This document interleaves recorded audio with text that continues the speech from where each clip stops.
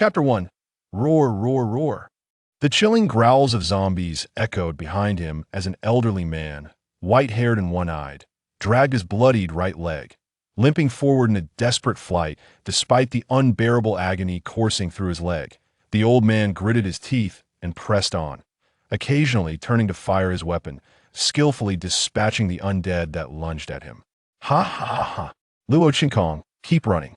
As several beams of light illuminated the scene, the man named Luo Qinkong raised his head, only to find a group of fully armed bandits waiting for him above the massive steel gate ahead. Weren't you quite the hero when you killed my brother? Now your time has come. Even if you are a fifth gene chain powerhouse, you are merely a spent force now hand over the pseudo-mortality serum, and perhaps I will allow you to live. The leader of the bandits threatened, but Luo Qinkong merely chuckled coldly. Who doesn't know your skull gang's modus operandi? Do you think I have any chance of survival? Luo Qinkong, our boss respects you as a hero, so I suggest you recognize your situation. One of the henchmen beside the leader scoffed, convinced that no matter how formidable a figure one might be, even a fifth gene chain powerhouse cannot escape death. Roar, roar, roar. Alas, this truly is. Hearing the growls of the approaching zombies grow nearer, Luo Qinkong sighed deeply. The battles he had fought against countless zombies and the relentless pursuers, alongside the entire northern region's hunt, had drained him to the brink of exhaustion, leaving him seemingly at the end of his rope. The sounds of the undead drew closer, and Luo Qinkong looked at the handgun in his hand, shaking his head in resignation before ultimately discarding the weapon. 40 years of hazy life, a half-lived journey with no return. In the long night, the lighthouse stands, the scenery remains, yet the people do not return. Though I laugh at the heavens, I harbor no regrets, for I see not the blood and wind of the future. Yesterday's fleeting life, yesterday's dream, after weathering the frost and wind, all is in vain. Luo Qinkong gazed up at the pitch-black sky, a melancholic smile gracing his lips from his teenage years. He had endured this cataclysmic era. To have lived to this day was a stroke of luck compared to most as a youth. He witnessed the world transform drastically, awakening his abilities, drifting along the tide, and in middle age he faced the hardships of the apocalypse, becoming cold and indifferent after witnessing the darkness of humanity. Now, in his twilight years, having wandered through life, he found himself at the end, with all efforts rendered futile. Luo Qinkong, you are quite the character. Have you made up your mind? The bandit leader, growing impatient, realized that the zombies were closing in. I have made my decision. My abilities are not combat-oriented, so I cannot escape this predicament. I am greatly depleted, and I cannot run far. It seems I must surrender. However, I do not yield.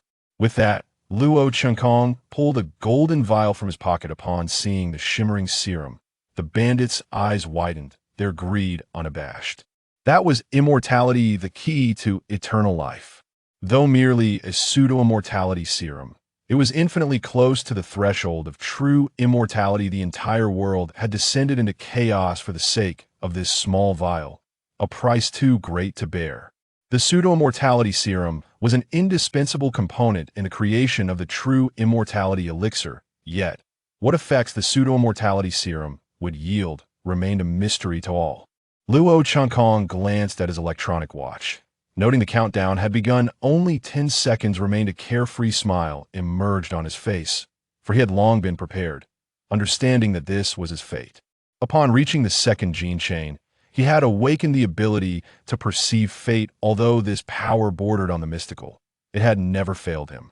Fate was not a measure of lifespan, but rather the precise time of each person's death, down to the second, inescapable and unavoidable for everyone in this apocalypse. It was an inescapable destiny.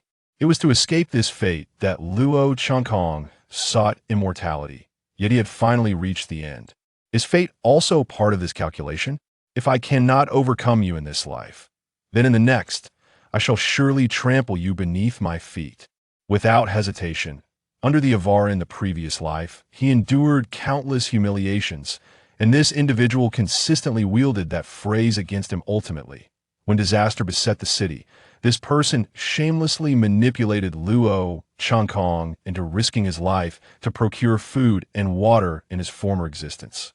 Luo Qinkong was rather naive and innocent, however, this time around. Things are markedly different. The fact that he has not yet been dispatched is already a considerable stroke of fortune.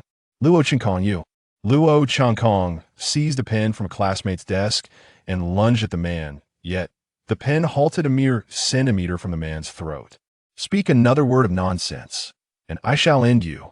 Having navigated the treacherous landscape of the apocalypse for over 40 years, Luo Qinkong had encountered innumerable zombies and nefarious individuals, many of whom he had dispatched himself. Although he now inhabited the form of a youth, the icy glare he cast upon the man instilled a sense of trepidation within him, compelling him to summon the authority of a teacher, yet failing to utter a single word. A bunch of useless wretches. Luo Qinkong discarded the pen, casting a frigid glance over the classroom's occupants before departing. Upon leaving the classroom, Luo Qinkong quickened his pace, a sensation he had not felt in quite some time in those 40-plus years of the apocalypse. He had lost an eye and an arm, resigning himself to the belief that such was his fate, yet he had not anticipated the opportunity to begin anew.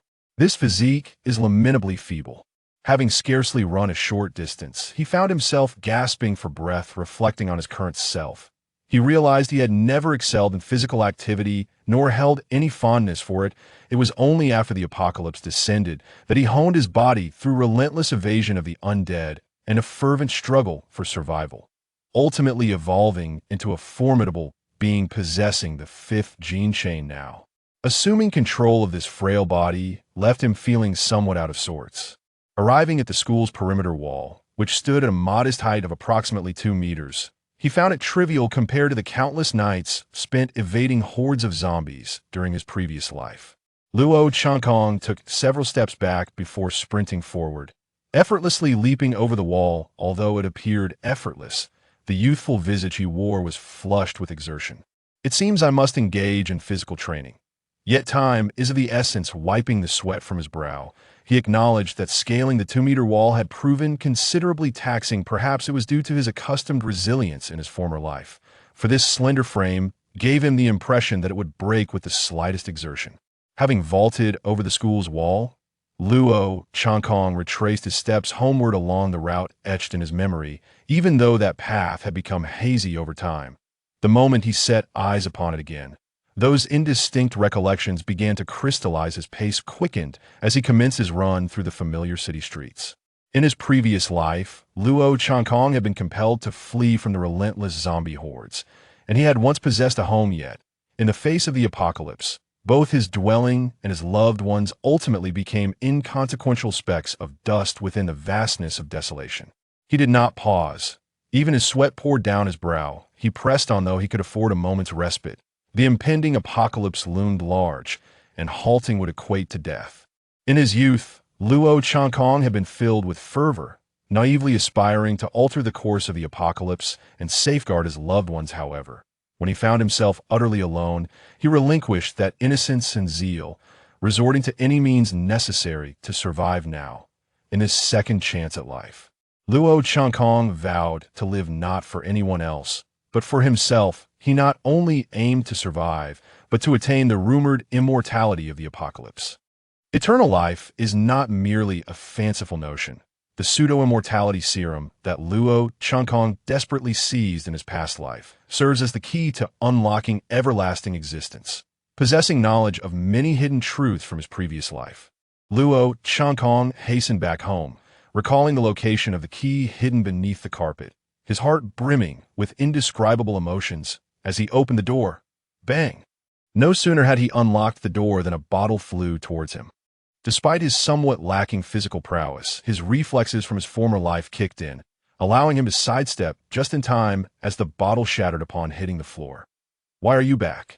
Luo Qinkong peered into the living room, where he beheld a man reeking of alcohol sprawled on the sofa, the very same man who had hurled the bottle. Luo Qinkong cast a glance at the man, but chose silence.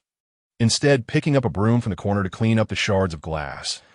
Don't think that your silence means I am unaware. The school called. You become quite the troublemaker. I warned you not to disobey. The man, swaying as he stood, seized an empty bottle from the floor and charged at Luo Qinkong. bringing it down upon his head with force. Bang! The bottle shattered. And this time, Luo Changkong did not evade. He allowed the bottle to strike his head, blood streaming from his forehead. Tossing aside the broom, he picked up a bottle from the floor and, due to his still growing stature from his rebirth, leapt up to deliver a blow to the man's head. Bang! Thud! The bottle shattered, leaving the man bloodied and collapsed on the ground. Unconscious, I have endured you for long enough. This man was Luo Ming, Luo Qinkong's father, whose alcoholism and domestic violence had driven Luo Qinkong's mother to divorce him and take his sister away. Throughout his life, Luo Qinkong had suffered greatly at the hands of Luo Ming. In his previous life, during the outbreak of the zombie crisis in Jinan Island City, Luo Qinkong had been preoccupied with concerns for Luo Ming's safety. Yet, when faced with a horde of zombies, Luo Ming had betrayed him, pushing Luo Qinkong into the throngs of the undead. Later, as a middle-aged man, Luo Ming encountered Luo Qinkong in the north, exploiting his trust to knock him unconscious and steal the suppressant from him, selling it and causing the death of those Luo Qinkong held dear. In a bid to atone for his sins, Luo Ming sought to reclaim the suppressant but met a brutal end at the hands of others. However, how can one resurrect the deceased? Any attempts at atonement are in vain. At that time, Luo Ming was simply yearning for death. Despite the pain, Luo Qinkong still harbored a glimmer of hope for familial bonds. Even in his rebirth, he returned home first, but now he had completely relinquished any lingering feelings that in this lifetime, he would harbor no further desires. Swiftly, Luo Qinkong relieved his father of his bank card and a small amount of cash to prepare for the impending events. Yet, the cash amounted to mere coins, and Luo Qinkong could hardly bear to look at it. A thorough search of the house revealed a scene that would bring tears to the eyes of any thief. As night fell, Luo Qinkong wandered the bustling streets, filled with throngs of people, the cacophony of the city's nightlife echoing in his ears. Although surrounded by the glow of city lights, they appeared dim and indistinct, rendering the scene unclear. Among the crowd, Luo Qinkong felt profoundly out of place.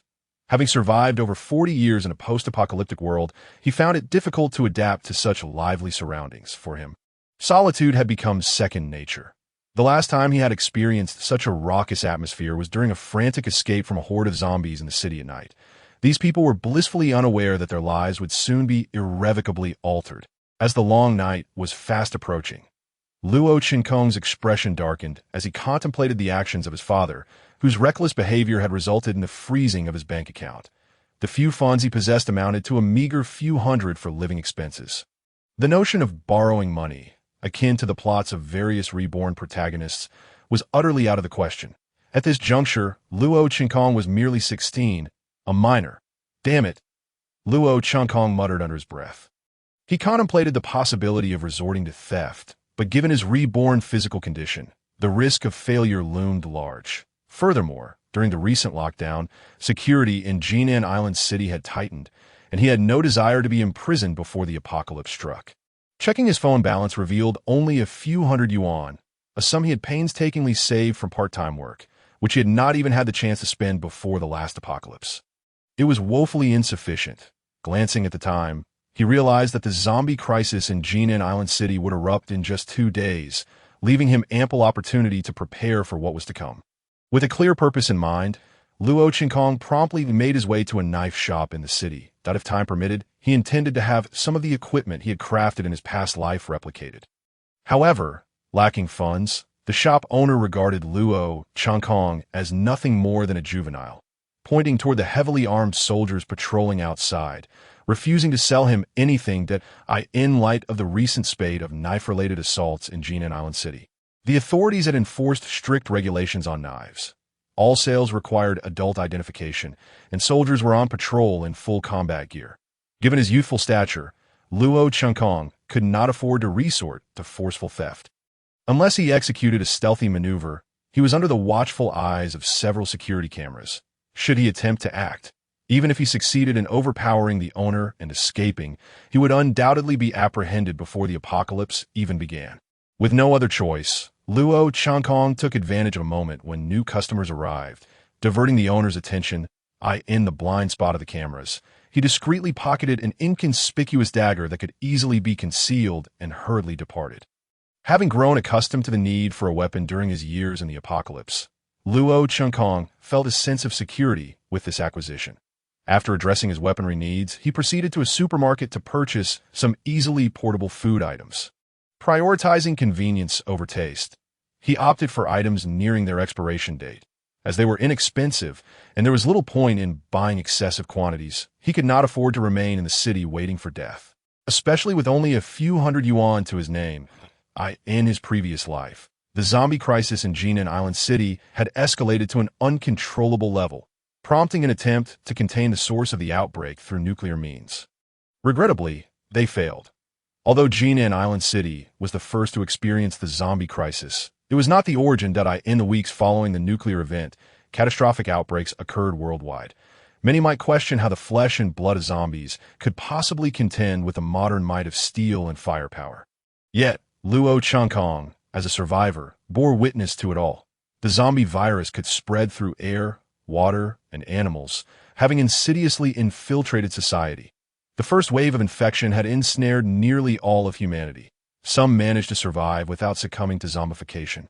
But a staggering 90% were not so fortunate, transforming into zombies after exhibiting various symptoms. The remaining 10%, having weathered the initial wave, possessed antibodies that granted them immunity unless directly infected by a zombie. The transformation of 90% of humanity into zombies wreaked havoc on civilization, and the undead continued to evolve, some exhibiting terrifying combat capabilities, capable of withstanding gunfire and overturning vehicles. Luo Chunkong had even encountered intelligent zombies in his former life. On the human side, while there were supernatural abilities, they varied greatly in strength, and transcending genetic limits was far more complex than mere consumption, as the vast majority of individuals remained confined to their initial genetic chains. With civilization in ruins, even basic survival became problematic, and mutual distrust among humanity only served to exacerbate the chaos of the apocalypse. In his previous life, Luo Chunkong had been Navi, placing trust in others during the end times, which ultimately led to painful lessons learned. Through repeated betrayals and the condescending glances of those he once deemed allies, he came to understand that what he perceived as kindness was viewed by others as foolishness, a weakness to be exploited. Luo Chunkong had once played the fool, paying a heavy price for it, even facing betrayal from those bound to him by blood. Yet, as long as he remained alive, these experiences merely constituted growth. Choosing not to return home, Luo Chunkong sought refuge in an unoccupied house, stealthily slipping inside. However, it would not be long before the city would descend into chaos, rendering money worthless. In his previous life, when the zombie crisis erupted in Jinan Island City, a mutual aid team of survivors was established to unite those who remained in that life. Luo Chunkong had been a part of that team. Escaping the city before its destruction, the dwelling of Luo Chunkong is exceedingly refined, conveniently located near the headquarters of the survivor mutual aid team. In this apocalyptic world, although Luo Chunkong harbors distrust towards all, he remains willing to take advantage of anyone who could be of use. His years of experience in the wasteland have imparted a vital lesson.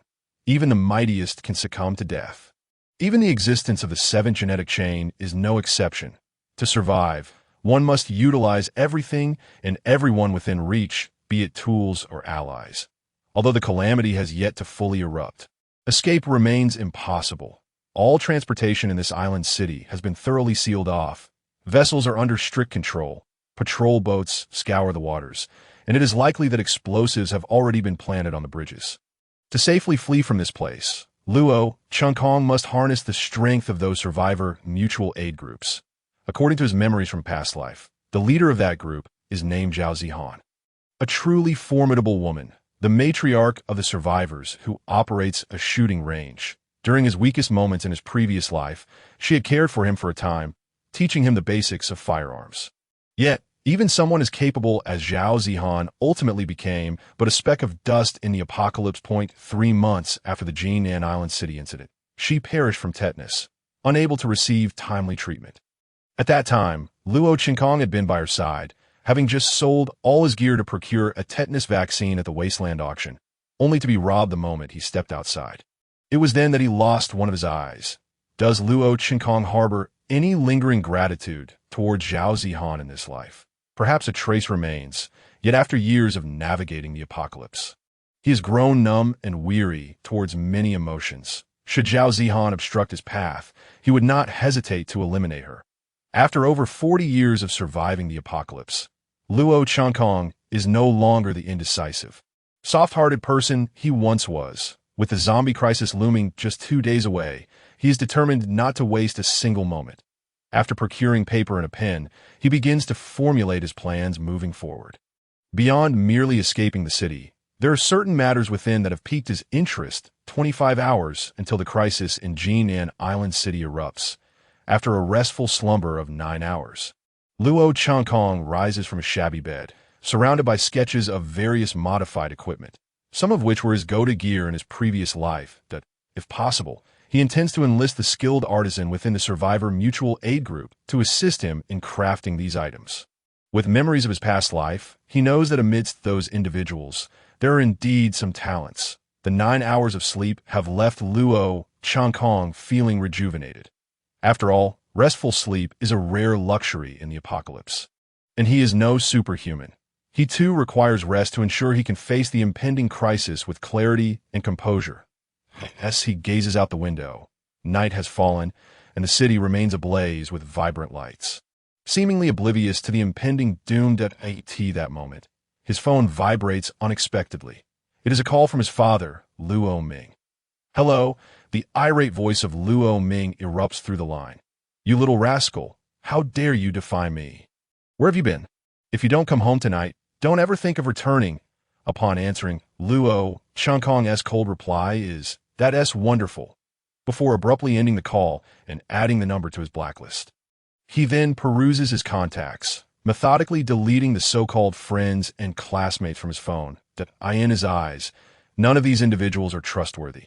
They feign brotherhood, yet in his previous life, he had placed his faith in them, only for them to betray him. That he is acutely aware of who he can temporarily trust and manipulate since his return from his past life.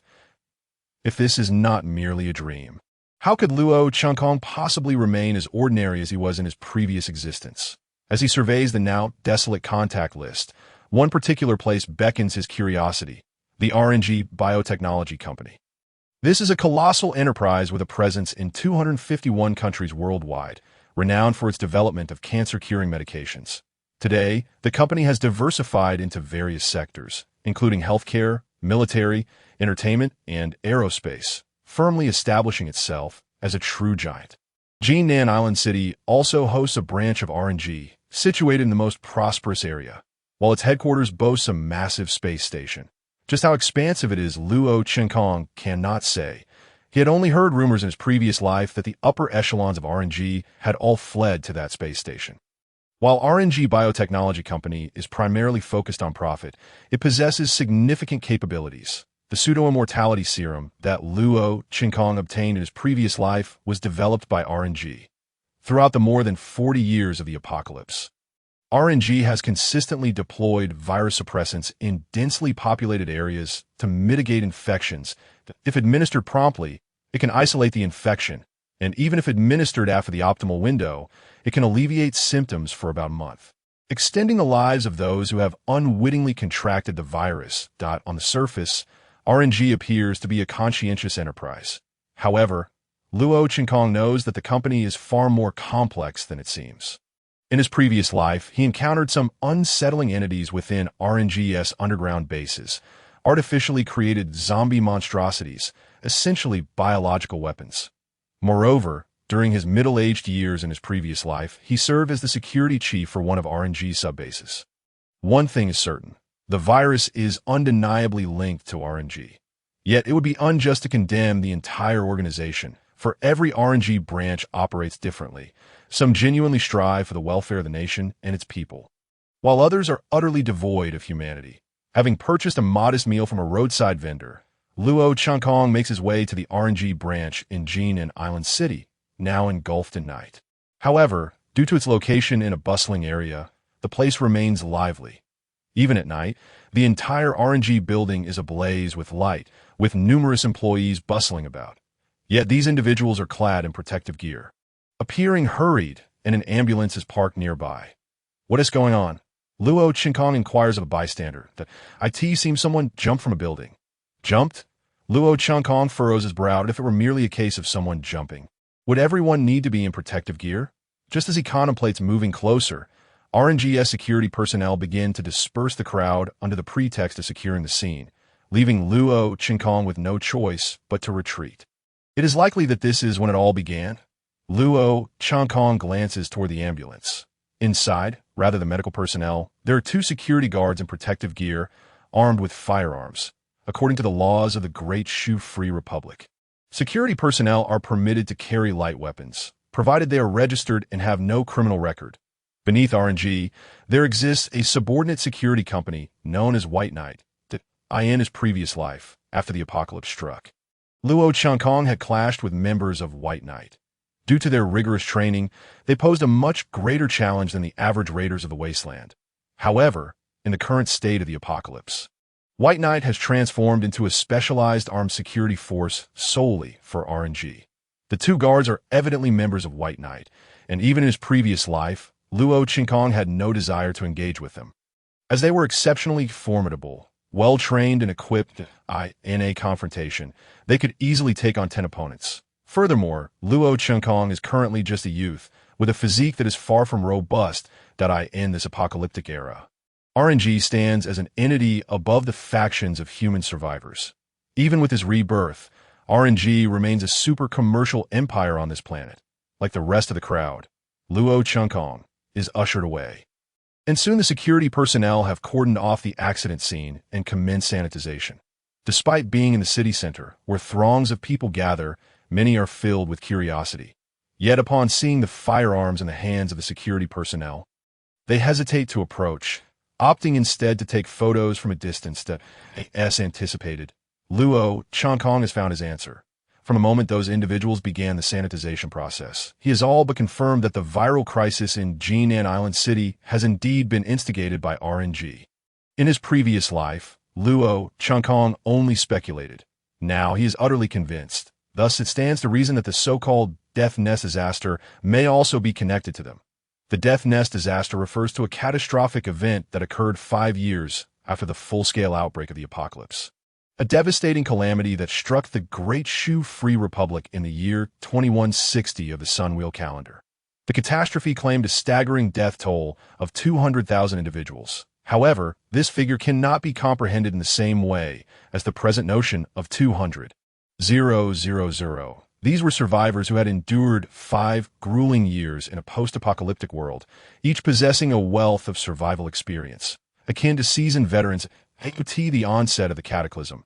A staggering 90% of the global population succumbed to infection, leaving a mere 800 million survivors 0.5 years into the apocalypse. The number of survivors plummeted to 600 million, with the world's population reduced to just 600 million. The loss of 200,000 lives sent shockwaves through all factions of humanity. Even though communication during the apocalypse was severely disrupted, news of this tragedy spread across the globe within a mere month. At the time of the outbreak of the disaster, Luo Qinkong was present at the scene. Albeit as a mere worker for the United Government of Human Survivors, tasked with transporting supplies, it was precisely this role that spared him from the calamity, for the frontline exploration teams suffered complete annihilation. Such is the nature of the apocalypse. Human life is exceedingly fragile.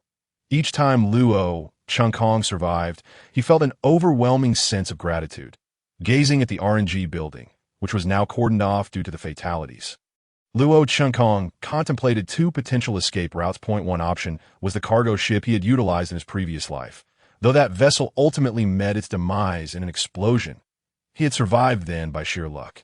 Rescued by Zhao Zihan from the sea while unconscious, clinging to debris for an entire night before reaching the shore, nearly succumbing himself.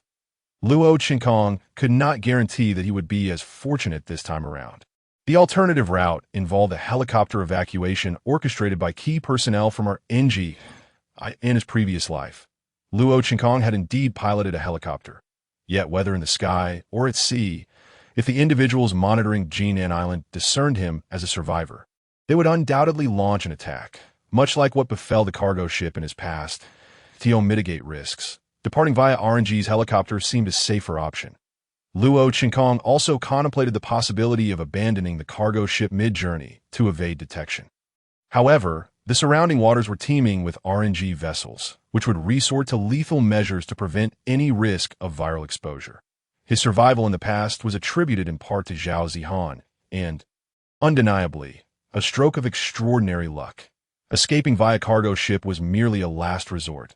The helicopter remained the preferred choice. After all, the majority of those aboard the cargo ship had perished, and Luo Chinkong could not assure himself of another stroke of fortune this time.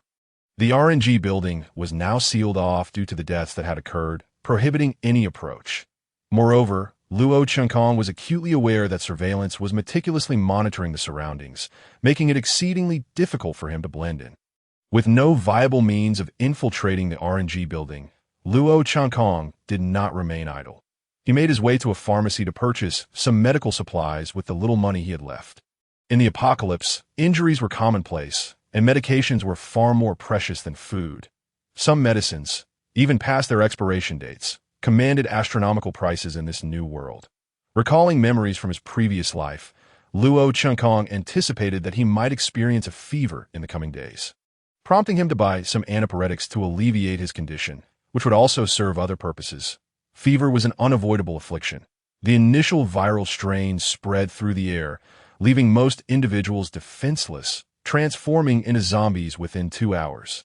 While a select few developed a degree of immunity after enduring a prolonged high fever, in his previous life, Luo Chinkong was among that fortunate minority, suffering a fever that lasted a full day and night before recovering.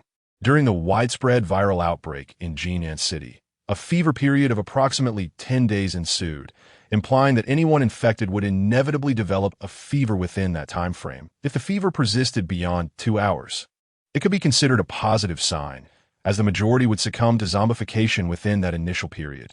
Surviving that critical window indicated the presence of antibodies, qualifying one for existence in this harsh new era.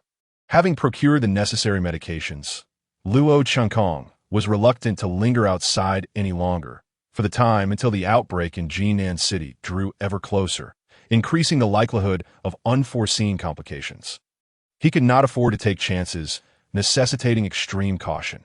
The residence he rented was situated near a high-rise where survivors had lived in his previous life. Finding an affordable rental in such a thriving urban area proved challenging. However, access to the rental required traversing a dark and filthy alley. The landlord had cautioned Luo Chinkong to travel in groups at night, as the area was devoid of surveillance cameras and frequently frequented by unsavory characters. 3 months prior, 2 young women returning from a movie had been dragged into an alley and assaulted, with the absence of camera footage rendering the perpetrators untraceable. As Luo Chinkong navigated the alley, he heard footsteps behind him, the pursuers making no effort to conceal their presence, evident by the loud crunch of soda beneath their feet. "Hey, where are you heading?" A tattooed thug with red hair and bare arms emerged from around the corner, brandishing a baseball bat, towering over Luo Chinkong by a head. Luo Chinkong glanced back to find 2 more thugs blocking his retreat. With a resigned sigh, he gently set down the bag of medications he was carrying. Having been robbed countless times in the apocalypse, Luo Chinkong had lost count of the instances. Yet in this lawless world, theft often extended beyond mere robbery. It could swiftly lead to the loss of one's life. Thus, Luo Chinkong understood that in a vulnerable position against a group of assailants, the first course of action was to capitulate. "Bro, could you spare a little cash? Just be reasonable. The money's right here." Luo Chinkong produced his phone from his pocket and approached the thug with a bat. Smart choice. Seeing Luo Chinkong offer no resistance, the thug reached out to take the phone in the dim alley. The thugs were entirely captivated by the phone's glaring light, oblivious to the dagger that had slipped from Luo Chinkong's sleeve into his grasp. "What's the code?" Before the thug could finish his question, the sharp blade plunged into his neck. Luo Chinkong had returned to life, but his physical capabilities were far inferior to those of his previous self. Executing a clean kill proved challenging. However, the neck was an exceedingly vulnerable area, making it an ideal target for a swift execution. Warm blood splattered across Luo Chinkong's face, and the two thugs behind him were paralyzed by shock at the sudden ferocity he displayed. The thug who had been stabbed did not die immediately. He attempted to swing his bat in a futile struggle. Luo Qinkong delivered a powerful kick to his knee, and with the initial surprise of being attacked, and now wounded, the thug collapsed to the ground.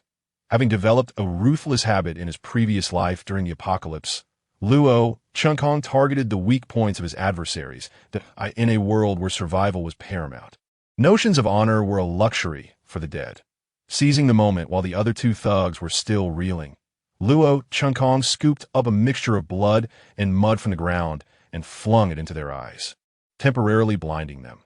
They could only flail their fruit knives wildly, allowing Luo Qinkong to capitalize on the opening, seizing the baseball bat from the fallen thug's grasp and delivering two resounding blows to the heads of the remaining thugs.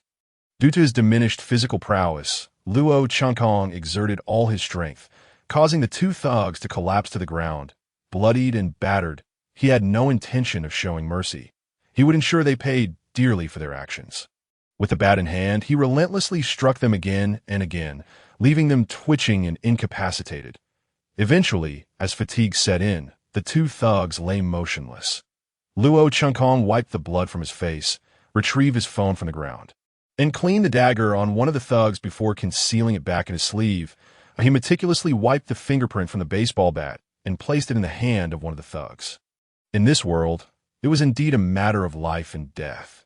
Yet for them, it should be viewed as a form of salvation, for they would no longer bear witness to the horrors that lay ahead. Observing the lifeless body of the thug before him, brain matter splattered and grotesque, Luo Qinkong took solace in the absence of surveillance. Even if the body were discovered, the lack of cameras would likely delay any investigation into his involvement. All he needed to do now was await the arrival of the apocalypse. Luo Qinkong picked up the bag of medications from the ground and returned to his residence, for the meager resources he possessed were all he could muster for the impending trials. To engage in robbery would only invite unnecessary troubles upon oneself. After all, the order of this world still prevails. Luo Qinkong certainly does not wish to find himself imprisoned when the apocalypse arrives, as that would be akin to a hellish ordeal. However, it will not be long before this place transforms into a living nightmare. Raindrops pounded against the window, while a torrential downpour fell beneath the dim sky. Yet, more jarring than the sound of the rain was the air raid siren echoing throughout Jinan Island City. Just like in his previous life, Luo Qinkong found himself stricken with a high fever at this moment. Fortunately, he had prepared in advance, purchasing some fever-reducing medicine to alleviate his discomfort.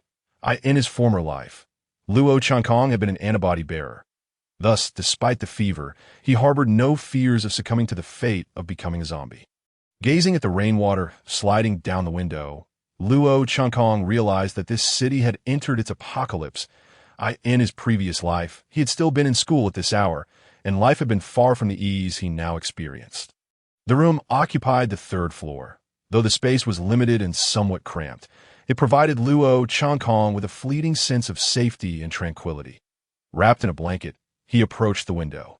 Despite the fever-inducing a dizzying weakness, he nonetheless reached out to open the window. In an instant, a chilling gust of wind, laden with rain, struck his face. He allowed the raindrops to pelt him. His eyes fixed on the street outside, where people stumbled aimlessly in the downpour, allowing the rain to drench them. Their movements appeared exceedingly strange, and suddenly, as if sensing something, they all halted in unison, turning their gazes toward a nearby shop. Roar! Amidst the torrential rain, Luo Qinkong heard those individuals emitting bestial growls and screams. In an instant, they surged forward with terrifying speed, colliding violently against the shop's shutter door. With each impact, they threw themselves against it recklessly, blood oozing from their bodies, yet showing no sign of stopping. Inside the shop, survivors screamed and cursed, their voices only fueling the frenzy of the bizarre individuals outside, who grew increasingly ferocious in their assaults. Soon, a deafening crash echoed. Whether it was due to the shoddy quality of the shutter or the ferocity of the attackers, it collapsed entirely. The assailants roared and surged inside, and the shop was filled with the desperate cries of the survivors, a sound far more grating than the downpour or the relentless air raid siren that continued to reverberate throughout the city. Before long, the screams ceased, Yet the crowd outside the shop only grew larger, blood streaming from within and mingling with the rainwater, painting the street in a vivid crimson. This shop had been in operation for over a decade. Yet today marked its busiest day, the first time it was filled to capacity. Luo Qinkong observed the chaos with a detached demeanor, as if it were of no concern to him. One of the survival rules in an apocalypse is to learn to watch coldly from the sidelines. Rainwater soaked Luo Qinkong's hair, and feeling somewhat disinterested, he closed the window, not wishing to attract the attention of those creatures. After taking his medicine, he curled back into bed, prioritizing rest until the fever subsided. Fortunately, he had already prepared ample food in advance.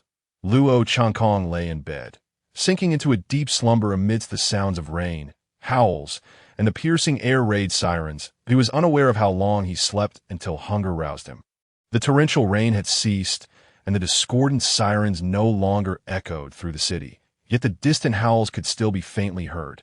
The fever had completely abated, signifying that Luo Qinkong had become one of the 10% who could witness the hellish apocalypse.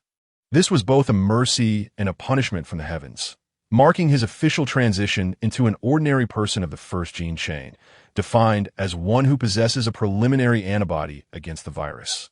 At this moment, Luo Qinkong felt remarkably calm that he retrieved a cup of instant noodles from his pre-prepared supplies in the aftermath of the apocalypse.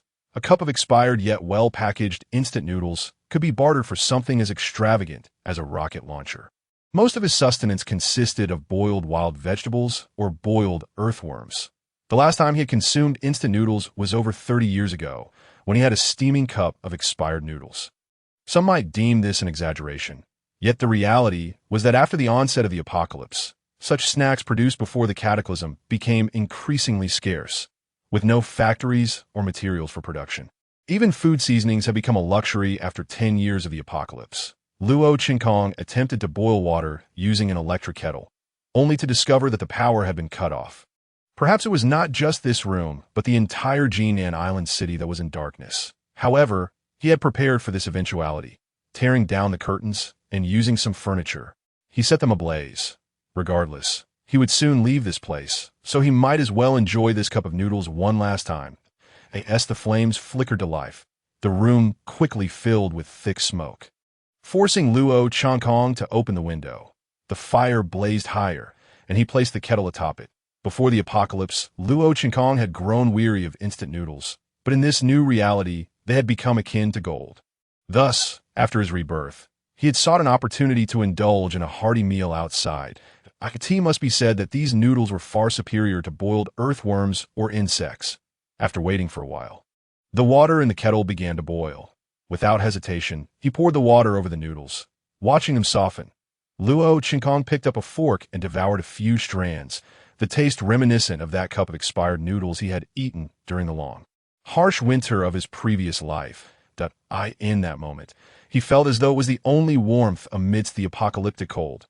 Regrettably, that winter had frozen his tears. Luo Qinkong ate ravenously, driven by a desire to survive in his previous life. While in this one, his goal was to pursue the legendary immortality. Nourishing himself was but one step on the path toward that ambition.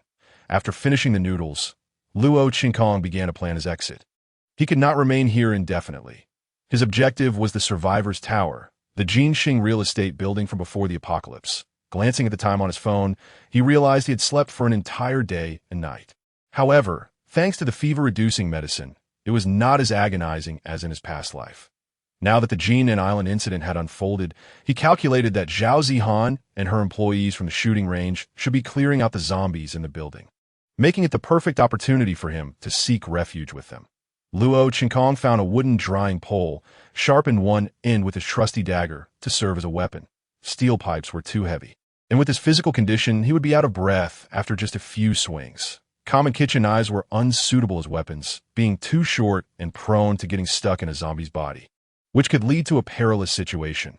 Luo Qinkong understood well the strength of those zombies. At 16, his physical capabilities were far from impressive.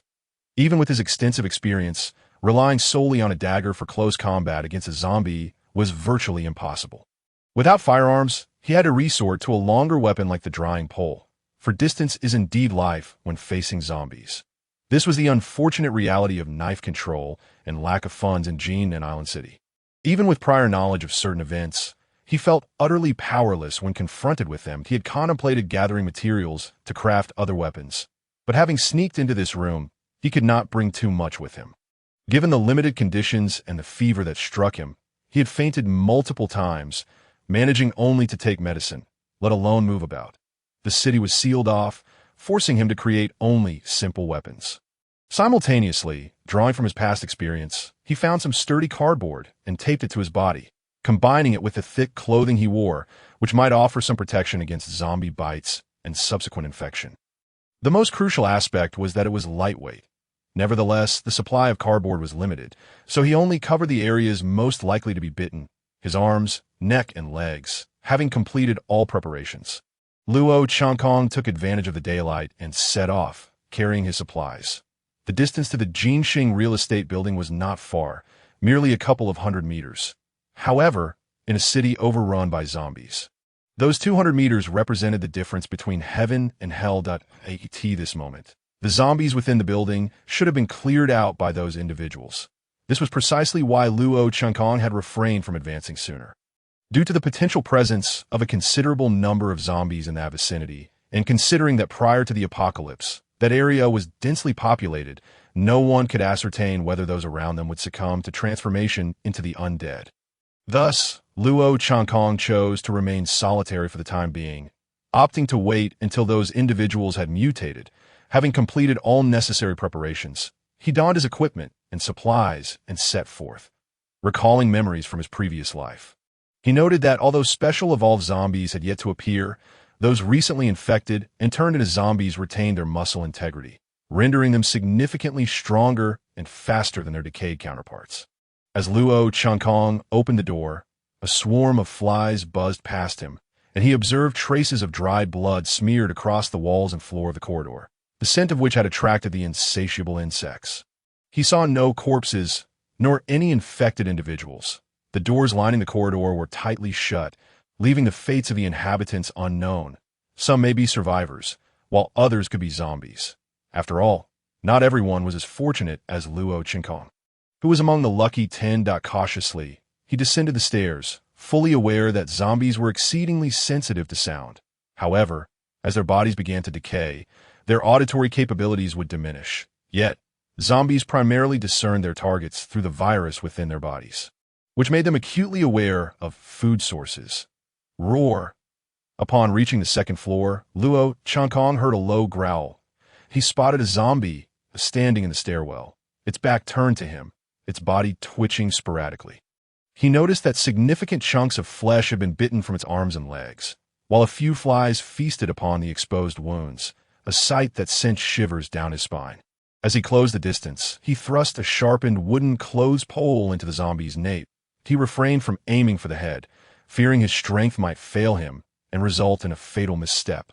The pole pierced through the zombie's neck, and upon feeling the attack, it desperately attempted to turn and strike Luo Changkong. However, he summoned every ounce of his strength, anchoring the clothes pole into the wall, pinning the creature in place. Alas, the pole proved too fragile. It splintered with a sharp crack after merely 2 seconds, leaving half of it lodged in the zombie's neck. Roar, roar, roar. Oblivious to pain, the zombie lunged at Luo Changkong like a ravenous tiger, opening its gaping maw to bite down on his neck. Fortunately, he had preemptively fashioned a protective layer from thick cardboard, shielding his neck, arms, and legs. The zombie's bite failed to penetrate the cardboard, yet continued to exert increasing pressure. Armed with the broken half of the clothes pole, Luo Changkong aimed for the zombie's eye sockets. Blood splattered across his face, and in that moment, the zombie ceased its movements, collapsing into an ordinary corpse. Luo Changkong pushed the weighty body off him, gasping for breath. Unlike his previous life, where he became nauseous and wretched after defeating his first zombie, this time he merely felt exhausted but not overwhelmed. Sitting on the steps to recover his strength, he reflected on how eliminating a zombie without firearms was no easy feat even in his past life. He had exercised extreme caution and exerted all his power in confronting a single zombie before reaching the third gene chain. As he touched the cardboard around his neck, he noticed a distinct bloodied bite mark, a stark reminder of how close death lingered. Observing the broken clothes pole, he lamented the rapidity of his losses. This was merely the first zombie, and wooden weapons were indeed just that, wooden. Applying the zombie's blood to his skin, he remembered that survivors from his previous life were well aware of this tactic. Zombies relied on the virus within their bodies to identify their kin, and coating oneself in virus-laden blood could greatly confuse them, provided one maintained a safe distance and avoided encounters with evolved zombies. The ruse would hold, for a limited time, as the effectiveness waned with the passing hours. Proceeding with caution, Luo Chankong descended the staircase and spotted two wandering zombies, while the blood could significantly mislead the undead. The recently infected possessed acute hearing. Thus, he remained vigilant in his movements. Suddenly, he heard the whirring of helicopter blades, which startled all nearby zombies, causing them to roar and sprint towards the sound. Luo Chankong gazed up at the black helicopter emblazoned with the RNG logo, a serpent coiling around its tail in an infinity shape. This was an armed helicopter belonging to RNG Corporation. Recalling memories from his previous life, he knew that the entire Jinan Island city had awaited rescue in vain. For most, the night had brought infection or death at the hands of zombies. Even if a handful of survivors remained, their lives held little value for rescue operations to prevent the truth from surfacing and to contain the virus. The city's authorities had long colluded with RNG Corporation. "Hey, over here! Help!" Luo Chenkong spotted a man on a rooftop of a nearby low-rise building, igniting a pile of wood that billowed thick smoke. Seeing the helicopter, the man cried out desperately, as though grasping at hope. Rat-a-tat-tat. However, the response to the man's cries was not the rescuing helicopter, but the fiery tongues of a machine gun and the chilling bullets that followed. Smoke continued to rise, but the man could no longer utter sound. RNG's armed helicopter, having eliminated its target, flew towards the RNG Corporation headquarters in the apocalypse. Conscience was the rarest commodity. While life had become the least valuable, not a single life could be snuffed out in the wasteland as easily as crushing a bug. Devoid of any responsibility, in such times, conscience was an exceedingly rare treasure. Luo Chankong had witnessed too many perish like ants, and until he achieved true immortality, every life was as insignificant as that of a mere insect. Without hesitation, Luo Chankong seized the opportunity while the zombies were distracted and sprinted towards the survivor's tower, which in his memory was one of the safest places in the city, though it had endured several waves of zombie attacks. It had withstood them all in his previous life. Luo Chankong had managed to escape the city thanks in no small part to the survivor's tower. As for why he had not ventured there sooner, it was because he understood that the moment disaster struck, the tower had also succumbed to a zombie crisis, resulting in numerous casualties. It was only after Zhao Zihan and others had spent a day clearing the area that a safe zone was established. Luo Chankong had no desire to confront zombies prematurely.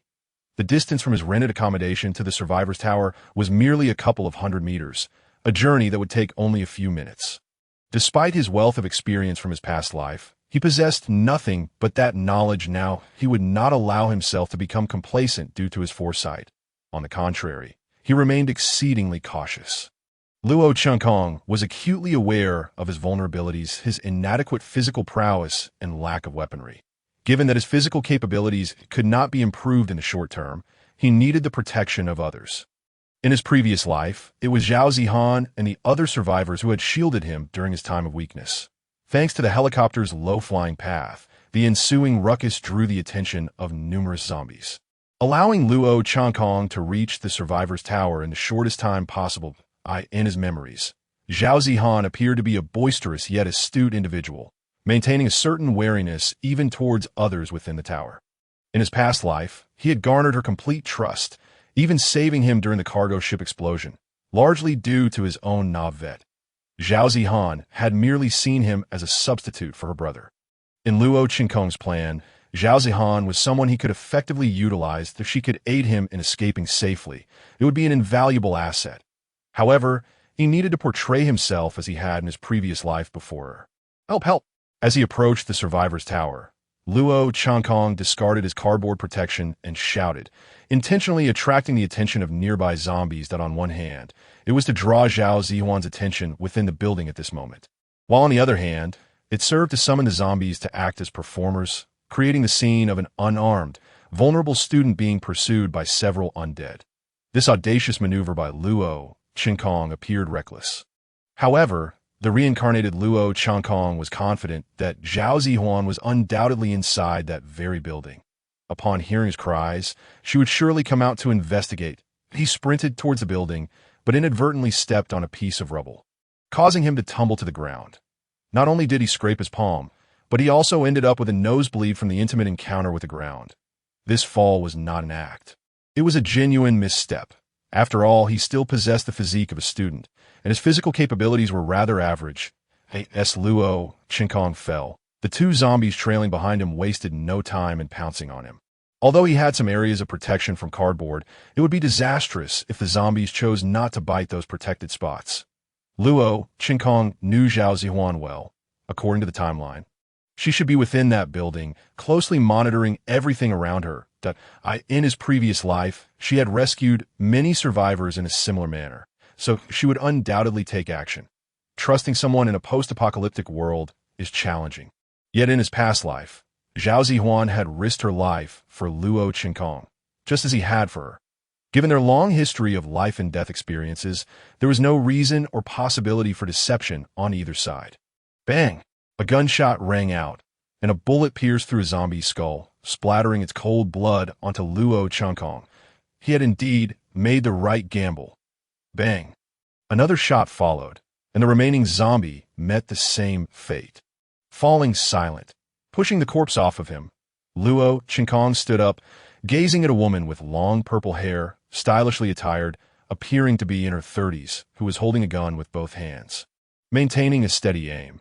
Behind her stood approximately 7 or 8 tattooed men, exuding an intimidating aura. Zhao Zihuan appeared just as he remembered, unchanged in the slightest. This woman had served on a ship of the Great Shu-Free Republic for several years. Though her skills had diminished over the years, she was still more than capable of handling ordinary threats. The tattooed men behind her were childhood companions, all of whom she had bested in fights. Prior to the outbreak in Jinan Island City, they had all worked at her shooting range. Luo Qinkong had considered seeking Zhao Zihuan out before the incident in Jinan Island City, but ultimately dismissed the idea. After all, approaching her at that time might only arouse suspicion. From what he knew of Zhao Zihuan in his past life, she maintained a wariness towards anyone who approached her uninvited.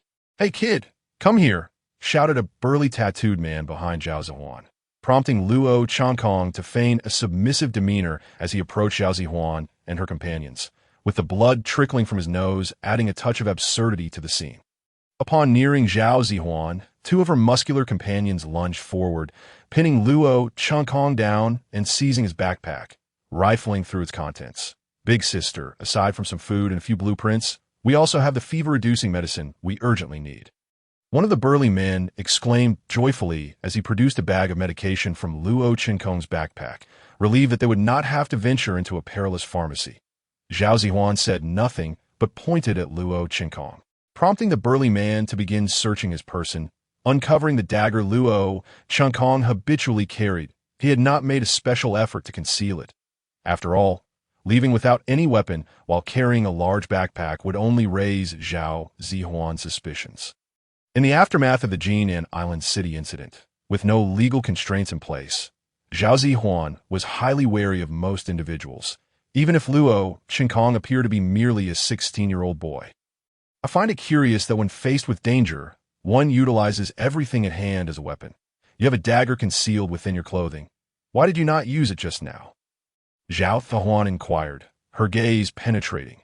This question caused Luo Qinkong's heart to skip a beat, as it highlighted a significant oversight on his part. Though he outwardly maintained a calm facade, his mind raced with thoughts. "You kid are quite fortunate, being pursued by 2 infected individuals and still managing to survive until our arrival," the burly man muttered nearby, prompting a spark of inspiration in Luo Qinkong's mind.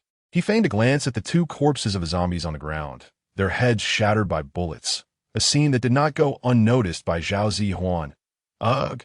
Luo Qinkong expertly unleashed the skill of acting that had allowed him to survive in his previous life, instantly transforming into a young man witnessing for the first time the gruesome sight of a head blown apart, On the verge of retching, in his past life, he had indeed vomited for quite some time after dispatching his first zombie. The intense visual and psychological discomfort rendering him unable to eat anything that day. However, after repeated exposure, he had grown desensitized to it. Upon witnessing Luo Chenkong's heaving, Zhao Zihuan's doubts about him dissipated significantly. "Kid, have you considered joining us? Regardless of whether you agree or not, we will be taking the medication from your backpack." Zhao Zihuan regarded Luo Chenkong with a hearty smile, exuding a robust demeanor. "Of course, no problem at all." Luo Chenkong eagerly nodded, as his true intention was to leverage Zhao Zihuan and her group's strength to facilitate his escape from Jin and Island City. Those lunatics were like wild beasts. No one could have anticipated that in a single night, the majority of the population would transform into such monstrous forms that I witnessed them devouring people. Even now, the thought sends chills down my spine. Zhao Zihuan's expression grew somber, the events of that night having left a profound psychological impact on her. What about the Great Shu Free Republic's efforts to rescue Jin and Island City? "I just saw a helicopter attacking a survivor. Why would they do such a thing?" Luo Chenkong feigned ignorance, despite being more aware than anyone. However, he needed to maintain his act. Currently, communication with the outside world from Jin and Island City is non-existent, and cell phones are devoid of any signal as for the majority of the inhabitants, including those from the law enforcement units. They have mostly transformed into those man-eating lunatics, though we are unclear about the entirety of the situation. The prolonged absence of rescue, coupled with the signal jamming, along with the incident involving the helicopter attacking survivors you just mentioned, indicates that someone does not wish for the external world to learn of what transpires here. However, you are still just a child. Your focus should be on surviving safely. That's how the one spoke. She retrieved Luo Chenkong's backpack from one of her companions, examined the weapon blueprints he had drawn, extracted the medication, and subsequently returned the backpack, containing only food, to Luo Chenkong. "It seems you possess a particular interest in weaponry. Just some sketches I made out of boredom," Luo Chenkong replied awkwardly.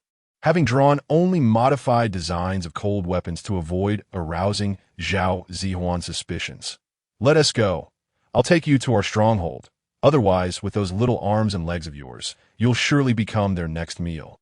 Zhao Zihuan gently patted Luo Chenkong's head, causing a flood of memories from his past life to surge forth. However, he quickly snapped back to the present.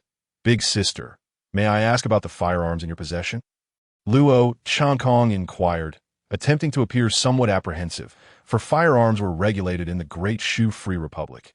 "They were retrieved from my shooting range. Their power isn't particularly great. Beyond 20 meters, they are unlikely to be lethal." Zhao Zihuan responded candidly, acknowledging that the firearms were indeed a downgraded version. "What should I call you, big sister?" "My name is Zhao Zihuan. Just call me Zhao J.I.A.S. for the others. The plumpest among them you can refer to as Zhao Shu, while the shortest is Xiao Gao." Zhao Zihuan introduced her companions as she led Luo Chenkong towards the building. Despite having experienced a lifetime and recalling many events and individuals from his past, there were still many moments and people that had faded from his memory. For over 40 years, time is merciless. Although Luo Chenkong appeared as a youthful boy when accounting for his past life, he was now over 60 years old. Prevent zombie incursions. The stairwells of the survivor living area within the building were completely obstructed with debris. Enter the building. One could only access it through the underground parking garage, utilizing the elevator to ascend. Although the entire Jin and Island City was plunged into darkness, the interior of the building was equipped with its own generator, which could sustain the basic daily needs of the establishment as long as there was fuel. When Zhao Zihuan and Luo Chenkong arrived at the tightly shut garage door, Zhao Zihuan gestured towards the surveillance camera, and the automatic rolling door of the garage slowly opened. The garage was shrouded in darkness. But in the next moment, rows of lights flickered to life. Luo Chenkong beheld numerous cars parked neatly within the garage, their surfaces as well as the walls and floor stained with dried blood. There were not many madmen inside the garage. Thus they had all been cleared out by us. However, it is essential to be cautious, for this building serves as a commercial hub, and many individuals transformed into those madmen when the disaster struck. Fortunately, they do not use the elevators. Consequently, any floors within the building that remain uncleared will bear a skull symbol on the elevator buttons. Exercise caution to avoid pressing the wrong one, Zhao Zihan advised Luo Qinkong. The newcomer, Luo Qinkong, recalled that he had been bedridden for an entire day and night due to a high fever. By the timeline, Zhao Zihan and the others had likely occupied this place for 2 days. Reflecting on his past life, he remembered that he had survived a week in Jinan Island City before being rescued by Zhao Zihan and her group. This time, however, he had arrived here early. Zhao Zihan led Luo Qinkong to the elevator doors, and with a chime, the doors opened, allowing them to squeeze inside. Illuminated by the elevator's light, Luo Qinkong noticed that several floors bore the ominous skull symbol. Of the 20 floors in the building, only the top 2 floors and the rooftop were devoid of zombies. Upon reaching the 19th floor, as the doors opened, Luo Qinkong was confronted by 2 individuals clad in motorcycle helmets. Armed with hammers and machetes, fully equipped for battle. Luo Qinkong understood that these 2 were responsible for guarding the elevator, considering the potential for some zombies to mistakenly ride the elevator up. Despite recognizing their purpose, Luo Qinkong feigned surprise, his expression shifting as he bumped into Zhao Zihan behind him. "Big sister, how did you return so quickly? Did you find the medicine?" The 2 individuals removed their helmets, revealing youthful faces, each appearing to be under 30. Luo Qinkong had a vague recollection of them from his past life, though their names eluded him, as they were merely passing acquaintances who had perished in the explosion of a cargo ship while attempting to flee Jinan Island City. "This guy brought the medicine," Zhao Zihan said, patting Luo Qinkong on the shoulder, drawing the attention of everyone present. Although an unfamiliar face, Luo Qinkong made a favorable impression at first glance. Zhao Zihan, attributing the credit to Luo Qinkong, did not surprise him.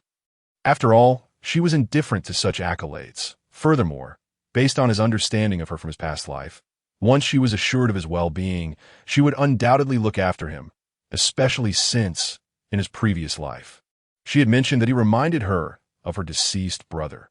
Following Zhao Zihan into the conference room on this floor, Luo Qinkong discovered had been cleared out, with makeshift bedding laid on the floor to accommodate those suffering from fever. Although Luo Qinkong comprehended the situation, he still feigned astonishment, glancing at Zhao Zihan beside him, that it could be the flu, but as long as they don't turn into those cannibalistic madmen outside, it should be fine. Luo Qinkong realized that at this moment, Zhao Zihan was unaware of the deadly blood virus and did not understand that a fever was, in fact, a sign of the body's antibodies fighting off the virus. While most people could endure it, those who could not would succumb and become zombies. Zhao Zihan and her group offered only minimal care for these patients, even gathering them all together with the caretakers unarmed, a testament to their audacity. Or perhaps their ignorance. "The medicine you brought has been immensely helpful. Otherwise, we would have had to risk going to the pharmacy, but it's nothing. It's just my spare supply. If it can assist them, that would be quite good." Luo Qinkong replied, appearing somewhat bashful, though in reality, these medications were specifically prepared by him for their use. "I forgot to ask your name." "What is it?" Zhao Zihan inquired of Luo Qinkong. "Ditto, I am Luo Qinkong." "Then I shall call you Xiao Kong." "But what about your family? Are you the only one?"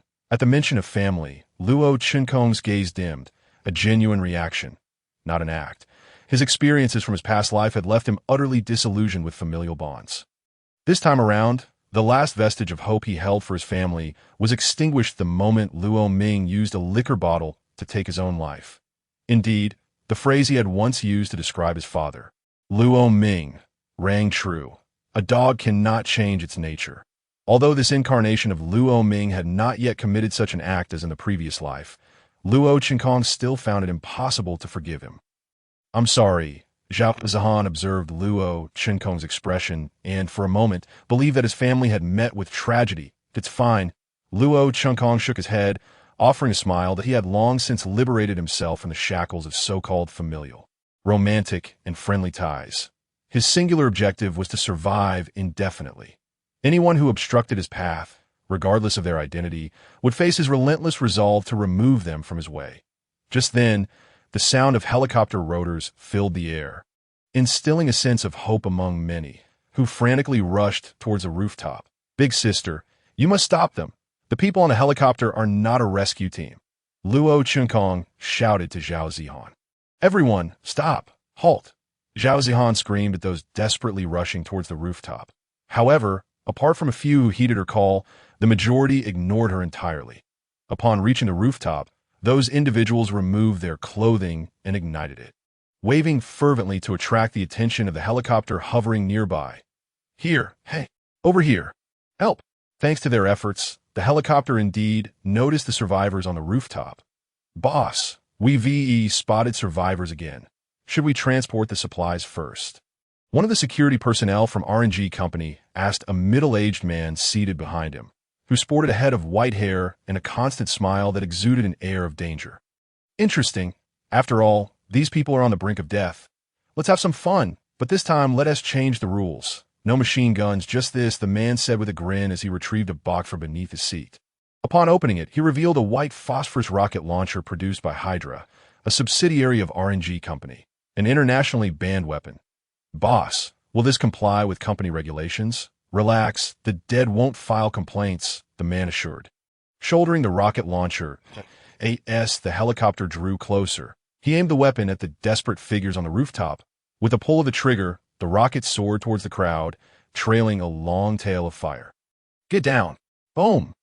Despite Zhao Zihan's urgent warning, the rocket had already been launched, leaving little time for the crowd to react. The deafening explosion ripped through the air, obliterating several individuals who failed to escape in time. Those unfortunate enough to be caught in the blast were the lucky ones. Those splattered by the white phosphorus erupted into flames, their bodies igniting in an inferno as they writhed on the rooftop, desperately trying to extinguish the fire engulfing them. Some, consumed by the agony of their burning flesh, panicked and leaped from the rooftop. Although Luo Chunkong outwardly feigned shock at the sight of the flaming individuals, internally he felt no stirrings of emotion, only icy indifference. Humanity possesses an innate capacity for empathy towards the suffering of others, a trait distinguishing them from animals, often referred to as conscience. Yet, in this apocalyptic era, life had become the least valuable commodity, while conscience was the rarest. Luo Chunkong had witnessed too much. In his numbness, he realized he had unwittingly abandoned any sense of conscience. The perpetrators aboard the helicopter observed the writhing figures engulfed in flames as if they were mere insects struggling in a fire, laughing heartily as though participating in an entertaining game. Luo Chunkong gazed up at the helicopter. Had he been his former self, he would have been filled with confusion and hatred, unable to comprehend why some would so casually extinguish the lives of others, loathing those who regarded life as trivial. Yet in this moment, Luo Chunkong felt none of those emotions. Even within his heart, he chuckled coldly, mocking the folly of the deceased. In this apocalyptic world, taking a person's life perhaps requires no justification at all. Those individuals awaited salvation from others, much like the once naive Luo Chunkong. Rather than deriding the dead, it could be said that Luo Chunkong was scoffing at his former self. There are a few survivors. A soldier inside the helicopter pointed towards Luo Chunkong and Zhao Zihan. Let's move. Do not forget the critical matters at hand. The man cast a faint smile in the direction of Luo Chunkong and Zhao Zihan. To him, they were merely fortunate ants that had managed to survive as the sound of the helicopter's rotor blades faded into the distance. Zhao Zihan dared to step out from her hiding place. The air was thick with the acrid scent of charred flesh, the unmistakable aroma of human meat. As the wind blew, it carried the stench towards Luo Chunkong, infiltrating his nostrils. Zhao Zihan felt a wave of nausea wash over her at the smell of the burnt flesh, while Luo Chunkong experienced only a slight pang of hunger. After all, for those living in a world on the brink of collapse, the absence of food rendered this a mere rooftop barbecue. In the apocalypse, there existed a food item known as human lamb, which was in reality human flesh. Under duress, some would resort to consuming their companions, a practice alarmingly common in such dire times in his previous life. Luo Chunkong had, in moments of desperation, partaken of the lowly human lamb. Once, he might have felt revulsion, standing atop his moral high ground to condemn such acts. Yet he later recognized that all were striving for survival. The living devoured the dead. Morality was a consideration reserved for those unthreatened by the specter of death. Luo Chunkong gazed upon the charred corpses, aware that white phosphorus was toxic, though it had a surprisingly pleasant scent. Zhao Zihan hurriedly led a few individuals downstairs, seizing a fire extinguisher to combat the flames. Fortunately, their adversaries had only launched a single attack, resulting in a relatively minor blaze. Once the dry powder smothered the oxygen, the white phosphorus ceased to burn, yet remained perilously hazardous and required careful handling. Any subsequent exposure to oxygen could reignite the flames. Those fortunate enough to escape the inferno were carried down by Zhao Zihan and her companions. However, Luo Chunkong knew their time was limited. Even if the white phosphorus was scraped from their bodies, they would succumb to infections from their burns at that moment, should they draw their last breath. It would spare them the agony that awaited them. The deaths of a dozen individuals plunged the floor into a profound silence, as sorrow and despair began to permeate the atmosphere. From the moment the helicopter had not come to rescue them, but to assault them, the survivors within the building realized they had been abandoned. Only Luo Chunkong understood that the truth of Jinan Island City had been suppressed by the RNG Corporation and local authorities. Even the Great Shu Free Republic was momentarily in the dark, that by the time they learned the truth, it would be too late. Whether before or after the apocalypse, RNG Corporation loomed as a colossal entity. A super-commercial empire. Their resources were ample enough to compel many within the apocalypse to serve them. In his previous life, Luo Chunkong had served for a year as the head of the security department at a certain RNG base, only to be hunted down for stealing company secrets. Although he ultimately obtained a counterfeit elixir of immortality, he had not anticipated falling prey to the skeletal gang of those buffoons. Yet for Luo Chunkong, the demise of these individuals only deepened Zhao Zihan's trust in him. "Damn it, bastard, how much did you steal?" While the others hastily attempted to patch the breach in the rooftop, a rotund man was dragged out by two burly figures, accompanied by punches and kicks from the two, whom Luo Chunkong recognized as Zhao Zihan's underlings. "Uncle Zhao, what happened?" Luo Chunkong approached to inquire, and the onlookers eagerly gathered around. "We caught this brat stealing food. The situation is that each person's rations are limited daily.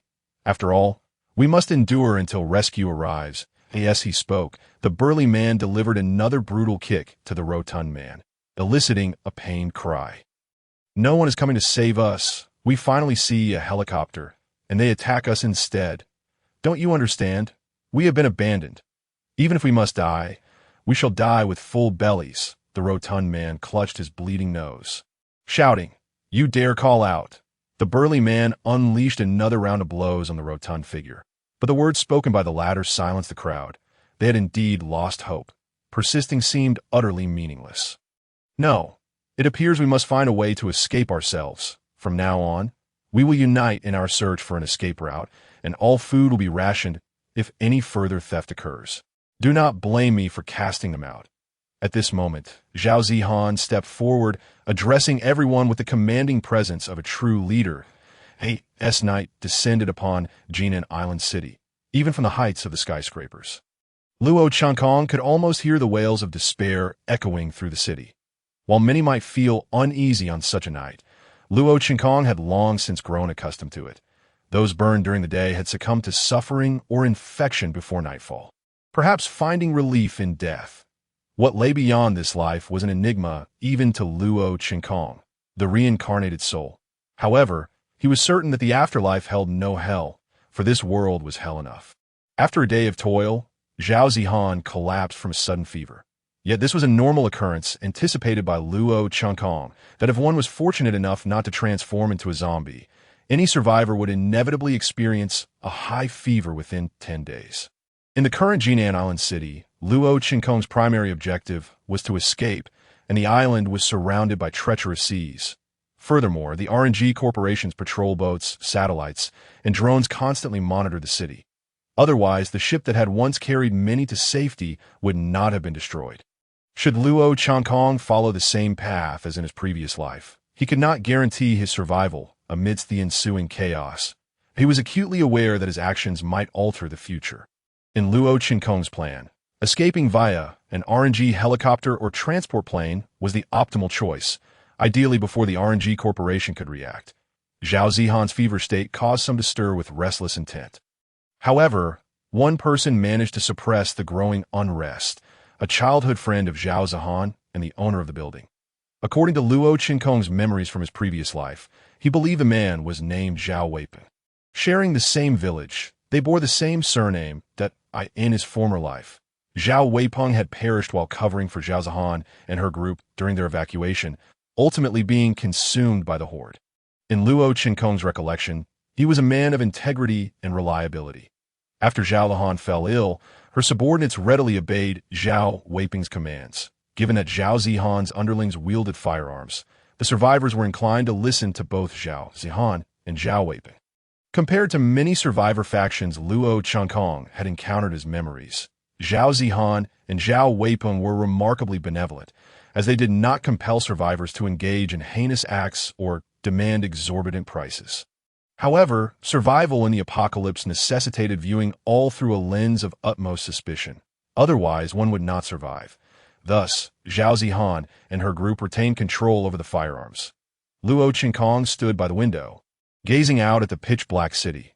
The cold wind seemed to carry a faint scent of blood as it brushed against his youthful visage, a stark contrast to the somber and icy gaze that belied his tender appearance. In this world rife with zombies, survivors referred to such places as death zones.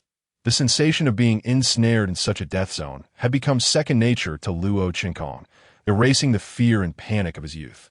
Having faced death once, he now embraced a second chance that in this life. He was determined to venture further, striving to reach the realm of eternal life that no one had ever attained. As the biting wind lifted Luo Qinkong's somewhat flimsy clothing, he faced the chilling gust with a carefree smile. Life is fraught with hardships and suffering, yet death is but a wisp of smoke dispersed. I tread paths strewn with thorns. I shall pursue a life devoid of regrets. What of being ensnared in a death zone? As long as one possesses a heart that seeks life amidst death, a path through despair shall inevitably emerge, even if it leads to the same tragic fate as in his previous life. Luo Qinkong would never waver in his resolve. From the very beginning, life has been a journey towards death. Only eternal life can shatter this cycle. Luo Qinkong had no regrets about pulling the trigger on the bomb in his past life. Even in the face of failure, he would accept it with grace.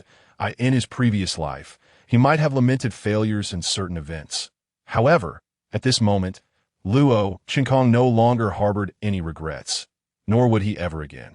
Thanks to the antipyretics he provided, by the following day, many afflicted by fever, including Zhao Zihan, showed significant improvement in their symptoms. This kindness led to a warm regard from many within the building towards Luo Qinkong.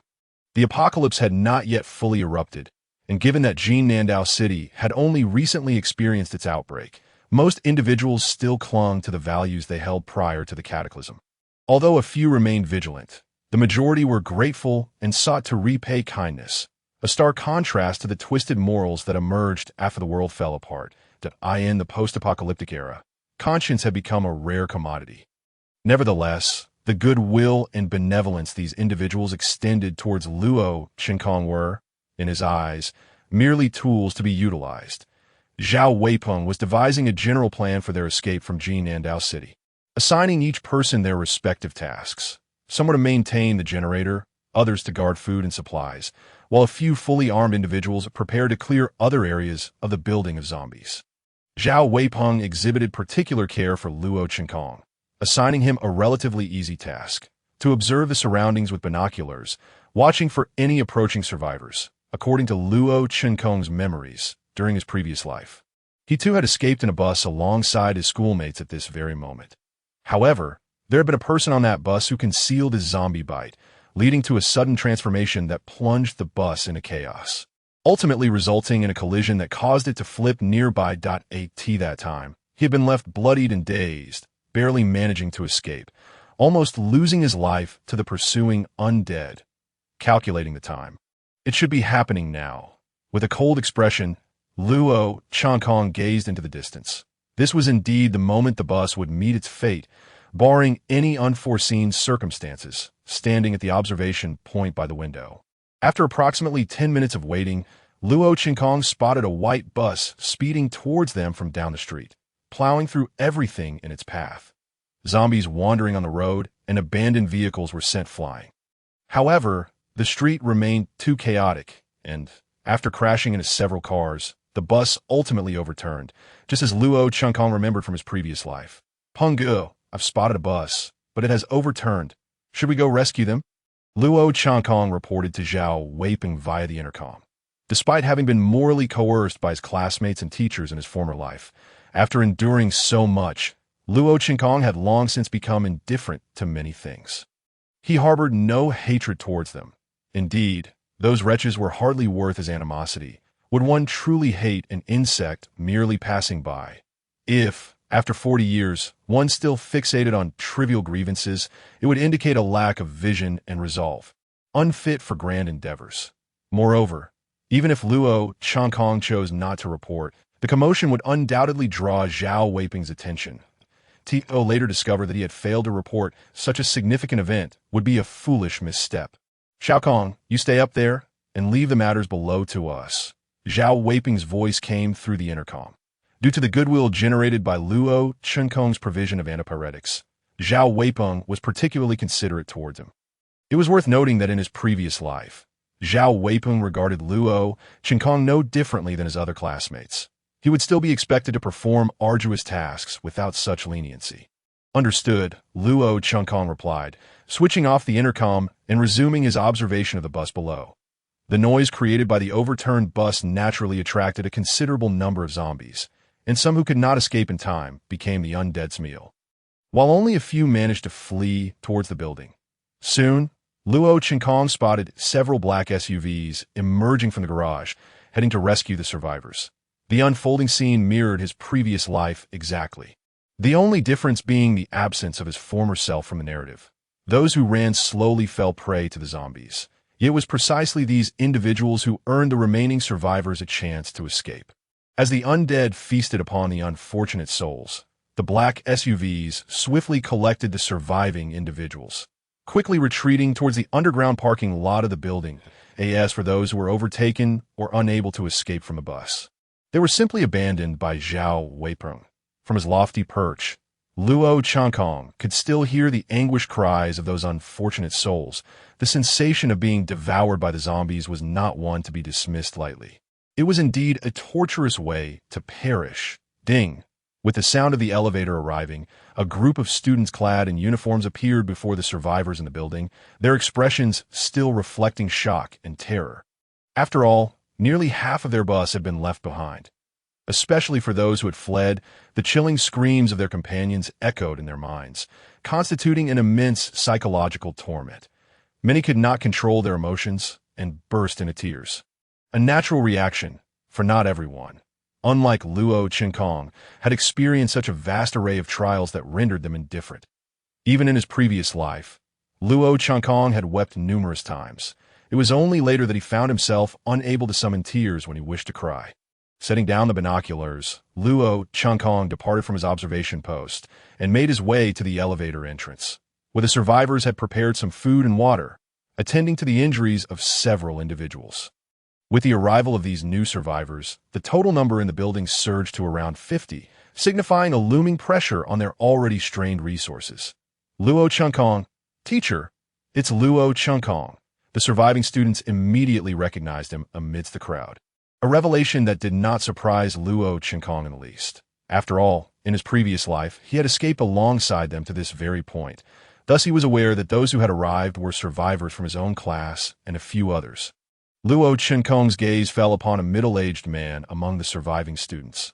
This individual was his homeroom teacher, whom he had apparently slapped before leaving in this life. Consequently, he noted the slight displeasure in the teacher's eyes. However, Luo Qinkong had little interest in him. Should he obstruct his path, Luo Qinkong would not hesitate to remove him. Xiaokong, do you know them? At that moment, a middle-aged man beside him inquired, having benefited from Luo Qinkong's antipyretics. This man treated him with considerable respect. That I do. Luo Qinkong replied truthfully, nodding that of course. I know. We are classmates. One male student immediately sought to ingratiate himself, having witnessed Zhao Weiping's actions during their rescue. Hello, I am Luo Qinkong's teacher. However, Luo Qinkong, we have been starving for 2 days. These rations are simply insufficient. Luo Qinkong, we are truly famished. Could you possibly procure us a little more food? The others looked at Luo Qinkong with hopeful eyes. And the class beauty even resorted to acting coy in front of him. In his previous life, he had been too naive, easily manipulated by such antics. However, having undergone so much, Luo Qinkong had long since developed a heart of steel. Everyone is quite hungry here, and it would not be right to indiscriminately take from others. The IT is already generous to provide this much. Luo Qinkong feigned weakness, knowing he could not appear too callous in front of the crowd. His acting needed to be convincing. Upon hearing Luo Qinkong's words, the survivors in the building nodded in agreement. In their eyes, Luo Qinkong had become a kind and selfless child. Luo Qinkong, one male classmate, seemingly a sycophant of the class beauty, suddenly erupted, raising his fist as if to strike Luo Qinkong, only to be intercepted by Zhao Weipeng. Behave yourself in my building, or I'll throw you all out, Zhao Weipeng threatened, gripping the young man's arm, while Zhao Zihan's followers displayed their firearms. Understood, understood. Luo Qinkong, I realize that some of our actions may have displeased you, but even if you disregard the teacher's face, could you not spare a thought for our shared experience as classmates? The middle-aged man beseeched Luo Qinkong with a pitiful expression, though he had long since forgotten the name of this clown due to the passage of time since his previous life. Nonetheless, to maintain his benevolent image, Luo Qinkong felt compelled to speak on their behalf. After all, appearing excessively cold-hearted might expose vulnerabilities that could provoke suspicion among others. However, speaking of kindness, he had upheld that virtue for quite some time in his previous life. However, in the end, he still forsook this kindness in exchange for survival. Pungu, perhaps it is best to let it go. After all, they're my teachers and classmates. Luo Qinkong gazed at Zhao Weipeng, sighed deeply, and shook his head. Good-natured people are often taken advantage of. Xiaokong, you are simply too kind-hearted. Zhao Weipeng turned his attention to Luo Qinkong's classmates and teachers, warning them, during these extraordinary times, one must adhere to the rules here. Each person receives a daily ration of food, and anyone wishing for more must work for it. Luo Qinkong noticed a flicker of hatred in the eyes of his classmates and teachers as they regarded him. Perhaps they could not fathom that someone who typically did not dare to oppose them, the foolish Luo Qinkong, would actually refuse them. Luo Qinkong could not be bothered to pay attention to those individuals, as few among them had successfully escaped from Jianando City in their previous lives. Old Huang, please modify and reinforce those cars in the underground garage, Zhao Weipeng instructed a muscular man in the crowd. After all, relying on the resources within the building would eventually lead to depletion, and escaping Jianando City would necessitate vehicles. Preparations must be made early. Luo Qinkong observed the muscular man, although many details had grown hazy. He still remembered the man's name, Huang Lingdong. Before the apocalypse, he had been the champion of the great shoe forging competition and had perished in a car accident during the final evacuation. Furthermore, this man was the craftsman Luo Qinkong sought. Not long ago, he had been suffering from fever, but thanks to Luo Qinkong's antipyretics, he had recovered swiftly. The primary reason Luo Qinkong prepared the medicine was indeed for Huang Lingdong, as he intended to have him forge a weapon based on the designs Luo Qinkong had created in his previous life. It would have been exceedingly difficult to persuade that man to assist him, as he would only heed the words of Zhao Zihan and Zhao Weipeng. However, this time, due to the antipyretics, Luo Qinkong's favorability with Huang Lingdong had significantly increased, based on his understanding of Huang Lingdong from his previous life. He would surely craft a weapon for Luo Qinkong to repay this debt of gratitude. While Luo Qinkong had also learned some skills during the apocalypse, they paled in comparison to those of a true artisan.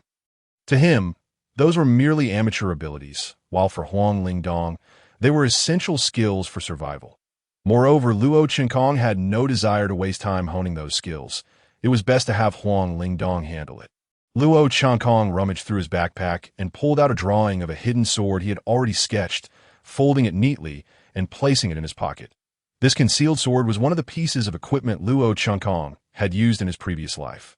Measuring 30 centimeters in length, segmented into 3 sections, and capable of being adjusted like an antenna. It featured a built-in clasp and elastic band, which when rotated would instantly trigger the clasp, propelling the blade outward via the elastic band, allowing for a surprise attack on an unsuspecting enemy. If not rotated, it could also be concealed and used as a hidden weapon. While this design was not overly complex, its construction was time-consuming and rather troublesome. However, such equipment had proven exceptionally effective during close-range ambushes in his previous life, making it well-suited for the current Luo Qinkong. Huang Lingdong was tasked with modifying the vehicles in the underground garage, and Luo Qinkong seized the opportunity to follow him under the pretense of offering assistance. "Oh, it's you, Xiaokong. What brings you here?" Huang Lingdong smiled as he spotted Luo Qinkong emerging from the elevator. Although the sudden events in Jianando City had placed immense pressure on everyone, Huang Lingdong remained quite friendly towards Luo Qinkong. Yet in Luo Qinkong's eyes, the abrupt nature of the disaster had merely revealed the inherent morality of these individuals before the calamity. Had they endured the apocalypse for long, witnessed enough, and learned their lessons, they would not have been so amicable toward Luo Qinkong. Human nature is inherently selfish. It is this very selfishness that breeds mutual suspicion, and the apocalypse had pushed this selfishness beyond the boundaries of humanity. "I've come to lend you a hand." "Lend a hand? I don't need assistance here. I can manage just fine on my own." Huang Lingdong shook his head, showing concern for Luo Qinkong due to the help he had provided to many with the antipyretics. "Uncle Huang, there is something I need your assistance with." Luo Qinkong produced the drawing from his pocket and presented it to Huang Lingdong, who furrowed his brow as he examined the contents of the sketch. The design was feasible, albeit somewhat hasty. It was clearly not a mere doodle. Moreover, this weapon possessed a high degree of secrecy. "Are you planning an assassination?" Huang Lingdong jested, while Luo Qinkong wore an innocent smile that concealed a hint of coldness beneath. "How could that be? With such a weapon in hand, I could not only protect myself, but also gain a sense of security." "Uncle Huang, you know that the outside world is filled with those madmen, and I have long desired such a weapon to fulfill my wish." Luo Qinkong's reasoning was reasonable, as he earnestly requested Huang Lingdong's help. "All right, you kids always have a penchant for these things, and I happen to possess a bit of skill. If you truly drew this, perhaps you do have some talent in this regard." Huang Lingdong nodded. In his view, Luo Qinkong's interest was merely a child's whimsy. Yet he did not mind. If he bore no debt of gratitude toward Luo Qinkong, he could have easily declined. However, since he had benefited from Luo Qinkong's antipyretics, he decided to return the favor. "Thank you, Uncle Huang. But please do not let anyone else know. I would like to showcase this to them." Luo Qinkong smiled gently, and Huang Lingdong was evidently charmed by Luo Qinkong's innocent demeanor. Lowering his guard completely. "You rascal. Very well. I promise you." Once Huang Lingdong agreed, Luo Qinkong felt a sense of relief and took the elevator back to the floor where the survivors had gathered. Zhao Weiping was somewhat surprised by Luo Qinkong's quick return. However, Luo Qinkong recounted the part about Huang Lingdong not needing assistance, omitting the request for weapon creation, according to his memories from his previous life. It would not be long before the building faced shortages of supplies and fuel for the generator, prompting the survivors to form teams to venture out in search of resources. Zhao Weiping instructed Huang Lingdong to modify the vehicles not only to prepare for escape, but also to facilitate resource searches. Luo Qinkong intended to seize this opportunity to investigate the situation at RNG Tower. After all, prior to the outbreak of the Jianando City incident, the defenses of RNG Tower had been formidable, and Luo Qinkong had never had the chance to infiltrate it. Following the outbreak, those individuals would be scrambling to evacuate, perhaps presenting an opportunity to escape this place. However, considering that RNG Tower still harbored armed personnel, Luo Qinkong resolved to proceed with caution and scout the area first. "Luo Qinkong." At that moment, a girl called out to him. Turning around, he saw that she was dressed in his school's uniform. Her appearance was rather plain. Luo Qinkong racked his brain, attempting to recall her identity from his previous life, but failed to identify her. "What is it?" Luo Qinkong asked with a feigned smile. "Your father came to the school looking for you, but with these sudden events, I thought it best to inform you." "Thank you, I understand." Luo Qinkong expressed his gratitude to the girl, yet internally he remained unmoved. His father, Luo Ming, had obliterated Luo Chunkong's last lingering desire for familial affection. In Luo Chunkong's eyes, his father always preferred to make amends after the fact. However, once something had occurred, no amount of atonement could restore it. Though everything had reset, Luo Chunkong could never forgive him. Even when Luo Ming had pushed Luo Chunkong toward the horde of corpses in his previous life, Luo Chunkong had never harbored resentment. Yet, he had ultimately taken away Luo Chunkong's only ray of sunshine. The emergence of a cold-hearted, ruthless Luo Chunkong was a consequence of his father's actions. Among the survivors in Jinnando City, although they did not outwardly display their emotions, each was shrouded in despair. The arrival of a new batch of survivors brought some liveliness to the building, but it also forced everyone to confront tremendous pressure regarding food supplies. Currently, Jinnando City was entirely devoid of water and electricity, and the worsening cold weather posed an even greater threat. Although the building housed a generator, the remaining fuel would not last long. For most, that day was filled with hopelessness and confusion. However, for Luo Chunkong, it was merely an ordinary day. When Luo Chunkong opened his eyes to the sun rising anew in the sky, he couldn't help but reflect on his past, recalling how he had often been grateful for the chance to witness the dawn of another day. A new day dawned, and within the building, there came both good and bad news. The good news was that Zhao Zihan's fever had broken.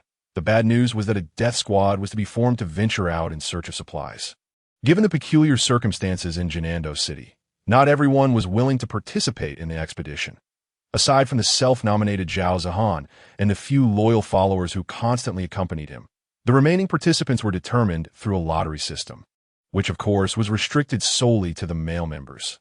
Luo Chunkong intended to use the pretext of searching for supplies to survey the situation at the RNG building, assessing how long it would take for those individuals within to fully evacuate, and whether he could seize a helicopter to escape during that window of opportunity. Thus, when Zhao Zihan announced the lottery, Luo Chunkong secretly hoped he would be selected. He retrieved a crumpled piece of paper from a box and unfolded it, revealing the word "go," identical to the result he had drawn in his previous life. Back then, this outcome had nearly reduced him to a state of collapse, akin to standing before the guillotine. Yet now, Luo Chunkong possessed a vastly different mindset. He approached the situation with a serene indifference. Even if the path ahead was fraught with peril, he no longer felt the paralyzing fear that had once gripped him. In his former life, he had been terrified of death, but now he found himself unperturbed by such thoughts. If one were to insist that Luo Chunkong harbored any fear, it would likely be the unsettling notion that the eternal life he sought may not exist after all. "I refuse to go. I absolutely refuse." One of Luo Chunkong's male classmates, who drew the lot for supply searching, dashed to the window in a theatrical display of despair, adopting a demeanor of self-destruction. Luo Chunkong did not believe for a moment that the fellow would actually leap. His desire to cling to life was precisely why he resorted to such theatrics that in this world, there were rules for peace and rules for the apocalypse. And in the school of peaceful times, the absence of harsh societal realities had left many unprepared for the harshness to come. Here, in this new reality, rules were enforced, and no one would indulge his antics. "Stay away from me, bang!" One of Zhao Zihan's subordinates swiftly seized the lad, dragging him away from the window, followed by a barrage of punches and kicks. In extraordinary times, extraordinary measures must be employed, and Zhao Zihan understood this. It was impossible to rely solely on kindness to maintain order. After all, to some, kindness was merely a manifestation of weakness. Teacher, help me! Stop hitting me!" When someone attempted to disrupt the established order, Zhao Zihan and his companions showed no mercy. The onslaught of fists and feet drew forth cries of anguish from the unfortunate soul. Luo Chunkong surveyed the crowd and noted that his teacher's expression was far from favorable. It was not due to the violence inflicted upon a student, but because he too had drawn the lot for supply searching. Everyone observed in stoic silence, none daring to intervene, and naturally, Luo Chunkong had no intention of getting involved. The beating lasted several minutes, until perhaps the assailants grew weary, at which point they ceased their assault. Zhao Zihan approached the battered individual, casting a cold glance at him as he lay on the ground like a discarded rag doll, and spoke icily. "If you cannot adhere to the rules, then I shall have no choice but to cast you out." No one believed that Zhao Zihan was joking at that moment. After all, in the current state of Jinan Island City, there were no laws to restrain him. Following the beating of the troublemaker, the rest of the group quickly fell into line, no one daring to voice dissent. Zhao Zihan allotted everyone 1 hour to prepare. After that, those selected would have to venture out to search for supplies. Each person who arrived in this world carried their own aspirations to in his youth. Luo Changkong had dreamed of becoming a scientist who would benefit humanity. However, confronted by the harsh realities of life, he realized he lacked the necessary talent for such pursuits. Subsequently, he chose to become a towering hero, steadfast in his belief in kindness and justice. Yet reality delivered another crushing blow, leading him to a profound understanding. He relinquished those lofty dreams and accepted his own ordinariness, recognizing that embracing one's mediocrity also requires a certain courage. Although Luo Changkong was a reborn individual, he did not consider himself to possess any unique qualities, nor did he ever see himself as the protagonist. According to the outcome of his previous life, he was no different from the desolate skeletons littering the streets. He was, like them, a failure to end this new life, what justified his survival over others. Merely his status as a reborn individual.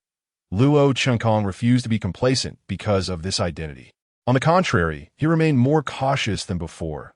He understood that in the impending disaster, some individuals might not survive even after being reborn 10 times. He could not afford to gamble on whether he would live to see another day.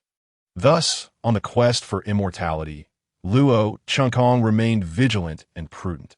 Selected as one of the individuals to search for supplies, he planned to seize this opportunity to gather intelligence on the RNG building while ensuring that Zhao Zihan and her fellow survivors remained oblivious to his true intentions, all the while safeguarding his own safety. The individuals chosen gathered in the garage beneath the building. Although the modifications to the vehicles were far from complete, with only a few iron plates hastily affixed. They had little choice but to make do, given the scarcity of resources within the building. The convoy consisted of 5 SUVs, with all seats except for the driver and passenger seats removed to allow for greater capacity for supplies. Luo Changkong climbed into one of the SUVs, accompanied by 3 others, one of whom was his teacher. Luo Changkong observed the bespectacled middle-aged man settle onto the floor before him, due to the absence of seats. They had no choice but to accommodate themselves in such a manner. The memories of his previous life felt distant, to the point that Luo Changkong had forgotten the name of this teacher. He only recalled that this seemingly mild-mannered, bespectacled man was, in fact, a predator in disguise, a refined scoundrel. Even during his more unscrupulous days in his past life, Luo Changkong had held a profound disdain for this individual. "Kong 1, you are Xiao Kong's teacher, so you shall remain in this vehicle," Zhao Zihan said, turning to the middle-aged man in the passenger seat. Upon hearing Zhao Zihan's words, Luo Changkong was reminded of that name he detested. Though Zhao Zihan was blissfully unaware of the true nature of the relationship between Luo Changkong and Kong 1, believing instead that Kong 1 was a revered mentor to Luo Changkong. Luo Changkong merely maintained a smile as he scrutinized Kong 1, who, feeling the weight of Luo Changkong's gaze, became inexplicably flustered. The vehicles roared to life, forming a convoy as they exited the garage. Before embarking on their supply search, Zhao Zihan had equipped Luo Changkong and the others with weapons, primarily makeshift clubs, for she was reluctant to entrust firearms to them as they prepared to depart. Everyone had clearly defined roles. Some were to divert the zombies, while others would scour for resources. Throughout the entire process, Luo Changkong kept his smile fixed upon Kong 1, who, feeling increasingly uncomfortable under Luo Changkong's scrutiny, kept his head bowed. The sound of the vehicles drew the attention of the zombies wandering near the building, and upon hearing the commotion, they surged toward the convoy with alarming speed, to shake off the pursuing horde. The lead vehicle accelerated, with the others following suit, successfully distancing themselves from the zombies. The convoy advanced along the highway. However, the sudden outbreak of the Jinan Island City incident had rendered the roads chaotic, and after some distance, they found their path obstructed by abandoned vehicles. "Damn it," Zhao Zihan exclaimed, cursing as she surveyed the impassable road ahead. "It was my oversight. I did not anticipate that this route would be blocked." One of the subordinates in the driver's seat admitted, filled with regret. Roar. Bang. At that moment, a zombie lunged forward, its head colliding violently with the car window, shattering the glass. Its bloodied, mangled head forced its way inside, menacingly roaring at the nearest Kongwon. Ah! Kongwon screamed, darting toward Luo Chunkong. Although Luo Chunkong felt an urge to kick him away, he restrained himself. Bang! A gunshot rang out as Zhao Zihan, in the passenger seat, dispatched the threatening zombie with a well-aimed shot to the head. Let's go, roar. The convoy swiftly altered its course, drawing the attention of the surrounding zombies, who ran recklessly toward the commotion. Some were even flung aside by the vehicles. Yet they still struggled to rise, dragging their broken bodies along the ground. Though Luo Chunkong outwardly appeared flustered, he had long since grown accustomed to dealing with such encounters with the undead. In the absence of a substantial horde, it is impossible for zombies to halt vehicles. After all, zombies are ultimately mere flesh and blood. Even when one taps into the utmost potential of the human body, it remains just that, flesh and blood. Without a considerable number of zombies present, the only scenarios in which a vehicle could be obstructed would be due to mechanical failure, challenging terrain, or the emergence of some uniquely evolved zombies. Otherwise, a small cluster of merely a dozen zombies would be utterly incapable of intercepting a vehicle. However, according to Luo Chunkong's understanding of the virus mutation rate, evolved zombies would not first appear in public view until a month had passed. The convoy swiftly altered its course, colliding with the zombies that sought to block their path, sending them flying, while the windshield was splattered with the remnants of their blood, despite the windshield wipers being engaged. They could not clear the gore, rendering the glass a gruesome blur. Fortunately, although visibility was somewhat compromised, they could still discern the road ahead. Boss, this road is blocked. I suspect the other routes are even more congested. One of the younger drivers lamented that to secure ample food and fuel, they needed to reach the nearest supermarket, which lay a direct distance of 500 meters away, winding to approximately 1.5 kilometers by vehicle.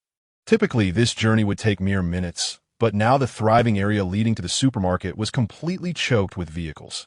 While their current building was also part of this thriving zone, it merely occupied the periphery of the urban prosperous area.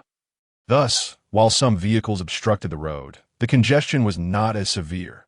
Luo Chunkong had anticipated such a situation arising for the convoy, in the apocalypse. When searching for resources in unfamiliar territory, it was common for two individuals to ride motorcycles ahead, scouting the path while also observing the terrain to avoid traps. The lead scout would maintain constant communication with the convoy via radio devices to prevent abrupt stops or blockages that could lead to danger. Luo Chunkong opted not to warn Zhao Zihan about these potential scenarios, as exhibiting excessive expertise might incite her wariness. I have two suggestions. We could either ride motorcycles directly through, though that would be quite perilous, or we could first search for food in the nearby convenience store and residential buildings. As for fuel, we could siphon it from the vehicles parked by the roadside, Kongwon proposed. Among the two options, the latter appeared to be the safer choice. This guy truly is a nuisance, Luo Chunkong thought to himself, harboring murderous intent towards Kongwon. After all, if they settle for the most cautious approach, Luo Chunkong would not be able to venture towards the RNG tower. Given Luo Chunkong's current capabilities, attempting to reach the RNG tower was exceedingly dangerous. He would need to rely on Zhao Zihan and her group strength. Luo Chunkong had two objectives for reaching the RNG tower. The first was to escape Jinan Island City via the RNG helicopter, as it would be a safer option. Luo Chunkong did not wish to gamble with his life as he had in his previous life, where departing by boat proved to be a grave miscalculation, resulting in the survival of fewer than 10 out of over 200 passengers. The second objective was to uncover potential secrets regarding the nest of death within the RNG tower, secrets that pertain to Luo Chunkong's fervent desire for immortality. Then let us proceed with the first option, Zhao Zihan declared, leaving Luo Chunkong momentarily stunned. In his recollections of his previous life, Zhao Zihan had opted for the second choice. Had it not been for the impending nuclear explosion, she likely would have remained content in her circumstances until all the scattered resources around the building were exhausted. Now, her selection of the first option indicated a shift in the original timeline, and the most probable catalyst for this change was Luo Chunkong himself. Luo Chunkong pondered the distinctions between this life and the last. The most significant difference was the location of the helicopter attack incident. In the recent helicopter assault, it had not occurred at the survivor tower in his previous life, but rather at a school. In his past life, Luo Chunkong had believed the helicopter was part of a rescue team. Smoke rising from the school rooftop had drawn its attention, ultimately leading to the attack. Due to Luo Chunkong's absence from the school this time, history may have altered. The helicopter was not lured there and had instead followed its original route past the tower, where it observed the survivors and launched an assault. After witnessing the helicopter attack, Zhao Zihan harbored profound distrust towards the Dazhu Free Republic, simultaneously solidifying her resolve for self-rescue. It seemed that her objective might align with Luo Chunkong's, the escape helicopter atop the RNG tower. If that were indeed the case, it would make sense. To be cautious, she chose to search for supplies while simultaneously surveilling the RNG tower. Zhao Zihan and her group possessed a significant advantage, their firearms, offering a glimmer of hope for success. However, the helicopter would only permit a limited number of individuals to escape. From his previous life, Luo Chunkong understood that Zhao Zihan was indeed loyal to her close acquaintances.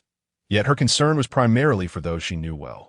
The survivors within the tower were merely individuals united by the instinct for survival, and she could easily abandon them.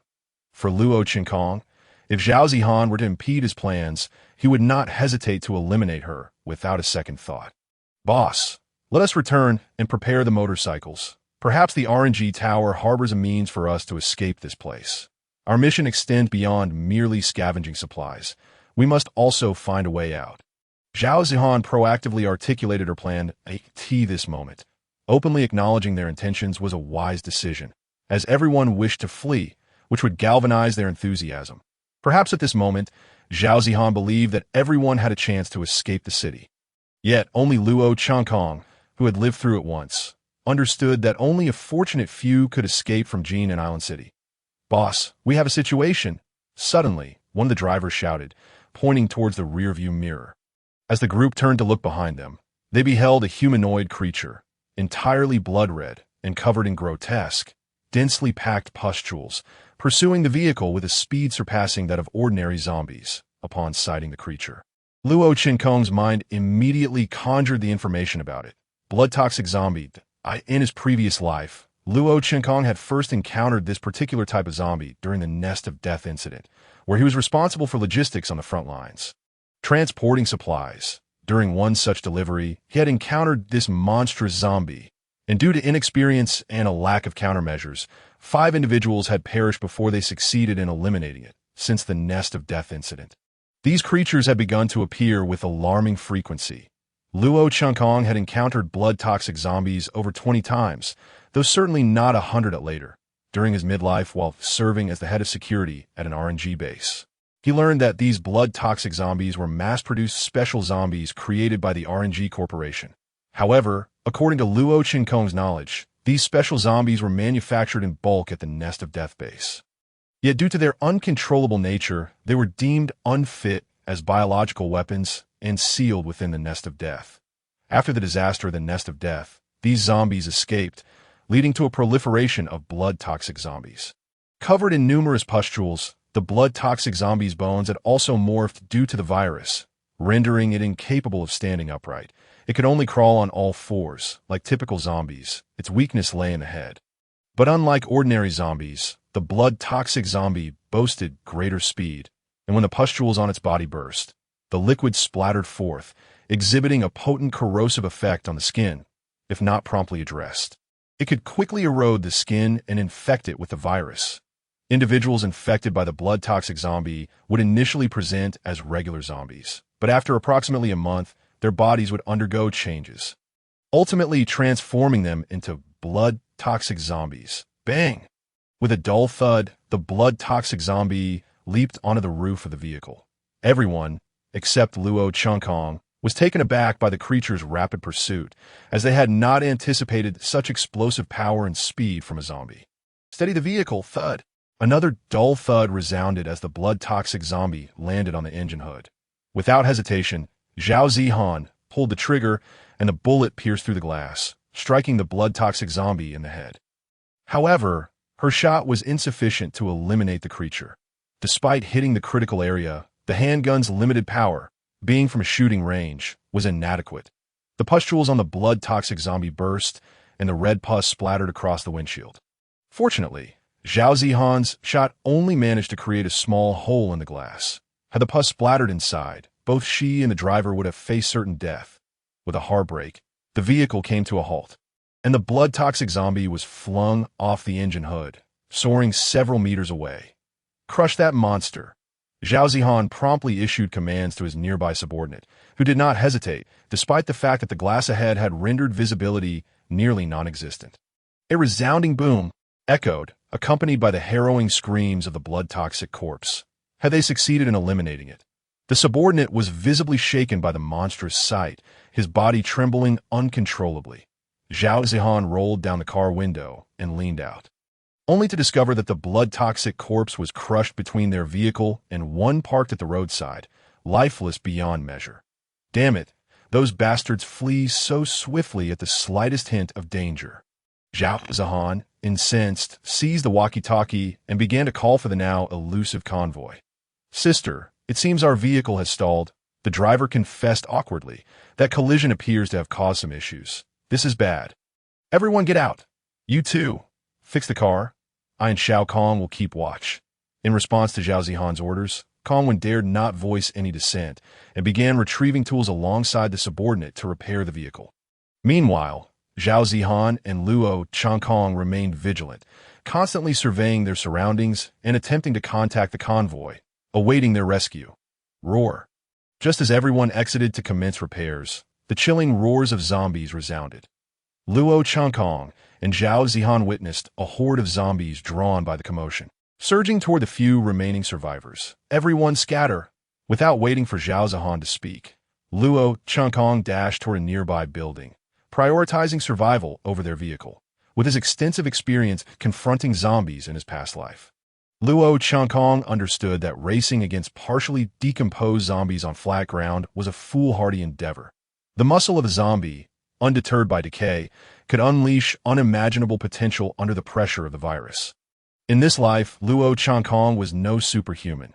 His physical condition was inferior to that of his previous life, making it impossible for him to outrun the zombies. He fled toward the building. Luo Changkong aimed to leverage the terrain to elude the zombies' pursuit. He swiftly vaulted over a railing and bolted into the narrow alleyway between buildings, where the confined space prevented a large number of zombies from surging in simultaneously. He easily slipped inside, while the majority of the zombies found themselves trapped at the entrance, unable to push past one another. As the entrance became increasingly congested, the foremost zombies were trampled by those behind, forming a small mountain of writhing bodies. Luo Changkong, in his desperate flight, was oblivious to the spine-chilling scene unfolding behind him. Only 4 or 5 zombies pursued him. For the Luo Changkong of his previous life, dealing with such a small number was hardly a challenge. However, in this life, he was armed with only a dagger, and his physical prowess was no match for his former self, making it exceedingly arduous to confront even one zombie, let alone several simultaneously. After running for a while, Luo Changkong began to wheeze, his stamina waning. Even as he fled, he knocked over debris from the alley sides to impede the zombies' advance. Yet the zombies' speed was relentless, and he could feel the distance between them diminishing rapidly. My life is in my own hands. Gritting his teeth, Luo Changkong pressed on, despite the growing heaviness in his legs. Suddenly, he stumbled and fell, blood and black muck mingling beneath him. In the throes of adrenaline, he felt no pain. Roar. Just as he attempted to rise, a zombie lunged at him, its gaping maw poised to bite. Luo Changkong grasped the creature's neck with all his might while plunging his dagger into its eye socket. Twisting forcefully, roar. The icy blood splattered across his face, yet there was no trace of panic on Luo Changkong's expression. Rather, he appeared cold and unfeeling, a result of a life spent in the apocalypse that had dulled his former emotions, leaving only a chilling resolve. As the zombie's brain was destroyed, it fell lifelessly to the ground. Luo Changkong quickly pushed the corpse off him, only to have another zombie immediately charge at him. Grabbing a nearby trash bag, he thrust it into the zombie's face. Lacking intelligence, The zombie instinctively bit down on the bag.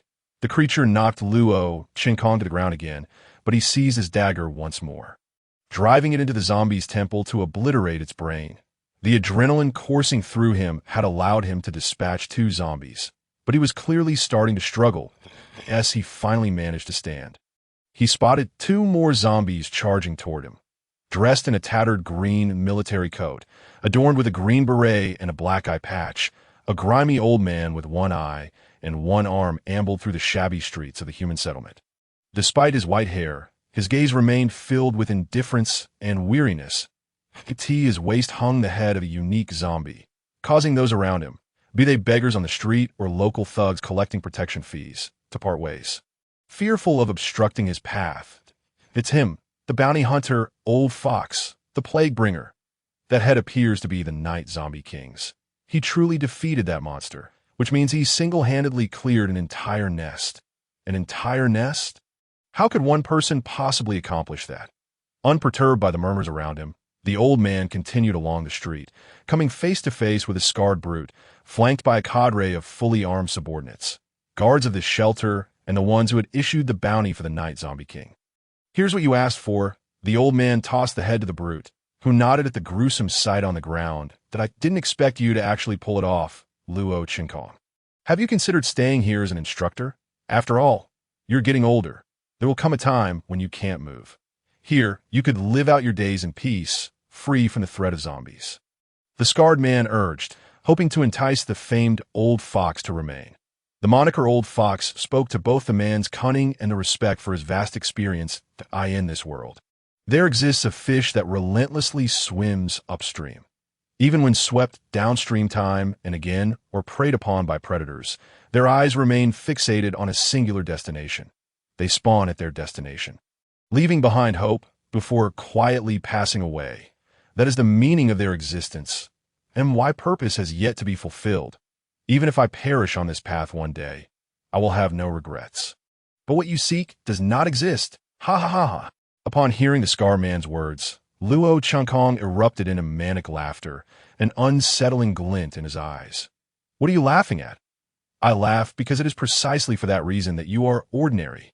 Just as you did not believe I could return alive without bringing back the Night Zombie King's head, it is this very lack of belief that drives me, Luo Qinkong, to pursue that goal. This is who I am."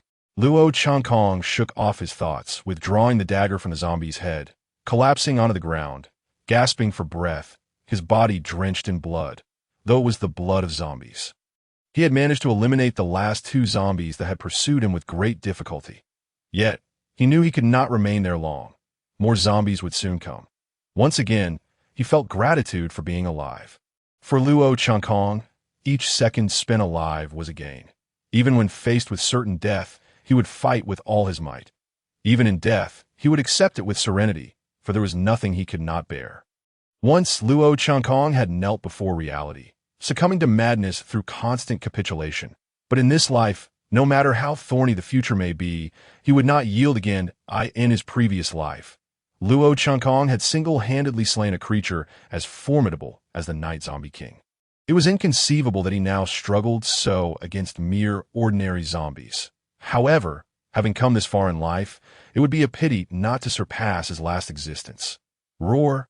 A low growl emanated from above Luo Qinkong, causing him to freeze in place, scarcely daring to breathe. Boom! A zombie, its body covered in festering sores and limbs dragging along the ground, crawled down the wall.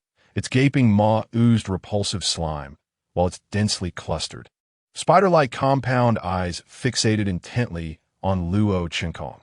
Before Luo Qinkong stood the blood-poisoned corpse, the particular zombie that had previously pursued the vehicle carrying Zhao Zihan and Luo Qinkong. Although the reasons for the prevalence of such zombies in Jinan Island City remained a mystery, Luo Qinkong was acutely aware of their characteristics and thus refrained from any rash movements. This zombie possessed exceptional dynamic vision and harbored a strong desire to attack any moving, uninfected target. The slightest shift from Luo Qinkong would prompt an immediate assault from the blood-poisoned corpse. Presently, Luo Qinkong bore the blood of earlier zombies on his person, which could, to some extent, confuse certain others. However, This ruse proved ineffective against some zombies, even ordinary ones, as proximity could easily lead to discovery. Therefore, Luo Qinkong's only recourse was to remain utterly still, evading the attention of the blood-poisoned corpse. Yet, like most zombies, the blood-poisoned corpse exhibited a survival instinct. When deprived of food, it would resort to cannibalizing its own kind. Luo Qinkong's greatest fear was that the blood-poisoned corpse might mistake him for a mere corpse of an ordinary zombie and carry him off. Fortunately, the blood-poisoned corpse, after selecting another body, bit into its neck and departed. Once the blood-poisoned corpse had vacated the vicinity, Luo Qinkong did not exhale in relief. He remained motionless for an additional minute. Ensuring it was safe to rise, he smashed the window glass, dragging his weary body into a small room. Thankfully, there were no zombies within, and he swiftly drew the curtains, settling into a corner of the room. Too fearful to make a sound. Roar! The cacophony of zombie growls erupted from outside the window, accompanied by the chaotic sound of shuffling footsteps. The zombies were running. It was only when the noises faded into the distance that Luo Qinkong allowed himself a slight breath of relief. In the pitch-black corner of the room, he closed his eyes, seeking to recuperate his strength. Memories of a tale regarding the pursuit of immortality flooded his mind. Many stories implore individuals to embrace virtue. Yet this one diverged. It was a testament left by humanity in a world on the brink, chronicling survival experiences and brutality in a fable-like manner. When Luo Qinkong first heard that tale, he was on the brink of death, barely clinging to life, saved only by another's desperate efforts on his behalf. The first chapter of the Chronicles of the Apocalypse unfolds. It is said that the realm of humanity is encircled by a desolate wasteland. In a bid to escape this doom, the youngest and most astute warrior, Life, was dispatched into the abyss out on the first day of his journey. 3 city guards stood at the city gates, obstructing Life's path. Life, outside lies the wasteland, where all the dead shall become your foes. There, you shall meet your demise in the most harrowing manner. Stay here. It is safe, one guard, clad in yellow armor, implored, known as Coward, who remained inseparable from Life. Upon hearing Coward's words, Life hesitated, and another guard, Status Quo, chimed in. Everything in the city is splendid. Behold how sweet this blissful wine is. Status Quo extended a goblet of wine named Bliss towards Life.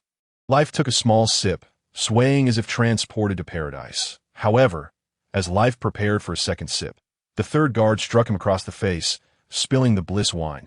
Why did you strike me? Life exclaimed, indignant, I am responsibility, that I merely sought to awaken you from your complacency. Now, I shall entrust you with this burden.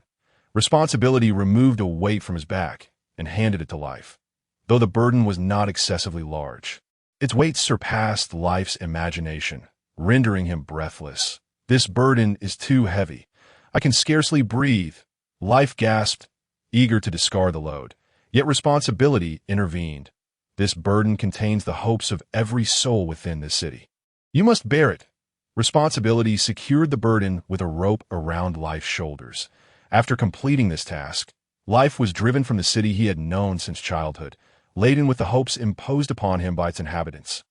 Trudging onward through the wasteland, Life endured for an extended period, drenched in sweat and gasping for air, yet he never cast aside the burden upon his back. Roar! The sounds of feral growls erupted from behind. Halting Life in his tracks, he turned towards the source of the noise, only to see several ragged figures pursuing him. Life, death is upon you. If you do not relinquish responsibility's burden, you will be caught. A voice suddenly called out. Life fled, still shouldering the burden. He scanned his surroundings, yet saw no one. Who are you? Life inquired of the voice. I am your will to survive. You may call me survival instinct. Yet Life, you must cast off the burden, or you shall perish. Once dead, all is lost. No. This is the hope of the city's inhabitants. Life vehemently shook his head in refusal, but that hope belongs to others. Not to you. It is merely a shackle imposed upon you. Death loomed closer. Survival instinct grew increasingly frantic in its pleas. No. This is my responsibility. Though wavering, Life remained resolute. Yet the burden you carry cannot save you. It will only lead to your demise. You must live for yourself. Live for myself? Life's eyes brimmed with confusion as death approached, revealing itself to be the decaying corpses of those who had fallen. Their bodies grotesquely rotting away, having lost their essence, reduced to mere shells. This was life's first close encounter with death. Run, run fast. Do not look back. As the specter of death drew near, the voice within him grew louder and more urgent. Ultimately, life unfastened the rope and flung aside the burden, running without restraint, refusing to glance back. In the face of imminent death, he ceased to cling to the past. The contents of the discarded burdens scattered around him. Letters and photographs entrusted to him by the city's denizens. Symbols of their hopes and his responsibilities. Yet within the wasteland, these tokens of hope became worthless debris, mere encumbrances. Why should the hopes of others rest upon his shoulders? Under the pressure of death, life relinquished the burden, choosing to live solely for himself, a voice echoing in his mind. Charge forth, advance into the abyss. To survive in the wasteland, one must possess the resolve to embrace death. Do not halt. Do not halt. The most rapid growth occurs amidst death. Whether witnessing the death of loved ones or confronting one's own mortality, traversing the precipice of life and death often illuminates profound truths. Once, Luo Changkong had been ensnared by the so-called bonds of family, love, and friendship. Yet after enduring numerous deaths, he was no longer shackled, living solely for himself, akin to life in the chronicles of the Apocalypse, discarding the hopes and responsibilities of others as he ran freely. Never looking back, Luo Changkong rose, allowing his eyes to adjust to the surrounding darkness. Once accustomed, he grasped his dagger and made his way towards the door. Upon opening it, he was met by a lengthy corridor, flanked on either side by tightly shut doors. Bang, bang. A series of relentless thuds emanated from one of the doors, suggesting the presence of an infected individual, instinctively pounding against the barrier. When zombies lose their prey, they often revert to behaviors from their former lives, wandering to familiar places or acting upon lingering obsessions. The zombie behind that door must have longed to escape its confines. Whether these actions stemmed from remnants of memory or some other cause remains uncertain. However, one should not entertain the notion of restoring a zombie to humanity, for their primary objective is to prey upon humans. In times of scarcity, zombies may also hunt other animals, ultimately resorting to cannibalism. Luo Changkong passed by that door. His immediate priority was to return safely to the survivors' building. He had hoped to rely on Zhao Zihan and the others for protection. After all, in his previous life, he had followed Zhao Zihan and the others, which was the reason for his survival.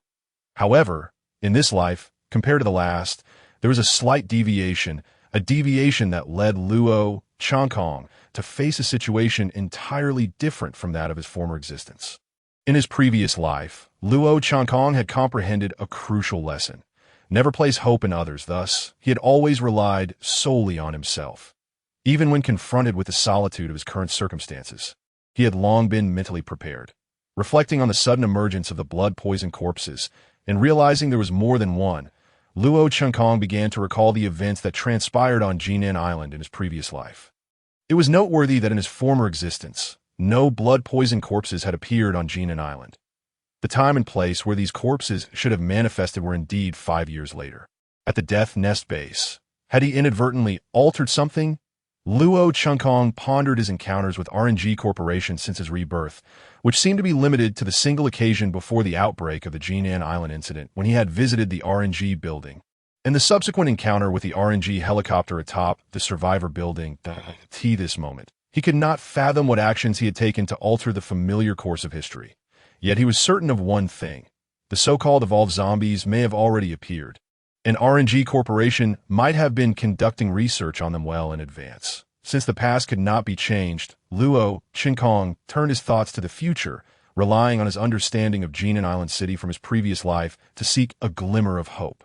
In his former existence, Luo Changkong had served for a year as the head of the security forces at a certain RNG subbase. Thus, he possessed a deeper understanding of some internal matters than others. He had previously utilized his authority to investigate the Jinan Island incident. However, due to the limitations of his access at that time, he could only glimpse the surface of the events, uncovering two key terms: spraying agent and death disaster. The intricate web of relationships behind RNG Corporation was astounding. After polluting the world with the death blood virus, RNG faced no repercussions and instead emerged as the most formidable force in the apocalypse. Without exception, not only did they possess bases scattered across the globe, but they also boasted a massive space station and held 20 of the world's nuclear arsenal, with many infected survivors on the surface relying on the suppressants distributed by RNG to cling to life. The extent of a company's growth to such a scale was indeed remarkable, even surpassing that of many nations, which only underscored the complexity of the relationships involved. Spraying agent, death disaster. Luo Chungkong muttered the two phrases, suddenly recalling an event from his previous life, the green mist incident. The reason for his recollection of that event at this moment stemmed from its obscurity over time and the relatively minor impact it had. As there were no casualties at the time, it was merely regarded as a chemical leak, given that a zombie crisis had already erupted, rendering the green mist a trivial concern. Luo Changkong vividly remembered that day when the entire Jinan Island city was enveloped in a green fog, coinciding with the complete evacuation of all RNG personnel. Less than a week later, a nuclear strike followed at that time. Zhao Zihan and the others had learned of this news from an abandoned RNG security soldier, Ren Xiaoxing, who later became one of Luo Qinkong's most trusted friends in his previous life, only to perish in the disaster at the Death Nest. Roar. Paul, quiet that guy down.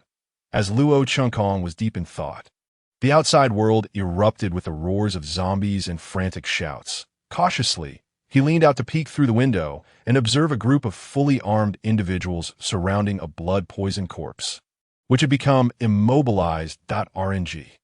Luo Qinkong instantly recognized them as members of the RNG security forces. However, due to the distance, he could not discern their conversations clearly.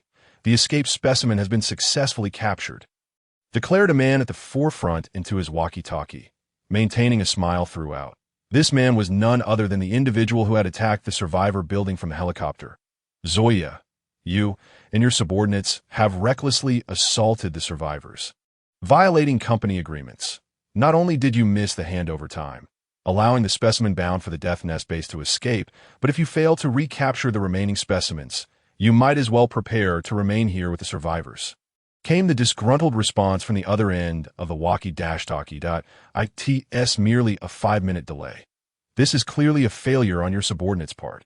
How could you miscalculate the specimen's state of unconsciousness?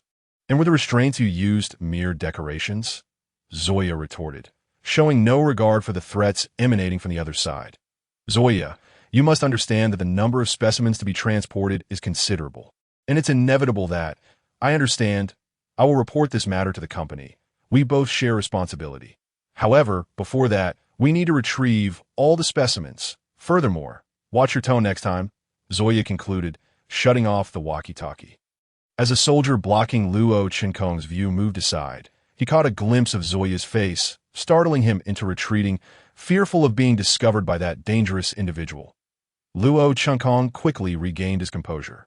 Memories of his previous life flooding back. 2 cages, each containing someone he had to save, a comrade who had weathered storms and faced life and death, and an elderly gentleman who had offered Luo Qinkong warmth and shelter, treating him like a beloved son. Once, Luo Qinkong had faced the dilemma of saving only one person, akin to the trolley problem. Little Luo Qinkong, let us play a game, Zoya had said, pushing the wheelchair-bound Luo Qinkong onto a high platform overlooking a pit 5 meters deep. Filled with howling zombies, the crane hoisted 2 iron cages, and Luo Qinkong, weary and frail, gazed at the 2 individuals bound within, their mouths gagged. A middle-aged man with a scruffy beard and an elderly man with white hair. Luo Qinkong's body was already battered, fingers twisted at a 90-degree angle towards the back of his hands, with his nails evidently torn away, showcasing the torment he had endured. As he looked at the 2, Luo Qinkong suddenly choked on his sobs. Even during his previous tortures, he had wept numerous times, believing he had shed all his tears and would never cry again. Come on, it's time to make a choice. You have only 3 seconds. If you do not choose, they will both die. The cries of Luo Qinkong morphed into hoarse utterances, his voice rendered raspy from the days of torture. 3, Zoya extended a finger. relishing the moment of Luo Chunkong's despair and dilemma. Him. This was merely a game point too. Another second passed, and within that fleeting moment, Luo Chunkong felt a pain beyond the physical, a torment of conscience. No matter the choice, he could not forgive himself. Point one. In that final second, Luo Chunkong still failed to call out a name, instead raising his hand toward the cage containing the elderly man. In that moment, he caught a glimpse of the old man's gaze, one filled with resignation, bitterness, and disappointment. Boom! The iron cage was lowered into the pit teeming with zombies, and in an instant, the undead surged, their ravenous gnawing echoing in Luo Chunkong's mind. Luo Chunkong tumbled from the wheelchair to the ground, weeping inconsolably, his cries tearing at the heartstrings. In this apocalyptic world, weakness was a sin. Leaning against the wall, sitting on the ground, Luo Chunkong emerged from his memories, still maintaining an icy demeanor. Whenever he reminisced about that moment in his past, his conscience would be tormented. Yet now, the present Luo Chunkong felt no such feelings, that he would not weep as he did then. Nor would he experience heartache or regret. Even his hatred for Zoya had faded into oblivion. For Luo Chunkong had long since lost his conscience. Although in his previous life, Zoya had been defeated by Luo Chunkong and his comrade Ren Shaoxing before the Death Nest incident. It was undeniable that Zoya was a formidable opponent. Sending him to a psychiatric hospital would likely require the most secure isolation ward. In his last life, Luo Chunkong had clashed with Zoya and his subordinates, each one twisted in mind or plagued by mental illness. The cruelty displayed towards both adversaries and innocent bystanders is utterly chilling. Zoya maintains a perpetual smile, presenting himself as a congenial and sunny middle-aged man. Yet, in truth, he is a fiend who treats murder as a mere game. Luo Chunkong currently possesses nothing but a dagger, and despite his experience from a previous life, his physical prowess falls short, rendering him incapable of confronting Zoya. Even in his past life, fully armed, had he not managed to eliminate Zoya upon their encounter, it is highly probable that he would have faced a fatal counterattack. Moreover, Zoya is presently accompanied by a small squad. Even if Luo Chunkong were to be fully equipped, he would refrain from engaging. He remains motionless against the wall, mindful that any noise or inadvertent disturbance of wandering zombies could attract Zoya's attention. At this moment, Zoya's intent to eliminate Luo Chunkong is alarmingly effortless. Life is singular, and thus Luo Chunkong relinquishes any desire to approach and eavesdrop on Zoya and his companions. Instead, he waits in silence against the wall, until the sound of helicopter blades pierces the air, prompting him to cautiously peek out once more. The helicopter descends slowly onto the street where Zoya stands, while Zoya and his subordinates escort a completely paralyzed, blood-toxin corpse aboard. As the helicopter ascends gradually, and the whirring of its blades fades into the distance, Luo Chunkong rises from the ground, gazing towards the direction of its departure. Zoya must eliminate Luo Chunkong, for the latter is acutely aware that Zoya, a man of his nature, will undoubtedly obstruct his path, and Zoya's character is destined to become an unstable element in Luo Chunkong's current life. Should he remain alive, there exists a real possibility that he may one day pay for this with his life. Luo Chunkong does not linger in the vicinity where Zoya has been, as the sound of the helicopter could attract nearby zombies. This location is a mere 2 kilometers in a straight line from the Survivor S building, and Luo Chunkong can even see the structure if he looks up. However, as he makes his way towards the Survivor S building, he must contend with a number of zombies, collecting some stones to place in his pocket. Luo Chunkong advances towards the Survivor S building, aware that only a few hours remain before darkness falls. The city of Jinan Island has already witnessed the emergence of blood-toxin corpses, and Luo Chunkong is uncertain whether night corpses still exist. Therefore, he must reach the Survivor S building before nightfall. If Luo Chunkong were to encounter a night corpse after sunset, his chances of survival would plummet below 1%. Even the most ordinary of night corpses would find it akin to slaughtering a dog when confronting a third gene chain awakened twice, unless the awakened abilities are particularly unique or honed to an extraordinary degree.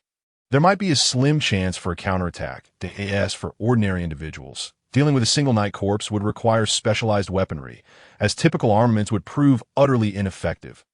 Luo Chunkong avoids the main thoroughfare, Where zombies are more numerous and visibility is ample, with few obstacles in the way to an encounter, there could easily incite a horde of zombies, leading to certain death.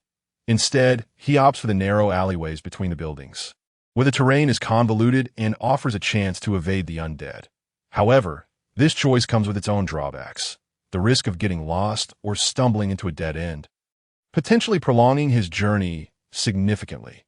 Roar, roar, roar. The growls of zombies echo from the alley ahead. Luo Qinkong spots two zombies emerging from around the corner and swiftly hides behind a nearby dumpster, cautiously probing ahead. Had he not been careful, he would have undoubtedly collided with those two zombies. Retrieving a stone from his pocket, which he had prepared in advance, he hurls it forward with force. The stone shatters the window of a nearby house. The sound of breaking glass immediately provokes the two zombies, who roar and charge towards the residence, allowing Luo Qinkong to seize the opportunity to slip past them. Help! Help! As Luo Qinkong races past the two zombies, he suddenly hears someone calling out nearby. It is a survivor from this area, and her cries instantly redirect the zombie's attention towards Luo Qinkong. He casts a cold glance at the girl in the sunlight. Though she is but a young girl, Luo Qinkong shows her no mercy. Her actions, while driven by a desperate hope for rescue, have inadvertently placed him in peril.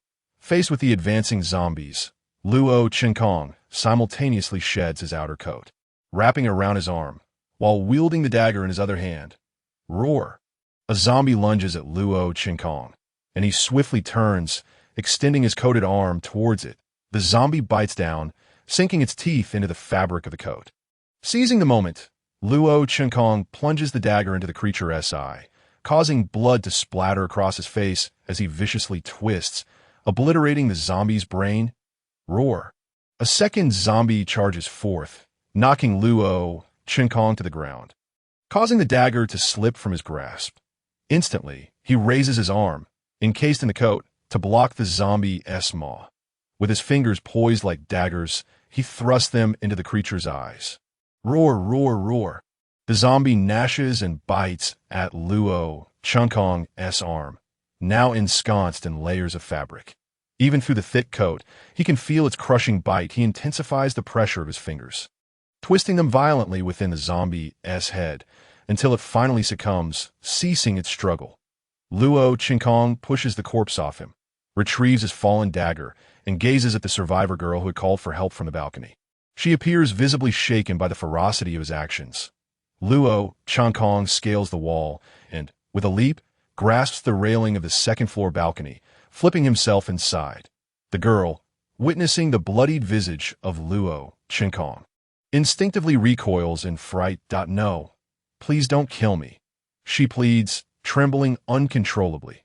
She realizes that her desperate cries nearly cost Luo Qinkong his life, yet her yearning for salvation overwhelms her fear, with blood splattered across his face.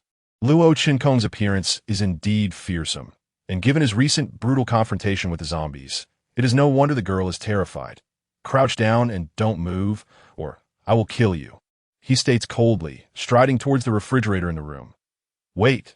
Just as Luo Qinkong steps inside, the girl suddenly rises. He whirls around, a menacing glint in his eyes, and swiftly slashes her throat with the dagger.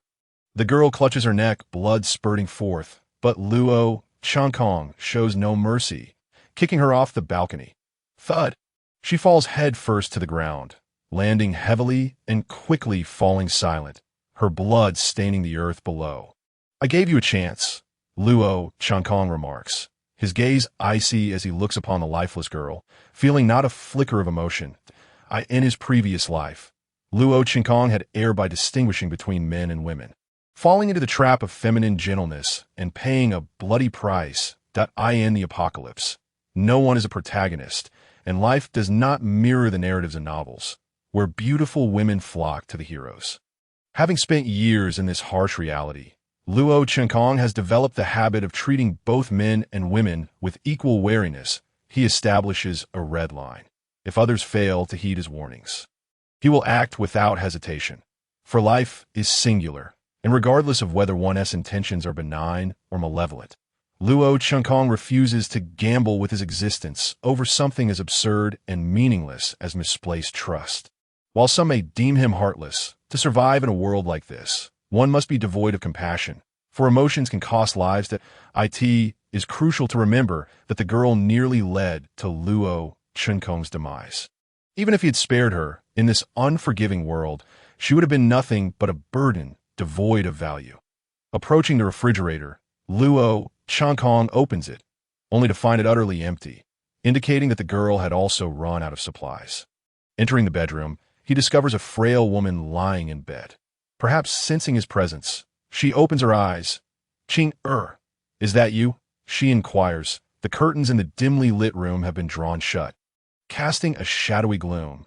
Luo Chunkong moves around the bed, drawing back the curtains to brighten the space. "Andy, can you not see?" he asks. Luo Chunkong gazed at the woman on the bed and inquired, her eyes clouded with a veil of white. "Who are you?" "I'm a friend of Chiener," Luo Chunkong replied, knowingly fabricating the truth, as he was aware that the girl he had just dispatched was named Chiener. "A friend of Chiener, you say? Alas, my vision and legs are impaired, so I'm unable to entertain you," the woman lamented. "I've heard that the town has been rather tumultuous of late, with cries of despair echoing through the streets. Your visit must be quite perilous." Not at all," Luo Chunkong reassured her as he settled beside her on the bed. His gaze fell upon an apple and a fruit knife on the bedside table, which appeared to be the last remnants of sustenance in this place. He picked up the apple and knife, beginning to peel the fruit. "That I believe I just heard something. Where is Chiener?" the woman asked anxiously, her concern for her daughter's safety palpable. "It seems I caught a glimpse of a supply team. She must have gone to gather provisions," Luo Chunkong considered before responding, aware that the woman must have heard the girl's earlier cries and thus could not simply deceive her. "I see. Has the rescue team arrived? It seems that normalcy shall soon be restored, and we need not live in fear any longer," the woman said with a faint smile, her restless heart momentarily calmed. "Auntie, please enjoy the apple," Luo Chunkong offered, placing the peeled fruit into her hands before rising to his feet. "Are you departing? Why not wait for Chiener to return?" "No need," he replied, turning to exit the bedroom and making his way to the kitchen. There, he opened the gas, closed the doors and windows, and without a moment's hesitation, leaped from the balcony. Luo Chunkong felt no regret for eliminating that girl.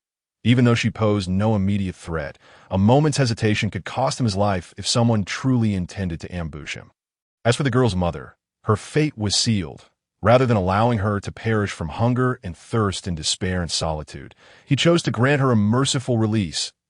In the past, he might have been tormented by guilt over mistakenly taking a life, but the current Luo Chunkong felt no such remorse. The distinctions between good and evil held no significance for him. In the world prior to the apocalypse, one might have considered social dynamics and donned the guise of a benevolent figure.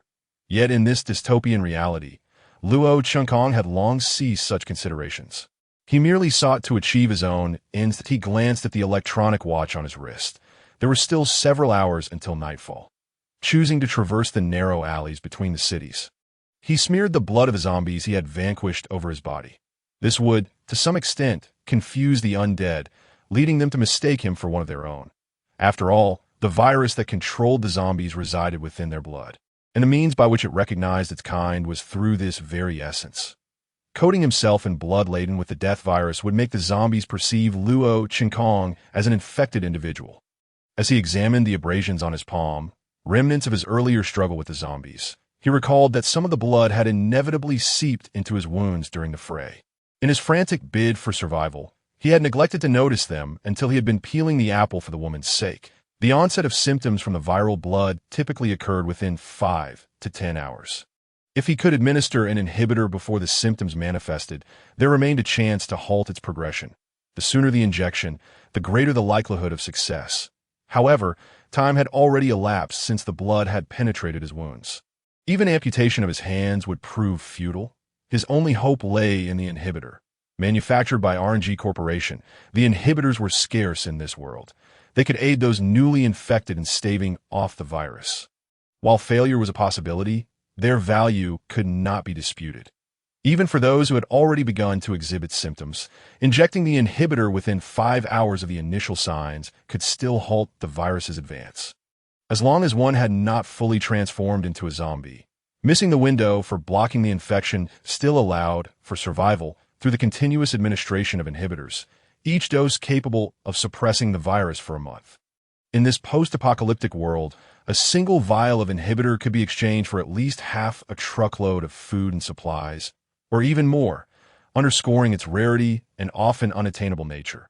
Otherwise, how could Luo Changkong have ended up with only one arm? In the face of his current predicament, most individuals would have succumbed to panic. Yet Luo Changkong remained composed.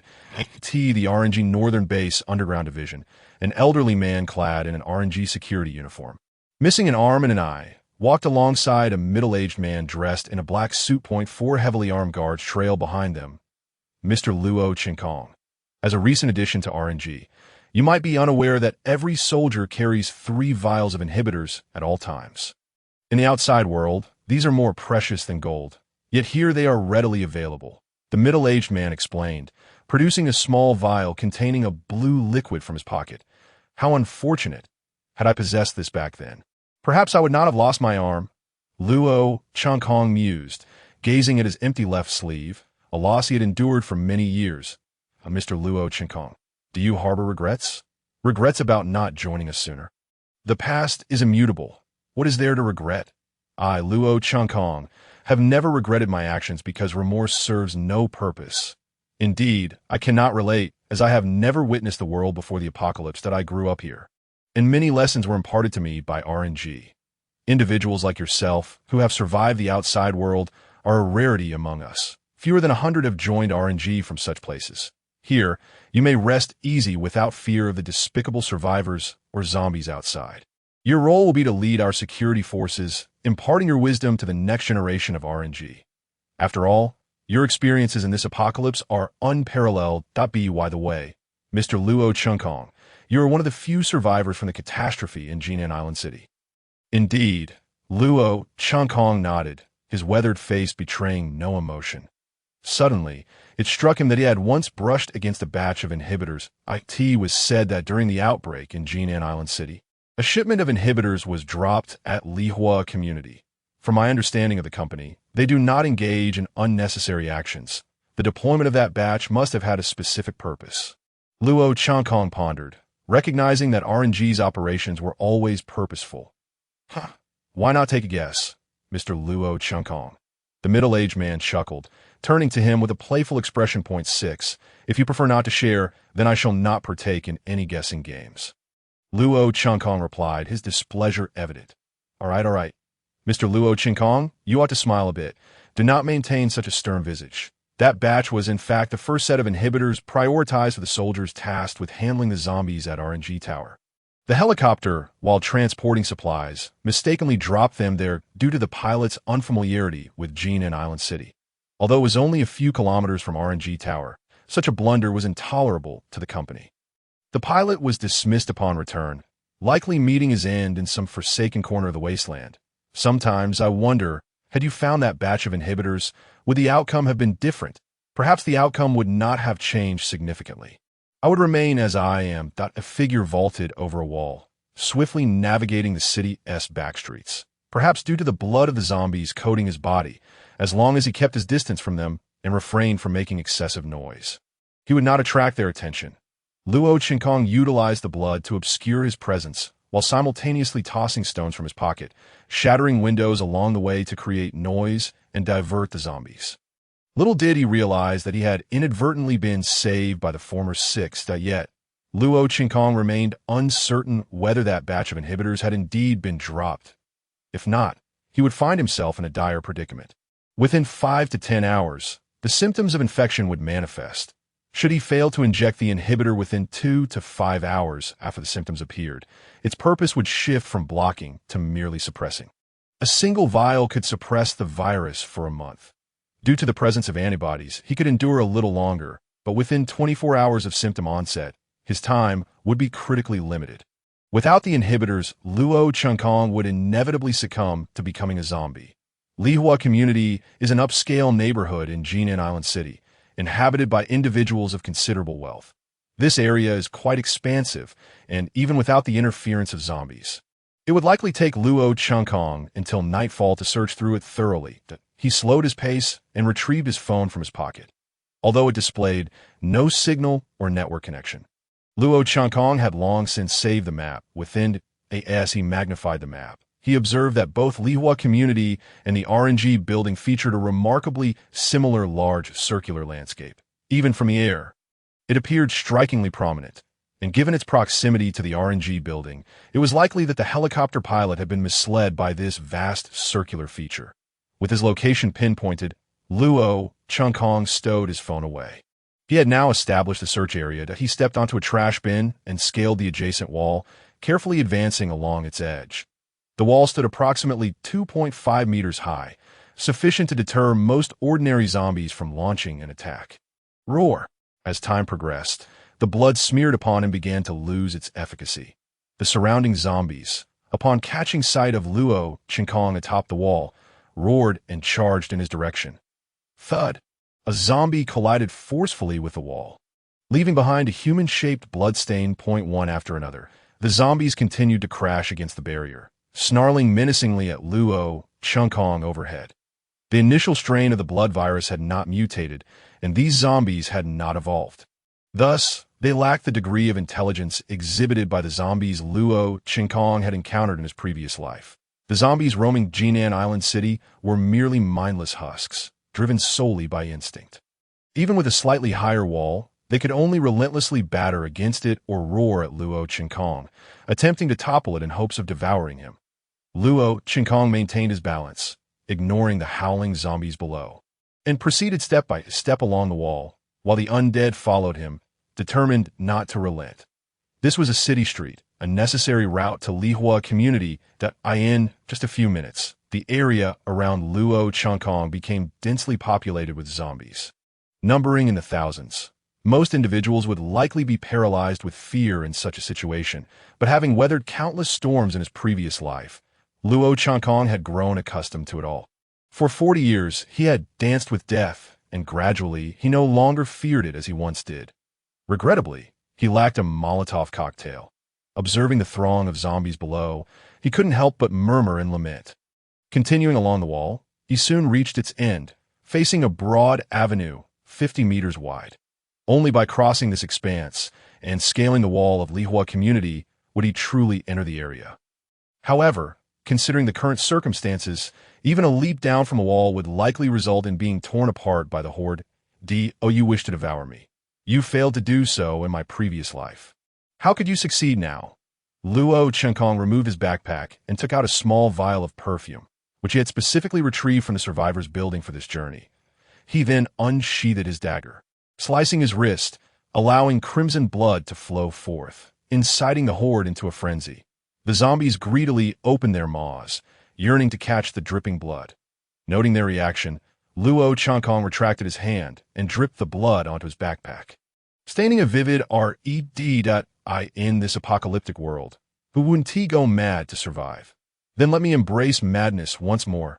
He chuckled, shedding his outer jacket to wrap around his bleeding hand, before spraying the perfume over himself and tossing the bloodied backpack away.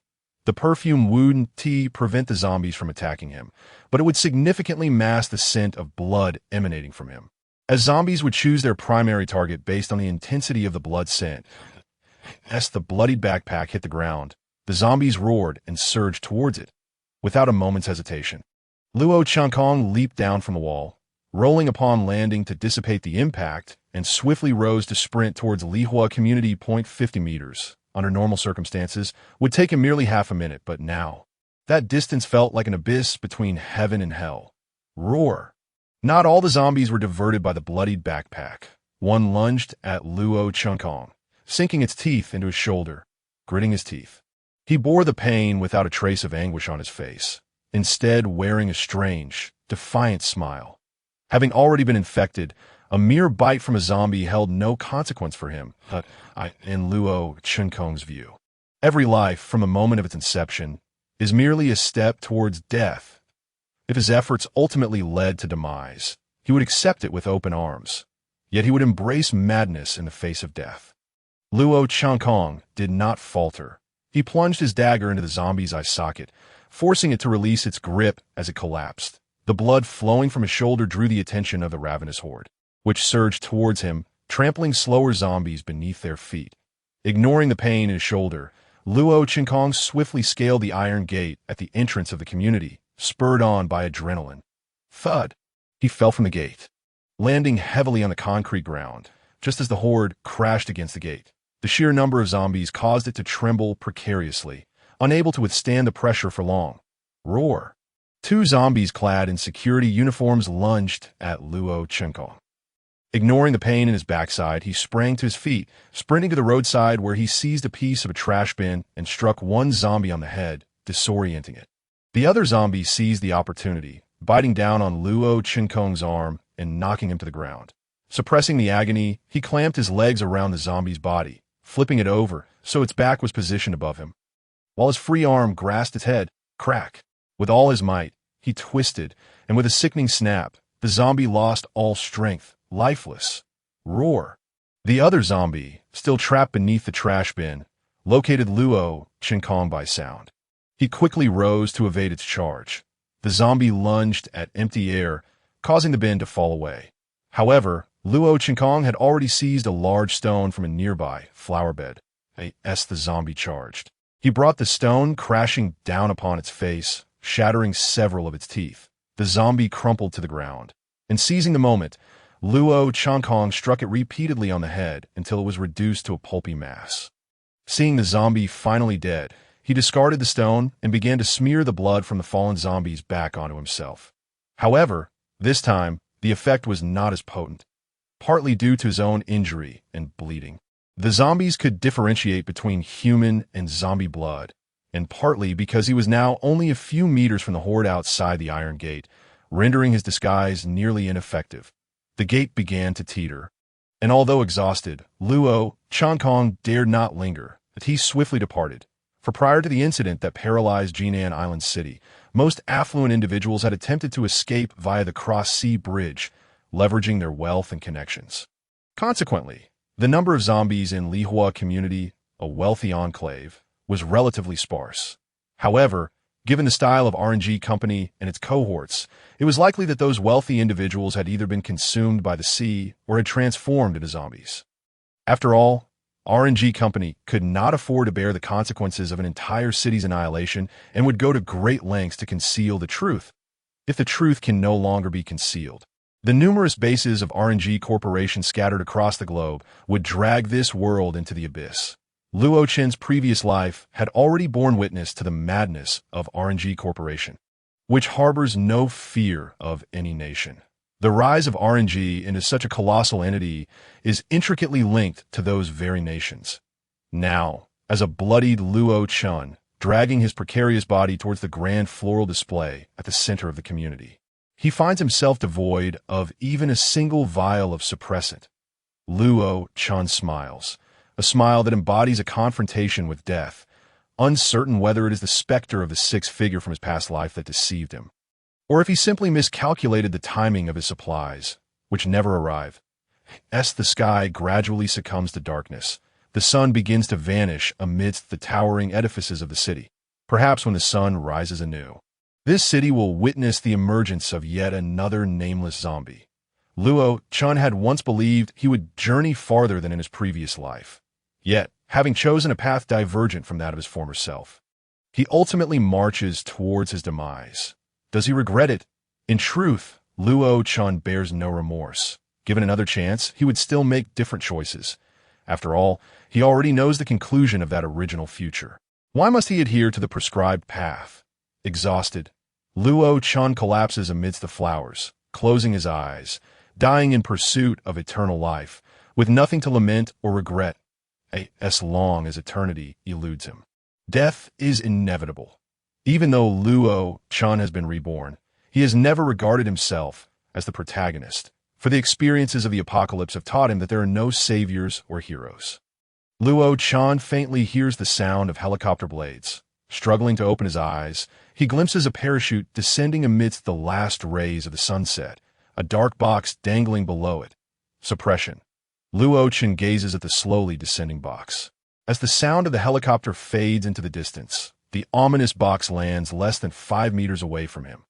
However, at this moment, Luo Chen is unable to utter a sound. His vision has become a haze of white, and his condition is dire.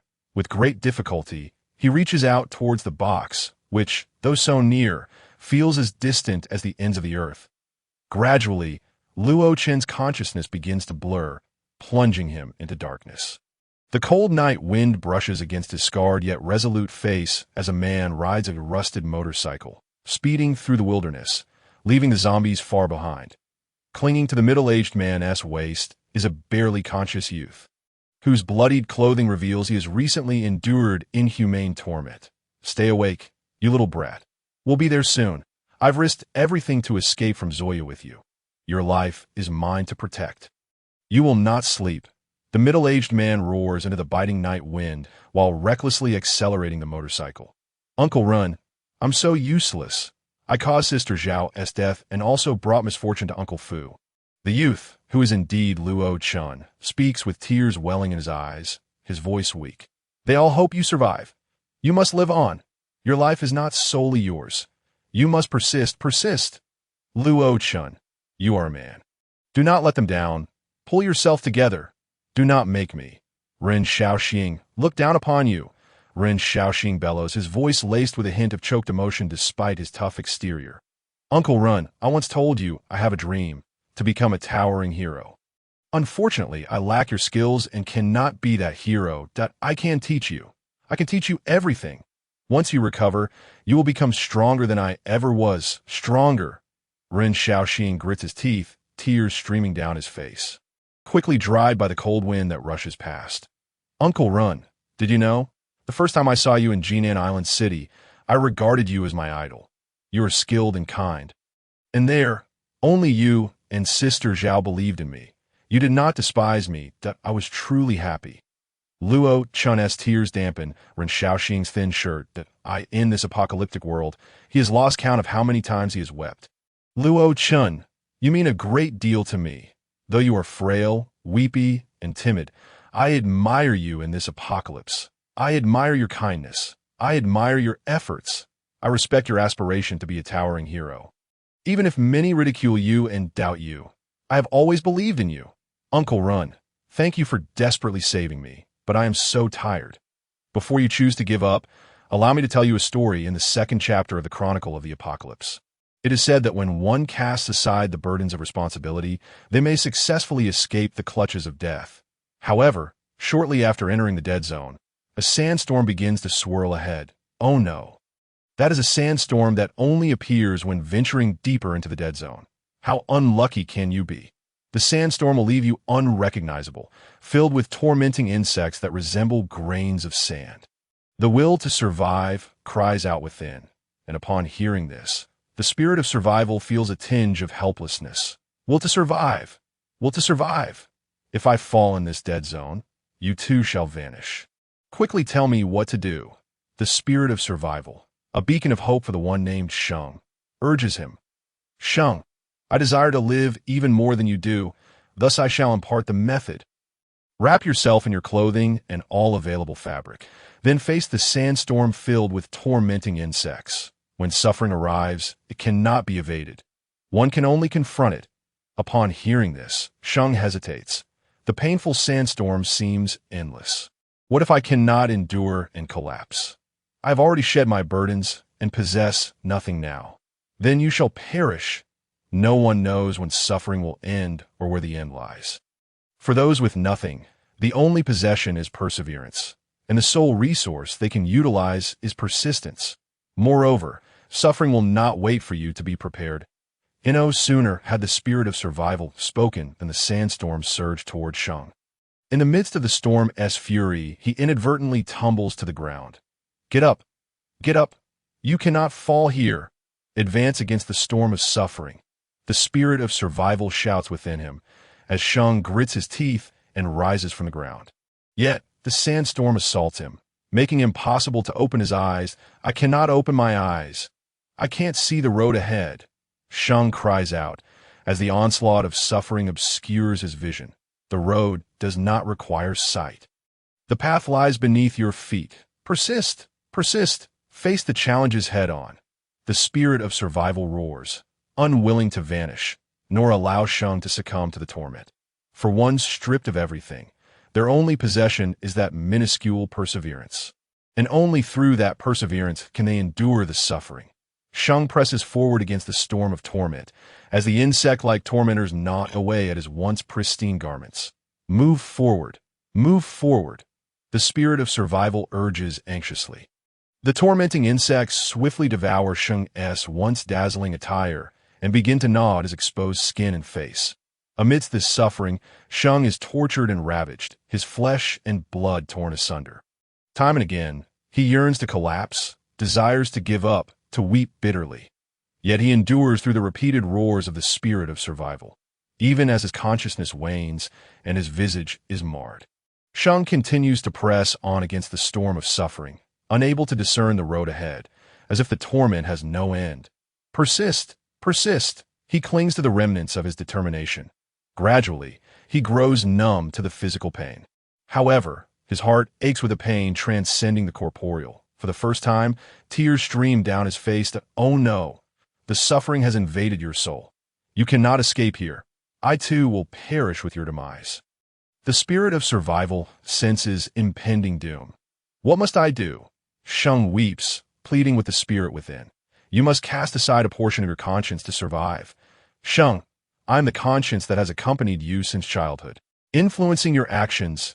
If you forsake me, you shall become a soulless husk. Can you bear to do that? Perhaps upon hearing the spirit of survival's intention to abandon him, conscience immediately interjects. Indeed, conscience has accompanied me since childhood. How can I casually forsake it? Moreover, I do not wish to become a soulless shell. Shang shakes his head, the thought of abandoning his conscience deepening his anguish. Shang, do not fall for conscience's trickery. This is a kidnapping of your will. How many have perished in the dead zone because of it? Conscience will only harm you. Only I can ensure your survival. This path leads to your goal. If you die, you shall lose everything. Shang, Shang, you are a person of noble character. Only with a clear conscience can one truly live as a human being. It is only through possessing a conscience that one can be deemed human. Even in death, one can die with honor, retaining the essence of humanity.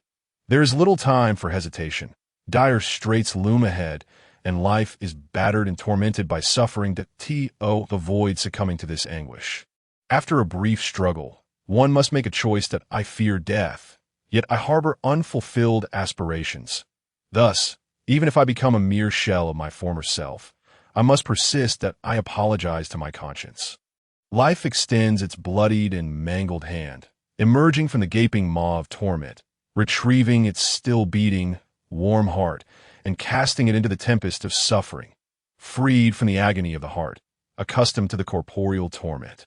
Life no longer feels pain, advancing step by step against the fierce winds, enduring the relentless blows of hardship. That I end that suffering, dignity is stripped away. I end that suffering, flesh is torn, and features are unrecognizable. I end that suffering. The initial conscience is discarded. Yet he persists, even as the loss of conscience renders his eyes devoid of spirit, and the torment of suffering numbs him. Confronted with what seems an endless array of suffering, he can only continue to move forward. Amidst the howling sandstorm, life struggles to glimpse a faint glimmer ahead, a minuscule point of light, seemingly on the verge of being engulfed by the storm. Life, that is hope. Perseverance is the legs that carry us. Hope is the guiding direction. Only by embracing both hope and perseverance can one navigate through suffering. Hurry and seize it. Grasp that hope. The instinct for survival cries out. Life gazes at that point of light, and the vacant eyes gradually regain clarity. Battling against the storm of hardship, life chases after it, extending its bloodied hand toward hope. Hope lies just ahead, so close. So close, just a little closer. The pallid figure of Luo Changkong crawls toward the dark box, extending a trembling hand. Luo Changkong has lost everything: friends, family, love, even his conscience and humanity. All that remains for him is perseverance and hope. Perseverance is the indomitable legs, and hope is the direction no longer shrouded in confusion. He must grasp that hope, for it is an essential element on his path to immortality. Click! The dark box creaks open, revealing neatly arranged green vials before Luo Changkong. That he extends his bloodied, trembling hand to seize one of the vials. He has grasped hope. However, at that moment, a sharp pain strikes the back of his head, and the vial slips from his grasp, shattering on the ground. Captain, we have an infected. A dark gun barrel is aimed at the back of Luo Changkong's head. With great difficulty, he opens his eyes to find himself surrounded by a group of mercenaries. Infected, it seems there is still a chance. The leading soldier picks up the fallen suppressant. Though the individual is masked, rendering their features indistinguishable, that voice is all too familiar. Captain, this is against protocol. Lives are at stake. The leading soldier hesitates no longer, injecting the suppressant into Luo Changkong's body. Little did he expect to see this person again. Luo Changkong muses inwardly, and then he loses consciousness. That day marked the closest I had come to death. In the murky darkness of my fading awareness, I vaguely hear the cries of a man named Run Shaoxing. But surely, that must be an illusion. How could that man cry? My fleeting life flashed before me like a movie, as if I could hear voices calling out, urging me to survive. Survive. How much longer will you sleep? A familiar voice emerges, and the first rays of sunlight pierce through the darkness. Luo Changkong opens his eyes. He has been saved. Captain, injecting the suppressant into civilians does not comply with regulations. Xiao Tian, you must understand one thing. Although we are mercenaries working for RNG Corporation, we cannot lose our humanity. That IT is merely a vial of suppressant. It is hardly a difficult matter.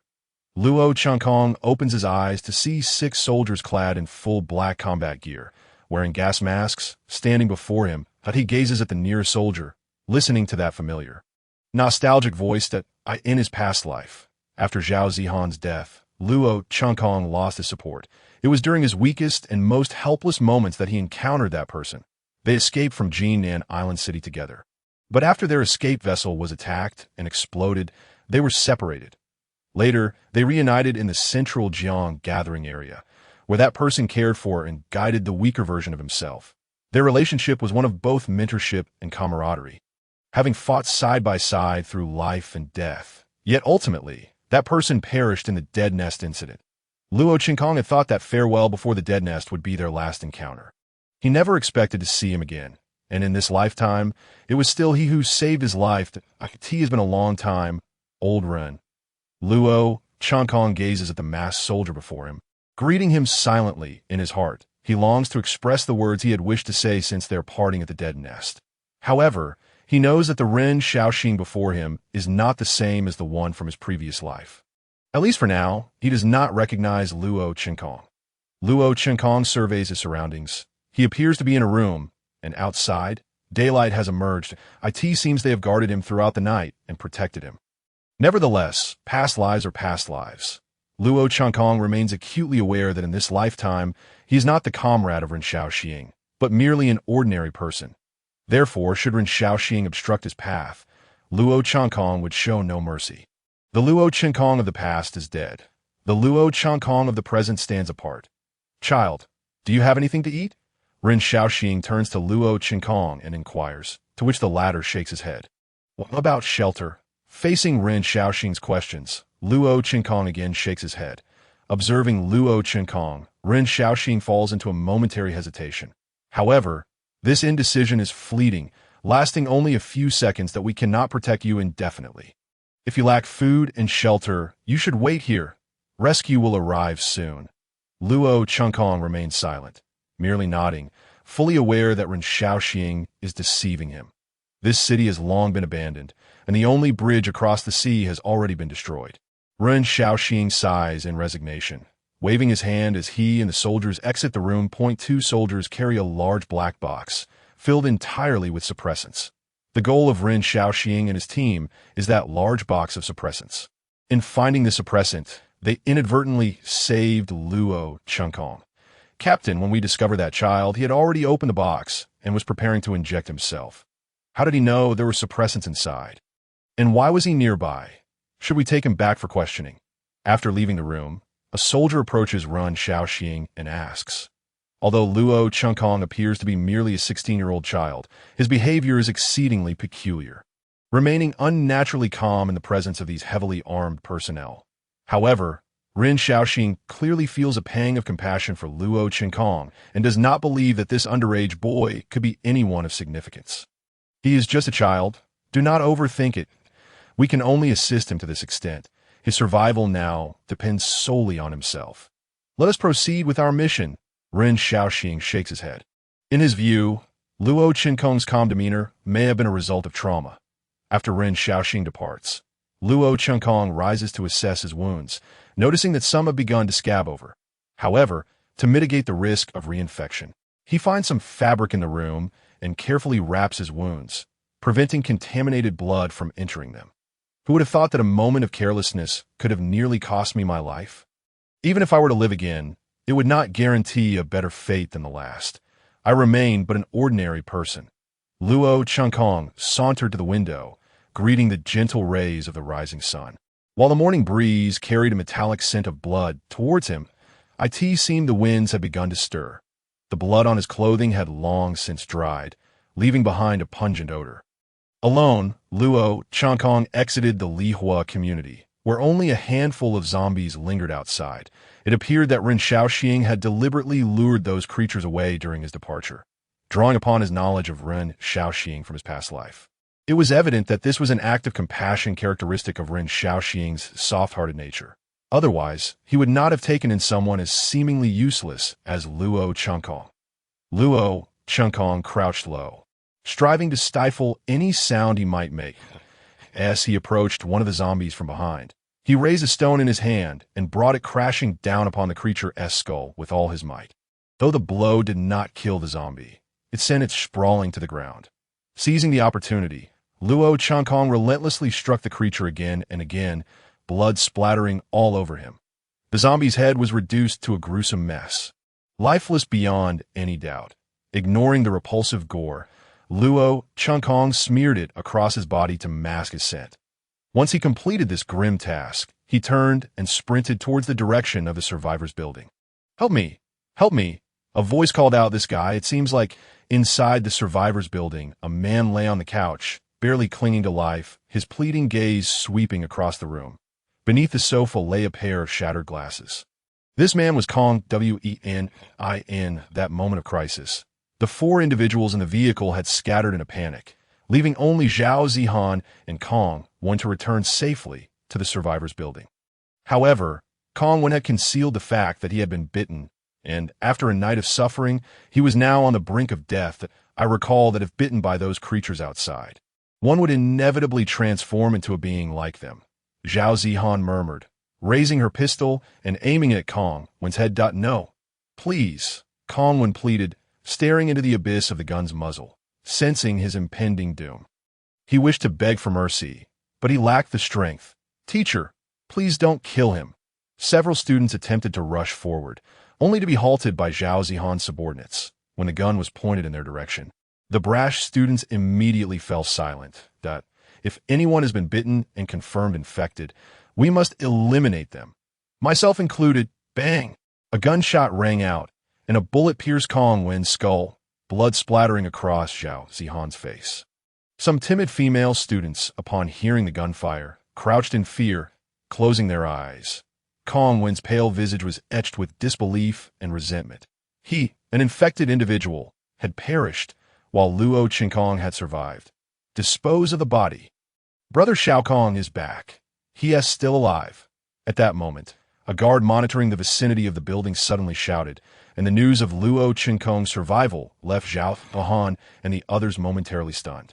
Yet there are still zombies lingering outside. What are you waiting for? Quickly go and assist him, Zhao Zihan commanded, and those around her sprang into action. Dragging his blood-soaked body, Luo Chengkong felt a slight relief upon spotting the approaching vehicles. Yet this moment of respite brought forth a wave of aches and pains throughout his body.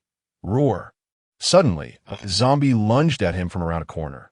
Luo Chengkong, noticing its approach, feigned terror and collapsed onto the ground.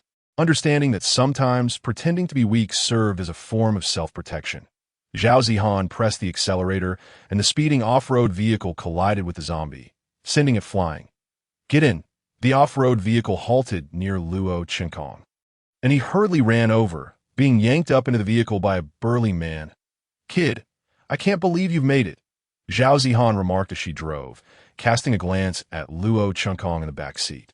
She was genuinely surprised that he had survived the onslaught of zombies. "Hey." Luo Qinkong feigned a dazed expression, as any normal person would likely carry the trauma of such an experience after spending a night being chased by zombies. Displaying calmness would have seemed unnatural. "You must have been terrified. Just rest when we get back," Zhao Zihan sighed. Luo Qinkong was escorted to the survivors' building. Upon reaching the floor where everyone gathered through the underground garage, he found a crowd waiting eagerly at the elevator doors. Upon his arrival, they flocked toward him, showering him with concern. A cold smile crept across Luo Qinkong's face. The treatment he received now was a stark contrast to his previous life. Back then, he was merely seen as a fraud and a thief, with even Zhao Weipeng doubting his words. Only Ren Xiaoxing and Zhao Zihan had believed in him amidst the chaos of Jin and Island City. "Zhao Jia, what about the teacher?" Luo Qinkong inquired about Kongwen's fate. In truth, he was indifferent to whether Kongwen lived or died. Yet as a student, he felt compelled to ask. Failing to do so would seem heartless. "He was infected," Zhao Zihan replied tersely, directing him toward the sofa. Pushing through the crowd, Luo Qinkong ran toward the direction Zhao Zihan had indicated, only to find Kongwen's lifeless body. He's really dead. Luo Qinkong feigned sorrow, though he felt no genuine concern. Zhao Zihan ordered Kongwen's corpse to be discarded alongside the other cleaned-up zombie remains, all set ablaze until nothing but ashes remained. Even from the upper floors of the building, Luo Qinkong could smell the acrid scent of charred flesh that he covered in blood. How can you ensure he won't be infected? Just as Luo Qinkong took a moment to rest, a boy of similar age suddenly leaped forth, shouting. This boy was a classmate of Luo Qinkong's, yet due to his insignificance and the passage of time, Luo Qinkong could not recall his name. Indeed, what if he is hiding something? We must check. With the boy stepping forward, a few others joined him, while the majority chose to remain passive observers, covered in the blood of the slain, coupled with the group's anxiety over the unknown virus. All eyes turned toward Luo Qinkong. "I was indeed bitten, but it was by a survivor. I have no idea if he was infected, and regardless, he is dead now." Luo Qinkong was aware that if he removed his clothing, the wounds would reveal the truth. Fortunately, he stripped off his shirt, exposing his injuries for all to see. Everyone beheld the gaping tear on his shoulder, where flesh had been ripped away, though it had ceased bleeding. The clear bite marks were evident. This wound had been inflicted when Luo Qinkong entered the Lihua community. At that point, he had already been infected, so it was merely an addition to his injuries.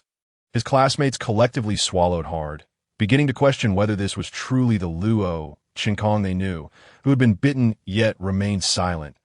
"He has been bitten. He has been bitten. Get rid of him. Get rid of him." A male student pointed at Luo Qinkong, his cries causing some in the survivors' building to furrow their brows, as their impression of Luo Qinkong had been relatively positive. Luo Qinkong calmly regarded the shouting student, whose name he had long since forgotten.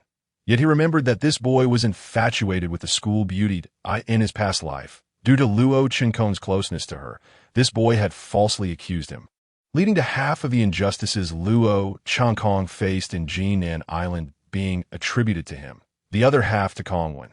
Perhaps it was the numbness from the trials of his previous life, or simply that this boy seemed insignificant in Luo Qinkong's eyes. He could not recall the student's name at all. "If you doubt me, feel free to confine me," Luo Qinkong said again, knowing that as long as he exhibited no symptoms, he could dismiss any notion of being infected. "I will arrange for someone to keep an eye on you. Should any symptoms arise, we shall have no choice but to eliminate you. Xiaokong, I hope you understand." Zhao Zihan turned to Luo Qinkong and spoke, while Luo Qinkong responded with a radiant smile. "I understand. After all, it is all for the safety of everyone." Zhao Zihan nodded, and with a wave of her hand, two subordinates assisted Luo Qinkong down. Why? Why did you eliminate the teacher just because he was bitten? Why is that worthless individual treated with such leniency? Upon witnessing the stark contrast in treatment between Luo Chenkong and Kong Wan, the leading male student could no longer contain his agitation and shouted, "Why? Because we cannot mistakenly harm an innocent person." No one saw him being bitten, nor did he exhibit any symptoms.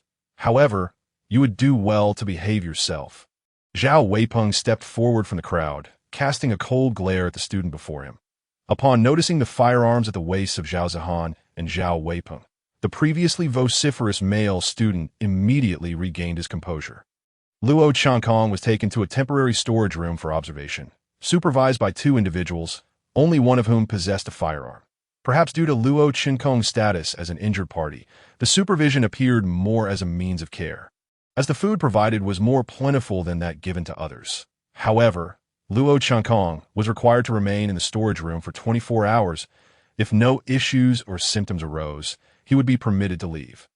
Luo Chenkong simply found a spot and lay down to rest, quickly falling into a deep slumber. For him, 24 hours did not seem excessively long. During this time, he exhibited no symptoms, which was indeed good news for him, signifying that the virus had been successfully contained. In truth, upon entering the storage room, Luo Chenkong had already mentally prepared himself.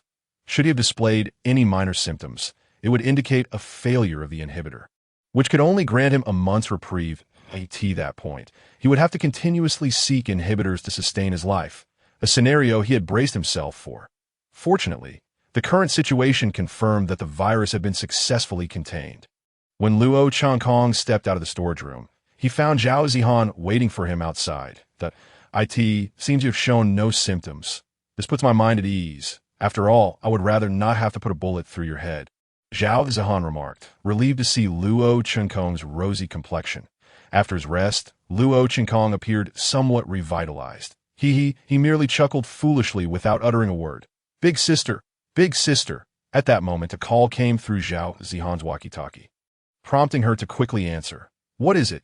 "During our search for supplies in the vicinity, we discovered a survivor girl. Our food reserves are quite limited. What do you suggest?" "Bring her back."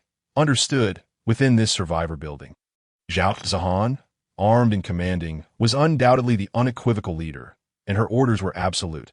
Fortunately, she was a person of integrity. After bidding farewell to Zhao Zihan, Luo Chenkong sought out the craftsman Huang Lingdong, who had crafted a hidden blade for him according to the blueprints provided. I utilized the dagger for the welding and installed a spring mechanism, allowing it to extend and retract seamlessly for concealment. The wristband is made from lightweight materials, Huang Lingdong explained as he handed the hidden blade to Luo Chenkong, which resembled an ordinary wristband at first glance, with a concealed blade sheath extending 20 centimeters in the back. Luo Chenkong fastened the wristband around his wrist and, with a swift motion, activated the spring, causing the blade to spring forth from its sheath. Satisfied with the gleaming blade on his forearm, he nodded in approval. Retract it. Simply rotate the central ring. Turning it in the opposite direction will propel the blade out. The design is truly ingenious, far beyond my expectations, Luo Chenkong remarked with a smile, gradually retracting the blade by twisting the central ring before donning his jacket to conceal the hidden weapon. Just then, the sound of the garage door rolled open, and sunlight streamed in as the supply-seeking convoy returned. The food they brought was sufficient to sustain the inhabitants of the building for some time. As the entire convoy entered, the garage door slowly closed, and the personnel disembarked from the vehicles to begin unloading supplies. This search had been conducted around the building, and thanks to the reinforced modifications to the vehicles, there were no casualties, and they had even returned with a survivor. Luo Chenkong observed a girl of around 16, dressed in a red dress, being assisted down from the vehicle, cradling an urn in her arms. Upon seeing her, Luo Chenkong furrowed his brow. He did not recall any girl carrying an urn joining the survivor building in his previous life. She was quite beautiful, a striking young woman, and certainly not ordinary. If he had encountered her in his past, he would not have overlooked her. Luo Chenkong speculated that the course of history had shifted, resulting in the appearance of individuals who should not have been present. The girl, noticing Luo Chenkong's gaze, nodded in his direction to exercise caution. He approached her. "Hello. My name is Luo Changkong. He offered a sunny smile and extended his hand, while she, struggling to hold the urn, managed to extend a hand in return. As their hands met, Luo Changkong felt a wave of wariness wash over him. The girl's hands bore calluses, but not from writing. The location of the calluses suggested she was accustomed to wielding firearms and close combat weapons. However, the girl exhibited no wariness towards Luo Changkong, as his hands bore no such marks. Allow me to carry that for you, Luo Changkong suggested, reaching for the urn, but the girl stopped him. This is my mother's ashes. I can manage it myself, she insisted, clutching the urn tightly. What is your name? Me. I am Lu Yuan, the girl replied timidly, her delicate demeanor evoking a sense of protectiveness. Yet Luo Changkong had long since developed immunity to such sentiments. He rifled through his memories, realizing he had never encountered this individual in his former life. Nor had he heard of her. You've had a difficult time on your own. You're not the only one who has lost your parents. Why don't you take her up? A subordinate suggested, glancing at Luo Changkong and Lu Yuan, but was met with a resounding slap from Zhao Zihan, who had approached swiftly. What was that for? Big sister, what you said sounded rather insulting. Focus on your work and refrain from unnecessary chatter. Zhao Zihan kicked the subordinate away, prompting him to retreat in embarrassment. Pay them no mind. They tend to be like that. Zhao Jie may be a bit fierce, but she has a good heart, Luo Changkong remarked with a smile as he led Lu Yuan to the elevator. So, what happened to your parents? As they stepped into the elevator, Lu Yuan suddenly inquired, Why parents? My father is a scoundrel. I grew up under his shadow, enduring many beatings. As for my mother, she was indifferent to it all. When I was very young, she left home with my younger sister. Thus, I began to fend for myself. Perhaps they have already perished, Luo Changkong sighed, memories of a painful past flooding his mind. In his previous life, he had found his mother and sister, yet both had betrayed him. His father, Luo Ming, had pushed Luo Changkong into a horde of corpses to save himself, later deceiving Luo Changkong into parting with his precious inhibitors, leaving him to witness the death of the girl he cared for most. His mother and sister, during the calamity of the world, had been found by him when he endeavored to protect them, ensuring they had enough to eat and wear, even as he faced danger daily, absorbing all risks for their sake. Yet, ultimately, his mother chose his sister over him, regarding him as a stranger. In the end, his sister, faced with death, chose to strike Luo Changkong down to secure her own survival. In the desolation of his previous life, Luo Changkong had poured his hopes and kindness into them. Yet they trampled on those hopes and kindness as if they were mere refuse. Had they offered Luo Changkong even a modicum of warmth or hope, he might not have become the person he was today. In this life, Luo Changkong cared only for himself. The fates of his family, including Luo Ming, were of no consequence to him. He shall not stumble twice in the same place. It appears we are of the same ilk, Lu Yuan remarked with a faint smile at the side of Luo Changkong. Of the same ilk? Indeed, those who are unloved by others. Lu Yuan fixed her gaze upon Luo Changkong. And though both exchanged smiles, Luo Changkong was acutely aware that Lu Yuan was a perilous individual. As for whether Lu Yuan discerned anything about Luo Changkong, he could not tell. At least he believed he had not revealed any vulnerabilities.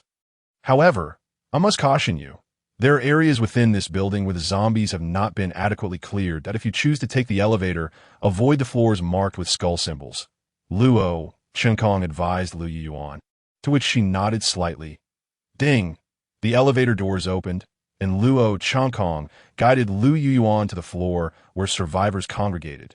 Xiao Kong, this young lady beside you must be the one you recently rescued. She is truly charming. Upon exiting the elevator, Luo Changkong encountered a woman accompanied by a 6-year-old child. This woman had been the building's cleaning lady before the incident in Jingdao City. She had fortuitously passed by while picking up her child from school when a calamity struck. Seeking refuge in the building. In a previous life, when disaster first unfolded, only Zhao Weipeng and a handful of employees, along with other survivors, occupied the building. Later, Zhao Zihan arrived with others to search for Zhao Weipeng, gradually clearing the area of zombies and establishing a stronghold. Eventually, Luo Changkong and his companions arrived. However, in that past life, This cleaning lady and her child met their demise in the final explosion of a cargo ship. Yes, her name is Lu Yuan. Luo Chenkong introduced the young lady beside him. Oh, Xiao Kong. This fresh face isn't your girlfriend, is she? A jovial uncle approached, exuding the warmth of an elder, while teasing. No. Luo Chenkong hastily clarified, feigning a flustered demeanor. In truth, his mental fortitude had long since matured. It seems I hit the nail on the head. Keep it up. The uncle laughed heartily and turned to leave, reveling in the amusement. Do not mind them. They're simply like that. Luo Chenkong apologized to Lu Yuan, feeling a mix of tension and regret. After years of acting in the apocalypse, he had become quite the performer. Though Lu Yuan was also concealing her true self, Luo Chenkong perceived too many inconsistencies that I am not at all concerned. Lu Yuan replied nonchalantly, already considering Luo Chenkong as a naive youth to be exploited. Xiao Kong, could you assist me in delivering something? Apologies, Uncle Jean, that I must help her settle in. Luo Chenkong pointed to Lu Yuan, and the elder, sensing the situation, tactfully withdrew. As they traversed the building, survivors greeted Luo Chenkong warmly. Not only because he had brought the medicine during his first visit, but also due to his willingness to lend a hand with small tasks that, in their eyes, Luo Chenkong was a bright, sunny boy. Amidst this apocalypse, they found hope in his optimism and cheerfulness. You are quite popular here. Lu Yuan expressed surprise at Luo Chenkong's warm reception. Not entirely. Lu Yuan gazed along Luo Chenkong's line of sight, noticing a group of boys in school uniforms glaring at him with hostility. Why do they despise you so? Lu Yuan inquired, observing their hateful glances as if they wished to consume Luo Chenkong whole. Because someone they could easily bully has now risen above them. Luo Chenkong replied with a smile. If not for their fear of Zhao Zihan's power, they would likely have acted long ago. Do they often torment you? I, too, have faced bullying, but those who wrong me ultimately paid the price, Lu Yuan remarked with a slight smile. Our space here is limited. Ahead are the women's quarters. In a moment, I shall fetch you a blanket. You can find a place to spread out? All right. Lu Yuan nodded, and after Luo Chenkong finished his instructions, he turned to retrieve the blanket. The building featured a temporary bathhouse, with water supplied directly from faucets via pipes. Though somewhat chilly, it was a compromise they had to accept. Initially, there might have been complaints, but reality soon tempered their expectations. Men and women bathed at entirely different times. And to prevent any misconduct, Zhao Zihan stationed guards at the entrances. Given the extraordinary circumstances, it was prudent to guard against any untoward actions. Holding the blanket, Luo Chenkong watched as Lu Yuan entered the temporary bathhouse. Realizing his opportunity had arrived, Xiao Kong, ahead is the women's living area. Men are not allowed to enter freely. Just as Luo Chenkong approached that section, two of Zhao Zihan's subordinates blocked his path. I am here to spread a blanket for the new arrival today. This task was initially assigned to Aunt Zhang, but she has gone downstairs with her child and lacks the time. Hey kid, are you interested in that girl? Otherwise, why such enthusiasm? One of the robust men quipped. You caught me, Luo Chenkong readily admitted, hoping to blend in. All right, I'll grant you this opportunity, the man named Liang said. Thank you. Liang Gu. Luo Chenkong smiled and, blanket in hand, proceeded toward the women's area. Due to privacy concerns, the surveillance in this section had been dismantled, with only a handful of women residing in the building, and all of them currently in the bathhouse. The area was virtually deserted. Luo Chenkong quickly spotted the urn Lu Yuan had been clutching, yet he refrained from opening it immediately, opting instead to observe carefully. Dismissing the craftsmanship as trivial, Luo Chenkong scoffed at the sight of a hair wedge between the urn seams, likely placed there by Lu Yuan before her bath. If anyone were to open the urn, that hair would inevitably fall to the ground. The more cautious Lu Yuan was, the more Luo Chenkong became suspicious. Luo Chenkong unlatched the urn's clasps and took out a chopstick from his pocket, probing the white ashes within, but found nothing of note. Strange, he muttered, lifting the urn. Though it was wooden, its weight felt oddly substantial. He retrieved a plastic bag from his pocket and carefully poured the ashes into it, soon discovering a hidden compartment within. So there is more than meets the eye, Luo Chenkong mused as he opened the compartment to reveal a sleek, black silenced handgun. This was the M11 Assassin pistol manufactured by RNG's Overseas Islands Industrial Company. Chambered for 11mm rounds with a capacity of 10, known for its reliable performance. Luo Qinkong examined the M11 Assassin. While he had suspected a firearm might be hidden within, acquiring one now was immensely beneficial for him. He tucked the pistol away, then took some iron weights from his pocket and placed them into the compartment to prevent any noise from clanging. He filled the gaps with the ashes, after closing the compartment lid and returning the ashes to their place. He discreetly replaced the hair and blew away any remaining traces. Once he confirmed there were no issues, Luo Qinkong spread the blanket and exited the area, after leaving the women's quarters. Luo Qinkong began to piece together Lu Yuan's identity. For someone as young as she, working for RNG suggested a singular origin, a place known only to a select few, rife with sin and slaughter, the Island of Death. In his previous life, Luo Qinkong first learned of that place through Zoya, who was one of its instructors. Later, when an older Luo Qinkong joined RNG's northern base as the head of security, he gained a deeper understanding of the Island of Death. If the White Knight team constituted RNG's specialized security, tasked with protection, escorting, and managing emergencies, then the inhabitants of Death Island are akin to the ruthless blades of RNG, specializing in assassination and intelligence work. Under the guise of philanthropy, RNG gathers a multitude of orphans each year, subjecting these impressionable children to concentrated training on a desolate island. The nature of this training, which Luo Qinkong had the unfortunate privilege of witnessing, is exceedingly brutal. The survival rate is a stark one. Only 1 out of every 100 orphans endures. This rate is fixed and cannot exceed this number. And to achieve this singular survival, internecine slaughter is not uncommon. Upon completing the selection process, RNG subjects the surviving orphans to systematic training, cultivating them into the most loyal and formidable soldiers, while employing various methods of control. Those who emerge from Death Island often appear normal on the surface, yet each is akin to a lunatic in their essence. However, the apocalypse resembles a vast Death Island. Who can remain sane? Luo Qinkong himself had previously succumbed to madness during the cataclysm of his former life, yet his insanity was fundamentally different from theirs. Lu Yuan emerged from her bath and promptly went to inspect her urn. Finding the hair she had placed atop it still in its rightful position, she glanced at the neatly made bed beside the urn, deep in contemplation. After a brief moment of reflection, Lu Yuan untied her towel, donned her clothing, and, cradling the urn, departed the women's quarters. Just as she exited, she noticed Luo Qinkong seated by the window, surrounded by 3 children who were raptly listening to his storytelling. Lu Yuan chose not to disturb him, but quietly approached his side.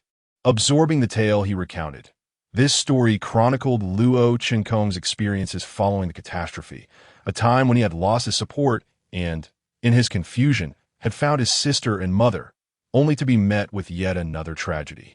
Reflecting on his past life, it appeared to be a continuous tragedy, simply because he was an inconsequential figure, and in the face of the apocalypse, such figures are inherently tragic. Luo Qinkong referred to the protagonist of his story as Old Fox, a moniker he had acquired during his aimless wanderings in his previous life. What became of Old Fox afterward, Brother Luo? A child asked, wiping away tears. The mere hearing of the story brought them discomfort, for tales do not always bear sweetness. Well, Luo Qinkong lifted his gaze and smiled faintly. The suffering made him stronger. Brother Luo, please tell me what happened next, a little girl implored, tugging at his sleeve. Luo Qinkong reached out, affectionately ruffling her hair. You all should get some rest. The elder sister and I have matters to attend to. He glanced at Lu Yuan, offering her a subtle smile. The children, after exchanging glances between Luo Qinkong and Lu Yuan, reluctantly departed, heading off to sleep. Is it truly appropriate to share such stories with children? Lu Yuan pondered, having listened to the entirety of Luo Qinkong's tale, which was a tragic narrative of betrayal by loved ones. Yet it imparted a strikingly authentic sensation, the details resonating as if they were Luo Qinkong's own lived experiences. What do you think of my story? Luo Qinkong inquired with a smile. The protagonist was foolish. Once betrayal occurs, a second is inevitable. Ultimately, he was gravely injured, falling into the icy depths of a ravine, with his fate uncertain. In the end, it was merely self-indulgence. Lu Yuan critiqued mercilessly, unaware that she was disparaging Luo Changkong of his past life. Huh. Yes. Yes. Indeed. Luo Changkong laughed heartily, unreservedly mocking his own naivety and folly of that time. However, there were certain aspects of his past self that he could not ridicule, specifically the persistence, sacrifices, and dreams he had once held dearly. By the way, you are quite the storyteller. They say those who have experienced much are adept at weaving tales. Surely, you haven't undergone all that. Perhaps, Luo Changkong replied evasively, not directly addressing Lu Yuan's inquiry, knowing she could never fathom that he was a reincarnate. Setting that aside, did you prepare my bed? Lu Yuan inquired, fixing her gaze upon Luo Changkong.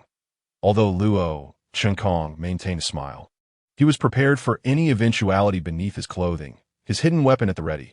Yes, I made your bed in your absence. But tell me, are you still holding on to your mother? Luo Changkong observed the urn in Lu Yuan's arms, contemplating that should the RNG assassin from Death Island strike, he cannot remain passive. My mother is of utmost importance to me. Nevertheless, thank you. Lu Yuan expressed her gratitude, though Luo Changkong remained vigilant. He understood that the concealment of the weapon he had taken from the urn could not last indefinitely, yet it appeared Lu Yuan was still unaware. Otherwise, she would not have been calm enough to listen to his storytelling. Luo Changkong could discern the tension in some individuals from their subtle body language. Given Lu Yuan's ignorance, he resolved to take the initiative, intending to ensure her disappearance from this world, for in the current Jin Island city, the vanishing of one or two individuals seemed rather commonplace. And no need for thanks. Rest early, Luo Changkong replied with a smile, while Lu Yuan remained oblivious to the murderous intent that had begun to brew within him. For Luo Changkong, the night was not particularly long, and as the sun rose once more, Zhao Zihan assigned tasks to everyone. The stronger men were tasked with clearing out the remaining zombies from each floor. Due to the limited supply of ammunition, they had to rely on melee weapons for the extermination of the undead, as for personal protection. They merely took some basic precautions. Luo Changkong and Lu Yuan were assigned to clean the floors that had already been cleared of zombies. A task devoid of danger, specifically arranged by Zhao Zihan, accompanied only by a few of Luo Changkong's classmates. Upon reaching the designated floor via the elevator, Lu Yuan no longer clutched the urn. Recognizing that carrying it during work would inevitably raise suspicions, as the elevator doors opened, a potent stench of blood assaulted them, accompanied by the incessant buzzing of flies. This floor was powered, and beneath the harsh lighting, Luo Changkong beheld the grotesque sight of mutilated corpses, covered in swarms of flies. Despite the autumn chill descending upon the season, the abundance of flies was astonishing. Luo Changkong donned gloves, and according to protocol, they needed to gather the bodies together and transport them via the elevator for cremation. After all, leaving the corpses within the building was unsuitable for the survivors' well-being and activities. Ugh, one of Luo Changkong's classmates, following closely behind, succumbed to the nauseating stench and retched, while Luo Changkong and Lu Yuan remained remarkably composed. Why aren't you reacting like them? Lu Yuan inquired, a wry smile on her lips. I encountered something similar with Sister Zhao last time we ventured out. It was disgusting, but my reaction was not as pronounced as theirs. And why are you not like them? Like you. I've seen it before, Luo Changkong replied with a smile, choosing not to elaborate further. There are too many people here, making it unwise for him to act against Lu Yuan. Luo Changkong, this place is so filthy. May I? At that moment, a girl clad in a JK uniform tugged at Luo Changkong's sleeve, her voice sweet and pleading. This action incited jealousy in the three boys behind her. The girl before him was Imo Mumu, a figure Luo Changkong recognized as the school beauty, possessing a certain allure that had once captivated him to the point of obsession in his previous life. Yet, no matter how beautiful a woman might be, she was merely a decaying mass in the eyes of the undead. There was no distinction. The allure of power, wealth, and beauty held no sway over Luo Changkong anymore. Of course, we boys can handle this, Luo Changkong replied, feigning the demeanor of an infatuated admirer. considering Lu Yuan's presence. Humph. As expected, Lu Yuan emitted a soft huff upon hearing Luo Chenkong's words, internally looking down on him. In truth, you could rest. We can manage this. I do not require assistance, Lu Yuan coldly retorted, donning her gloves and commencing the task of clearing the bodies. This floor was extensive, with numerous rooms. Once Luo Chenkong delineated the work areas, he immediately began the cleaning process, dealing with the corpses of the zombies. Throughout this ordeal, Luo Chenkong found himself grappling with murderous thoughts directed at Lu Yuan on multiple occasions. However, he endured it, for he understood that even if he were to eliminate Lu Yuan here, he would inevitably expose himself. Consequently, Luo Chenkong had no choice but to temporarily abandon his intention to eliminate Lu Yuan and instead began to diligently clean up the mess. Disposing of the corpses, after a day of relentless effort, the entire floor was tidied up to a considerable extent, with all the zombie bodies transported away for centralized incineration. Exhausted, Luo Chenkong felt his entire body ache painfully. After enjoying dinner and taking a shower, he collapsed into bed.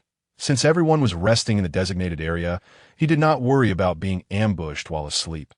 Another day passed, and early in the morning, he was awakened by the sound of helicopter rotors. He saw a dozen transport helicopters flying out from the direction of the RNG building, heading towards the outskirts of the city, their flight path directly passing over the survivor building.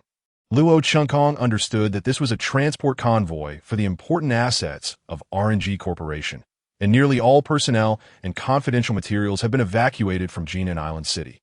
The survivors gazed at the transport helicopters soaring overhead. And unlike their initial encounter with the helicopters, this time everyone fell silent, merely staring blankly as the helicopters disappeared into the distance. They were acutely aware that these helicopters were not there to rescue them. Despair and pessimism clouded their hearts. Yet Luo Chenkong remained remarkably calm. He was certain that there would be a final opportunity for escape. Otherwise, Lu Yuan would have fled long ago. He ascended to the rooftop, and, sure enough, spotted Lu Yuan hidden in an inconspicuous corner. As they walked away, a familiar voice called out from behind, prompting Lu Yuan to turn around and see Luo Chenkong. Oh, what if they left? Lu Yuan smiled, displaying indifference towards RNG's departure. Have you been holding on to that? Luo Chenkong inquired. Noticing Lu Yuan clutching a certain it appeared she was unaware that its contents had been swapped. Otherwise, she would not have kept it so close. The building was equipped with surveillance cameras, and with so many eyes around, Lu Yuan would not easily open the urn to ensure the mission's success. It can protect me, she said, offering no further explanation. After the helicopters faded into the sky, she descended while still cradling the urn. Following RNG's evacuation, Zhao Zihan promptly gathered the survivors to prepare for a search of the RNG building, seeking an opportunity to escape. Luo Chenkong had initially drawn a card to remain at the building, but he had exchanged results with an unfortunate individual to secure a chance to leave. Learning from the previous experience, this time the route to the RNG building was meticulously planned, with motorcycles prepared in the convoy. When a convoy could not advance, they would utilize the motorcycles, and considering the potential for zombie hordes. The convoy was equipped with a loudspeaker to continuously play sounds, drawing the zombies away to facilitate the motorcycle's passage. As for Lu Yuan, she suddenly vanished when the convoy set off, but Luo Chenkong remained vigilant. After all, there was a significant chance that Lu Yuan would discover the absence of the gun from the urn, and a convoy headed towards the RNG building was unlikely to go unnoticed by her. Otherwise, she would not have infiltrated their ranks. In his previous life, Lu Yuan had not existed, and currently, Luo Chenkong was unclear about her true intentions. The convoy departed as planned, still led by Zhao Zihan. However, unlike before, Luo Chenkong was not in the same vehicle as her, but was accompanied by two burly men and a classmate. The name of the latter was of no concern to Luo Chenkong. "Gentlemen, I hope you can take care of me, as the convoy set off. The classmate beside Luo Chenkong began pulling out his hidden cigarettes from his pocket, offering them to those nearby, and even lighting them personally. Attempting to curry favor for the journey ahead, must be said, he was quite astute, and his efforts indeed garnered nods of satisfaction from the two men. The classmate turned to offer a cigarette to Luo Chenkong, but he promptly declined, a habit formed from surviving in the apocalypse, maintaining a wariness towards everyone around him. The scent of smoke wafted from the front driver's seat, prompting Luo Changkong to cover his mouth and nose and open the window to let the smoke escape. The classmate noticed Luo Changkong's actions. Although he had some reservations, he swallowed them down. After all, Luo Changkong held a higher status within this survivor group. The off-road vehicle that Luo Changkong occupied was positioned at the rear of the convoy. Zhao Zihan likely placed him there to ensure his safety and to prevent a repeat of the previous incident where a vehicle at the front turned back, leaving them vulnerable along the way. Numerous zombies were drawn to the convoy. However, these off-road vehicles had been modified, with blades and spikes welded to the sides of the wheels, ensuring that any zombies that drew too close would be shredded by the rotating blades. Blood splattered against the windows, and the gruesome sight startled the classmate beside Luo Changkong. Soon, the convoy could no longer advance. Following the plan, Zhao Zihan dispatched someone to retrieve the loudspeaker, turning the volume to maximum before starting the music to play continuously. The sound would attract all the zombies in the vicinity. Zhao Zihan took half the group on motorcycles while the others drove away from the area, preparing to rendezvous with Zhao Zihan later. Luo Changkong and his young companion were left behind to guard the convoy. "Take care, you guys." A burly man dismounted a motorcycle and followed Zhao Zihan towards the RNG building, leaving only another man in the vehicle responsible for driving. After the motorcycle convoy departed, the remaining team did not linger and promptly evacuated the area, as the loudspeaker had already attracted hundreds of zombies. Those zombies surrounded the loudspeaker on the utility pole, growling and howling incessantly. The sight of so many zombies was enough to instill dread in anyone. The convoy proceeded to another rendezvous point, where the plan dictated that if Zhao Zihan did not arrive before nightfall, they could leave on their own. However, as the convoy traversed the area, an unexpected incident occurred. "What kind of cigarette did you give me? This feels a bit." The burly man driving suddenly slumped over the steering wheel. Falling silent, Luo Changkong immediately sensed something was amiss and glanced at his companion, only to find him soundly asleep. Boom! Luo Changkong had no time to seize the steering wheel, and the off-road vehicle crashed straight into a shop on the roadside. "Qinyang, what is going on over there?" "Damn, zombies are coming." Voices from the intercom alerted the others in the convoy, clearly aware of the accident, just as Luo Changkong was about to call for assistance. A cold blade pressed against his neck. "Tell them there's no need for support. You are preparing to abandon the vehicle and escape," that a familiar voice emerged, belonging to none other than Lu Yuan. "You all should evacuate. The zombies are coming. We're getting ready to leave the vehicle." Luo Changkong responded through the intercom. "All right, take care." Luo Changkong stole a glance at his companion, only to find his throat slashed, blood seeping out. This made Luo Changkong marvel at Lu Yuan's speed and decisiveness. Presumably, she intended to use the blood to attract the zombies, preventing them from being pursued. Lu Yuan opened the car door and immediately took Luo Changkong away, while the zombies drawn by the crash quickly approached, leaving the two inside the vehicle to become the zombies' next meal. "Where's my stuff?" After leading Luo Changkong into a safe residential house, Lu Yuan coldly inquired. As she suspected, he was the only one likely to tamper with her belongings. Luo Changkong understood that denying knowledge would likely result in his demise. Yet, with a snake lurking beside him, how could he not be cautious? Even with a knife at his throat, he had anticipated this outcome. "You must be one of Zoya's subordinates, right? Who are you?" Upon hearing Luo Changkong mention Zoya's name, Lu Yuan's expression shifted dramatically. "Special Response Team of the Northern Base," Luo Changkong replied coldly. In his previous life, he had worked there for a time, and at that moment, the Special Response Team of the Northern Base was merely a small department he had left behind. "Do you have any evidence?" Upon learning of Luo Changkong's affiliation with RNG's Northern Base, Lu Yuan hesitated. Although the various regional bases of RNG engage in a subtle competition for their respective research objectives, they have yet to reach a point where drastic measures are warranted. Should she eliminate Luo Changkong, a member of the North Base, her position as a mere pawn would be irrevocably compromised. There is indeed evidence. In the moment when Luo Changkong seized the opportunity to grasp Lu Yuan's hand, which held a dagger, he executed a swift shoulder throw, casting her to the ground. However, Lu Yuan, being well-trained, did not succumb to disorientation.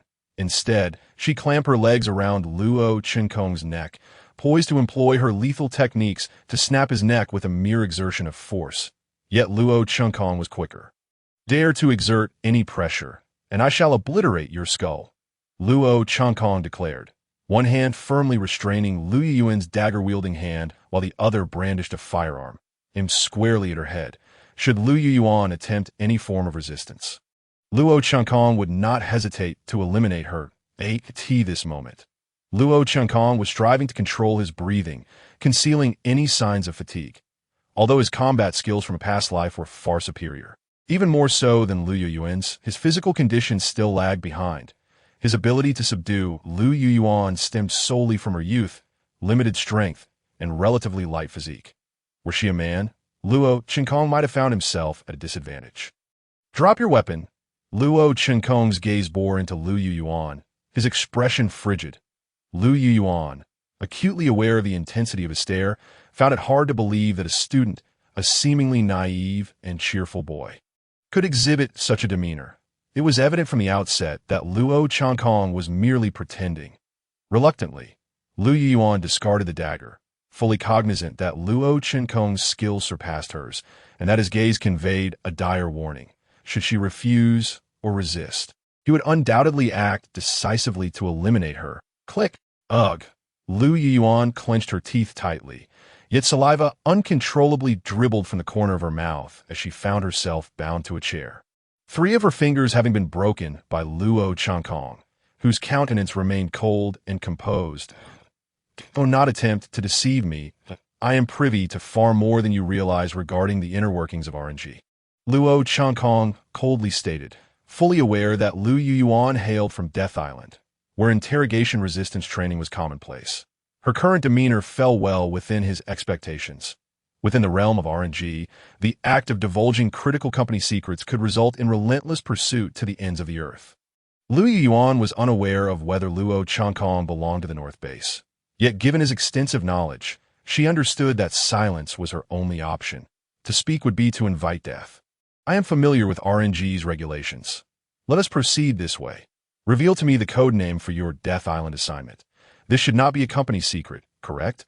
Luo Qinkong inquired with a smile that bore an unsettling resemblance to that of a demon. "Crimson Kite." Upon hearing this code name, Luo Qinkong was suddenly reminded of a list he had encountered during his time at the North Base. A list detailing the names of those hunted by RNG for defection, with Crimson Kite occupying the top position, having been pursued for a decade. However, the handling of such matters was not within Luo Qinkong's purview at that time. It fell to another department of RNG. Lu Yuan had already defected from RNG in a previous life, indicating her rebellious nature, making her a far more viable source of intelligence than the other deranged individuals from Death Island. Crimson Kite, survivor number 1712 of Death Island 17th session. Is that correct? Luo Qinkong recalled the details he had once seen regarding Crimson Kite, where the 17 denoted the session number and 12 indicated the order of survival from that session. "You truly are from the North Base?" Lu Yuan, enduring the pain, pressed Luo Qinkong for clarity. Given Luo Qinkong's precise knowledge of her identification number, it was evident he belonged to the inner circle of RNG.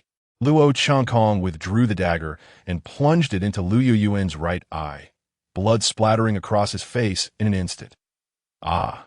Lu Yuan could no longer contain her anguish, emitting a heart-wrenching scream.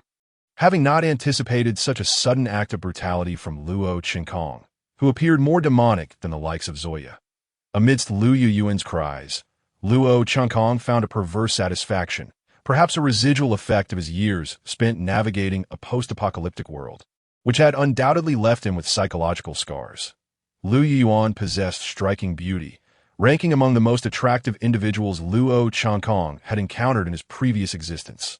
Had he still been the Na'vi youth he once was, he might have found himself captivated, willing to serve her. Yet, after enduring countless hardships, Luo Qinkong had come to a stark realization. No matter how beautiful a woman or how noble her standing, death ultimately reduces all to mere decaying flesh and bones. While others might feel pity for such a lovely young lady, Luo Qinkong remained unmoved. In his eyes, there existed only 2 categories of individuals: those of use and those without value. Understand this, the current inquiry is mine to make.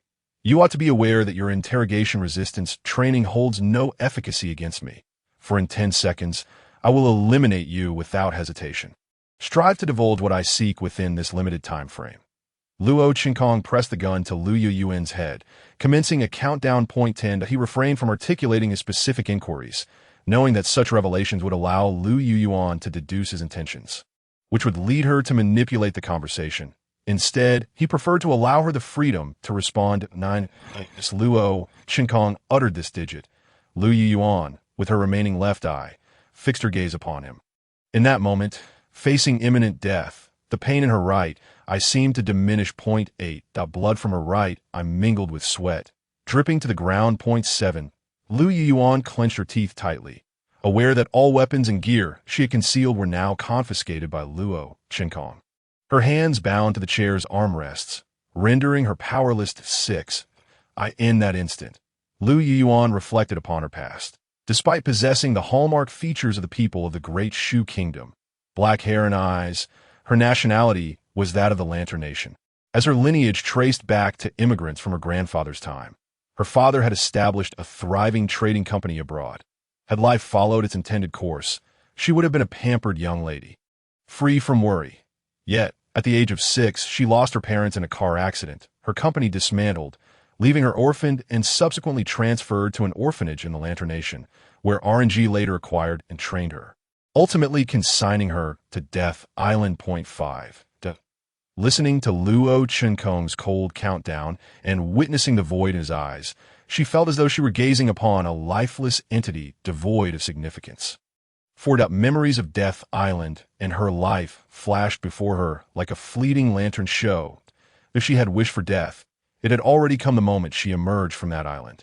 Drenched in blood, she had ceased to cry and smile long ago.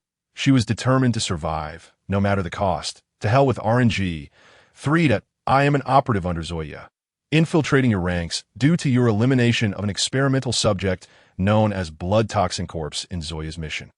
2. Luo Qinkong continued his countdown, recognizing that the emergence of the Blood Toxin Corpse indeed diverged from events in his previous life. However, Zoya would not resort to such lengths as to dispatch an agent into their midst merely for vengeance over a single experimental subject. 1. I am aware that the RNG South Island base and the Death Nest base are developing a world-altering elixir, a potion of immortality. Zoya dispatched me to infiltrate your ranks to locate the key figure behind this potion's development. And you cannot kill me, Liu Yuan bellowed, unleashing the greatest secret she possessed in a single breath. Upon witnessing Luo Qinkong's fingers stiffen on the trigger, she realized that her chances of survival had increased. The elixir of immortality, Luo Qinkong murmured, uttering the name of the potion that had been the elusive goal of his past life, a substance capable of granting humanity true immortality. Yet, in his previous existence, he had merely obtained an incomplete imitation of the elixir before meeting his demise. Continue. Luo Qinkong directed his gaze towards Liu Yuan, presenting a radiant smile. However, to Liu Yuan, that smile bore an uncanny resemblance to a devil's grin. Due to Zoya's delay in receiving the test subject, the blood toxin had escaped, allowing the chief scientist of the Southern Island base, Lei Hongtian, to seize the opportunity to flee. The command from RNG headquarters was to bring him back alive. Furthermore, you cannot kill me. Should I perish, Zoya and his deranged subordinates will undoubtedly take action, and to that point, not a soul within that building would survive. Liu Yuan threatened Luo Qinkong, acutely aware of her fear that he might act on a whim and end her life with a single shot. You cannot possibly believe that I genuinely care for the lives of those within the building. Luo Qinkong retorted with a cruel smile, as long as he could achieve his goals, sacrificing every individual within that edifice mattered not to him. He would not bat an eyelash, even if an entire city, or the world itself, were to perish. That I possess a wealth of information regarding Lei Hongtian, and you will require my assistance to leave this city once you locate him. At that moment, Liu Yuan cast aside her trepidation about betraying RNG and the consequences of betraying Zoya, for she could sense Luo Qinkong's intent to eliminate her. The whirring of a drone's propeller filled the air.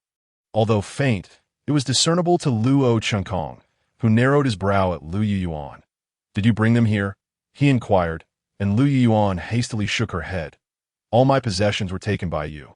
How could I possibly contact them? Feeling unjustly accused, she hoped that some rogue survivor was merely playing with a drone, lest Luo Qinkong take her life. Luo Qinkong picked up a mirror from a nearby table and crouched by the window, gradually drawing back the curtains while using the mirror to survey the outside world. Crack! The glass shattered, and the mirror in Luo Qinkong's hand splintered alongside it. The sound of rapid gunfire erupted as bullets rained in from outside. Luo Qinkong dropped to the ground, allowing shards of glass to rain down above him. The moment the drone's attack commenced, he caught sight of the drone itself in the mirror. However, given its diminutive size, its payload was likely limited. The real threat lay with the assailants nearby. Luo Qinkong shed his outer coat and yanked open the tattered curtains, swiftly discarding the coat into the open air. The relentless barrage of bullets struck the coat, and he swiftly raised his firearm, pulling the trigger. In the wasteland of his past life, marksmanship had merely been a fundamental skill for Luo Qinkong. Possessing a firearm significantly compensated for his physical shortcomings. Sparks flew as he successfully downed the drone. When he turned around, he found Lu Yuan collapsing to the ground, using the shards of glass to sever the ropes binding her. Run! Fortunately, Luo Qinkong had noticed in time, aiming his handgun at Lu Yuan, who dared not defy him and promptly exited the room. Luo Qinkong closely following. Lu Yuan recognized that Luo Qinkong's decision not to execute her immediately was a promising sign, indicating that she still held some value. My watch is equipped with a tracking function, constantly monitoring my vital signs and recording audio. You removed it in your search for concealed weapons, which is why they were able to pinpoint my location. They believed I was dead, hence the drone's reconnaissance. She sprinted. Lu Yuan candidly explained, so, it was indeed you who attracted them. You are mistaken. It was your removal of the watch that led them here.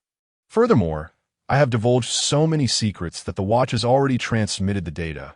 I'm left with no escape route. You hail from the northern base, do you not? Perhaps following you will afford me a chance at survival.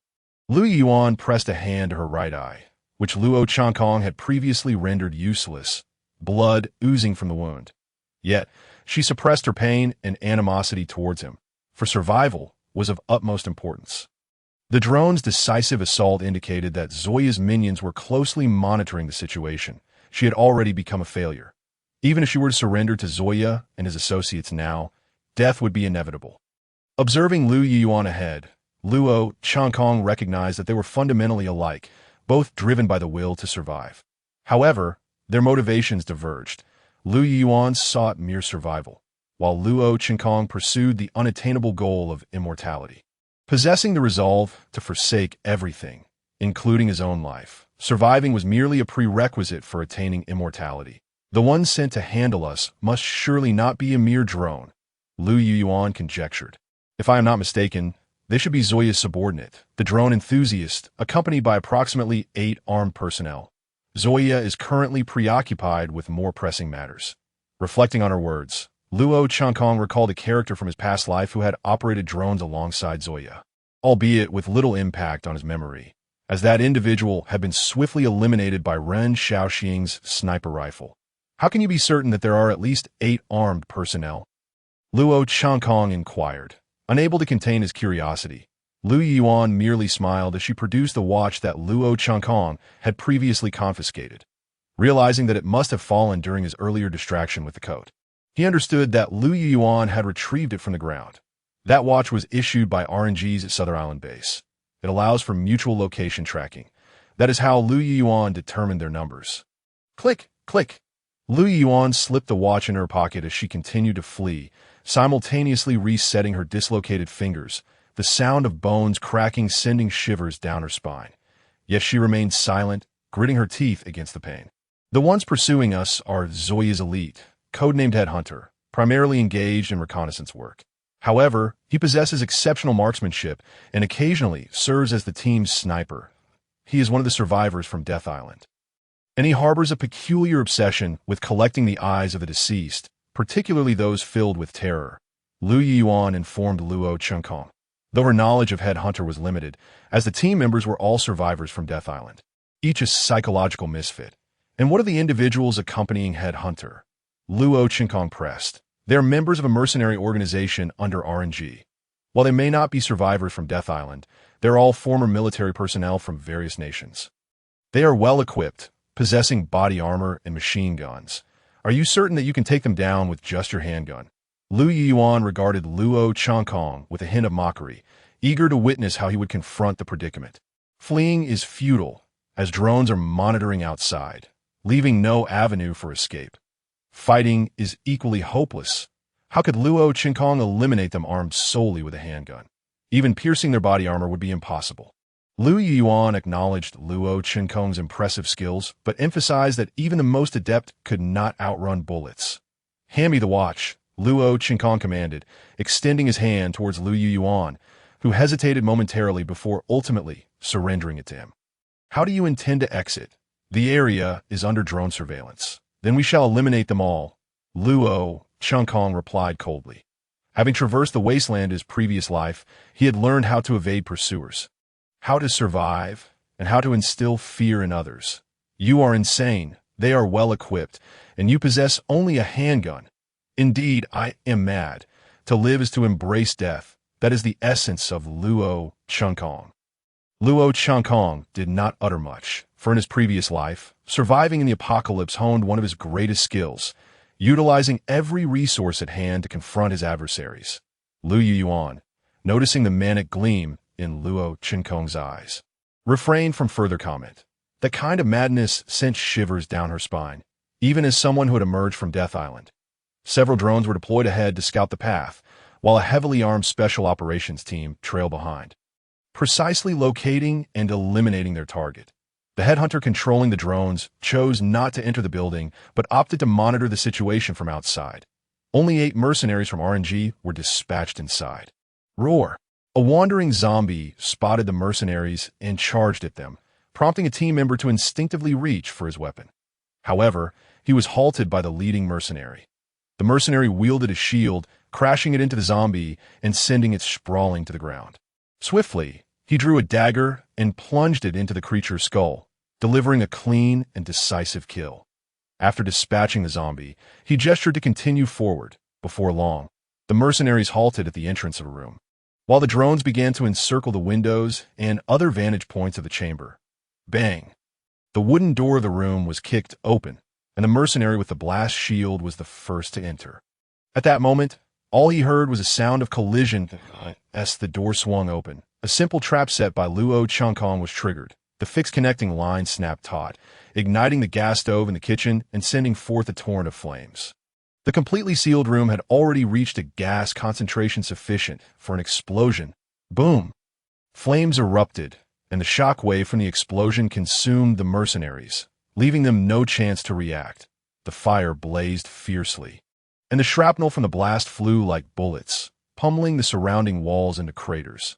The walls within the room were blown apart, revealing the steel reinforcements beneath. Was this the handiwork of Qi Yuan? It hardly seemed to match her style. Meanwhile, on a nearby rooftop, a young man manipulated the drones, observing the chaotic scene of the explosion. "Report your status. It was a gas explosion. It's a trap." The voice of a survivor crackled through the intercom. Upon hearing the report, the young man furrowed his brow. The concentration of gas must reach between 5 and 15% for an explosion to occur. Otherwise, it merely burns without such violent consequences. Clearly, the opponent was a formidable expert. The young man promptly dismissed the notion that this was a ploy left by Lu Yuan. After all, without substantial practical experience and research, it would be impossible to devise such a trap in such a short span of time. Lu Yuan had only recently departed from Death Island, and thus lacked such expertise. He raised his binoculars to survey the direction of the explosion. All the windows of the building lay shattered, and the force of the blast had even caused the floor of the exploded room to collapse. That IT was uncertain whether this was due to a calculated force or the inherent sturdiness of the structure. But other areas showed little damage. "Team 2, move out with me," the young man commanded, turning to the fully armed mercenaries beside him. Yes, flames roared, surrounding the gruesome remains of comrades, and Hans found himself trapped beneath the debris of the collapsed floor.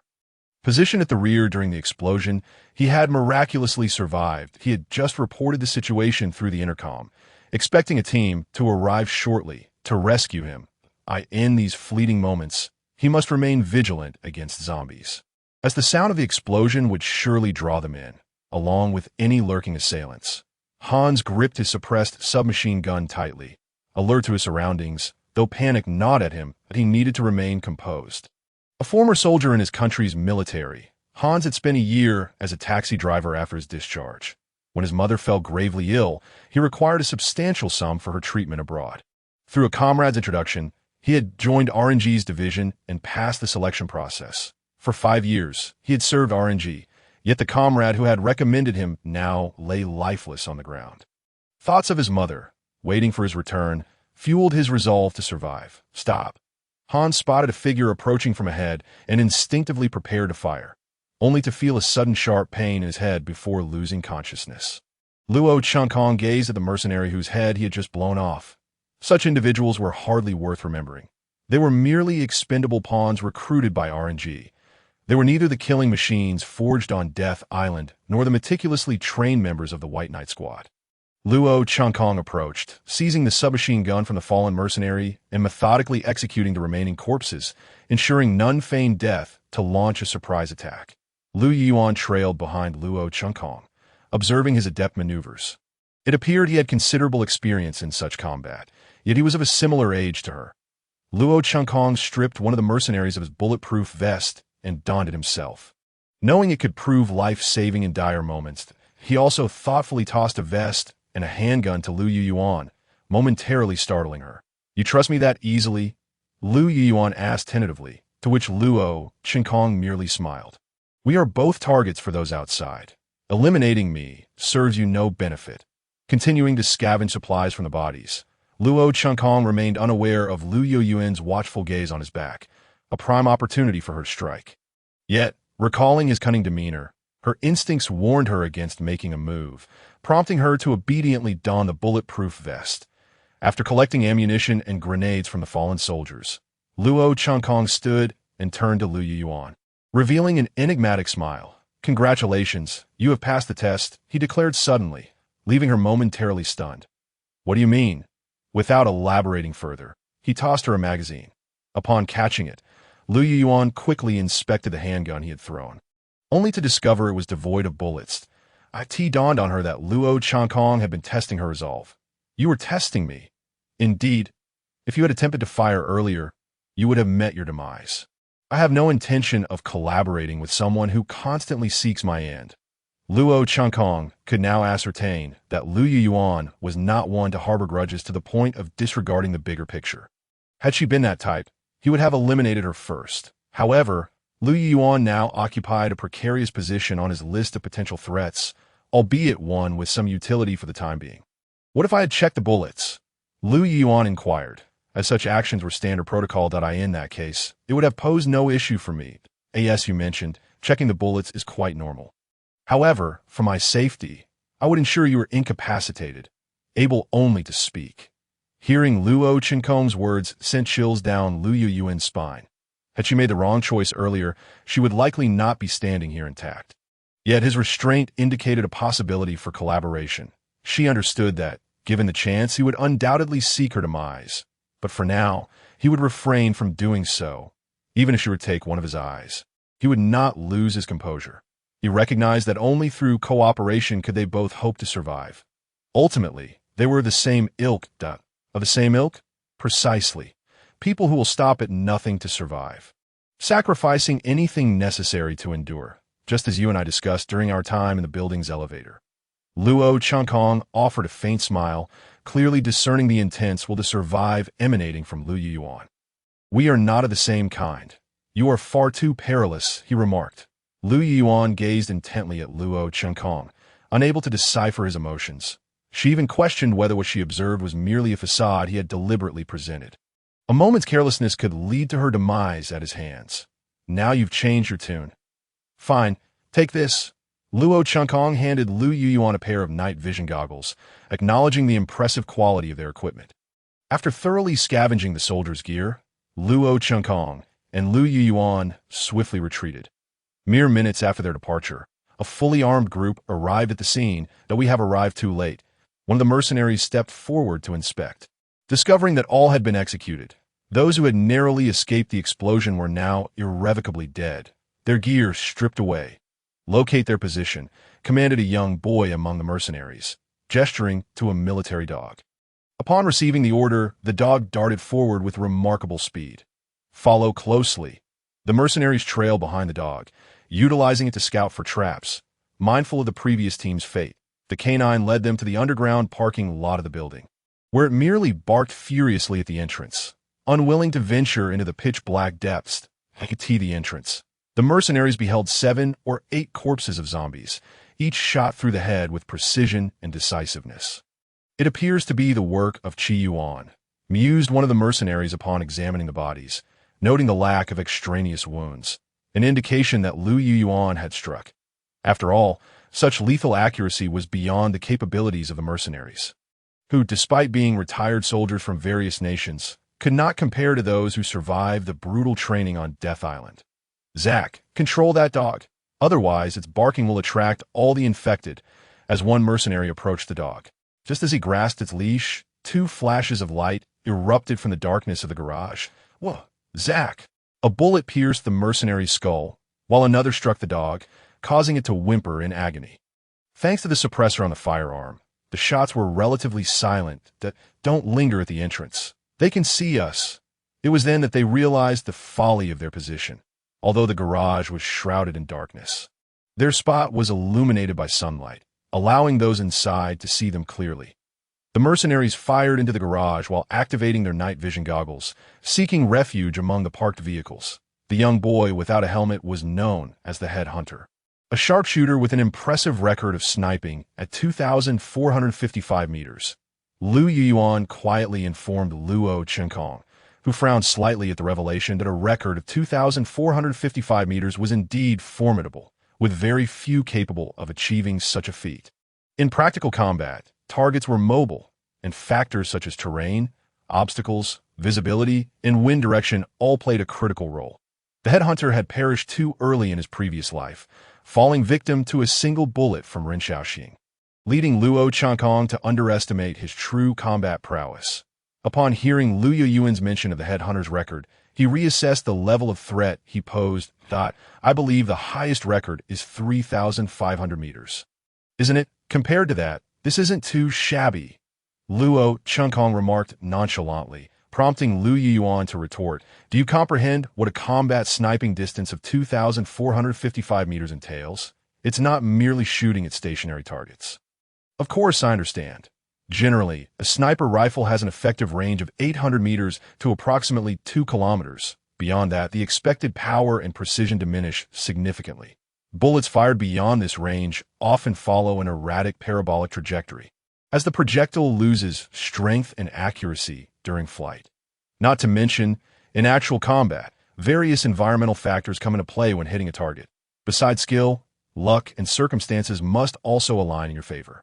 Luo Chenkong smiled faintly, recalling that his farthest sniping record was 3,100 meters, albeit largely due to fortune. The glass of the vehicle shattered, bullets riddling the surrounding cars with holes, even with night vision goggles. The mercenaries struggled to pinpoint the hiding locations of Luo Chenkong and Lu Yuan within the garage. That moment, Lu Yuan tossed a flashbang into the air, the blinding light causing the mercenaries to instinctively shut their eyes. Seizing the opportunity, Luo Chenkong pulled the pin from a grenade and hurled it toward their position. Boom! The grenade detonated, launching 2 mercenaries into the air, their fates uncertain, although their protective gear prevented them from being gruesomely injured. Their internal organs had undoubtedly suffered trauma. Given the mercenaries' disorganized approach to combat, it was a commendable outcome for Luo Chenkong to take down 2 with a single grenade. Chi Yuan, do you understand the consequences of betraying the company? Betraying Zoya, the headhunter shouted into the darkness but received no reply. Chi Yuan, it's not too late to turn back. Taking cover behind a vehicle, the headhunter donned a gas mask from his backpack. Afterward, he produced several gas canisters and threw them into the garage. Luo Chenkong, observing this scene from the shadows, had anticipated this move and was prepared with a gas mask he had taken from one of the mercenaries. As the gas began to permeate the garage, he was temporarily shielded from its effects. Yet the thickening fumes severely obstructed his visibility. Even with night vision goggles, they proved little use in the dark. Toxic environment. The headhunter and the remaining mercenaries held their ground at the garage entrance, awaiting Luo Chenkong's actions. Luo Chenkong understood their strategy. While the parking lot was dark, it was eerily silent. Any movement on his part, even the slightest sound, could lead to his immediate location being pinpointed, resulting in overwhelming firepower directed at him. Previously, he had succeeded in eliminating 3 of them because they had aimed to capture him and Lu Yuyuan alive, allowing him to strike unexpectedly. Now, however, they had abandoned that objective. "Headhunter, I'm willing to surrender," that a voice echoed from the opposite side of the garage, revealing Lu Yuyuan lying in ambush as the mercenary's attention was drawn to her. Luo Chenkong quietly removed his shoes to minimize sound, stealthily approaching the headhunter's position, cloaked by the vehicles and the gas. The headhunter signaled for the mercenaries to remain silent, fully aware that Lu Yuyuan's surrender was merely a diversion. The garage remained enshrouded in darkness, thick with gas. Even with night vision goggles, visibility was compromised, making it nearly impossible for anyone else to accurately determine their positions. They could only rely on sound. This is a trap, the headhunter quickly realized, retrieving a grenade from his waist and pulling the pin. However, he paused for 2 seconds before throwing it. Boom! A grenade was hurled, resulting in an immediate explosion that flipped the vehicle in which Lu Yuyuan had sought refuge. Tragically, one of her legs became trapped beneath the wreckage. That moment, Luo Chenkong, who was cautiously approaching through the toxic smoke, halted in his tracks. The site of the explosion was precisely where Lu Yuyuan had concealed herself, leading him to surmise that her situation might be dire. What surprised Luo Chenkong further was the eerie silence from those assailants, who had yet to reveal their positions, making them rather challenging to confront given their scattered numbers. However, he was well prepared. At that instant, a mobile phone suddenly chimed from the opposite end of the garage. "We've found them." "There," commanded Headhunter, directing the mercenaries to unleash a barrage towards the source of the ringtone. Yet, as soon as he issued the order, a pallor washed over his face. He recalled that the entire Jinan Island City's signals had been jammed. How could a call possibly come through? It could only be a preset alarm. At this juncture, it was too late to stop it. The gunfire flared, visibly illuminating the dark, smoke-filled garage, and Luo Chenkong swiftly pinpointed the mercenaries' hiding spots, raising his rifle. Tot. Observing the flames erupting from the gun muzzles ahead, Luo Chenkong fired multiple rounds. His 4 decades of survival in a post-apocalyptic world had rendered marksmanship for him merely a fundamental skill, and he rarely missed his target. Despite Headhunter's immediate reaction, a bullet struck his arm, sending a jolt of agony coursing through him and causing his rifle to clatter to the ground. Meanwhile, the mercenaries under Headhunter were systematically dispatched, their heads exploding one by one as they fell lifelessly to the ground. A master. This is a master. Headhunter realized at that moment that Lu Yuyuan was not alone. She was accompanied by a sharpshooter whose skills might even surpass his own. The ability to obliterate the mercenaries' heads based solely on the flickering light of the gunfire, all within less than 2 seconds, indicated that the shooter was nearly infallible, offering no opportunity for retaliation. Each mercenary was clad in bulletproof vests, yet the bullets found their mark in their heads. Headhunter could only speculate that the assailant had mentally mapped their silhouettes in the darkness, gauging their heights based on the varying angles of the gunfire. Though it seemed implausible, it was the only logical explanation. Moreover, these mercenaries were all former soldiers from various nations, often subjected to systematic training, resulting in consistent shooting techniques. However, upon deeper reflection, he realized that he had not fired his weapon and, therefore, had not revealed his location. How then had a bullet struck his arm? The flash! Those fools! Headhunter suddenly recalled that he had been in close proximity to one of the mercenaries. The flash from their gunfire might have illuminated his silhouette, albeit vaguely, allowing the shooter to strike his arm. Yet this also implied that the assailant had already crept dangerously close to them, with Lu Yuyuan serving as the distraction. Headhunter retrieved a communicator from his pocket, pressing the button to call for RNG support. After completing this task, he drew his sidearm and sprinted towards the garage exit.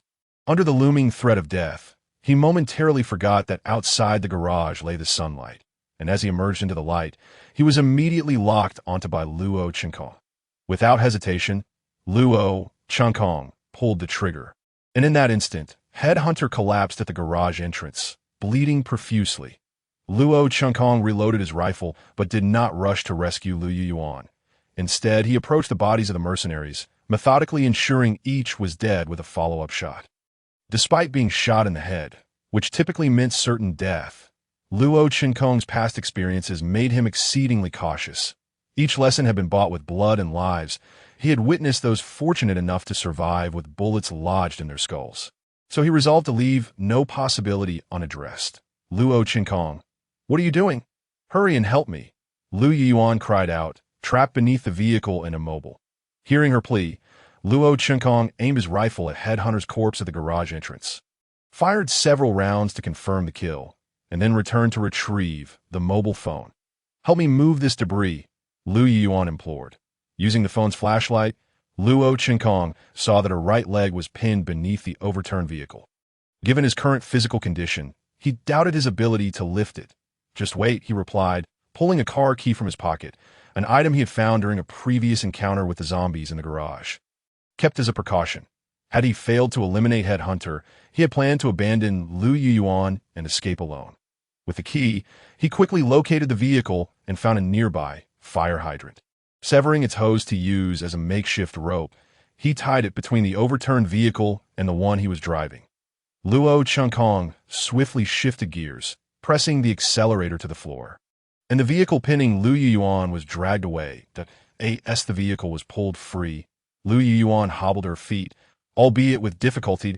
Don't be a burden, Luo Chenkong said, tossing her a stick he had scavenged as a crutch. Can't you at least help me? She retorted, frustrated by his indifference. No, because that would only make you a liability. Luo Chenkong replied flatly, inciting more ire from Lu Yuan. I've got a fracture. Do you even understand? She exclaimed. I do, but the training on Death Island should have taught you how to manage your injuries, including fractures. If you don't know how, I wouldn't mind assisting with an amputation. Lu Yuan was about to curse Luo Chenkong, but hesitated, fearing he might actually go through with it. How would she survive with only one leg? We need to leave swiftly, but before that, I wish to set a little gift for them. A gift? Lu Yuan inquired.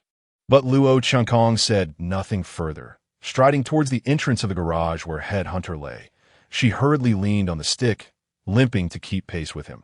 Yet, as they approached within 5 meters of Headhunter's seemingly lifeless form, he suddenly turned, bloodied and wild-eyed, brandishing a handgun. That moment, Luo Chenkong realized that his previous shot had not struck Headhunter's head, but rather his chin, which now hung grotesquely, revealing teeth and bone.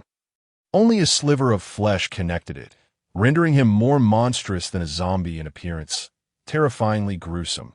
Without hesitation, Luo Chenkong seized Lu Yuan and pulled her in front of him. She was momentarily stunned, intending to resist, but then a sharp pain pierced her chest. Bang! Both Luo Chenkong and Headhunter fired simultaneously, Luo Chenkong's bullet penetrating Headhunter's brain, while Headhunter's bullet found its target in Lu Yuan's chest. Thud! The excruciating pain caused Lu Yuan to crumple to the ground, curling up and glaring at Luo Chenkong with a predatory gaze. You absolute beast! Lu Yuan managed to suppress her agony long enough to curse him. Thank you for the compliment, Luo Chenkong replied, knowing that Lu Yuan was protected by a bulletproof vest, so she was likely fine, perhaps only suffering a few broken ribs. Despite wearing a vest himself, he had no need to absorb that bullet since someone else had taken a hit. Luo Chenkong paid no mind to Lu Yuan's injuries, instead approaching Headhunter's body, realizing that all the bullets he had fired earlier had struck the mercenary's vest. No wonder he had been able to shoot back. He had been desperate to take someone down with him before he died. This is your own doing. If you hadn't urged me, I wouldn't have wasted shots. Luo Chenkong mused with a faint smile, reflecting on how his habit of ensuring kills had nearly led him into peril this time. The close range had allowed him to respond swiftly. While the gravely injured headhunter had been unable to concentrate on shooting accurately, the intense pain rendering him nearly mute. Under the influence of two factors, the headhunter eagle aimed to strike Luo Qinkong's head with a single shot. Yet the likelihood of a guaranteed kill was exceedingly low in a precautionary measure. Luo Qinkong had pulled Lu Yuyuan over to shield him from the bullet. Lu Yuyuan, clutching her chest, rose from the ground, mentally cursing Luo Qinkong for his actions. After all, she had emerged alive from Death Island as a killer, only to be used as a human shield by this boy, having slain Zoya's capable subordinate. Zoya will not let you off easily. I am aware of that, and I have no intention of allowing him to forgive me. Luo Qinkong replied. However, it must be said that your generation of Death Island members is truly incompetent. Grasping a leg of the headhunter eagle's corpse, he walked towards the garage while mocking them. Incompetent? Lu Yuan gritted her teeth, wanting to retort, but she recalled that she had already been defeated by Luo Qinkong, as had the headhunter eagle. Indeed, you are merely skilled in combat. In every other aspect, you are, in my view, lacking. Especially your acting skills, which are woefully inadequate. I find it hard to accept as the former security chief of the Northern Base.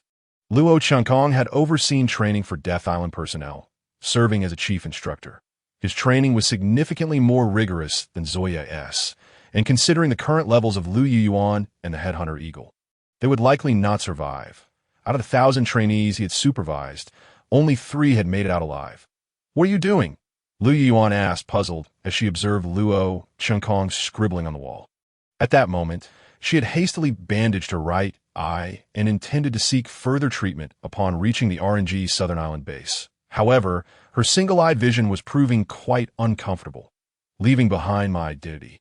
Luo Qinkong replied with a faint smile. He intended to preserve the false identity of the Northern Base, but for Zoya to believe it, the information must be accurate. This was not a daunting task for Luo Qinkong, as he had worked there in his previous life.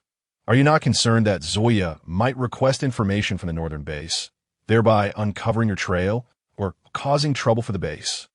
Not at all. Within the Great Shu Nation, there exist 5 super-large RNG bases established through extensive economic negotiations between RNG and the Great Shu government. The Southern Island Base and the Central Nest Base ostensibly focus on drug development and medical research. Yet one only needs to step outside to comprehend the reality of their clandestine activities. The Western Desert Base presents itself as a site for RNG-supported seed development and desertification control. Yet it often produces bizarre biological specimens. The Eastern Abyss Base, located 1,000 meters beneath the sea, claims to study marine life and resource extraction, but it too harbors secrets. The Northern Base, situated at the border between Winter Country and Great Shu, involves collaboration between the two nations and RNG for the joint development of special weapons. Luo Qinkong inhaled deeply and continued. Although all these bases fall under RNG's umbrella, they operate independently and do not share information. If Zoya wishes to investigate me, he can only appeal to headquarters. The headquarters. Zoya is merely a small fry from the Southern Island Base, lacking the authority to access data. Even if I were to eliminate the headhunter eagle, I would still be regarded as an inconsequential figure in their eyes. They would not undertake a specific investigation into whether someone had infiltrated the Northern Base. After all, although you have emerged from Death Island, you are merely expendable. So, what do you intend to do? I plan to openly disclose my identity as a member of the Northern Base to him, Luo Qinkong stated calmly. You must be mad. To reveal your identity to that lunatic Zoya, are you not afraid he will simply eliminate you? Lu Yuan was incredulous. For her memory, Zoya was a dangerously unhinged individual. Disclosing his identity seemed tantamount to inviting his wrath. You do not yet comprehend him. He is indeed a madman, but not a fool, as the saying goes. Know thyself and know thy enemy, and you will never be defeated. I understand him, which is why I dare to act thus. In this world, the weak have their mode of survival, while the strong possess their own means. You know what happens when a weak creature encounters a fierce predator? Luo Qinkong asked with a slight smile, to which Lu Yuan pondered before responding. They flee in panic. Indeed, fleeing in panic is one valid answer. However, what if there is no escape? Often, When weak animals find themselves cornered, they resort to fierce displays in an attempt to intimidate their predators. Yet the latter are often unafraid, fully aware of the former's limitations. Our greatest advantage lies in the fact that Zoya remains unaware of my full capabilities. In his previous life, Luo Qinkong had dealt with Zoya on numerous occasions and understood the nature of the man. He also realized that weaklings tend to threaten while the strong conceal their true selves. The weak risk being eliminated at any moment. Thus they resort to intimidation to buy themselves time to escape danger. While the strong hide their vulnerabilities, waiting for the opportune moment to strike decisively. The weak strive for survival, while the strong seek the chance for a lethal blow. Both have their own paths to existence. Viewing the situation from an outsider's perspective, there was no doubt that Luo Qinkong was a weakling. All right, Luo Qinkong clapped his hands, gazing at the headhunter eagle's corpse pinned to the wall, behind which was a massive emblem of the northern base drawn in blood. After completing this task, Luo Qinkong and Lu Yuan swiftly departed the scene, and shortly after their exit, a helicopter landed nearby. Armed personnel aboard the helicopter followed the tracking information to locate the site. Mr. Zoya, it seems the headhunter eagle's squad has been completely annihilated, an armed mercenary reported as he emerged from the garage, addressing Zoya, who was engrossed in a mobile game at the garage entrance. They had long since grown accustomed to Zoya's peculiar behavior, and no one was displeased with this dangerous figure. Please hold on a moment, Zoya instructed, and the reporting mercenary stood silently by, refraining from interrupting him. Roar! Mr. Zoya, watch out! Suddenly, a grotesquely mutated zombie, drenched in blood and sporting bony protrusions along its back, leaped out from the wall. This zombie possessed limbs that were twice the length of a normal human S and could scale walls with the agility of a gecko. Allowing it to stealthily bypass the mercenaries' defenses, the creature lunged at Zoya, and even though the mercenaries had spotted it, they were too late to react. Dead, Zoya sighed, drawing his pistol without even glancing back. Bang! The shot rang out, and the zombie's head exploded like a watermelon. The silver handgun in Zoya's hand was a high-caliber firearm designed for dealing with evolved zombies, boasting significantly greater power than standard handguns. Zoya wielded the RNG-developed Judgment R2 pistol, which fired 11.43mm rounds, a modification of the Magnum handgun that offered increased firepower and improved handling. However, its drawbacks were evident in the recoil and weight. Yet Zoya managed to operate it effortlessly with one hand. I could see that moment. Both RNG's mercenaries and the elite killers who had emerged from Death Island swallowed hard in unison. Let us go. I want to see what trick that fellow is up to, Zoya said, striding into the garage, while the mercenaries obediently followed behind him. Regardless of the setting, people invariably admire the strong. Within the sewage system of Jinan Island City, Luo Qinkong and Lu Yuan advanced towards the RNG tower, guided by the pre-planned route on Luo Qinkong's phone. Due to Lu Yuan's leg injury, facing the multitude of zombies above, she knew that any mishap would result in her being abandoned. However, the sewage system was different. It represented the most unsanitary corners of the city. Its filth deterred people from venturing below, making it one of the safer havens during a zombie outbreak, as there were no zombies here. With a makeshift crutch, Lu Yuan limped behind Luo Qinkong, wading through the knee-deep, refuse-laden waters that exuded a foul stench. Despite the agony, it was a profound torment for both body and mind. Yet, Lu Yuan dared not entertain thoughts of giving up or slowing down. She remained steadfastly at Luo Qinkong's heels, fully aware that should she become a burden, he would unhesitatingly abandon her. Lu Yuan's survival in Luo Qinkong's company was solely due to the value she provided. However, in the eyes of Lu Yuan, the value of this matter might not hold much significance for Luo Qinkong. Lu Yuan was oblivious to the fact that Luo Qinkong would never reveal his true intentions to others. For the more fervently one expresses their eagerness for a goal, the easier it becomes for others to catch on to their intentions. Thus, one must not act in haste. In Luo Qinkong's perspective, those devoid of value could easily be discarded without a second thought. Rather than kept close, that he deliberately fostered a sense of insignificance in Lu Yuan, instigating her to feel an urgent need to showcase her worth before him, thereby enabling her to assist him in numerous endeavors. At least until her identity as a faux member of the northern base was exposed, Lu Yuan would remain obediently compliant. Having betrayed Zoya and the Southern Island base, she awaited the protection of the Northern base. Luo Chankong discreetly glanced at Lu Yuan, who had approached him. Although she harbored a fear of death, one could not deny the strength of her will. Despite her leg injury and the grim, filthy environment, she managed to remain composed, not uttering a single cry of pain, a testament to the dual torment of body and mind she endured. If one were to encounter such a person in a previous life, they would have been at a loss, terrified of pain, exceedingly timid, and utterly lacking in willpower, as naive as an imbecile. Merely surviving to leave that place would have been a miracle. Yet, growth is inherent to humanity. With an abundance of pain comes numbness, and with excessive oppression, there is bound to be an eruption. Although willpower may seem feeble, there remains an instinct to grit one's teeth and persist, even at the cost of one's life. While Luo Chankong marveled at Lu Yuan's fortitude and psychological resilience, Lu Yuan, in turn, admired Luo Chankong's calm demeanor, as if he held complete mastery over the situation, with no emotional turbulence ever betraying his countenance that moment. Lu Yuan felt an illusion, perceiving Luo Chankong not as a mere youth of 16 or 17, akin to herself, but rather as a seasoned veteran. Shrewd and cunning, having weathered countless trials. Are you not afraid that Zoya will seek vengeance and annihilate those in the building, given the mark you left at the northern base? Lu Yuan inquired tentatively, observing Luo Chankong ahead of her. What was clear to her was undoubtedly apparent to him as well. Me. Lu Yuan furrowed her brow. Indeed, betraying RNG was a path to ruin. However, her affiliation with the northern base indicated that she had merely defected from the Southern Island base. Aligning with the northern base, thereby still being considered a member of RNG, which did not constitute treason. Hence, the headquarters would not take action against her. At most, the Southern Island base would wish to eliminate her. The internal competition among the various bases under RNG was fierce.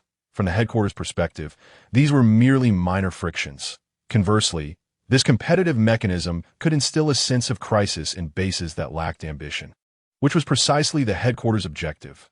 Zoya belonged to the Southern Island base, yet he himself was uncertain whether he might one day be discarded by them. Thus, establishing a good relationship with a base and proving one's worth would provide another avenue in the future. Particularly in light of the recent leak crisis in Jean and Island City, the headquarters required a scapegoat. This scapegoat had to occupy a position neither too high nor too low, and given that Zoya had defied orders more than once, he had already garnered discontent from the Southern Island base. Hence, Zoya was perfectly suited for the role of scapegoat, so Zoya will not act against us. Upon hearing Luo Chankong's explanation, Lu Yuan let out a sigh of relief. Not necessarily, Luo Chankong replied with a faint smile, continuing deeper into the sewer. What do you mean by not necessarily? Wait for me. In the garage, illuminated by the beam of a flashlight, Zoya gazed at the corpse of the head hunter lying in the corner. The corpse appeared particularly gruesome, its jaw blown off by a bullet from Luo Chankong. Behind the corpse, a wall bore the emblem of the Holy Gun, a long spear flanked by a pair of angelic wings. What does this emblem signify? Perhaps I should inquire with those outside. The one capable of eliminating my entire team is likely not a simple character. Although Zoya did not recognize the emblem, he nonetheless took a picture of it and sent it to his colleagues at the Southern Island base, despite his disdain for them. After a few minutes, Zoya received a response from outside. The Valkyrie Research Department of the Northern Base recognized the emblem, causing Zoya's brow to furrow slightly. As merely the head of armed security for the Southern Island Base, it was evident that this department was beyond his reach, at least not at his current level. Otherwise, he would not be unfamiliar with the emblem. He had only heard of the Northern Base. Its exact location was classified. Aside from certain high-ranking members of the Great Shu Kingdom, only RNG members of a certain stature would be privy to such information. But what does the presence of this emblem imply? Is it a warning, a declaration of identity meant to deter me from acting recklessly? How could the Northern Base involve itself in matters here, when all affairs should be kept confidential among the RNG bases, apart from the Dead Nest Base and headquarters? What do you intend to do? A rather sullen-looking youth behind Zoya inquired, one who had also survived the trials of Dead Island alongside the headhunter and Lu Yuan. Since outsiders have infiltrated, then we shall eliminate them without mercy. Zoya replied with a smile. What? Eliminate without mercy? Lu Yuan's astonished voice echoed through the silent sewer. Indeed, eliminate without mercy. Didn't you say that Zoya wouldn't pursue us to the end? Lu Yuan was acutely aware of Zoya's methods, and, due to her experiences on Dead Island, bore a significant psychological shadow regarding him. During your years on Dead Island, were you solely focused on eliminating your opponents without using your brain? Luo Changkong scoffed mercilessly at Lu Yuan, who gritted her teeth, suppressing the urge to retaliate against him. Then do enlighten me on the reasoning. The Southern Island base would undoubtedly seek to eradicate us. Although the Northern base primarily focused on the development of individual weaponry, the virus erupting in this city could, in a strict sense, also be categorized as a weapon. The Southern Island base was apprehensive that their research achievements might be pilfered by other bases. While most of their data had been relocated, what if they were to locate that Dr. Lei Hong Tian you mentioned? The Southern Island base likely wouldn't report this to the headquarters. They would prefer to use Zoya to eliminate us. And in the aftermath, claim it was merely an unfortunate accident. That is their line of thought. Moreover, Zoya likely has eyes from the Southern Island base watching him. He must execute the orders to hunt us down, even demonstrating a strong intent to kill us. Thus, while Zoya may pursue us, he will not go all out. However, this leniency will not be overt. If we were to accidentally perish, it would not be anyone's fault. If we survive, Zoya may take an interest in me, deeming me still valuable, thus granting me a ticket out of here. But what if I lack value, or if I appear timid before Zoya? Lu Yuan retorted, having once served under Zoya, knowing full well that despite his seemingly affable demeanor, he could just as easily take one's life in an instant, his intentions inscrutable, if one is deemed without value. It is indeed a path to ruin, devoid of significance that I in this regard. He and I are alike. As for facing that individual, should I exhibit any fear or reveal any telltale signs, even a mere glance, it would spell doom. For anyone who appears flustered before him is hardly a noteworthy figure within the Northern base.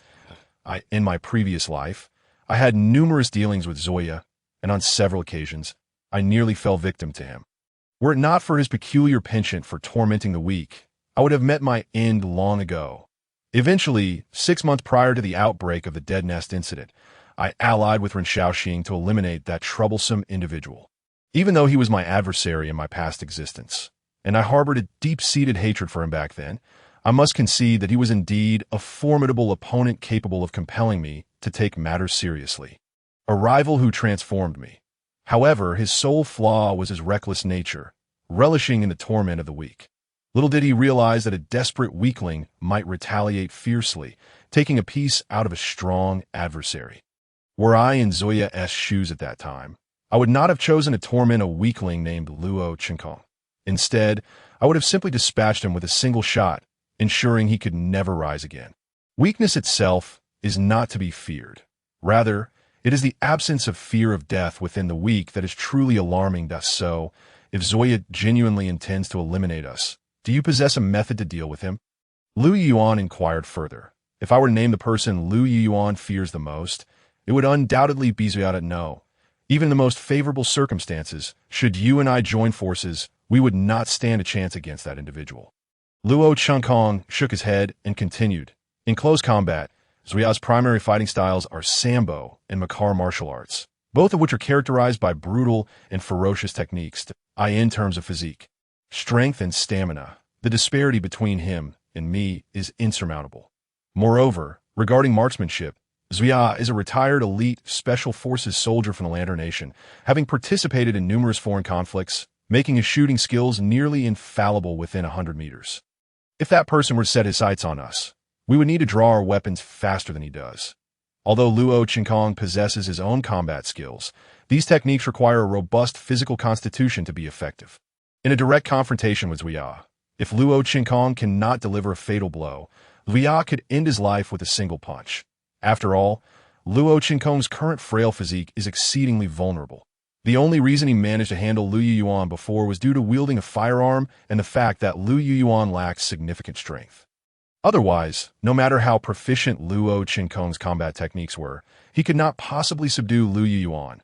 Ultimately, when he subdued Lu Yuan, he was already on the verge of exhaustion as for Zuiao's marksmanship. It is well known that the foremost priority for special forces across nations is marksmanship, a fundamental skill for every soldier. Even though the battlefield is ever-changing, perfection akin to that achieved in training is unattainable. However, Luo Qinkong is confident that Zuia could effortlessly blow his brains out from 100 meters away. Although Luo Qinkong is a reincarnate, he does not harbor the delusion of being invincible simply because he possesses the combat techniques and experiences from his past life. On the contrary, he is more cautious and prudent than before. Likewise, Luo Qinkong understands that some matters cannot be altered merely by prior experience, that in this world, many things cannot be accomplished solely through perseverance and effort, such as immortality. Thus, Luo Qinkong aspires to seize more opportunities than he did in his previous life and to journey further. Upon hearing that Luo Qinkong felt incapable of dealing with Zuia, Lu Yuan's brows furrowed slightly. She could hardly believe that Luo Qinkong had no means to confront her. After all, from Luo Qinkong's words, Lu Yuan could discern his profound understanding of Zuia, perhaps even surpassing her own, as someone who had once been close to him. What martial arts do you practice? Lu Yuan recalled their previous encounters. Eager to discern Luo Qinkong's martial art style in preparation for future encounters, I am versed in judo, makar, and sambo, though mostly through unconventional means. Tiomi, whichever style enables me to vanquish my foes, is the one I shall employ. Lu Yuan's intentions were clear to Luo Qinkong. In truth, in his past life, Luo Qinkong had primarily learned various unorthodox combat styles, employing every trick in the book, from groin strikes to eye pokes. While he possesses some knowledge of formal martial arts, those were taught to him by Ren Xiaohang, purportedly a special combat style from the Great Shu Kingdom, though he does not know its name, as it is classified as strictly confidential. Nevertheless, for Luo Qinkong, every martial art is an accumulation of experiences forged through combat. Whether formal or unorthodox, the objective remains the same, to incapacitate and eliminate the enemy at the earliest opportunity. Lu Yuan attempted to say something further, but Luo Qinkong suddenly gestured for her to remain silent.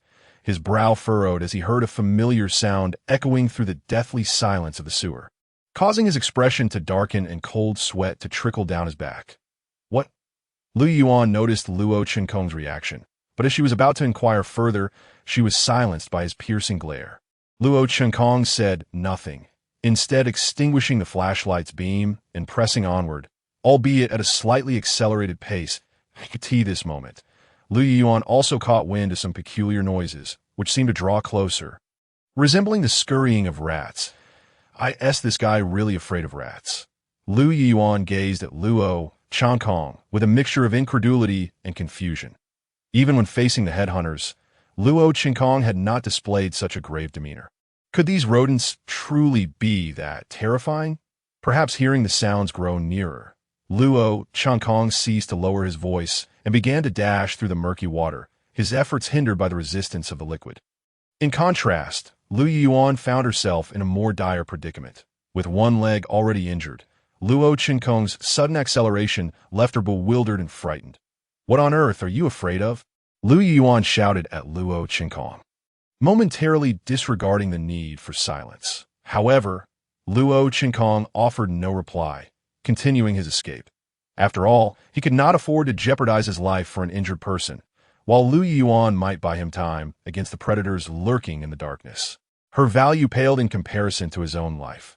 Noticing Luo Qinkong's silence, Lu Yuan switched on her flashlight to peer into the murky depths of the sewer behind her, only to be met with a swarm of rats. Unlike any ordinary rodents, their fur had fallen away, revealing festering sores that had become grotesquely infected. One rat leapt at Lu Yuan, prompting her to instinctively grab it and crush it in her grip. The pus-filled abscesses bursting and splattering her hands with putrid blood. These rats eat humans. Lu Yuan's face turned ashen, finally grasping why Luo Qinkong had fled with such urgency, even refusing to explain himself. Confronted by the frenzied horde of carnivorous rats surging towards her, propelled by an instinctual will to survive, Lu Yuan cast aside her cane, ignoring the searing pain in her leg, and began to sprint in the direction Luo Changkong had taken, simultaneously pulling out a grenade and hurling it behind her. Given that the sewers of Jinan Island City were relatively well ventilated and did not accumulate copious amounts of refuse and filth, Lu Yuan felt emboldened to throw the grenade without fear of catastrophic repercussions. Boom!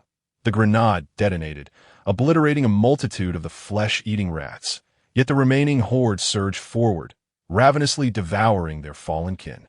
Lu Yuan dared not look back, forcing herself to run while occasionally tossing her remaining grenades toward the rear, buying herself precious moments against the advancing swarm. Luo Changkong. One day, I shall make you pay. That guy was probably dead by now. What a pity, as she had hoped to leverage her assistance to locate the elusive Dr. Lei Hongtun. However, she reassured herself that, aside from him, she could still extract information from Zuya. As Luo Changkong climbed the ladder towards the upper reaches of the sewer, he followed the pre-planned route on his phone, which should lead him to the street outside the RNG building. Compared to the zombies outside, the ravenous rat swarm within the sewer posed a far graver threat, as these rodents had mutated under the influence of the death virus. Even a single bite could lead to infection and transformation into a zombie. During his previous life, while scavenging for resources, Luo Changkong had entered the sewers with a search party to evade zombies, only to witness a living person being devoured to the bone by those very rats. Even the remnants of those bones served as fodder for the rats to gnaw upon. The rat swarm, mutated piranhas, flesh-eating ants, and the tormenting worms of the western desert all exhibited predatory behavior in groups, leading to complete annihilation for any unfortunate souls caught in their midst. These are the very creatures that survivors of the apocalypse dreaded encountering, second only to massive hordes of zombies. Luo Changkong pushed open the manhole cover above, emerging from the sewer and thoughtfully replacing the cover behind him. Now standing on the main avenue in front of the RNG building, he had anticipated encountering a multitude of zombies. However, the scene before him was starkly devoid of any undead presence. Luo Changkong scanned his surroundings, noting several tanks and infantry fighting vehicles scattered about, with a makeshift barricade formed from civilian vehicles and barbed wire beyond them. Outside that barricade lay a chaotic array of vehicles, some of which had been reduced to mere skeletal frames, their origins a mystery. Where have all the zombies gone? Luo Changkong frowned, having prepared for a large-scale horde, only to find the area completely deserted of any zombies. Surely, they could not have all been eliminated. While there were dried bloodstains and remnants of corpses scattered about, they paled in comparison to the population density surrounding the RNG building, which had been decimated by the onset of the zombie apocalypse, leaving a vast majority of the populace as the undead. According to reason, Luo Changkong should have seen nothing but an oppressive darkness. A thought crossed his mind, suggesting that RNG had been hastily relocating something from this area not long ago. The incessant flurry of helicopters indicated that the zombies might have been lured away by some means employed by RNG. If there were a strong scent of blood coupled with an overwhelming noise, it might indeed have been sufficient to divert the zombies. Shao Kong, at that moment, a voice called from behind. Luo Changkong turned to see Zhao Zihan and her group hastening towards him. It appeared that Zhao Zihan and her companions had already arrived, and a lookout station somewhere had spotted him and reported back to her. Otherwise, how could she have rushed over so swiftly with her entourage? Upon seeing Zhao Zihan and the others, Luo Changkong quickly altered his expression, transforming his previously impassive demeanor into one of profound sorrow.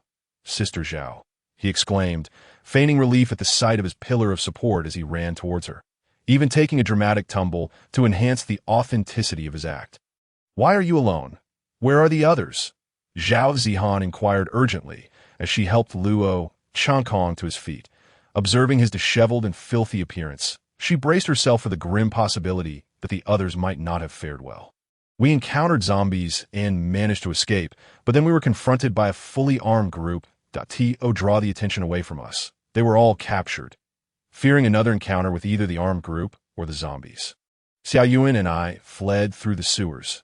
Unfortunately, we stumbled upon a horde of man-eating rats. Xia Yuan was injured, and to avoid burdening me, she Luo Changkong feigned tears, prompting Zhao Zihan's heart to soften. In her eyes, he remained just a child, The most convincing lies are those interwoven with grains of truth. Indeed, those events had occurred, albeit with Luo Qinkong's minor embellishments, thanks to his past experiences with Zhao Zihan. He understood why she cared for him so deeply. He reminded her of her deceased brother, a fact she had revealed to him before her demise in a previous life. It's all right now.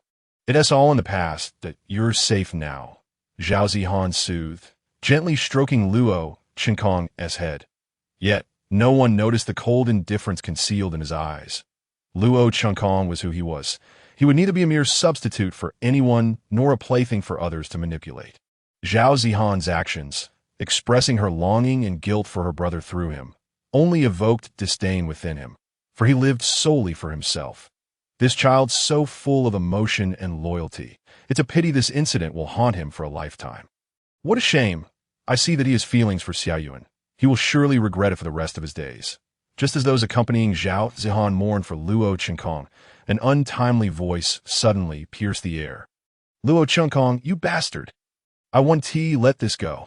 At the sound of that voice, Luo Qinkong froze momentarily, and everyone around began to look about, searching for the source of the exclamation. Just then, the manhole cover behind him was pushed aside, and a dark, muddy figure emerged. Despite her appearance, Luo Qinkong could still recognize Lu Yuan. Astonishingly, she had miraculously survived the onslaught of the man-eating rats despite her leg injury. Unbeknownst to Luo Qinkong, Lu Yuan had not outrun the rats, but had fortuitously encountered a pile of muck that had accumulated in the sewer, likely pushed aside by workers during maintenance. Without a second thought, she had plunged into the foul-smelling sludge, which not only concealed her from the rats, but also masked her scent, thus sparing her from disaster. To avoid revealing his true intentions, Luo Qinkong disregarded the nauseating stench emanating from Lu Yuan and swiftly embraced her, leaving her momentarily dazed, her thoughts of revenge against him evaporating. That if you don't want to die, cooperate with me, Luo Qinkong whispered in her ear, causing her to shudder involuntarily. This bastard was indeed putting on a show. Despite the impulse to shoot Luo Qinkong on the spot, she had no choice but to play along. Be gentle. Do you want me to die? My ribs are broken. Lu Yuan gritted her teeth as she glared at Luo Qinkong, who was holding her. Seeing the murderous intent in her eyes, Luo Qinkong decided not to torment her further. Knowing that any more teasing would provoke her wrath, I thought you were dead. I'm so relieved you're not. He feigned wiping away tears, presenting a bright smile that made Lu Yuan, observing closely, curse inwardly. Those oblivious to the truth would surely be deceived by Luo Qinkong's performance, believing he genuinely cared for her. In reality, at the first sign of danger, he would vanish without a trace. Showing no mercy, even his comrades. My ribs are probably broken, and while I'm unsure of the extent of my injuries, it hurts terribly. Also, my foot is injured, and my right. Lu Yuan plopped down on the ground, now adopting a pitiful demeanor. Then I'll carry you, Luo Qinkong said, fully aware of her intentions to annoy him further. However, he was indifferent, as long as her antics did not disrupt his plans. I told you my ribs are broken. Do you really expect me to be carried? Then what do you want? Despite his smile, Luo Qinkong was contemplating that if she pushed her luck too far, he might just create an accident to dispose of her. Why not find a stretcher? Where am I supposed to find a stretcher here?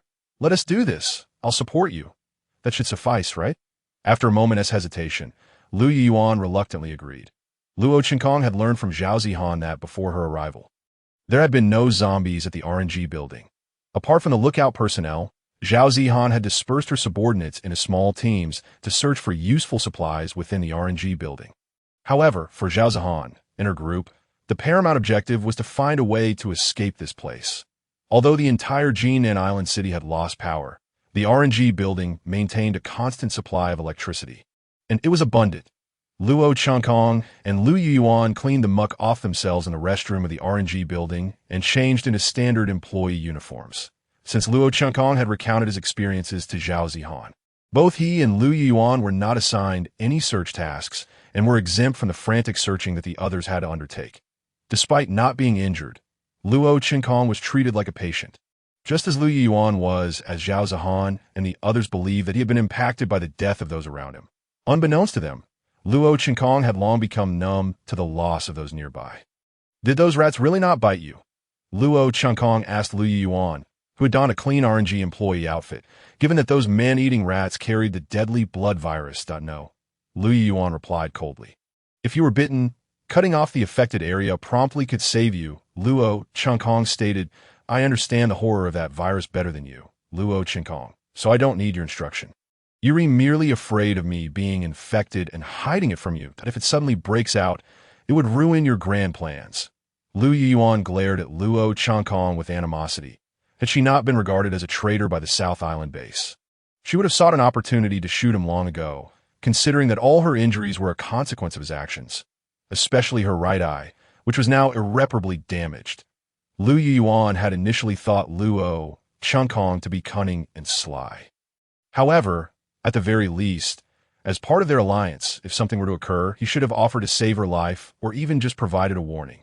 Instead, he had offered no warning and simply fled. Most people, when faced with Lu Yuan, a beautiful girl, would rush in to help her. After all, who could resist the chance to be the hero? But Luo Chinkong, on the other hand, would merely run away, abandoning his comrades without a second thought. For Luo Chinkong, the notion of heroically rescuing a damsel in distress and secretly harboring feelings for her was merely a trope reserved for protagonists. He was not one of them. Even in his rebirth, who could guarantee that he was the only one to have been given a second chance? The saying, one general's success, is built upon countless bones applied to him as well. His demise in a previous life was proof that he was just another fallen soul among many. Until he attained immortality, his own life would always take precedence. In his previous life, Luo Chinkong had performed acts of heroism. But in this apocalyptic world, such heroics were far from romantic tales. They were fraught with calculations and betrayal at every turn. In a world teetering on the brink of desolation, the most beautiful women often prove to be the most perilous. Countless heroes have not succumbed to the relentless onslaught of zombies, but rather to the treacherous blades wielded by women. Luo Chinkong harbored no feelings for Lu Yuan. Her beauty held no sway over him. Perhaps it was since the tragic demise of his beloved wife, Jiang Mingya, at the hands of his own father in a past life, that Luo Chinkong had grown indifferent to all forms of affection, be it familial, platonic, or romantic. He was left with nothing but a resolute determination to pursue immortality. If goodwill was met with ingratitude, so be it. Luo Chinkong resignedly shrugged his shoulders. Lu Yuan began to rummage through a nearby medical kit, tending to her injured leg. Within the RNG building, she was fortunate to discover a medical box and splint, which she used to stabilize her swollen limb. She grimaced at her injuries, enduring the pain. She cast a glance at Luo Chinkong, who wore an infuriatingly smug expression, seemingly reveling in her misfortune. The sight made her wish to sink her teeth into him. Your chest wound does not appear to be severe. It seems merely a fractured rib. What a pity! Luo Chinkong sighed, shaking his head. What do you mean, what a pity? Lu Yuan furrowed her brow. Regrettably, your chest is flatter than my back. Perhaps if you had a bit more flesh, it might have absorbed the impact better. He quipped. Get lost. Right now, just get lost. Lu Yuan's expression darkened, as Luo Chinkong's words struck a nerve. Just a jest. But I must inquire, how does one access the top secret base beneath the RNG building? Luo Chinkong was aware that the RNG building was merely a facade, concealing numerous covert facilities scattered across the globe, some masquerading as factories, others as desolate mountains. The visible factories and laboratories were mere distractions, while the truly clandestine operations lay hidden from the light of day. I do not know. Lu Yuan replied coldly. No. You certainly do. Luo Chinkong asserted as three boys in school uniforms, wielding clubs, approached him with menacing expressions. What do you want? Luo Chinkong inquired, glancing at the trio, who were clearly not there to confront Lu Yuan, but were intent on finding him. The memories of these individuals were too distant for him to recall their names. Luo Chinkong, you shameless wretch, Kong Laoshi and Lao Su died because of you, and you still have the audacity to return. The leader of the group pointed his club threateningly at Luo Chinkong. Who is Lao Su? The one who shared a vehicle with you, ditto. That unfortunate soul. Luo Chinkong recalled the ill-fated companion who had either become zombie fodder or had himself transformed into one. Damn it, spare me your nonsense. I've long taken a disliking to you. Luo Qinkong, aren't you quite the tough guy? Let us see who stand by you now. Wait, Luo Qinkong suddenly exclaimed. Are you preparing to deliver your last words? Lu Yuan observed the scene with cold detachment, unwilling to intervene. After all, Luo Qinkong had put her in such a dire predicament.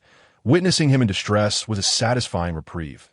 Then, Lu Yuan noticed a camera positioned in the corner, an RNG surveillance device that was still operational. It was certain that Zhao Zihan's personnel were monitoring the feed, that IKT wouldn't be long before they arrived. No one would lose their life today. After a moment's contemplation, Lu Yuan thought it prudent to feign cooperation, to act alongside Luo Qinkong. Stop this, she declared, positioning herself in front of Luo Qinkong, though her intention was merely to put on a fade.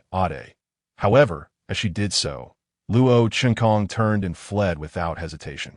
Yuan, block them. I'll call Sister Zhao. Ah, Lu Yuan screamed as Luo Qinkong abandoned her. The trio wasted no time in pushing her to the ground, aggravating her injuries and causing her significant pain. Dan Ti let him escape. Lu Yuan was undeniably beautiful, yet in the eyes of her assailants, her protection of Luo Qinkong ignited their jealousy, rendering them irrational. They paid no heed to her injuries. Thank you, Luo Qinkong called back with a teasing expression as he fled, glancing at Lu Yuan on the ground. Even managing to utter a word of gratitude, she felt as if she could spit blood in response. Damn you, Luo Qinkong. Lu Yuan couldn't help but curse under her breath. Seeing her vexation brought Luo Qinkong a sense of comfort. In his past life, Lu Yuan had betrayed the RNG, and trust was a commodity he could no longer afford, especially not with a traitor. Lu Yuan's rebellious spirit made her injuries a potential safeguard against future treachery that in his previous existence, Luo Qinkong had faced numerous betrayals, particularly by his own sister, Luo Xiao, whose treachery had cost him dearly and left an indelible scar on his psyche. After Zhao Zihan and Run Xiaoxing's demise, he sought out his sister and mother in the northern wilderness, only to toil for 5 years amidst the dead to sustain them, selling himself, if need be, in the face of survival. Humanity often revealed its most pitiable aspects, including the folly of his younger sister, who had always regarded him as worthless. Yet, Luo Qinkong had since come to terms with his past. Those memories no longer held the weight they once did. As for his sister, he considered her a lesson in youthful ignorance. The person he had become was, after all, a product of their making. Perhaps one day he would return to the northern wilderness to confront that girl, but should she obstruct his path, he would have no choice but to eliminate her. Stop this at once. As Luo Qinkong ruminated on the past, he had not yet fled far when Zhao Zihan and her team arrived. Anyone who dares to strike again will face dire consequences. The ominous barrel of Zhao Zihan's gun quickly subdued the 3 boys who had not anticipated her swift arrival. Unbeknownst to them, Zhao Zihan's team was in constant communication, and the surveillance room had been observing their actions. 2 of Zhao Zihan's subordinates swiftly disarmed the trio, delivering kicks that sent them sprawling to the ground. Zhao Jia, thank goodness you've arrived. If not for Yuan's intervention to shield Luo Qinkong, those 3 would have taken advantage of him. Lu Yuan gritted her teeth as she spoke, one hand clutching her injured leg. Xiao Zhang, disable 1 leg from each of those scoundrels. Zhao Zihan's fury was evident. After all, Lu Yuan was an injured party, and the push had only exacerbated her condition. The 3 boys, realizing the gravity of their misdeeds, knelt before Zhao Zihan, groveling for mercy. Listen closely, you 3.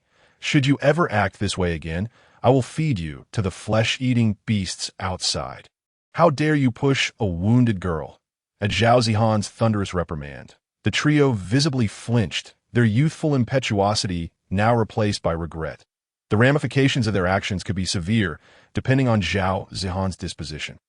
However, given the lack of grave consequences thus far, she did not intend to pursue the matter further. Xiao Kong, are you injured? Zhao Zihan inquired with genuine concern, to which Luo Qinkong shook his head in response.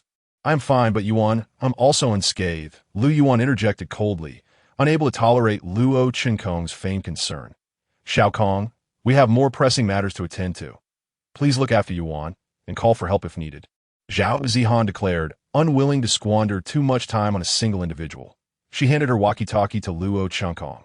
"Zhao Jie," he replied. "Rest assured, we will return before nightfall. Perhaps by then, Yuan will receive the treatment she requires.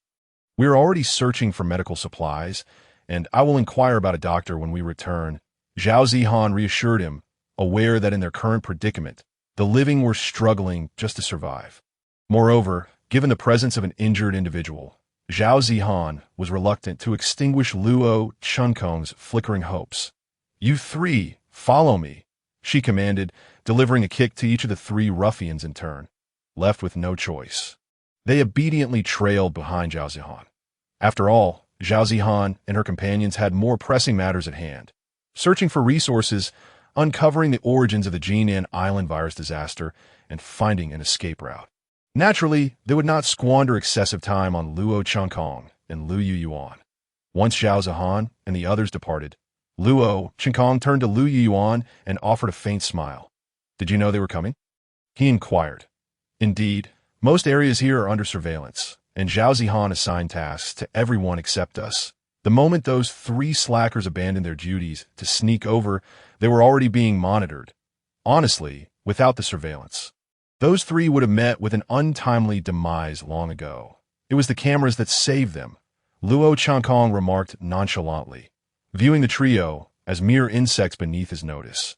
Had there been no surveillance, he would have orchestrated their ends long before. "You really are insufferable," Lu Yuan retorted. "Thank you for the compliment. However, Miss Lu, shouldn't you start demonstrating your worth? Otherwise, I might just escort you to the South Island base." Luo Chunkong responded as he followed Lu Yuan into the restroom. It was not until Lu Yuan reached the farthest stall and opened the toilet cistern that Luo Chunkong noticed a peculiar device hidden within. "Access granted," Lu Yuan declared as she placed her ID card on the reader, prompting the device to display 4 red characters. "Why is the entrance located here?" Luo Chunkong queried. "Only here can people come and go without raising suspicion," Lu Yuan explained. Suddenly, a concealed door in the wall swung open, revealing a narrow passage that could accommodate a single person. Luo Chunkong peered inside. A staircase descended into the depths below. "Is the entrance to the South Island base this unassuming?"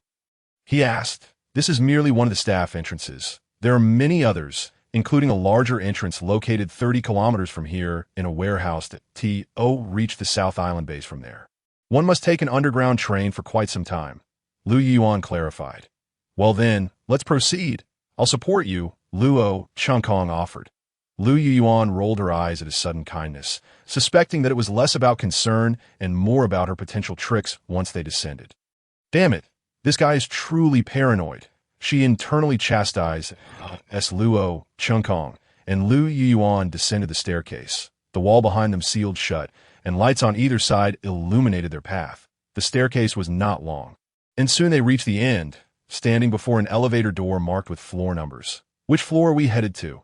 Luo Chunkong inquired. "TOD2. I need to receive treatment first," Lu Yuan stated, pressing the button. At that moment, the elevator doors opened. D2 was situated 300 meters underground within the RNG tower.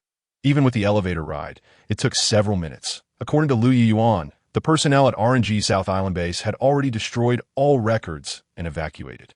Otherwise, Luo Chunkong would not have dared to come down so brazenly. The South Island base beneath the RNG tower was designed as a P4 biosafety laboratory, the highest level of security, housing dangerous pathogens like the eradicated smallpox virus. Anthrax and Ebola. One of Luo Chunkong's objectives was this very laboratory, for the key to immortality lay hidden within those viruses. As the elevator descended, Luo Chunkong felt the sensation of weightlessness. He could clearly see the increasing depth on the display screen. 100 meters. 150 meters, 200 meters. The elevator continued until it reached the 300-meter depth, coming to a stop with a soft ding. "Welcome to the RNG South Island Pharmaceutical Research and Development Base, D2 area. Please strictly adhere to the base's safety regulations." A mechanical voice echoed in their ears. Exiting the elevator, they found themselves in a round reception hall furnished with leather sofas and coffee tables. The overhead lighting illuminated the space brightly, indicating that the facility was not lacking in power. Its electrical system appeared to be independent of Jinan Island City. Quite the luxurious setup, Luo Changkong murmured, reminiscing about his time at the North Base, which had been desperately impoverished, lacking the resources and funding that the South Island bases enjoyed. Which way should we go? He asked Lu Yuan, who appeared somewhat pale. She offered no verbal response, but pointed in a direction. Supporting Lu Yuan, Luo Changkong guided her toward the indicated passage, where papers and documents were strewn across the floor, none of which held any significance. The important materials had either been swiftly relocated by RNG or destroyed. Arriving at a room within the corridor, Lu Yuan leaned close to the scanning port, and the verification sound confirmed their entry. Employee ID 08963 verified. Entering medical room. Together, they stepped into the medical room, which was stocked with numerous medications and featured a surgical table equipped with robotic arms. Having spent some time at the North Base in his previous life, Luo Changkong recognized the apparatus. RNG's most public business was medical services, and this was an AI-controlled surgical table. After scanning the patient, the AI would determine the surgical plan executed by the robotic arms. However, such medical devices were exorbitantly expensive and required sophisticated AI technology. Consequently, Luo Changkong had only encountered a few in the RNG facilities. For overly complex surgeries or emergencies during procedures, professional doctors were still needed. Lu Yuan drew the privacy curtain and proceeded to remove all her clothing, lying down on the surgical table. Scanning complete. Left chest fracture, minor leg fracture. Determining treatment plan, the mechanical voice announced, indicating that Lu Yuan's treatment had commenced and would take some time. Luo Changkong retrieved Lu Yuan's ID card from his pocket, which he had discreetly taken when assisting her inside. Although this method was not honorable, it was a survival tactic for many low-level individuals in the apocalypse. In his previous life, Luo Changkong had harbored a strong aversion to theft, yet ultimately he succumbed to the harsh realities of existence. The strong had their way of life, while the weak had theirs. Survival in this world did not solely depend on strength, but on adaptability. Opening a nearby computer, Luo Changkong accessed the area distribution of the RNG South Island base, which was not deemed confidential for internal staff. Thus, no special permissions were required, allowing him to swiftly gather the information and plan his route. Having completed his preparations, Luo Changkong found a gas mask in a cabinet, donning it before exiting the medical room. He intended to navigate certain defense systems within the RNG base that might be laced with toxic gas, taking precautions for safety's sake. Luo Changkong's primary objective was the experimental zone containing dangerous viruses. On one hand, the bloodborne virus was essential for his immortality plan. On the other, the experimental area might still harbor unretrieved documents, although Lu Yuan's ID card granted him access to 80 of the South Island base. It did not extend to the experimental zone. Even Zoya lacked permission for that area. Nevertheless, Luo Changkong felt compelled to take a chance, as finding someone with higher clearance in such a short time seemed impractical. If all else failed, he could attempt to access the weapon storage to see if he could blow open the experimental zone. Despite the RNG South Island base resembling a labyrinth, the walls were thoughtfully adorned with layout maps. Following the directions, Luo Changkong successfully located one of the weapon storage facilities within the base. These are armored vehicles, he observed as he approached a space resembling an underground garage, filled with numerous armored vehicles and even a few tanks of unfamiliar models. Likely prototypes developed by RNG. After all, arms dealing constitutes one of RNG's primary sources of income. Within this garage, Luo Changkong also discovered numerous bloodstains, as well as bullet marks on the walls and shells scattered across the floor. It appears that a fierce battle erupted here before RNG's retreat, with the bloodstains long since dried and discolored. From this information, it can be inferred that the conflict likely ignited after the outbreak of the viral disaster. Had it occurred prior, the area would have been thoroughly cleaned. Upon conducting a meticulous search, Luo Changkong found firearms strewn about, indicating that RNG's withdrawal was executed in haste, perhaps not merely a hurried retreat, but rather a frantic escape. Contemplating this, Luo Changkong gripped his handgun tightly, vigilantly surveying his surroundings. Suddenly, an eerie sound pierced the silence, reminiscent of a dying person's struggle, causing Luo Changkong's complexion to pale and every hair on his body to stand on end. In the desolate night of the apocalypse, this sound embodies the nightmare that no soul trapped in peril wishes to confront. Even the strongest of beings, those of the fifth or sixth gene chain, would instinctively shy away from such a threat. Luo Qinkong held his breath, then, without a moment's hesitation, turned to flee, abandoning any thought of confrontation. It was only after the cataclysm that humanity was afforded the chance for awakening. Prior to such opportunities, even a battalion of well-trained, well-equipped soldiers would find it nearly impossible to subdue such a creature. That bastard. Lu Yuan trembled as she sat up from the operating table. As she steadied herself with the cane and stepped out, she realized that Luo Qinkong had already fled with her card. The surgical table in RNG's medical department was managed by artificial intelligence, allowing for the swift execution of relatively uncomplicated procedures. Lu Yuan's injury was merely a fracture, requiring minimal time for treatment. Her leg had just been cast, yet upon emerging, Luo Qinkong's figure had vanished. However, Lu Yuan understood that if she wished to escape Jinan Island City alive, she must rely on Luo Qinkong's identity as a member of the northern base. Thus, she steeled herself, leaning on her cane to search for him.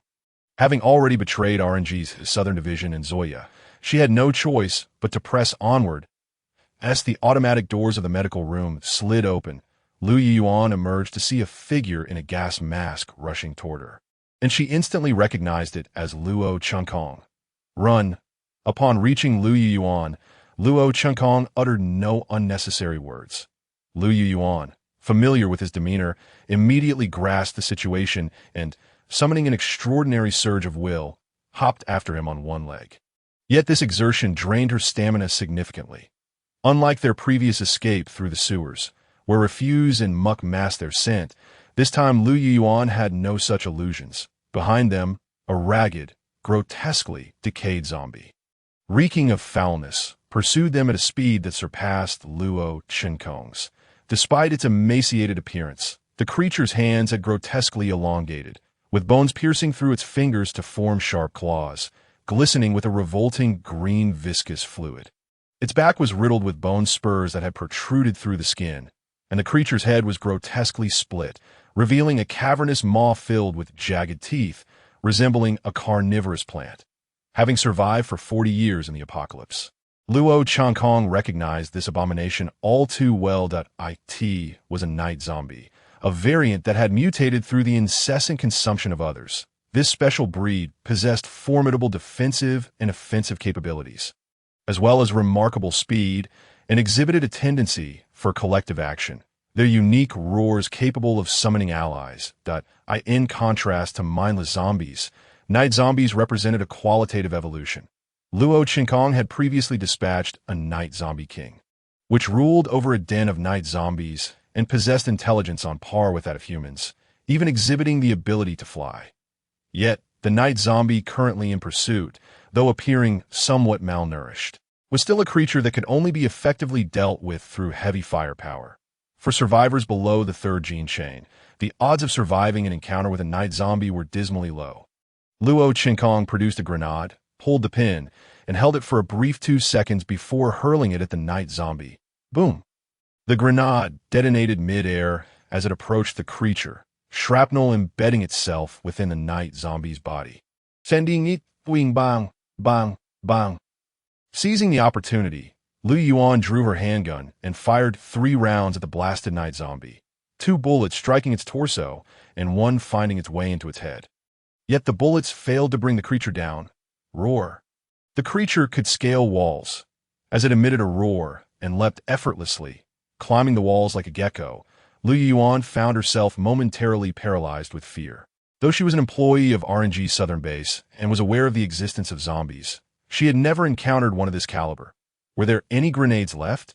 She had exhausted her supply during the escape. That had been her last one. Luo Qinkong felt equally frustrated. He had only 3 grenades, and using 2 against the night zombie had merely delayed its pursuit. The final grenade had indeed struck true, but the damage inflicted was negligible. As he fled, Luo Qinkong continued to fire back in an attempt to slow the night zombie's advance. While Lu Yuan's face flushed crimson, the exertion of hopping on one leg rapidly draining her stamina. her injured limb throbbing with pain at this moment.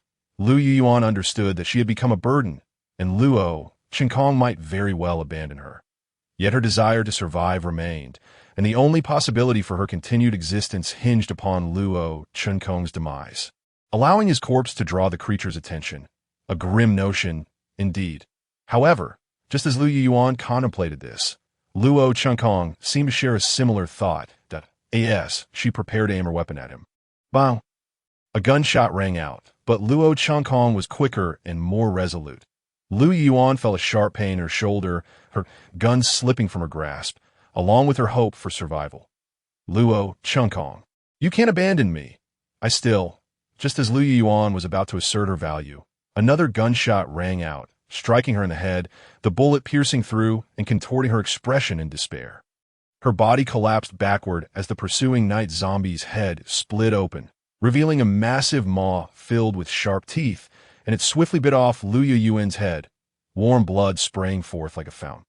Even a stunningly beautiful girl like Lu Yuan would succumb to death in this apocalyptic world, just like any ordinary person. And no matter how beautiful a woman may be, death renders all the same. No matter how exquisite a flower, once wilted, it ultimately decomposes into mud. Luo Qinkong felt no sorrow. In his eyes, all deaths bore the same weight.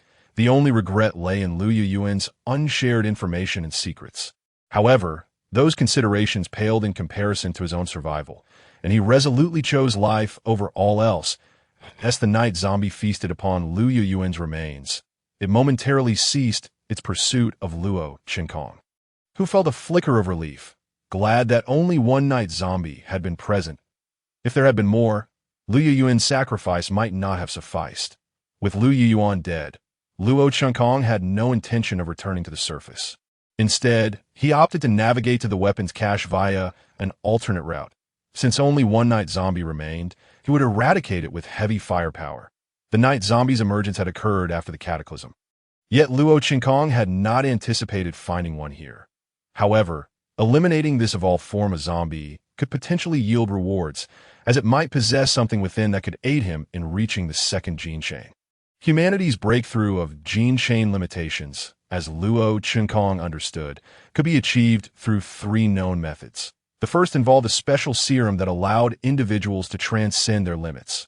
For instance, RNG's byproduct of the immortality serum could enable a transition from the first to the second or third gene chain, with the resulting abilities varying by individual. However, this serum's efficacy waned to the third gene chain, and only RNG possessed it, typically granting it to armed personnel across its divisions. The second method involved an individual undergoing immense stimuli, triggering the brain's protective mechanisms, which, if pushed to the brink of shutting down pain perception, could potentially lead to a breakthrough in gene chain limitations. Some individuals, having narrowly escaped the wrath of lightning, attribute their survival to this singular event. Yet the odds are almost infinitesimal. Beyond the corporeal agony, the torment of the soul reaches an extreme, with only a minuscule chance of transcendence. The majority succumb to suffering during this ordeal, rendering it merely a method of improbable breakthrough, with odds that are almost shockingly LOWAS for how Luo Qinkong came to understand that such profound psychological anguish could lead to a breakthrough. It is because he himself is a testament to this phenomenon, being the sole individual to have transitioned from the fourth gene chain to the fifth through this very means. The price he paid was the complete obliteration of all his emotions, be it love or hatred. The third method of breakthrough is a common approach in the apocalyptic world. Some evolved zombies and formidable mutated creatures harbor within them a crystalline essence, formed from the essence of the virus, which is relatively stable and integrates with the genes of the infected organism. Given that survivors possess antibodies from the initial wave of infection, direct absorption does not lead to infection, provided they are not bitten or scratched by zombies, nor allow the virus to enter through wounds. Those who failed to develop antibodies fell victim to the airborne and waterborne infections at the onset of the apocalypse, becoming part of the 90% of the human population that was infected. It is essential to understand that from the moment the apocalypse began, the process of elimination had already commenced. Returning to the topic at hand, An entity residing within the first gene chain requires the crystalline substance from a second gene chain organism to achieve a breakthrough, with a significant probability of failure, depending on the genetic makeup of the crystallizing organism. The breakthrough may awaken abilities akin to those of the crystallized entity. For instance, utilizing the crystal from a nocturnal zombie could likely awaken abilities related to skeletal transformation. However, due to genetic repulsion, some individuals may awaken entirely different abilities during this process that in a previous life.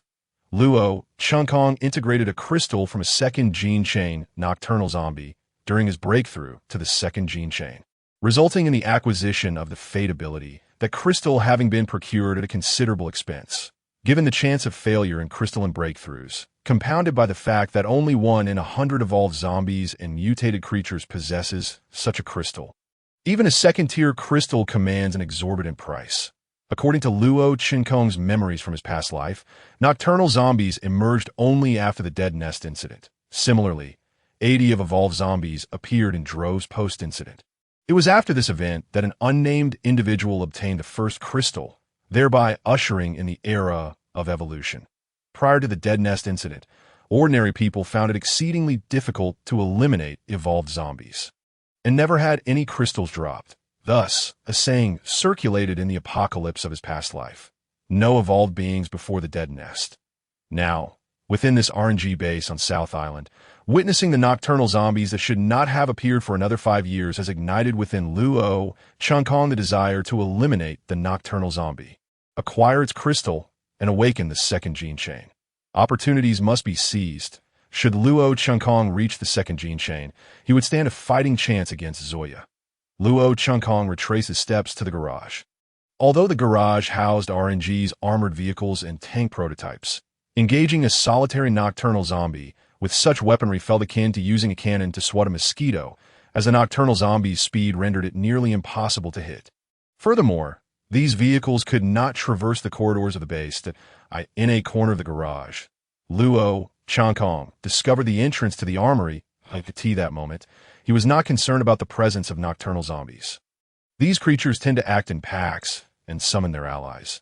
The previous encounter had involved only one nocturnal zombie, hence he assumed there would be no more. However, caution remained necessary regarding zombies. Bloodstains and scattered firearms littered the ground, but no corpses were in sight, leaving him uncertain whether they had transformed into zombies and departed or had been consumed by the nocturnal zombie. The presence of discarded weaponry suggested that RNG had not conducted a cleanup. Otherwise, there would not be a plethora of bullet casings and weapons left behind. The absence of what might have been corpses instilled a slight unease within Luo Chinkong. Utilizing Liu Yuan's identification card, Luo Chinkong successfully accessed the armory, replenishing his ammunition and acquiring several grenades, while also noting a rocket launcher positioned in the corner. Shouldering the weight of the rocket launcher, he set off in search of the nocturnal zombie, confident that it would be indulging in a feast, providing him with a perfect opportunity for a surprise attack. Yet, the rocket launcher was not without its heft. His current physical capabilities did not match those of his previous life. Both strength and stamina presented significant challenges. Thus, he opted for the lighter handgun, accompanied by 2 magazines and 3 grenades, allowing for a swift escape even if he missed a shot. Bark, bark, roar, roar, roar. Just as Luo Chunkong prepared to eliminate the nocturnal zombie, the sudden sound of barking, coupled with a pained roar from the zombie, caught his attention. He quickened his pace and, upon rounding a corner, was momentarily taken aback by the sight before him, his mind blank for a fleeting second. The nocturnal zombie was being devoured by a massive conglomeration of flesh, if one were to liken it to any creature. It resembled a skinless canine, roughly the size of a small truck. Yet this entity was grotesquely amalgamated with numerous human limbs, its hundreds of arms and legs flailing, while heads emitted low, zombie-like groans. The barking he had heard earlier belonged to a black dog's head among them. Merely casting a glance at that abomination was enough to induce a sense of dread, even for Luo Chunkong, who had witnessed much in his previous life. Soon, the last head of the nocturnal zombie was consumed, and the heads of the monstrosity turned in unison to fixate on Luo Chinkong.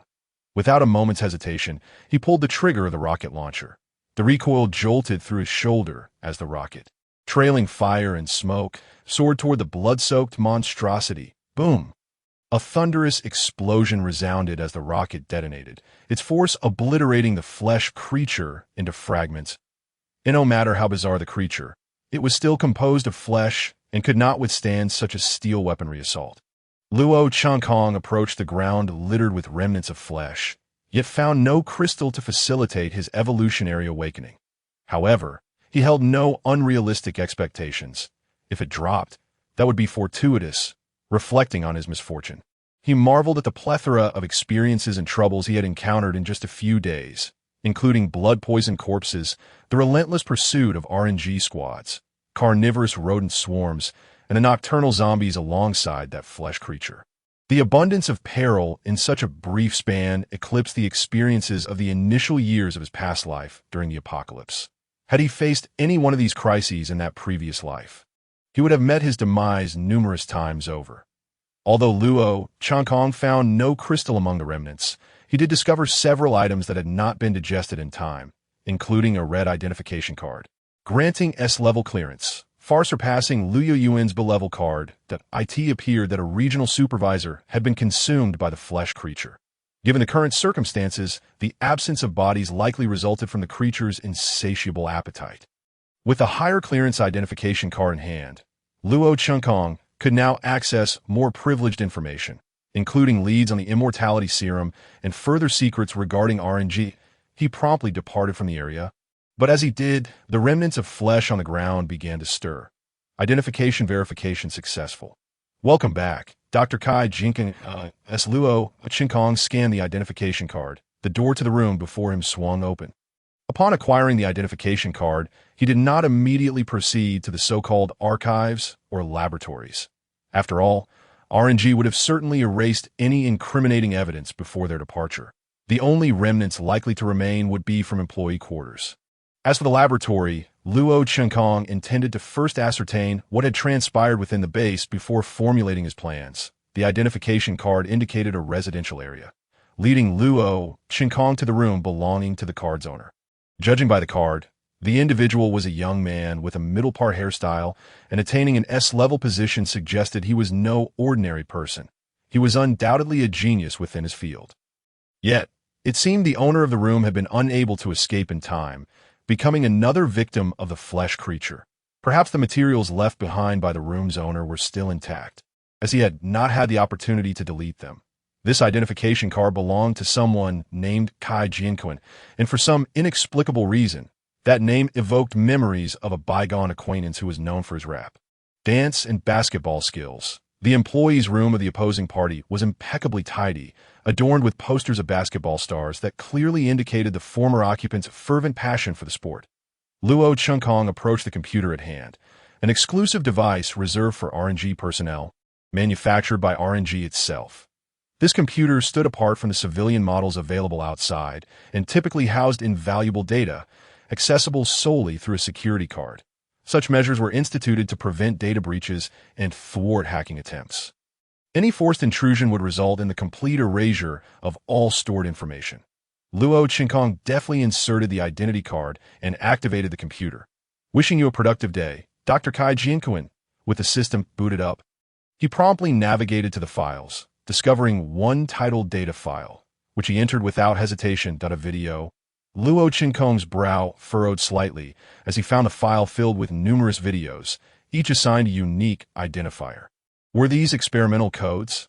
Driven by curiosity, he clicked on one, and immediately, an embarrassing sound emanated from the speakers, accompanied by visually inappropriate imagery that left Luo Changkong momentarily stunned. It appeared this data file contained such content.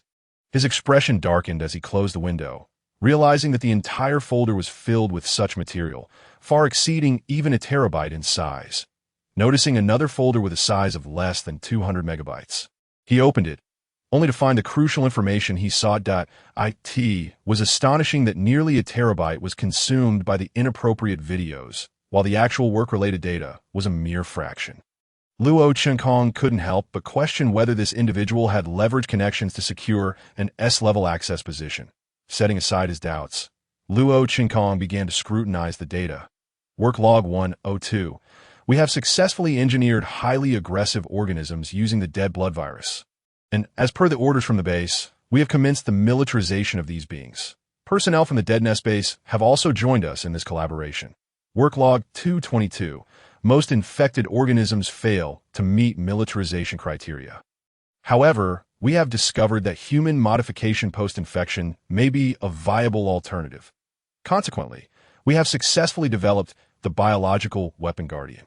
Work log 263.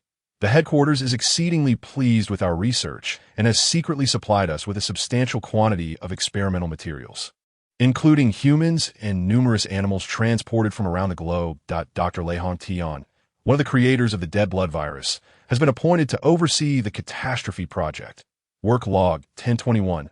We have created a monster, codenamed Catastrophe. It possesses the ability to consume any living organism and assimilate their genes and memories. After devouring a human, it not only exhibits intelligence comparable to that of a human, but also learns human language. Mimicking the voices of all consumed beings, this monster lured the guards and escaped from the depths of area, its formidable vitality making it nearly impossible to kill. Although it remains under RNG control, it has caused a localized virus outbreak. Work log 1022. In my work area, an individual has transformed into a zombie, and one person managed to escape the base before mutation. The special response team located him on the rooftop and executed him, falsely declaring it a suicide. Work log 1024. Everyone at the South Island base received an urgent order to evacuate and destroy all documentation as thoroughly as possible. Ultimately, we failed to contain the virus leak. The logs abruptly ceased here.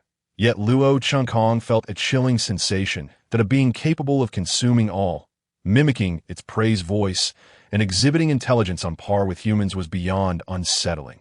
His mind flashed to the grotesque flesh creature he had obliterated moments before with a rocket launcher. If that creature truly was Catastrophe, where could it be now? Where are you? A hoarse voice echoed from a corridor outside, unmistakably the voice of the deceased Lu Yuan. Luo Chunkong swiftly drew his pistol. Fixing his gaze on the door, which had begun to slide open slowly, "I've found you." A severely mangled head peered through the opening, resembling something crushed beneath a car tire, one eye grotesquely drooping. Strangely, despite its horrific state, the head was still capable of speech. Not the head itself, but rather the monster known as Catastrophe, which had learned to imitate human voices. Although the head was unrecognizable, Luo Chunkong could discern that it belonged to Lu Yuan. The very head that had been crushed by the night corpse. As the head emerged, it was reminiscent of a villain in a horror film, confronted by the very souls it had wronged. Others would have succumbed to terror or paralysis, but not Luo Chunkong. Bang! Bang! He fired 3 shots, obliterating the already mangled head into a pulpy mess, revealing a grotesque mass of flesh and limbs lurking behind it.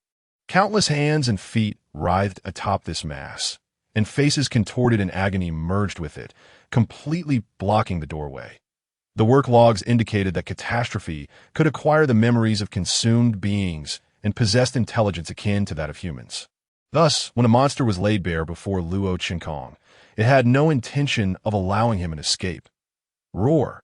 A massive maw split open in the center of the flesh monstrosity, filled with an array of teeth from various species, human and canine alike, creating a disconcerting sight. However, the creature offered Luo Chunkong little time to observe. It lunged toward him, its gaping maw poised to devour him whole. Luo Chunkong pulled the pin on a grenade and tossed it into the monstrous maw, rolling beneath the bed just as the creature's jaws shattered the structure above him. With no time for hesitation, he dashed toward the doorway, blocked by the creature's bulk, as the creature prepared to launch a second attack. The grenade he had thrown detonated within its mouth. Boom! The explosion obliterated half of its jaw. Yet, such damage was trivial to the creature. The torn flesh began to regenerate at a visible pace, and the remaining half of its jaws lunged toward Luo Chunkong. With the grenade already primed, Luo Chunkong hurled it at the oncoming jaw, and it detonated mid-air. Boom! Another deafening explosion sent viscera flying, granting Luo Chunkong an opportunity. Observing the mass of flesh blocking the doorway, he prepared to act. Grabbing a grenade, he clenched it tightly and delivered a powerful punch to one of the ghastly faces embedded within the flesh. Pain shot through his fist, but fueled by adrenaline, his strength exceeded his usual limits. He even knocked out several teeth. With his fist still gripping the grenade, he thrust it deep into the monster's maw. The creature's myriad limbs clawed at his hair, while the arm forced into the mouth encountered increasing resistance from the monster's tightening grip. And why apologies for stretching your mouth? Luo Changkong smirked faintly. Under normal circumstances, he would not resort to such extremes, but when cornered, he feared no one. Boom! The grenade detonated within the flesh creature, obliterating his left arm into a mist of gore. However, the explosion created a narrow gap in the mass blocking the doorway, just wide enough for Luo Changkong to slip through. Bang! Bang! Luo Changkong opened fire several times, striking the outstretched arms of those who sought to ensnare him. In the fleeting moments before the gory wounds could heal, he swiftly escaped through the breach. After breaking free from the monstrous encirclement, Luo Changkong hesitated not for an instant. Propelled by adrenaline, he unleashed his body's utmost velocity. Blood gushed from the severed limb, revealing shattered bone and fragments, and his countenance grew pallid from the agony of his injury and the loss of blood. Fortunately, the grotesque creature was cumbersome and the passageway limited, rendering it relatively slow. After a brief sprint, Luo Changkong could no longer see the fiend's silhouette. Gazing at his bleeding stump, he realized that if he did not staunch the flow, he would soon lose consciousness and succumb to death. With that thought, he cast aside any lingering doubts. He sat cross-legged, hastily removing his clothing and igniting it with a lighter. Flames rapidly consumed the fabric, and as he observed the fiery blaze, Luo Changkong pressed the severed arm into the flames. Ugh! He gritted his teeth, his complexion growing even more ashen, veins bulging on his forehead as beads of sweat streamed down his face, mingling with the acrid scent of charred flesh. This method of hemostasis was excruciating and fraught with the risk of burns and infection. Yet, if he did not act, it would not be long before he met his demise. In that moment, he could afford no more hesitation. His clothes were drenched in sweat, and he panted as if on the brink of collapse. Yet he summoned the strength to rise. The creature's voice echoed once more. It was evident that it had regained its senses and was now following his trail of blood to this juncture. Luo Changkong's legs felt weak, and his body trembled.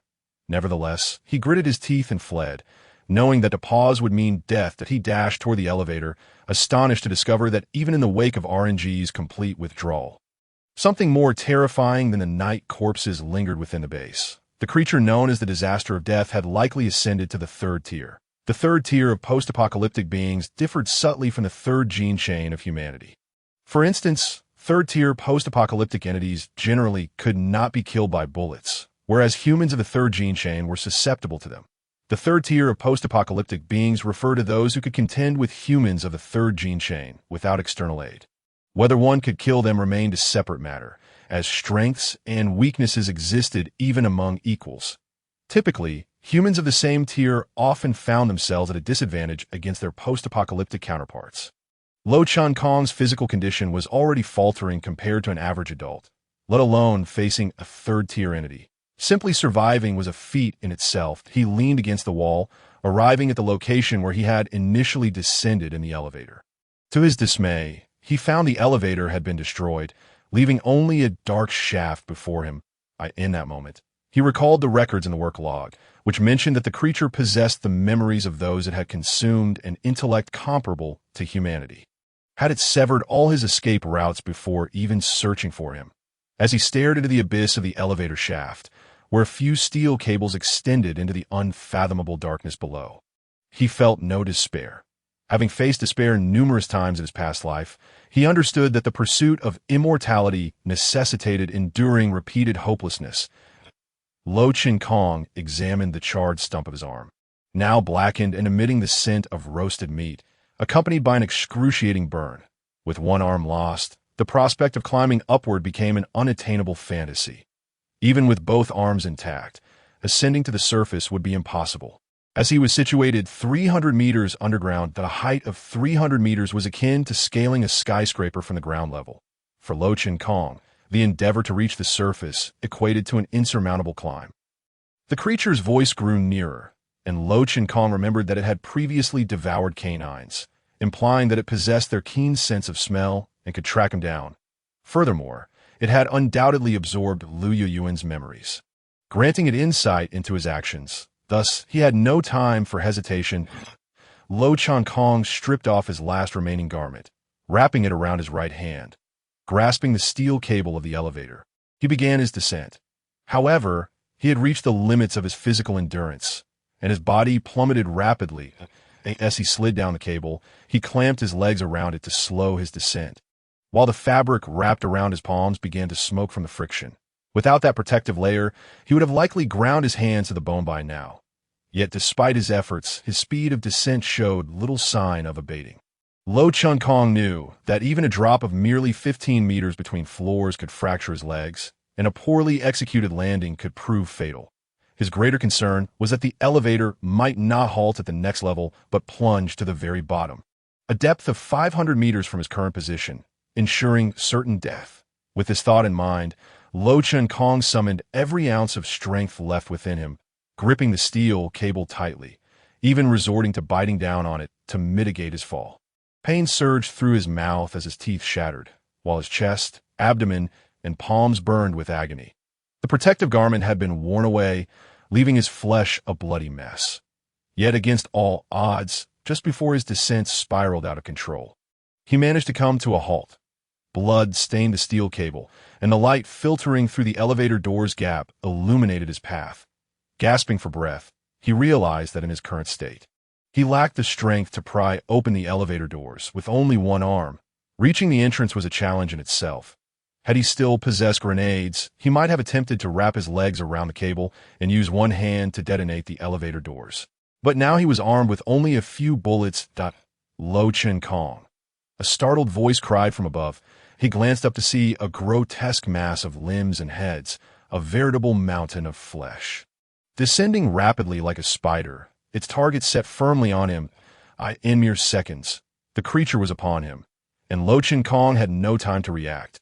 Before he could think, its gaping maw clamped down on his torso, blood gushing forth as bones cracked under the strain. Pale hands from the flesh mountain gripped him tightly, preventing any chance of escape. At that moment, Lo Chin Kong discarded all hesitation, drawing his handgun and firing repeatedly at the monstrous mass that had ensnared him. Bang, bang, bullets penetrated the creature's form, putrid blood splattering across his face. Yet, such attacks barely registered as injuries to the beast. When his ammunition was finally exhausted, he resorted to the hidden blade affixed to his arm. Even as blood sprayed and drenched him completely, the creature remained unyielding.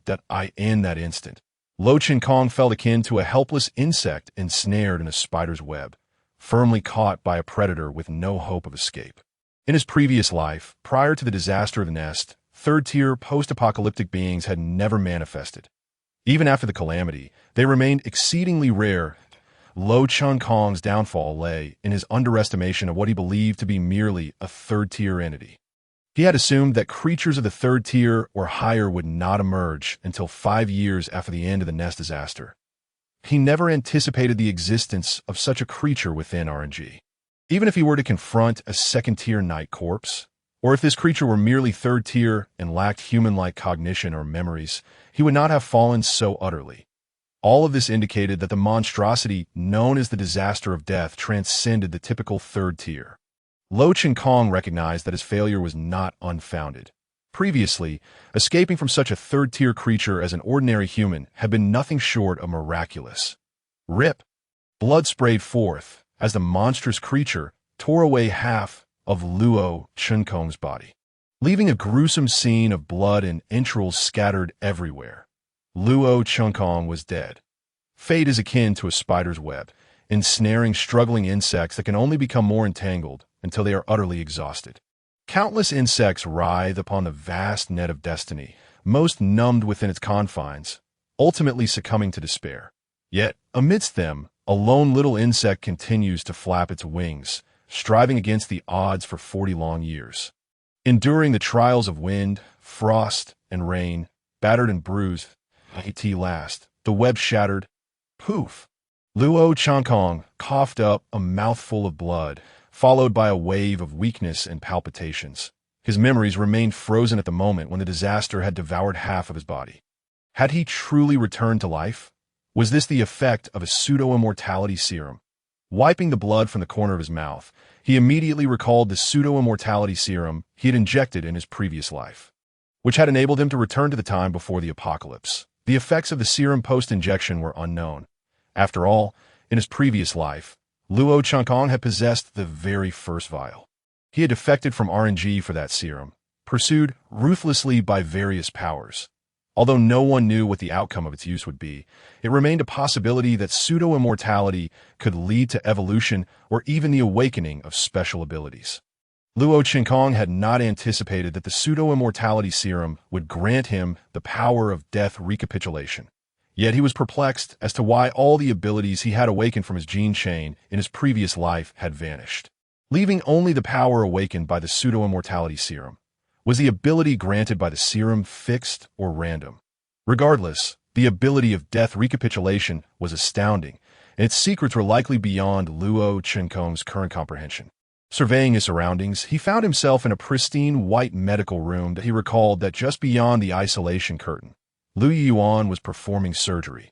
Gazing into a nearby mirror, he noted his pale complexion, a reflection of his recent blood loss, rendering him exceedingly frail, as if he had just undergone 100 consecutive rewards that a single strand of white hair had sprouted from his forehead, heightening his alertness. The death recapitulation had clearly inflicted damage upon his body, leaving him weak and unable to muster any strength. This was not the most alarming aspect. The true danger lay in the possibility that each episode of death recapitulation could exact a toll on his lifespan, causing his body to age with each occurrence. It was akin to trading his time for that of the world. Luo Chankong speculated that if he were to die several times, he might very well become an old man. However, he pondered the moment of his death in the past. When he returned to the pre-apocalyptic era, such a vast temporal leap must have entailed an even greater cost. Why had he not sensed any anomalies then? Had he already paid a price unbeknownst to him? If death recapitulation was indeed a power awakened by his previous use of the pseudo-immortality serum, then why had all the abilities from his first to fifth gene chains vanished, leaving only this power of death recapitulation? Luo Chankong realized that the secrets behind the immortality serum had likely transcended his understanding. In his past life, he had never heard of anyone awakening abilities related to time. Since he was the first to possess such a capability, he dubbed it chronal recapitulation, a power to reverse fate and time. In his heart, he named this newfound ability, which would become his greatest trump card and secret following the memories of his former world. Due to his earlier venture outside with Lu Yuan's identification card, which had led to an encounter with a night corpse, Luo Chankong chose not to leave again. Point one reason was his desire to avoid another confrontation with that night corpse and the flesh creature known as disaster. The other reason was the aftereffects of his death, leaving him too weak to move, likely requiring half a day to recover. After resting for a while, he awaited Lu Yuan, recognizing that having her along could prove beneficial, if only to sacrifice her to divert the attention of some zombies. Nonetheless, Luo Chankong did not consider himself a monster. Unless absolutely necessary, he would not sacrifice Lu Yuan, who still held some value. The isolation curtain opened, and Lu Yuan emerged at that moment. Her right eye, rendered useless by Luo Chankong, had been removed and bandaged, leaving her destined to live as a one-eyed individual. Lu Yuan stared at Luo Chankong, momentarily taken aback. His frailty was evident, his complexion so ghastly that the face of a corpse appeared more vibrant. It seemed as though he had awarded himself 100 punishments in that brief period. What happened to you? You look as if you're on the verge of death. Have you overindulged in rewards? When did that strand of white hair appear on your forehead? Lu Yuan bombarded him with questions, but Luo Chankong merely exchanged a glance with her, reluctant to respond. He couldn't possibly tell her that he had died once and had just returned from the future. Nor could he disclose that the disaster had consumed her corpse, merging with her memories and pursuing him relentlessly to the point of death. Lu Yuan, I suggest you procure a wheelchair, preferably one that can accelerate.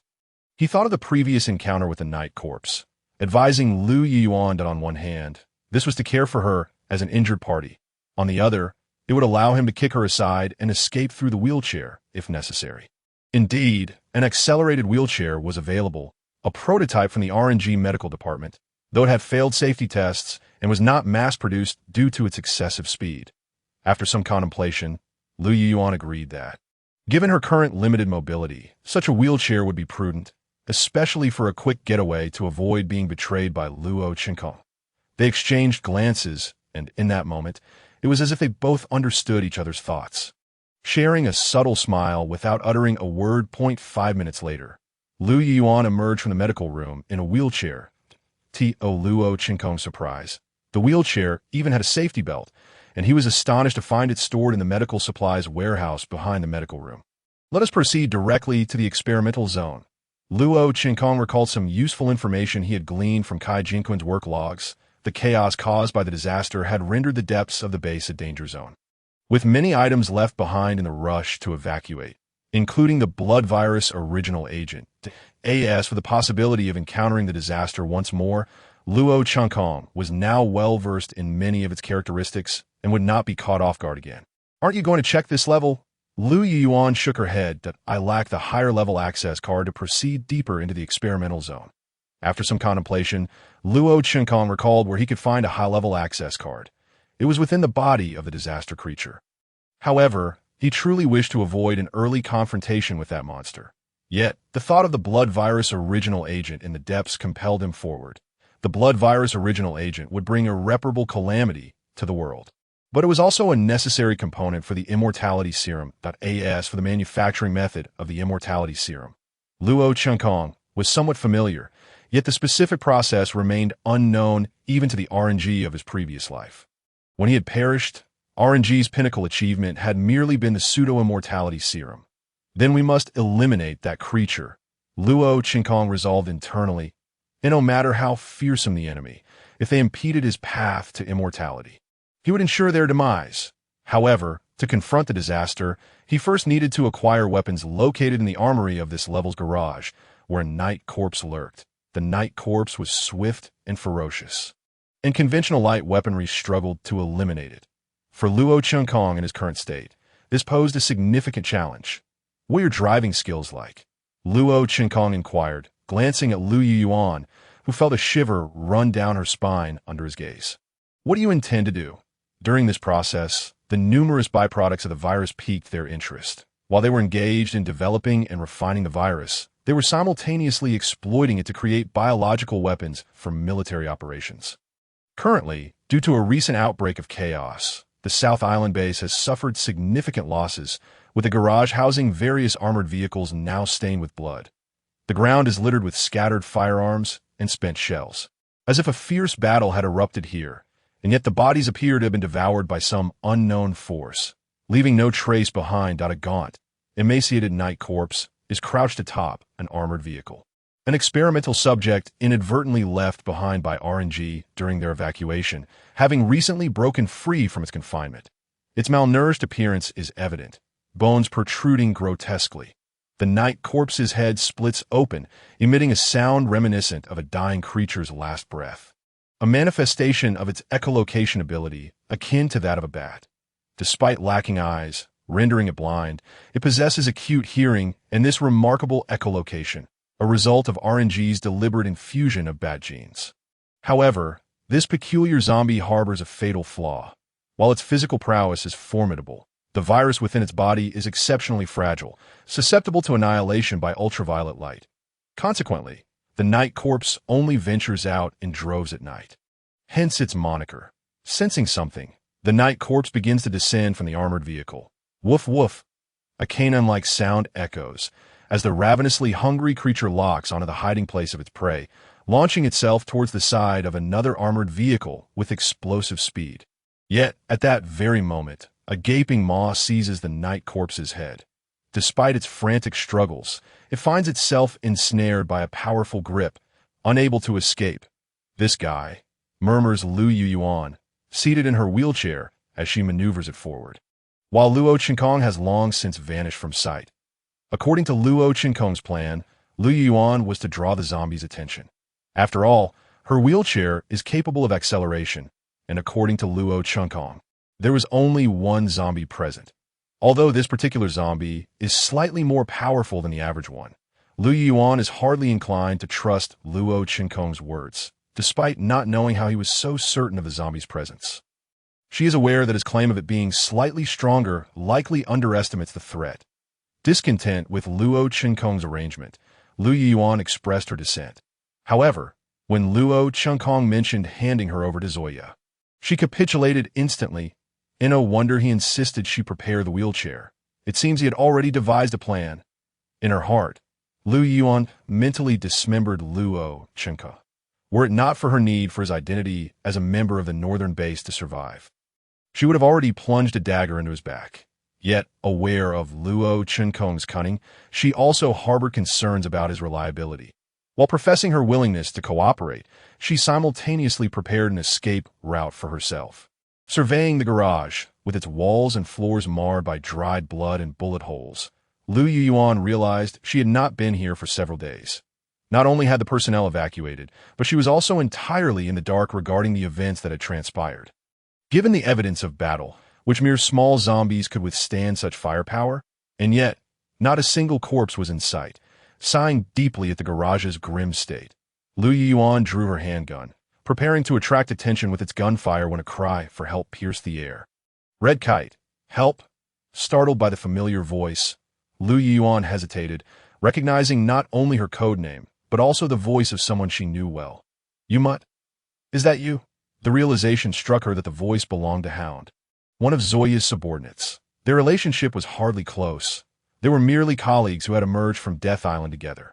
While Lu Yuan set out on a mission to locate Dr. Lei Hongtian among the surviving infiltrators, Hound had remained behind at the South Island base.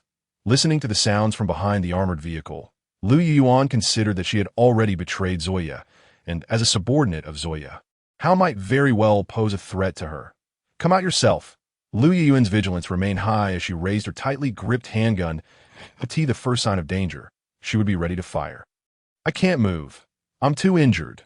The voice sounded weak, as if its owner were on the brink of death.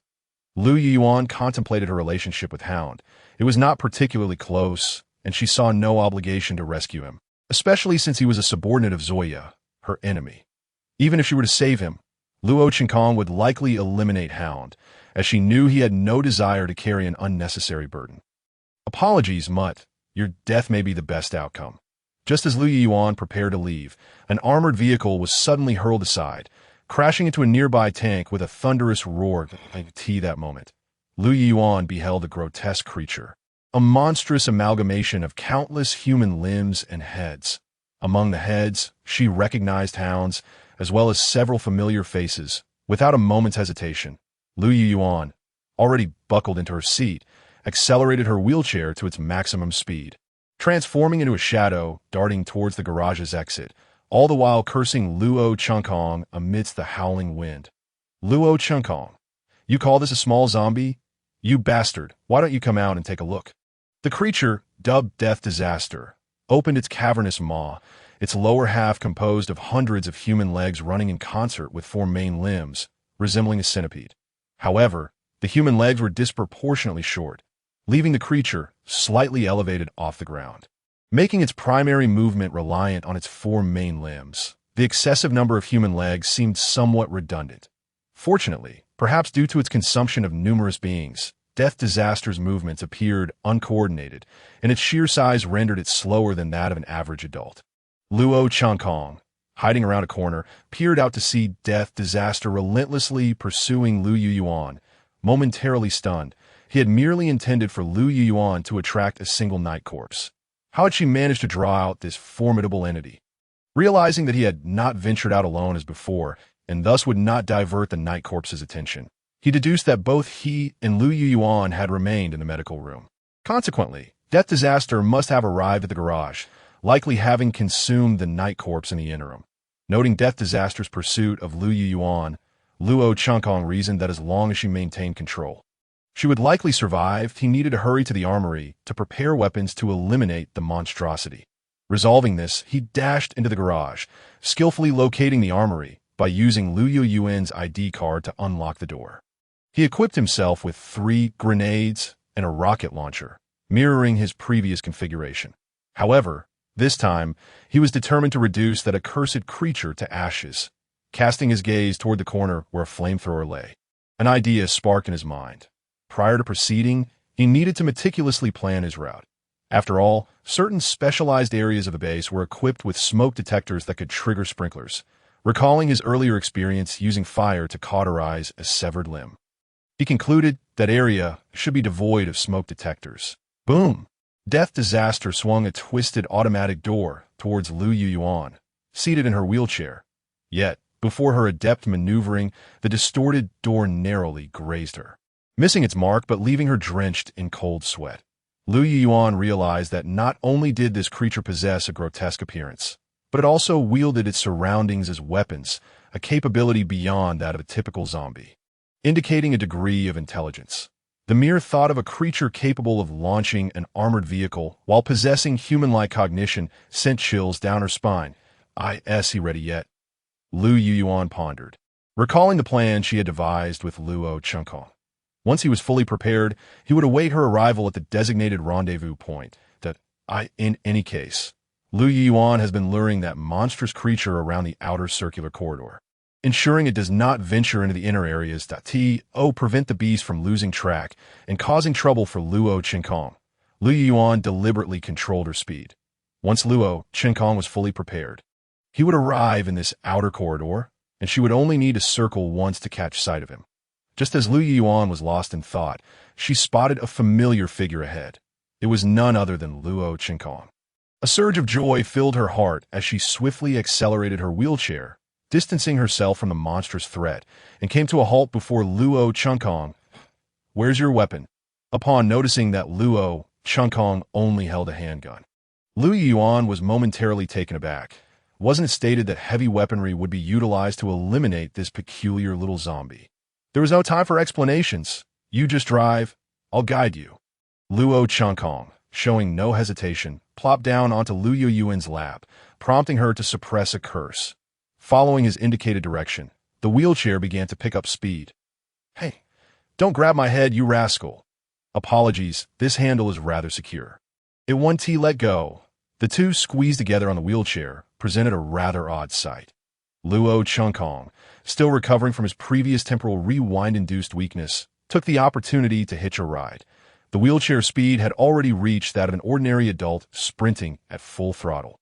Though this pace wasn't particularly swift, it was more than sufficient compared to the clumsy Dead Calamity. "Where exactly are you headed?" "Right ahead." Luo Chunkong wished he could carry those weapons with him. But considering the regenerative capabilities of the Dead Calamity, the rocket launcher and flamethrower had to be employed in quick succession. He clearly was not equipped to manage the heavy load of both the rocket launcher and the flamethrower.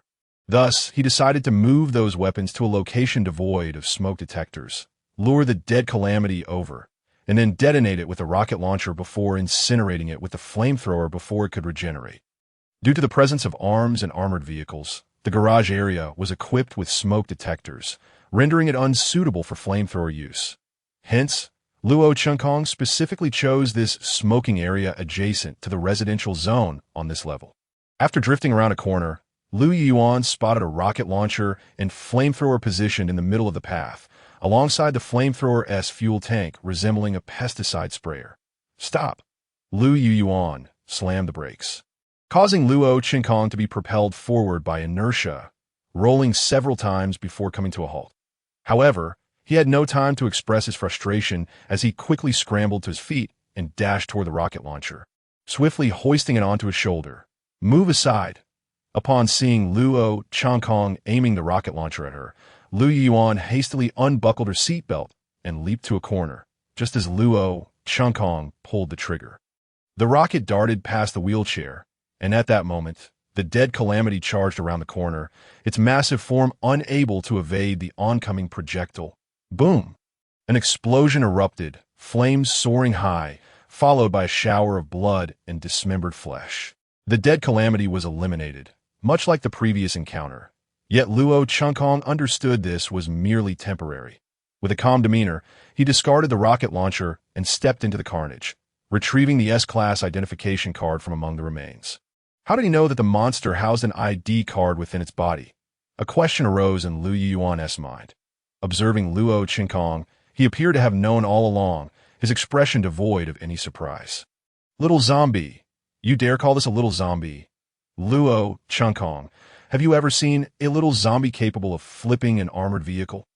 Once the immediate crisis had passed, Lu Yuan, supporting herself against the wall, struggled to rise from the ground. Showering Luo Qinkong with concerned inquiries about his well-being and that of his family members. Luo Qinkong ignored her, seemingly deaf to her words, fixated instead on the scattered remains. Under such circumstances, the dead calamity should have been utterly vanquished. Yet he recalled how this creature had resurrected previously. Were it not for the work logs indicating there was only one dead calamity, coupled with the one that had previously pursued him, devouring and merging with Lu Yuan. Luo Qinkong might have suspected there were two. However, this seemingly indestructible creature aligned with Luo Qinkong's fantastical notions of immortality. While most people equate immortality with eternal lifespan, what Luo Qinkong sought was not merely longevity, but an existence impervious to death, an entity that could never be vanquished, a foe that posed no threat. That, to him, was true immortality. Luo Qinkong turned and approached the flamethrower, shouldering the heavy fuel tank. He had to admit, the weight was considerable for him at this moment. "What are you doing?" Seeing Luo Qinkong laden with the fuel tank and wielding the flamethrower, Lu Yuan's words of concern faltered. "Stay put in the wheelchair." Luo Qinkong speculated that this monster either relied on devouring to restore itself or could regenerate by merging flesh. Perhaps it possessed both abilities, but he would not grant the creature any opportunities. The virus's evolution required adaptation. Now, dousing it with intense flames would surely bring even the most fearsome virus to its demise. He pulled the trigger, unleashing a torrent of fire that illuminated the corridor, a scorching wave crashing against Luo Qinkong's face, his clothes billowing in the heat. The air was thick with the scent of charred flesh.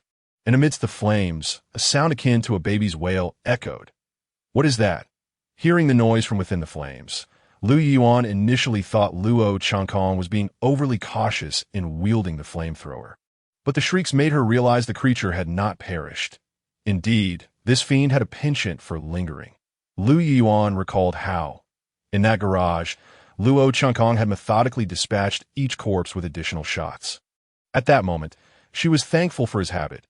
Otherwise, if the monster revived, it would spell trouble. The corridor ahead was charred black, and due to its designation as a smoking area, no alarms were triggered.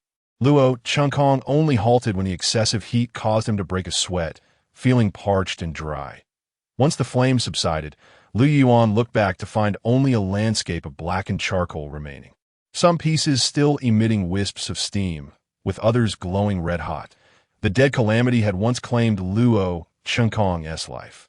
Facing this third-tier combatant, he could only rely on external forces like the rocket launcher and flamethrower to eradicate it.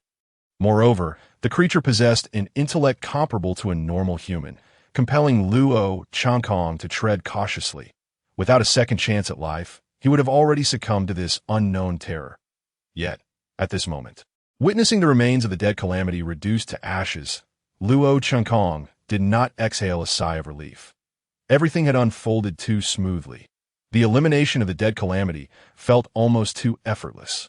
This monster had devoured hundreds of RNG members, including numerous armed combatants. The missing bodies likely fell victim to its insatiable hunger. How could a creature that even the special response team struggled to subdue be dispatched so easily? Those elite units were well-trained and undoubtedly possessed a deeper understanding of the creature, yet they had all been annihilated. The charred remains on the ground unmistakably indicated to Luo Qinkong that the creature had been thoroughly vanquished, leaving no chance of survival, and thus he suppressed the flicker of unease within him. Luo Qinkong unstrapped the fuel tank from his back and cast one final glance at the remnants before turning to leave. "Wait for me." Seeing Luo Qinkong turned it apart, Lu Yuan hastily maneuvered her wheelchair to follow closely behind him.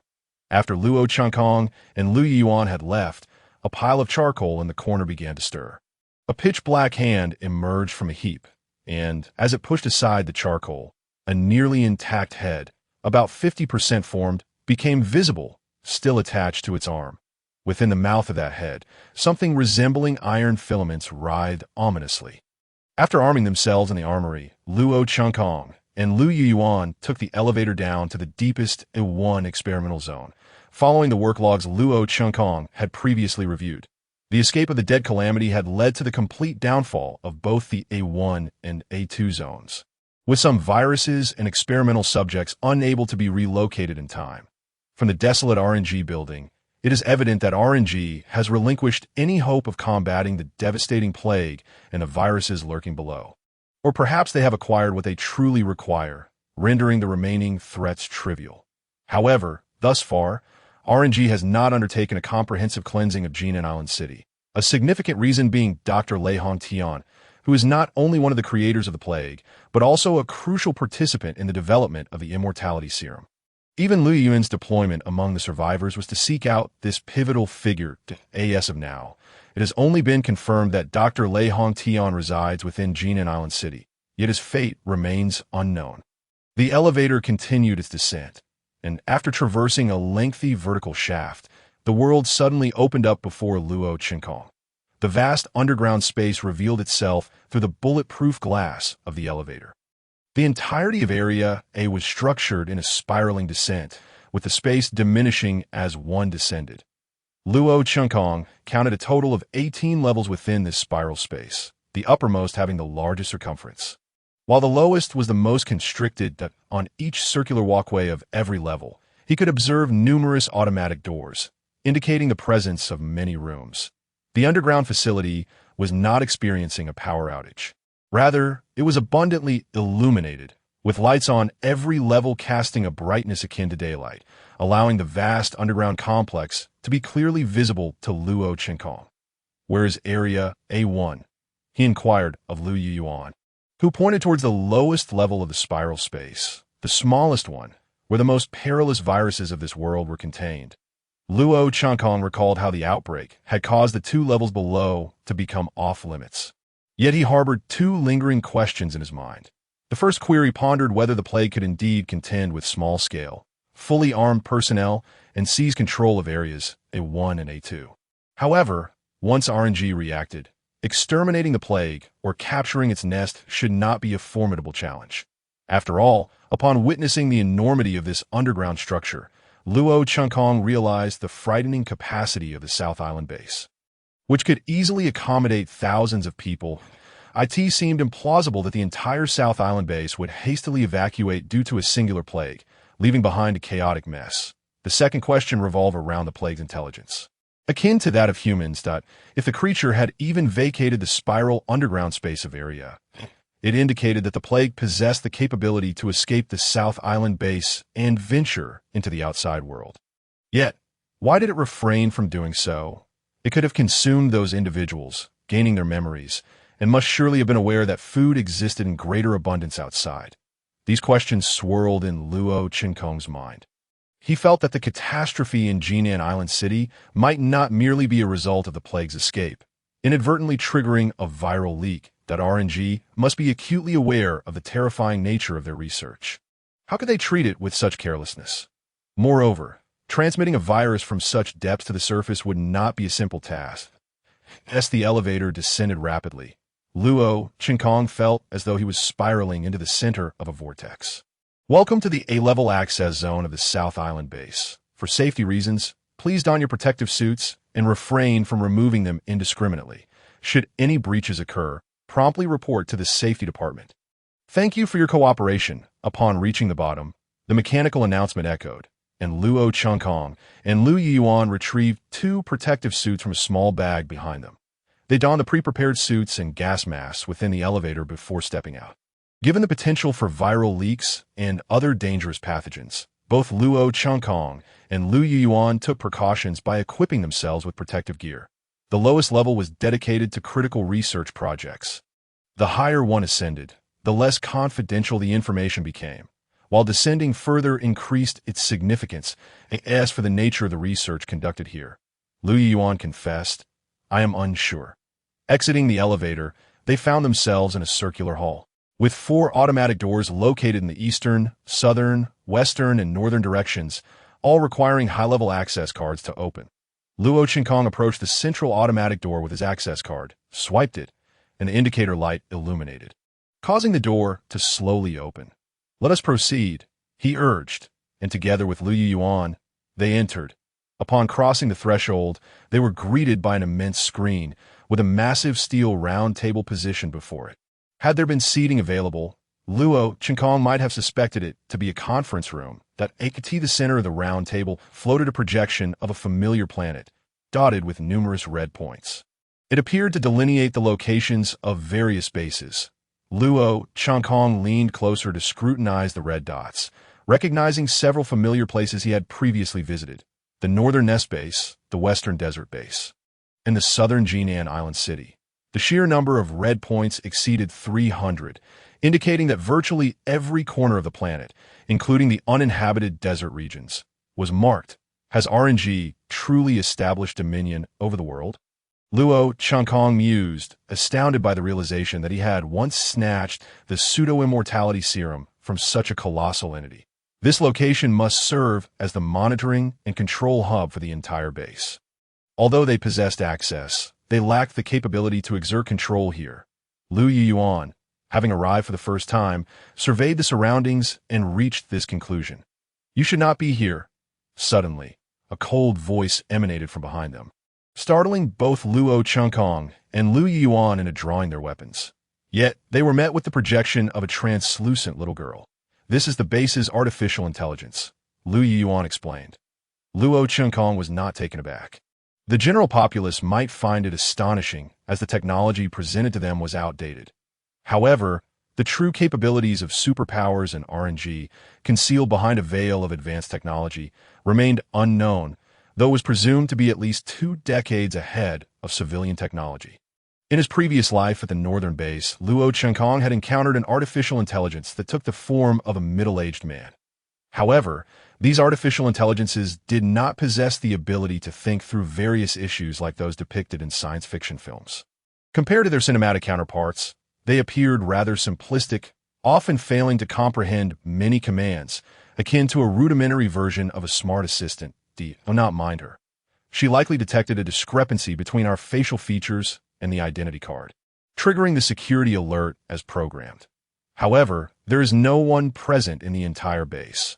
Lu Yuan elaborated, noting that if the artificial intelligence truly functioned like those in science fiction, exhibiting human-like reasoning, it would pose a significant problem. Yet Lu Yuan deemed such a scenario improbable. Otherwise, RNG would have already replaced it. "You are unauthorized intruders. Please vacate the premises immediately." The artificial intelligence's projection was abruptly interrupted, as if experiencing severe interference, causing it to vanish. Has it malfunctioned?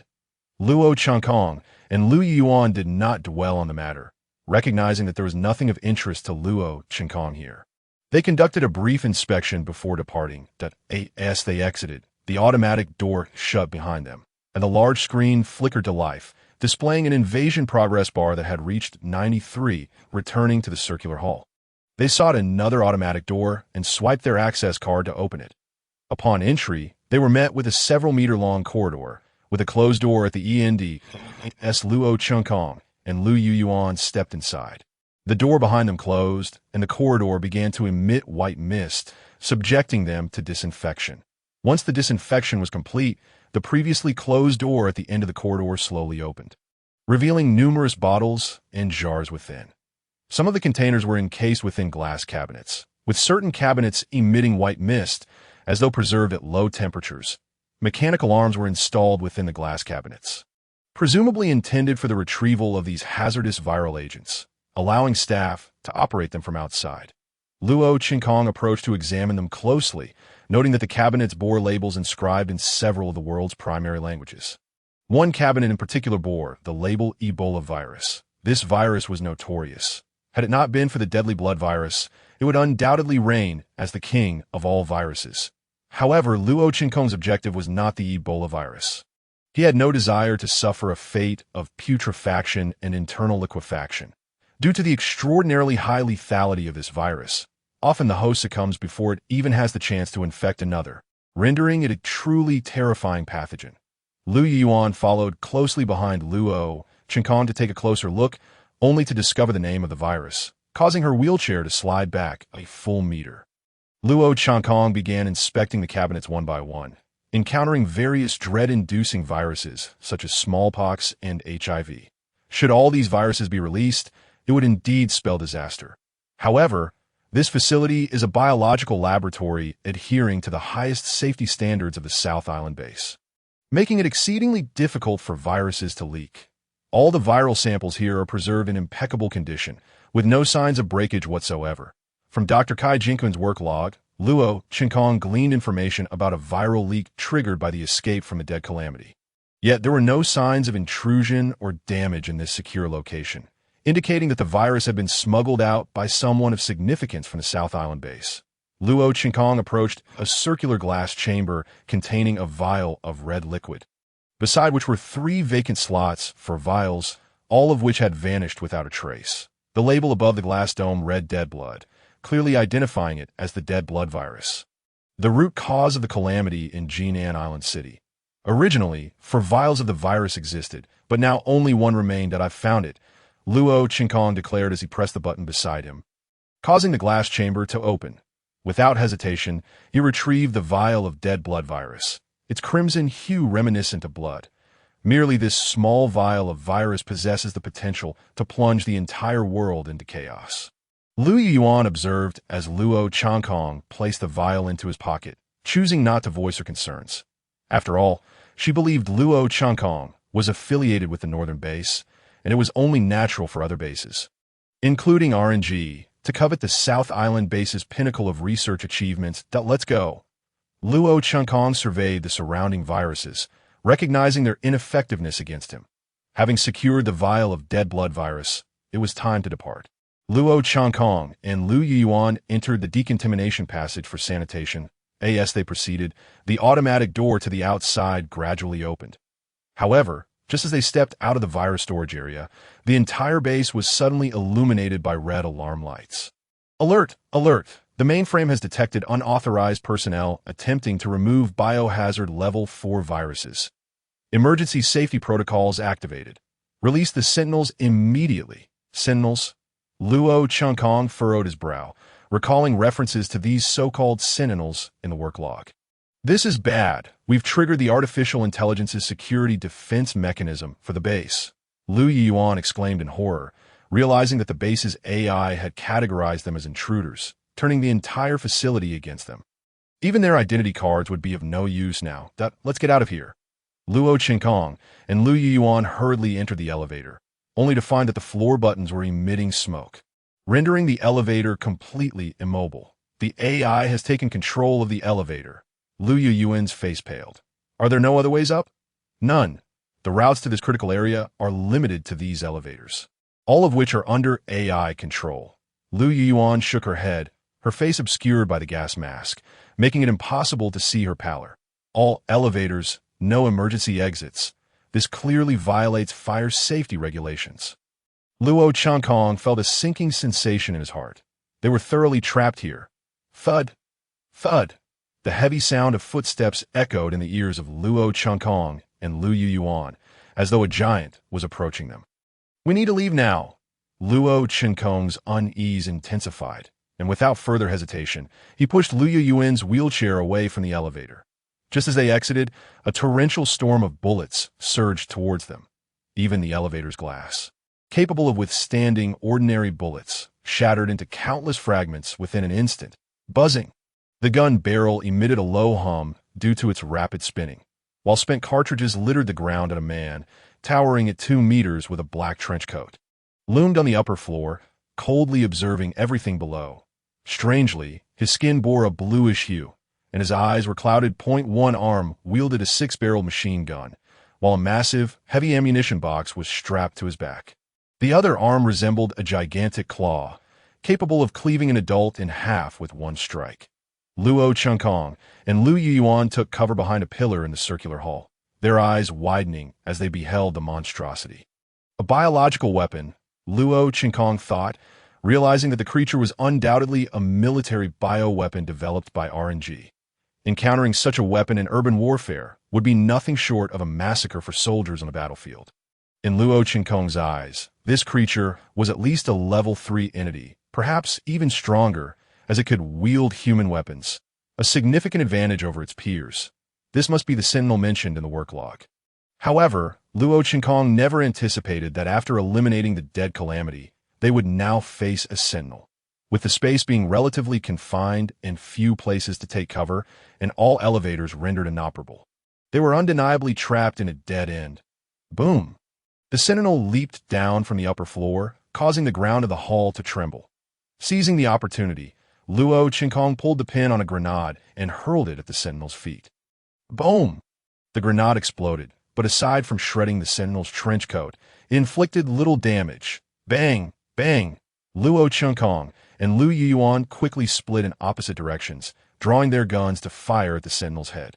Yet, to their astonishment, the bullets ricocheted off, emitting a shower of sparks. The creature's head was made of metal, covered only by a layer of synthetic skin.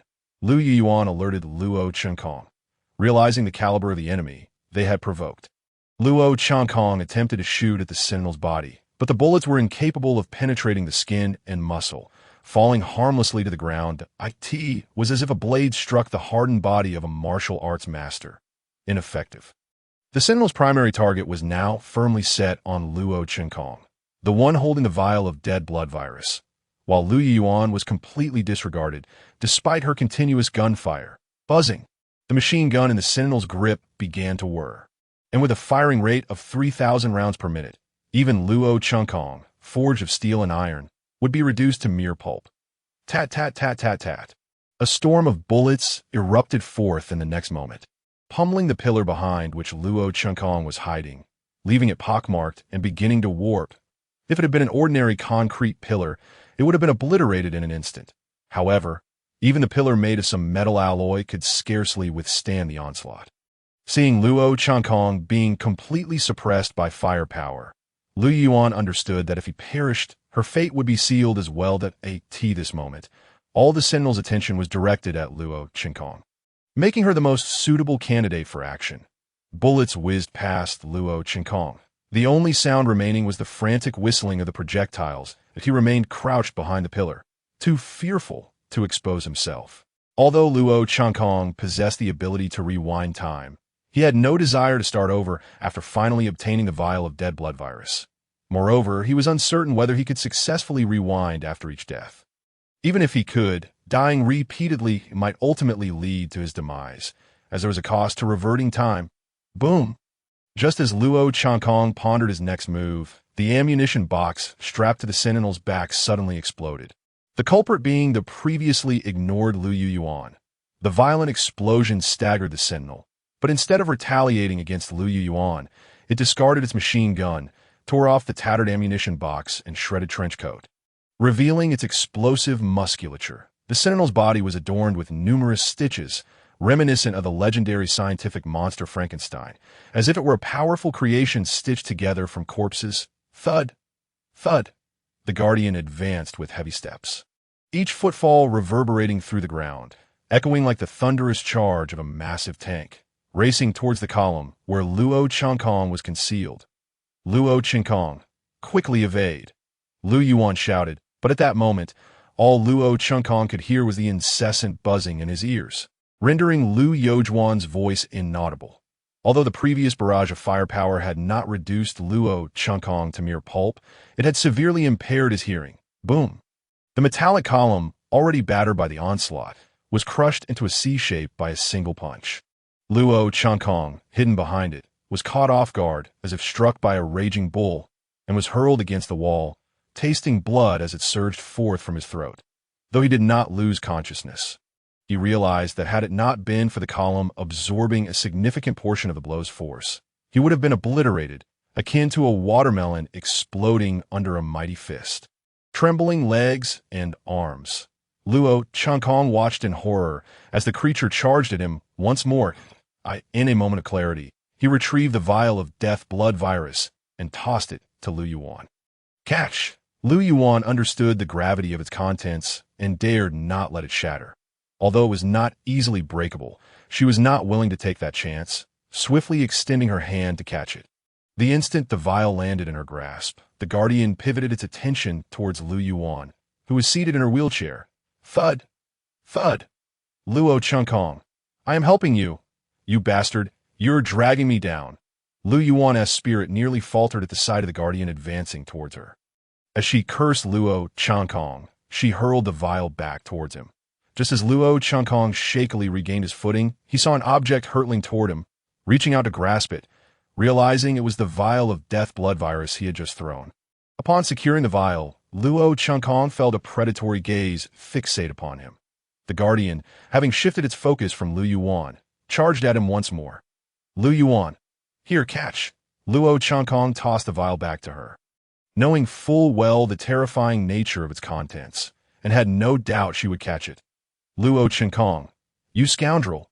Faced with the Guardian barreling toward her again, Lu Yuan gritted her teeth and retaliated by tossing the vial back. Lu Yuan, are you out of your mind? Throwing it back so soon. What if it slips? I'm an injured woman. Can't you be a bit considerate? Your perfectly smooth chest, even I find it excessive. And yet you dare call yourself a woman? Luo Chunkong, you jerk. The two continued this frantic exchange of throwing and catching the virus vial while hurling affectionate insults at each other. Meanwhile, the Guardian, clearly lacking in intelligence, swayed wildly as it fixated on the vial as its target, creating a bizarre scene. Bang! Suddenly, sparks erupted from the Guardian's neck, accompanied by a plume of white smoke, causing its movements to freeze momentarily. Both Luo Chunkong and Lu Yuan felt an ominous premonition rise within them. Roar!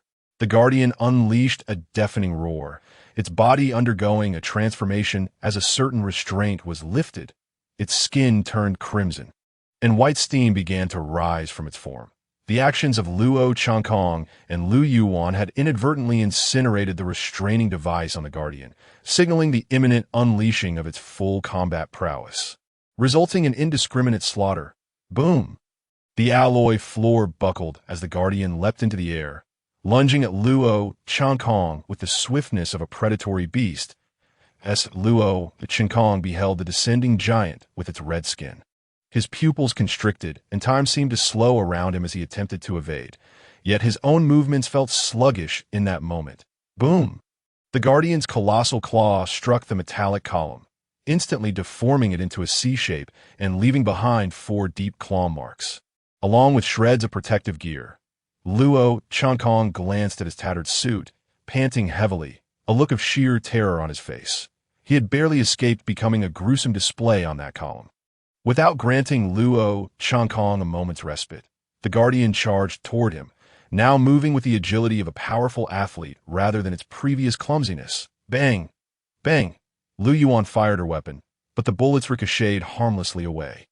They were trapped in a dire situation. The overwhelming force and limited space of the hall had ensnared them in an inescapable deadlock. Gritting her teeth, Lu Yuan squeezed the trigger in a final act of desperation. She was unwilling to accept defeat. She yearned to survive, with so many unfinished tasks ahead, so many grudges yet to be avenged, and a life yet to be truly lived as an ordinary girl. Why? Why must she accompany this scoundrel to death? The shell casings clattered to the floor as Lu Yuan, having exhausted her ammunition, slumped back in her wheelchair, while the Guardian closed in on Luo Chunkong. Its claws raised menacingly. It seemed they would have to start over once more. Luo Chunkong thought to himself. Surprisingly calm, he believed this imminent death stemmed from limited knowledge and insufficient time for thorough exploration. After all, Zhao Zihan and the others were still waiting outside. Luo Chunkong had never anticipated that RNG would leave behind such a safeguard. He had assumed that aside from the death disaster, no other formidable entities could remain, and that RNG had transported most of the biological weapons away, leaving the rest to be consumed. Yet he had underestimated RNG's foresight, as Luo Chunkong braced himself for death. A mountain of flesh, composed of countless bodies, descended from above, enveloping the Guardian entirely. Luo Chunkong immediately recognized it as the death disaster. The creature, having endured a relentless assault from flamethrowers, had not perished, and in such a short span. It had grown larger by a third. This indicated that the death disaster had not only survived, but had also consumed a plethora of biological matter. The limbs protruding from a mound revealed that most belonged to evolved zombies and various biological weapons. Suddenly, a thought struck Luo Qinkong.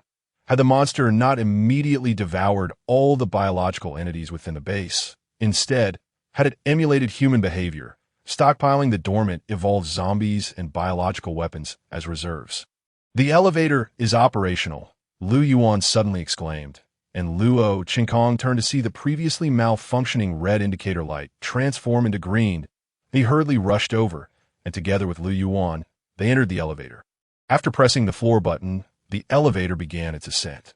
During this process, the death disaster refrained from attacking Luo Qinkong, perhaps due to the Guardians still struggling within its flesh. That blood-soaked monstrosity defending its territory to aid us. Lu Yuan mused, gazing down at the colossal mound of flesh, feeling a surge of relief. I don't know. But why did the elevator suddenly activate? Did the artificial intelligence truly let us go? I don't know, but for now, we are safe. Lu Yuan sighed in relief. Wait, not yet.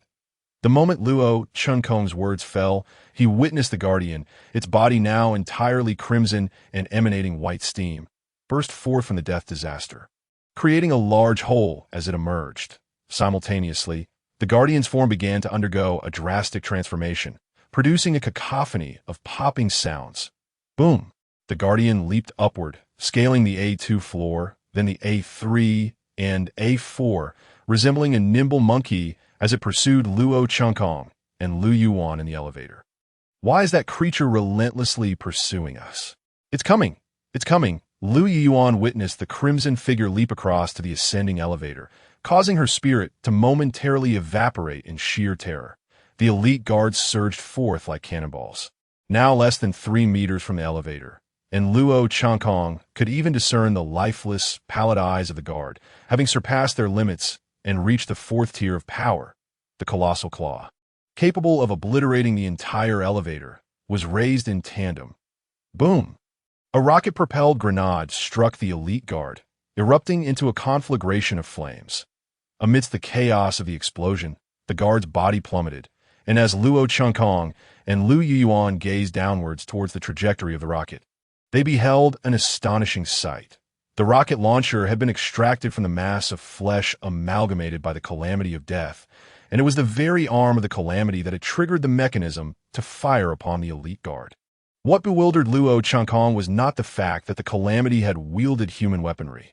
After all, it had fused with human memories and possessed intellect on par with humanity, making its proficiency with arms entirely reasonable, but rather the revelation that the calamity had chosen to save them. Why? This question simultaneously resonated in the minds of both Luo Qinkong and Lu Yuan. Luo Qinkong was acutely aware that after he had incinerated the calamity with his flamethrower and departed, something significant must have transpired, compelling this entity, capable of human-like thought, to spare its adversary and even rescue him. The sudden restoration of the elevator and the timely intervention of the calamity were too coincidental for Luo Qinkong to dismiss. It was evident that an overseer was monitoring and controlling these events, clearly intent on ensuring his survival. Not merely survival. Had they wished him dead, he would not have perished at the hands of the calamity during his initial foray into the base.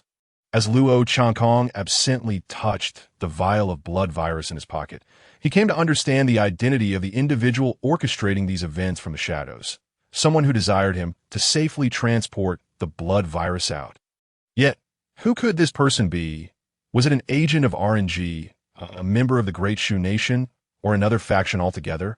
As the elevator ascended to the narrow shaft above the spiral space, plunging the surroundings into darkness, Luo Qinkong and Lu Yuan could no longer witness the climactic confrontation between the calamity and the elite guard, nor could they ascertain which of the two monstrous entities would ultimately prevail.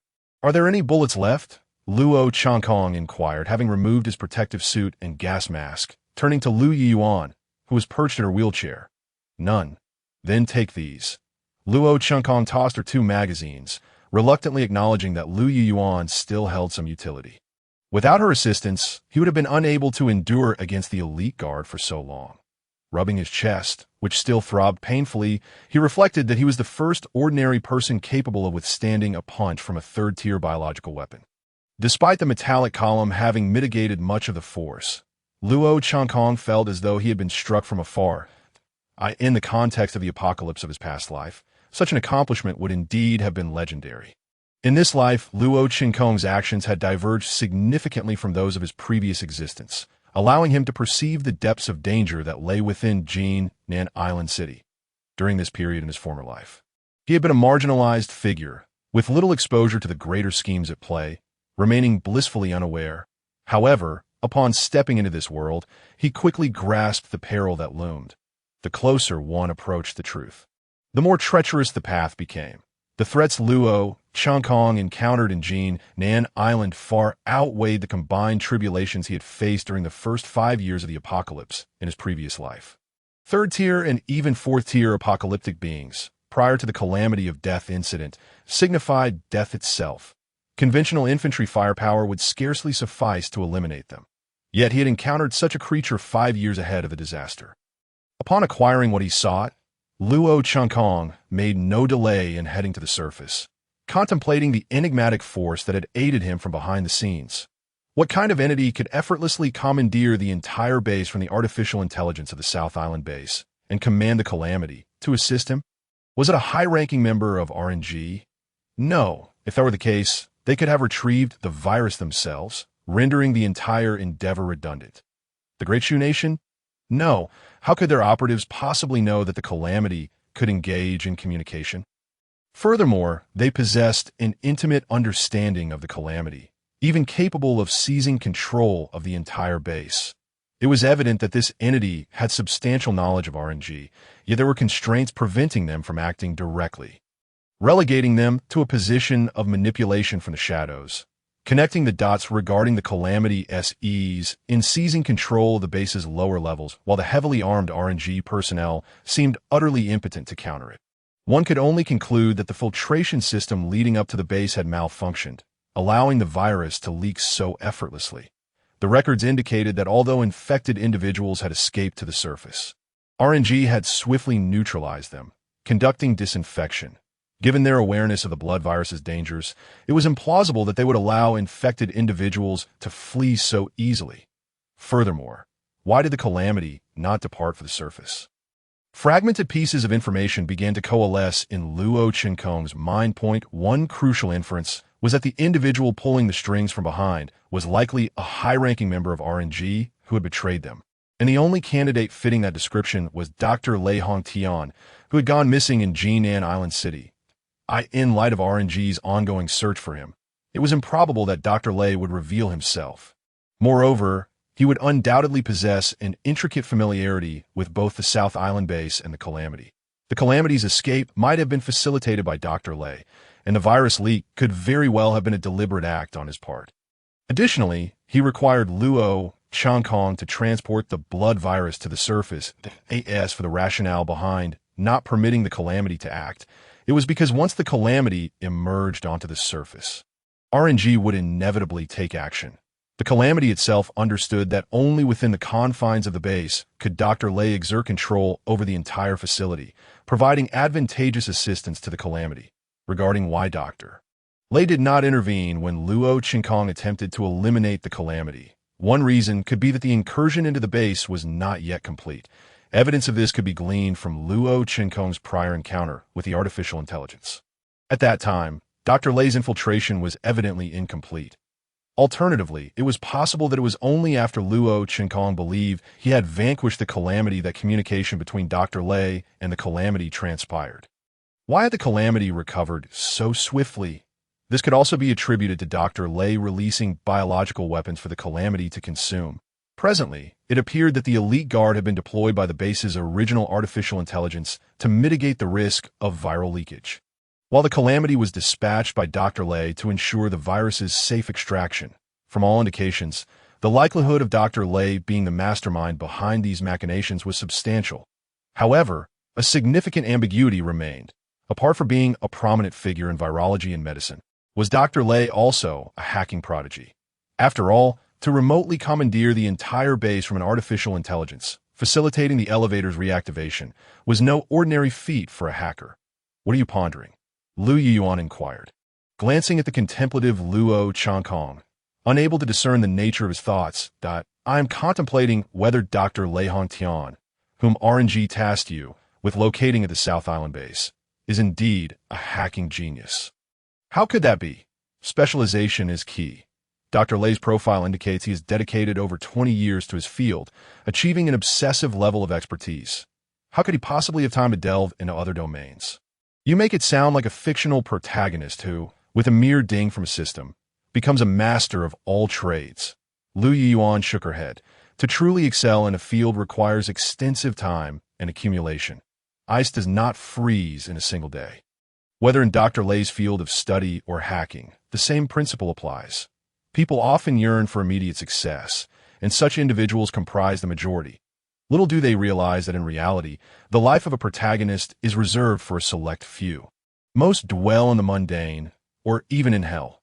Lu Yuan had once lived within a protagonist narrative in her youth, but after her family fell apart, she found herself on Death Island, ensnared in hell. It was only then that she recognized the immense value of the ordinary and the freedom that everyone else possessed. What you fail to cherish is precisely what others yearn for. "That is also true," Luo Chinkong nodded. "However, regardless of who is behind this, as long as they do not obstruct my path, I can choose to disregard them. But should they stand in my way, I shall ensure they do not survive." Ding! The elevator reached its apex, revealing a staircase extending upward before Luo Chinkong and Lu Yuan. The very path they had descended. Supporting Lu Yuan, Luo Chinkong ascended the stairs step by step. Upon exiting the dark door into the familiar restroom, they realized they had been away for several hours. No doubt Zhao Zihan was searching for them. However, Luo Chinkong had kept the intercom muted, rendering him oblivious to any messages from Zhao Zihan and the others. He absent-mindedly felt the vial of blood virus in his pocket. Luo Chinkong was struck by a sense of disbelief that this ordinary individual had managed to obtain the blood virus so swiftly in this life. Despite enduring numerous battles, even at the cost of a life, Luo Chinkong believed that it was all worthwhile. He pushed open the bathroom stall door, only to find 3 burly men simultaneously turning their heads.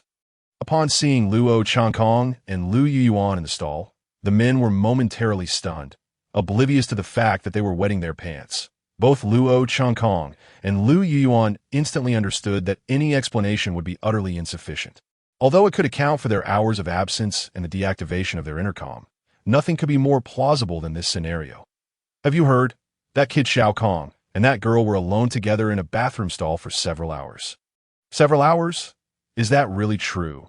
Then why didn't I hear a single sound?"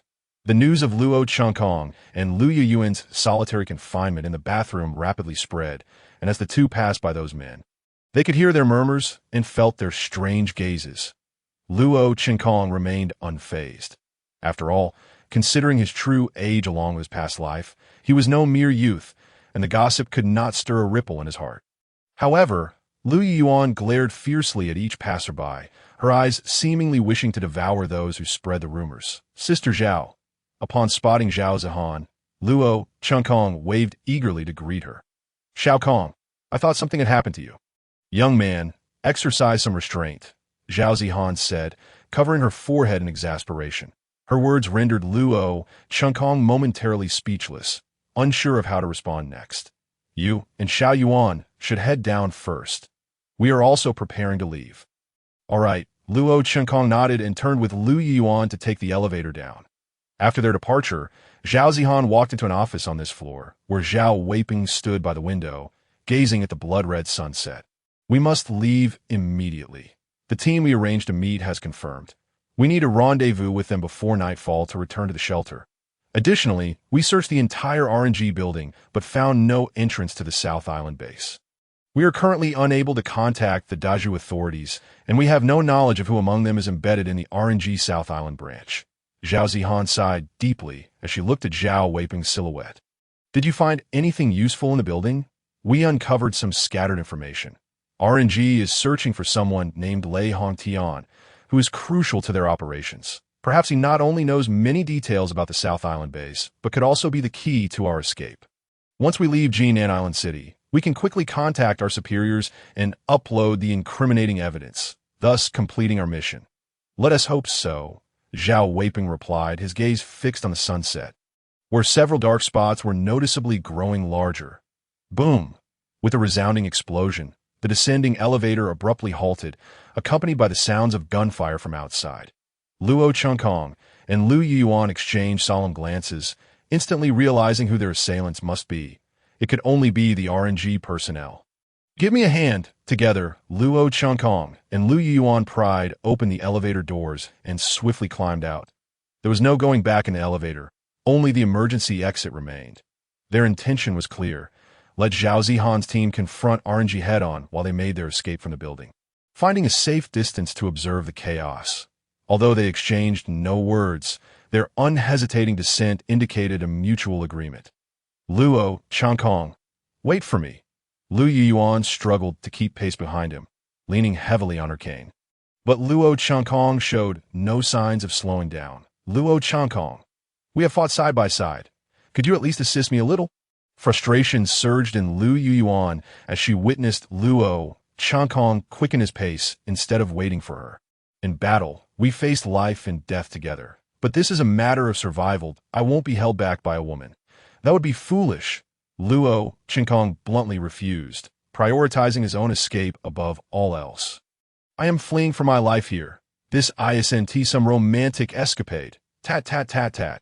Bullets shattered the tempered glass, raining down from outside as the helicopter's machine guns unleashed a torrent of fire, obliterating desks and sending documents flying. Luo Chengkong and Lu Yuan instinctively dropped to the ground, narrowly avoiding disaster. Looking out the window, they witnessed individuals screaming as they plummeted from the upper floors, seemingly doomed to their fate. Yes, they remained crouched. An armed helicopter outside fired a rocket, which exploded not far from them. Boom! On the 39th floor of the RNG building, Zhao Zihan and Zhao Weipeng crouched behind a desk in their office, which had turned into a battlefield riddled with bullet holes. RNG. How could those bastards have turned back? Zhao Zihan gripped her handgun tightly, astonished that the armed helicopter had suddenly returned, opening fire indiscriminately on the building. There are only 2 armed helicopters. It must be a small team from RNG. Perhaps they returned for something and stumbled upon us. Or maybe we are their target. Zhao Weipeng speculated, concern etched on his face. He feared that the mole within RNG had been exposed, prompting them to eliminate witnesses. Yet upon reflection, this reasoning seemed flawed. If they were certain of their presence in the building, they could easily have bombarded the place outright instead of deploying a small team. Then what do? We must observe the situation. This sudden attack has cost us dearly. Let us see if we can reach anyone through the intercom, if they are here to eliminate us. We have no choice but to fight back. Our cover as civilians means that dying here would be utterly meaningless. No one would seek justice for the fallen, that we must survive. We must take down RNG. Boom! Just as Zhao Weipeng finished speaking, an explosion erupted nearby. The shockwave sent both of them hurtling backward, with Zhao Weipeng crashing heavily against the wall. Unfortunately, Zhao Zihan was not as fortunate. The tempered glass shattered, and she was thrown from Zhao Weipeng's side. Zhao Weipeng, disregarding his injuries, reached out to grab Zhao Zihan. However, the force of the explosion pulled him down as well, and as they neared the edge of the 39th floor, he desperately clung to the building's edge with one hand, while grasping Zhao Zihan with the other. Let go. Otherwise, we both will die. No. I refuse to let go. Zhao Weipeng's veins bulged on his forehead, and his face flushed with exertion. Let go. As your superior, I command you to release me. Zhao Zihan understood that if this continued, they would both plummet. She had mentally prepared herself for this moment the instant they set foot in Jinan Island City, willing to sacrifice herself. Let me go. I can't do it. I can't. If we die together. Zhao Weipeng roared back, his eyes reddening, fully aware that if he let go, he would never forgive himself. Meanwhile, on the 26th floor of the RNG building, let go. For the love of God, let go. If you want to die, don't drag me down with you. Luo Chengkong clung desperately to the edge of the building, while Lu Yuan clutched his leg with all her might, adding to his burden. Just like Zhao Zihan and Zhao Weipeng, They too had been caught off guard by the shockwave of a rocket fired from another helicopter. But thanks to Luo Qinkong's timely grip, they avoided falling into free fall. Oh, you think I'm an idiot? If I let go, I'll truly die. You let go. Let go. Luo Qinkong stepped on Lu Yuan's face, leaving a clear imprint on her exquisite features. Luo Qinkong, you bastard. Despite his foot not sending her tumbling down, Lu Yuan cursed loudly, and Luo Qinkong stepped down again, this time causing her to bleed from her nose. Yet, she showed no intention of releasing her grip. Instead, she held on tighter, biting down on Luo Qinkong's leg, unleashing all the grievances she had endured in that moment. Lu Yuan, are you a dog? Let go of me. Let go. Luo Qinkong began to kick wildly, trying to shake her off. However, the actions of Luo Qinkong only served to tighten Lu Yuan's grip further, as she clung to him.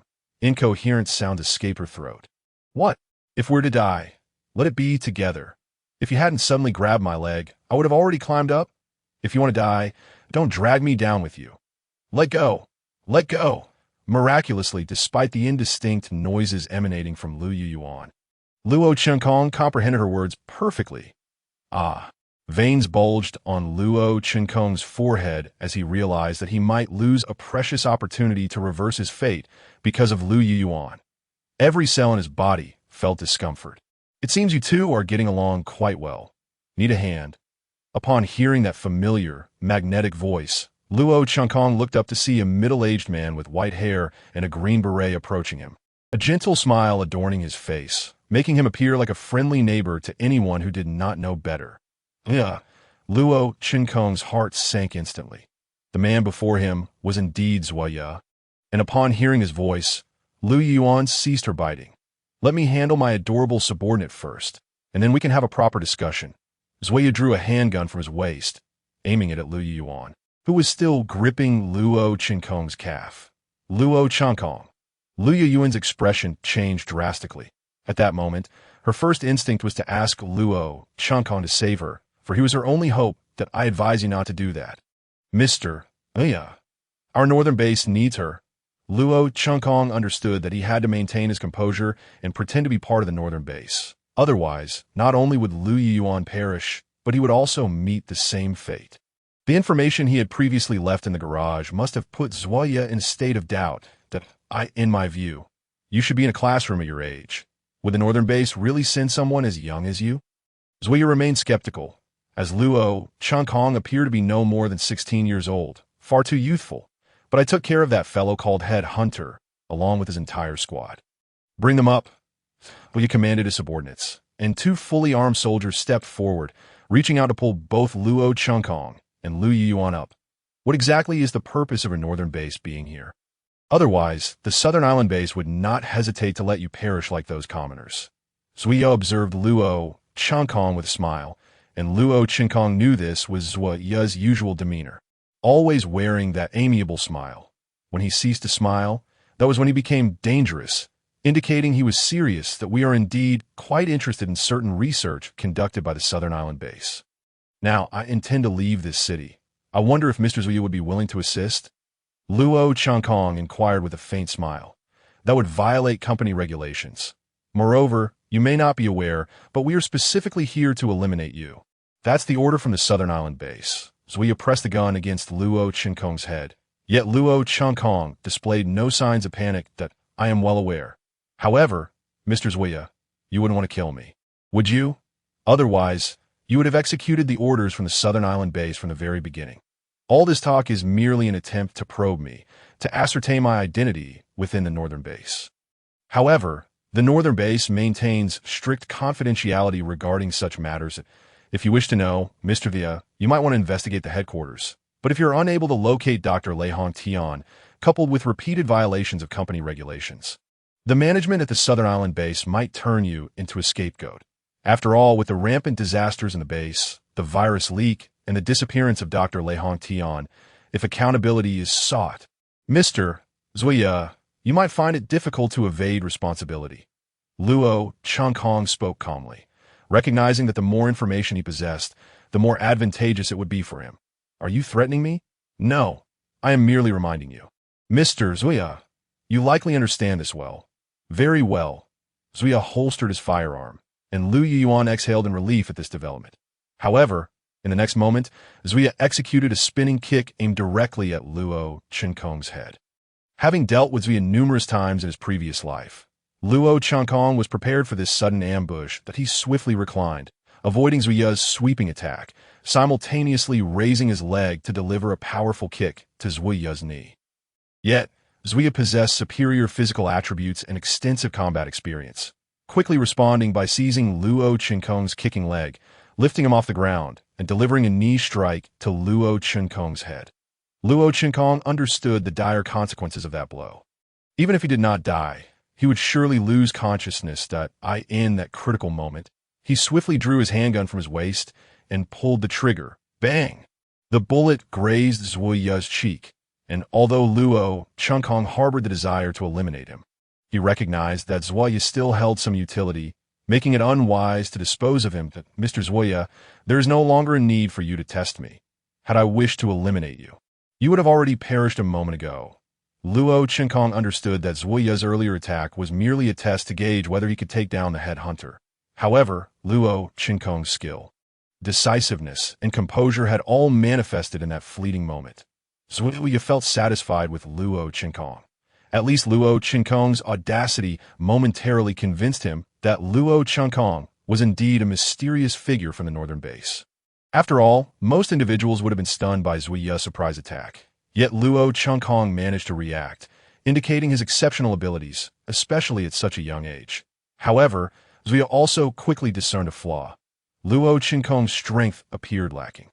As he bore no visible signs of physical training, you possess skilled techniques, yet your physical capabilities do not correspond. This piques my curiosity about how you trained. You're quite impressive. However, if you wish to leave this place, you must find Dr. Lei Hongtin. The search for him is also an order from the headquarters, and it constitutes our collaboration. I do not care what you have obtained here. I only require Dr. Lei Hongtian and the protection of the northern base. Zuya laid out his conditions to Luo Qinkong, the pursuit of Dr. Lei being to avoid defying the headquarters and incurring its wrath. The protection of the northern base would ensure that once they severed ties with the southern island base, they would not face repercussions for the viral leak incident. Very well, I accept your terms. Luo Qinkong contemplated briefly before nodding. It seemed finding Dr. Lei Hongtian was essential for their departure. The fact that these individuals were so invested in locating Dr. Lei Hongtian suggested that he could prove to be a valuable bargaining chip after his identity was revealed. Until they located Dr. Lei Hongtian, RNG would strive to conceal the events here and refrain from a thorough cleanup. However, once Dr. Lei Hongtian was found, the area would be thoroughly purged, in addition to drones and helicopters routinely searching the city of Jinan Island. The Southern Island base had dispatched a team to infiltrate a group of survivors within the city. It would be best for them to locate the doctor before the team did, or they would miss their last chance. Understood. Zuya waved to his subordinate, who instantly grasped Zuya's intent and handed over a sniper rifle. Consider this my gesture of goodwill. Bang! Zuya aimed at a helicopter outside the building and squeezed the trigger. The bullet pierced through the side of the helicopter, exploding the head of a man seated inside. You had long wished to kill him, hadn't you? Luo Qinkong remarked coldly with a smile that he was sent by the Southern Island base to monitor me. Between his death and yours, one must be chosen to end the current operation within the city. The death of an individual was nothing out of the ordinary, as we had tossed the sniper rifle to a nearby subordinate, shrugging in resignation. You are indeed a dangerous individual. Luo Qinkong acknowledged the perils we opposed. After all, one moment he could appear amiable, and the next he could blow one's head off like a watermelon. Should he encounter someone of interest, Zuya would likely enjoy torturing and playing with them.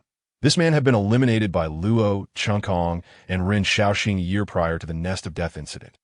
No, I believe it is individuals like you who are truly dangerous, Zuya stated, his smile fading, his gaze turning icy. Because you nearly killed me. Luo Qinkong merely smiled calmly, choosing not to respond. Xiao Ge. Land on the helipad on the 25th floor. We hurried over, ready to depart, but the damned elevator was out of order, forcing us to ascend the stairs to the 25th floor. Zuya picked up the walkie-talkie and called out to the helicopter that had just opened fire. As for the member of the South Island base whom Zoya had just eliminated, everyone pretended not to see. Zoya left with several subordinates, as if meeting Luo Qinkong was akin to visiting a friend. However, once they were completely out of Luo Qinkong's sight, Zoya's smile vanished instantly. "Did you manage to secretly record his appearance?" Zoya inquired of one of his subordinates. "The IT has all been recorded," came the reply. "Excellent. Immediately investigate his identity," Zoya stated, departing. "That I truly believed I was doomed." Lu Yuan sighed, gazing at the retreating helicopter, feeling a wave of relief wash over her. "Oh, you think we were fated to clash? Or is it merely my bad luck?" Luo Qinkong suddenly turned to Lu Yuan, pondering whether it was his own misfortune or their incompatible fates that brought such calamity. Since encountering Lu Yuan, it had only been a day since they left the survivor building, and in that brief time, Luo Qinkong had faced the RNG squad, a horde of man-eating rats, night corpses, death disasters, the Imperial Guards. And Zoya, for an average person, even with 1,000 lives, surviving such a day would be impossible. What? Lu Yuan was taken aback. "Never mind, today has been exhausting enough, and the sun is setting." Luo Qinkong sat down.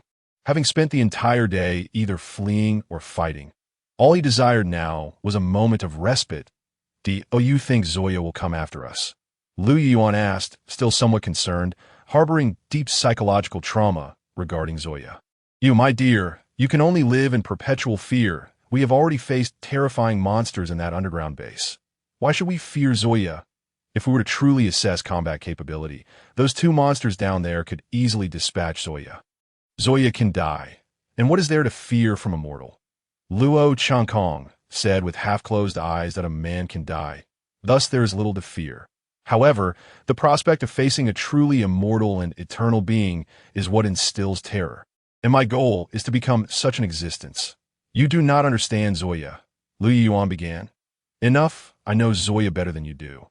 After all, how else could I have him in the palm of my hand? One must conquer what they fear from their past to grow. Otherwise, it will forever remain a weakness. I can assure you that when Zoya returns, no matter what we say, it will be a dead end. Luo Qinkong was acutely aware that Zoya was no fool, especially when it came to the significant matter of betraying the South Island base. His prior encounters with Luo Qinkong had revealed that Luo was merely a fa ade of strength. He could handle Lu Yuan, but when faced with a true master, Luo Qinkong's weaknesses would be laid bare. The moment he drew his weapon was born from desperation. His lack of physical prowess would lead to even greater exposure in combat. Upon returning, Zoya would undoubtedly investigate Luo Qinkong's identity, but not through the northern base or headquarters archives. Instead, he would search through the registered populace of Jinan Island City, as Zoya had that authority. Luo Qinkong had been present in the city long before the outbreak. Even if he were an outsider, traces would have been left behind, should Zoya discover that Luo Qinkong was merely a civilian and not affiliated with the northern base. Zoya would ensure that Luo met a gruesome end. Luo Qinkong understood that the only way to escape was to locate Dr. Lei Hongtian. Only by threatening Dr. Lei's life could he hope to leave Jinan Island City. "Why, aren't you from a northern base?" Lu Yuan asked, still puzzled, if she did not doubt Luo Qinkong's words. After all, he had accurately predicted all of Zoya's actions in the sewer. The identity of the northern base is not infallible. If that lunatic wishes to kill, can you stop him? Did you not see that even the person from the South Island base who was monitoring him was directly eliminated? Luo Qinkong explained, deliberately omitting the fact that he was no longer affiliated with the northern base. Believing that the longer this remained concealed, the better it was best to lead Lu Yuan to an irreversible path. Otherwise, this inherently rebellious individual might betray him. What shall we do then? We must locate Dr. Lei Hongtian as swiftly as possible. And then, Lu Yuan pressed on, while Luo Qinkong, eyes closed in rest, showed no inclination to respond. Shortly after Zoya's departure, Zhao Zihan and others summoned the remaining survivors via walkie-talkie. However, in the wake of Zoya's indiscriminate gunfire and chaos, 9 unfortunate souls had perished.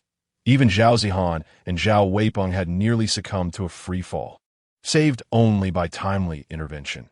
Even though they had scavenged a considerable amount of supplies, the loss of 9 lives weighed heavily on morale, casting a pall of despondency over the crowd before darkness fell. Everyone loaded the supplies onto motorcycles and made haste towards the designated rendezvous point. Due to traffic congestion in the city center, the supply-searching teams opted for motorcycles to avoid being surrounded by zombies. Though this meant they could carry only a limited load, a necessary compromise.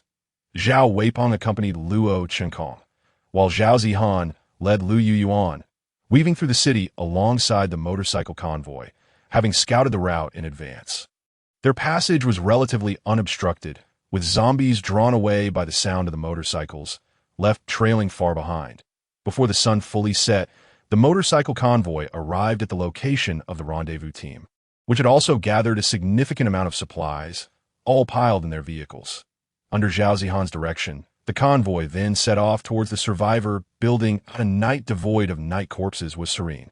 Those terrifying beings emerged only after the deathly disaster.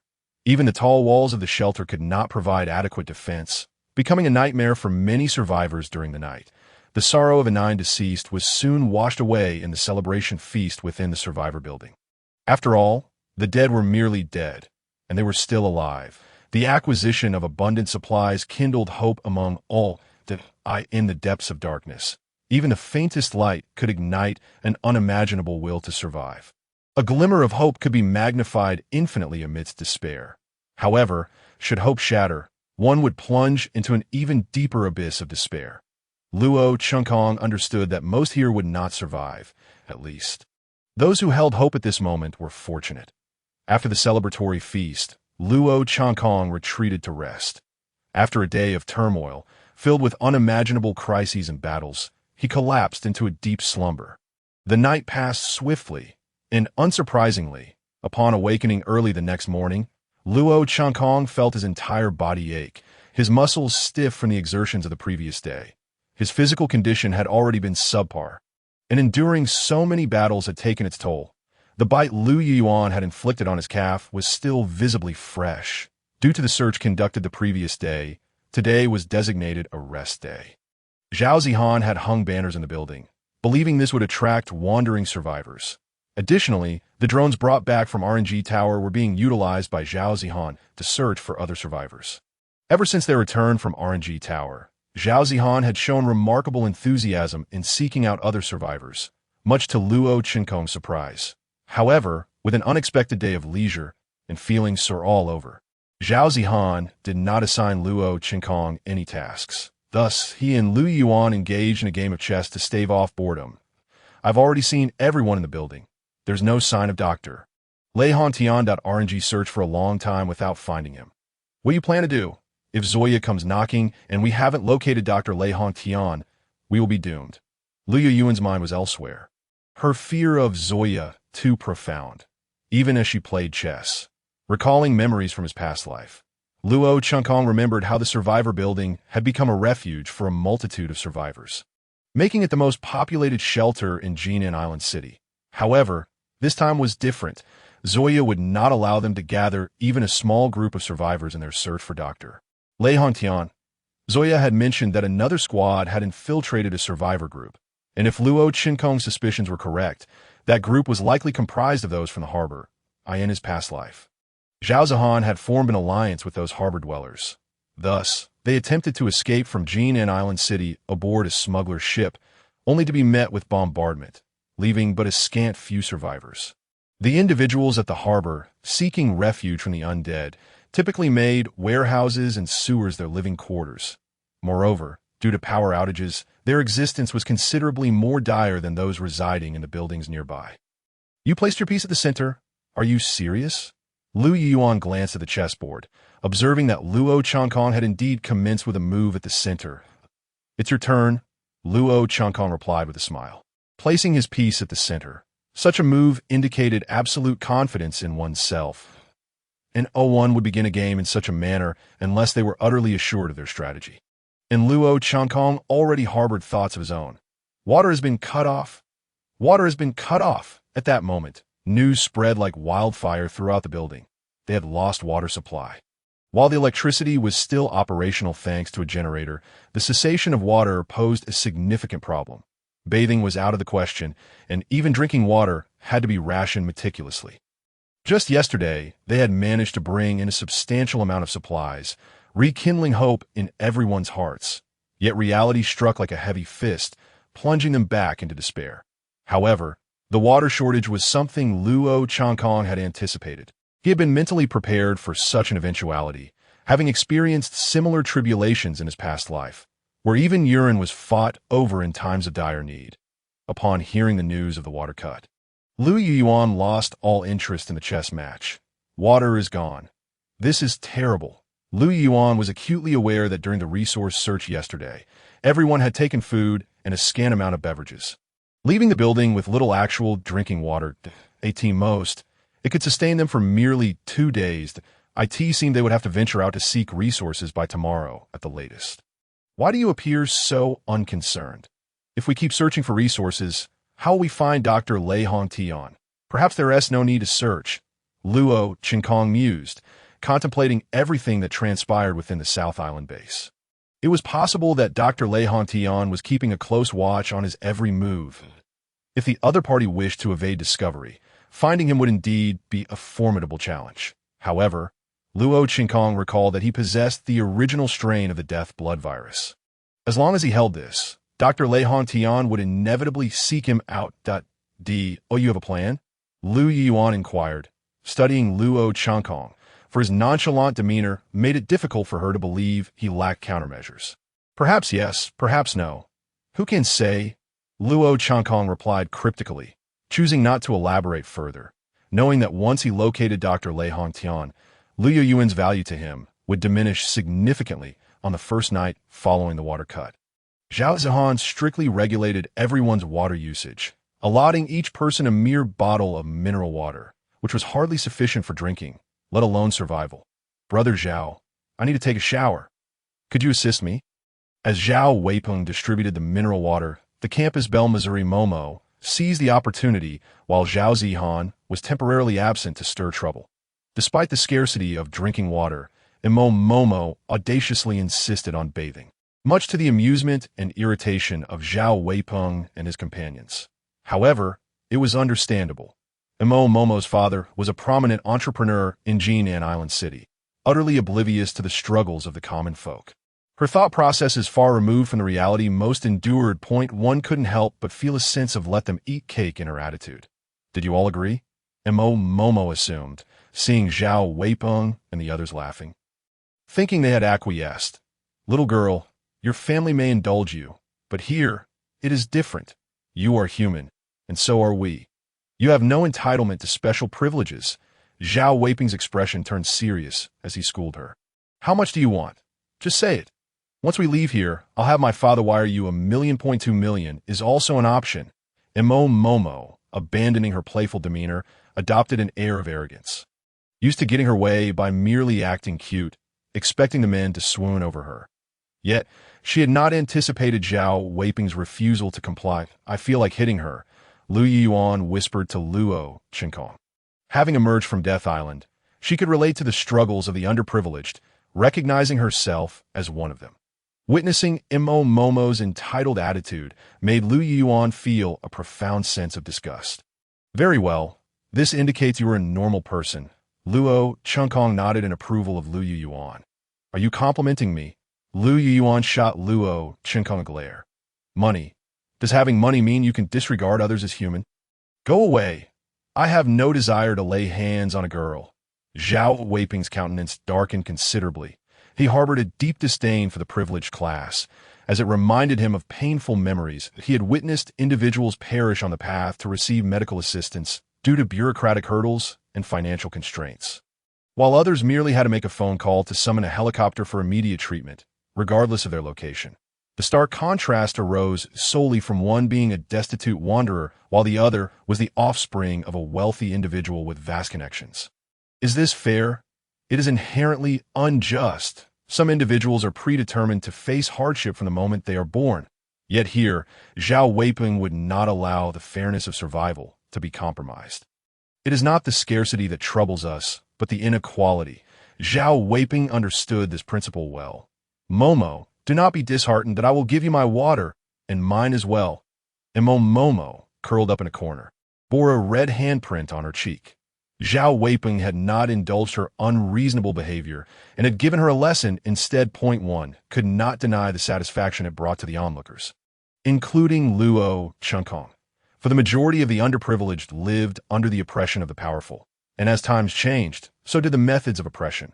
Before the calamity struck, the wealthy had already held them down, and in the aftermath, they sought to continue their dominance, which they would not allow. It is not that most people harbor resentment towards the wealthy, but rather that the majority of the affluent, once they acquire substantial wealth, are more easily driven by their desires. Human desires are insatiable.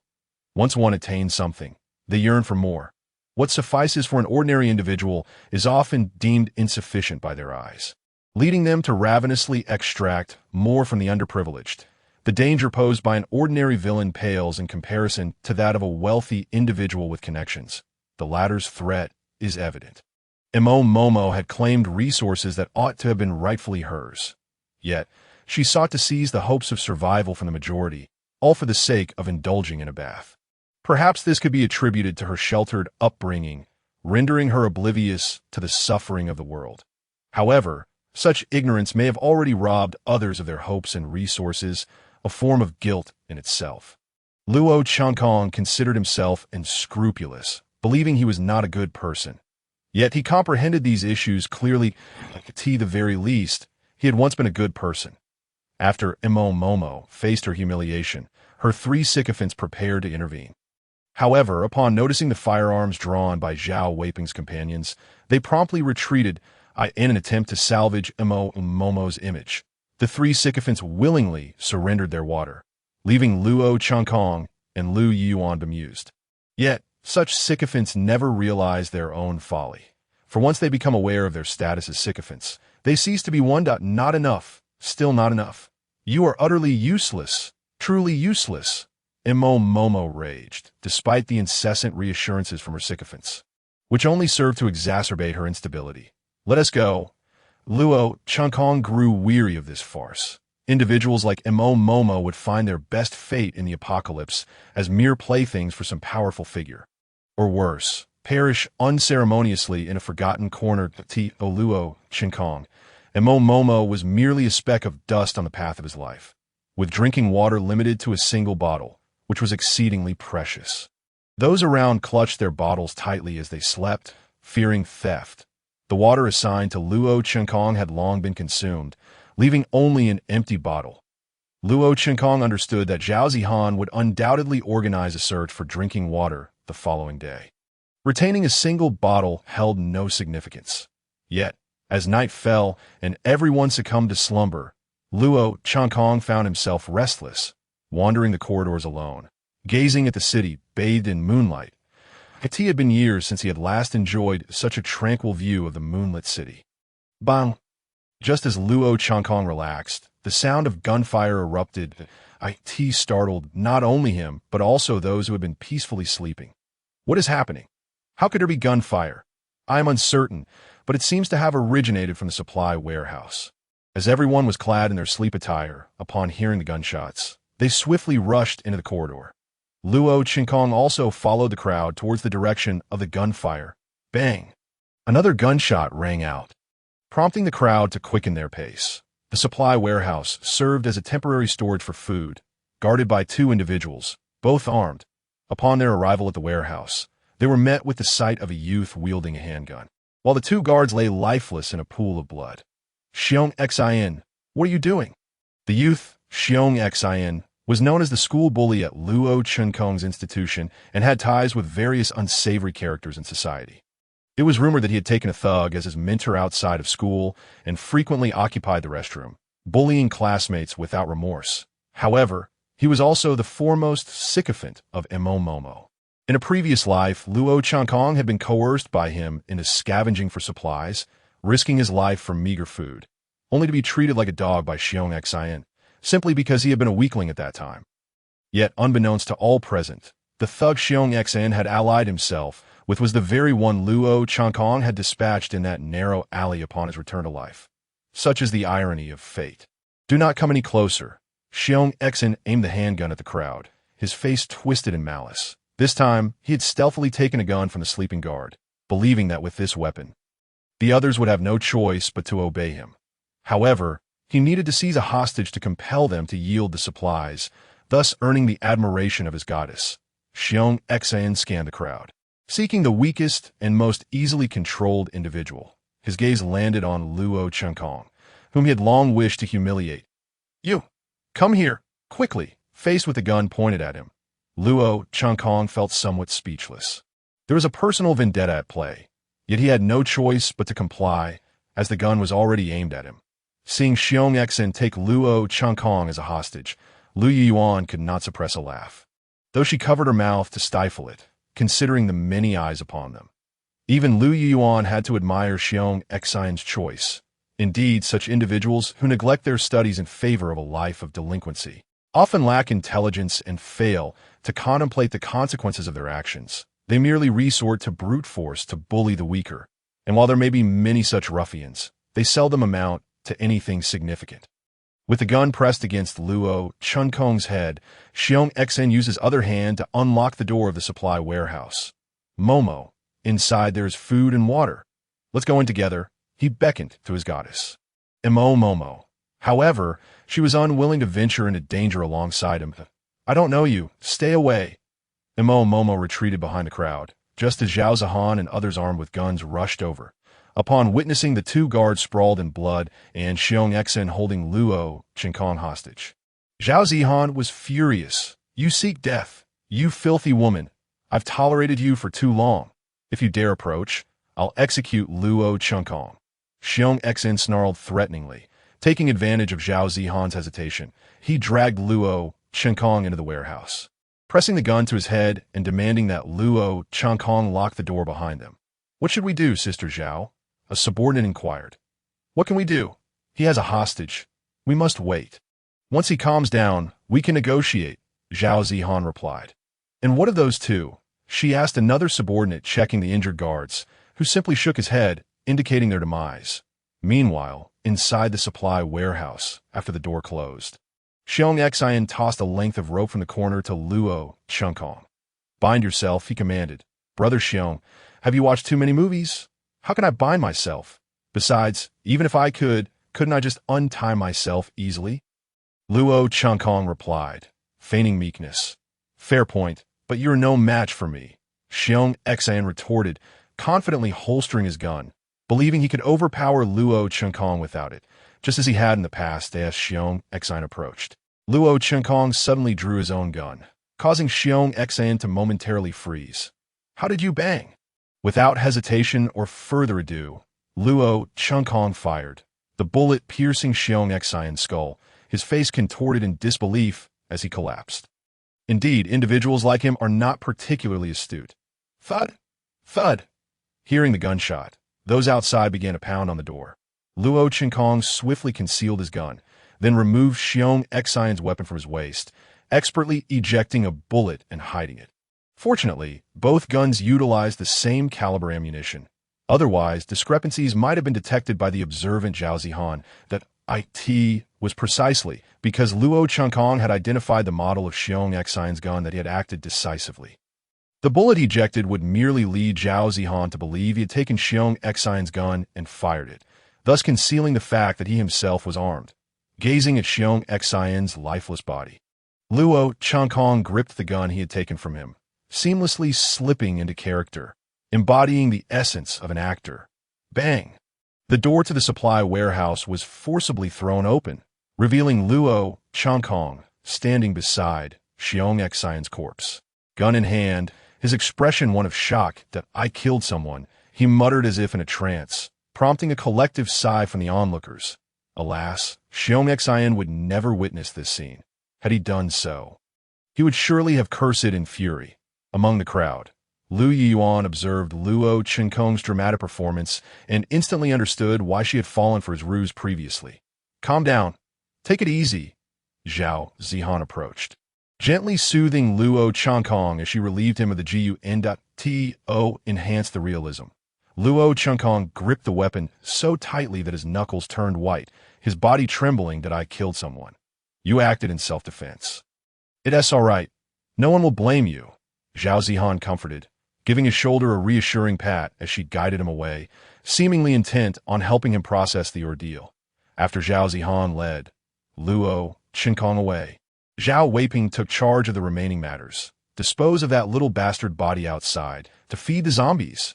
Zhao Weiping was infuriated by Xiong Xian's actions, for it was because of him that 2 survivors had perished in their building.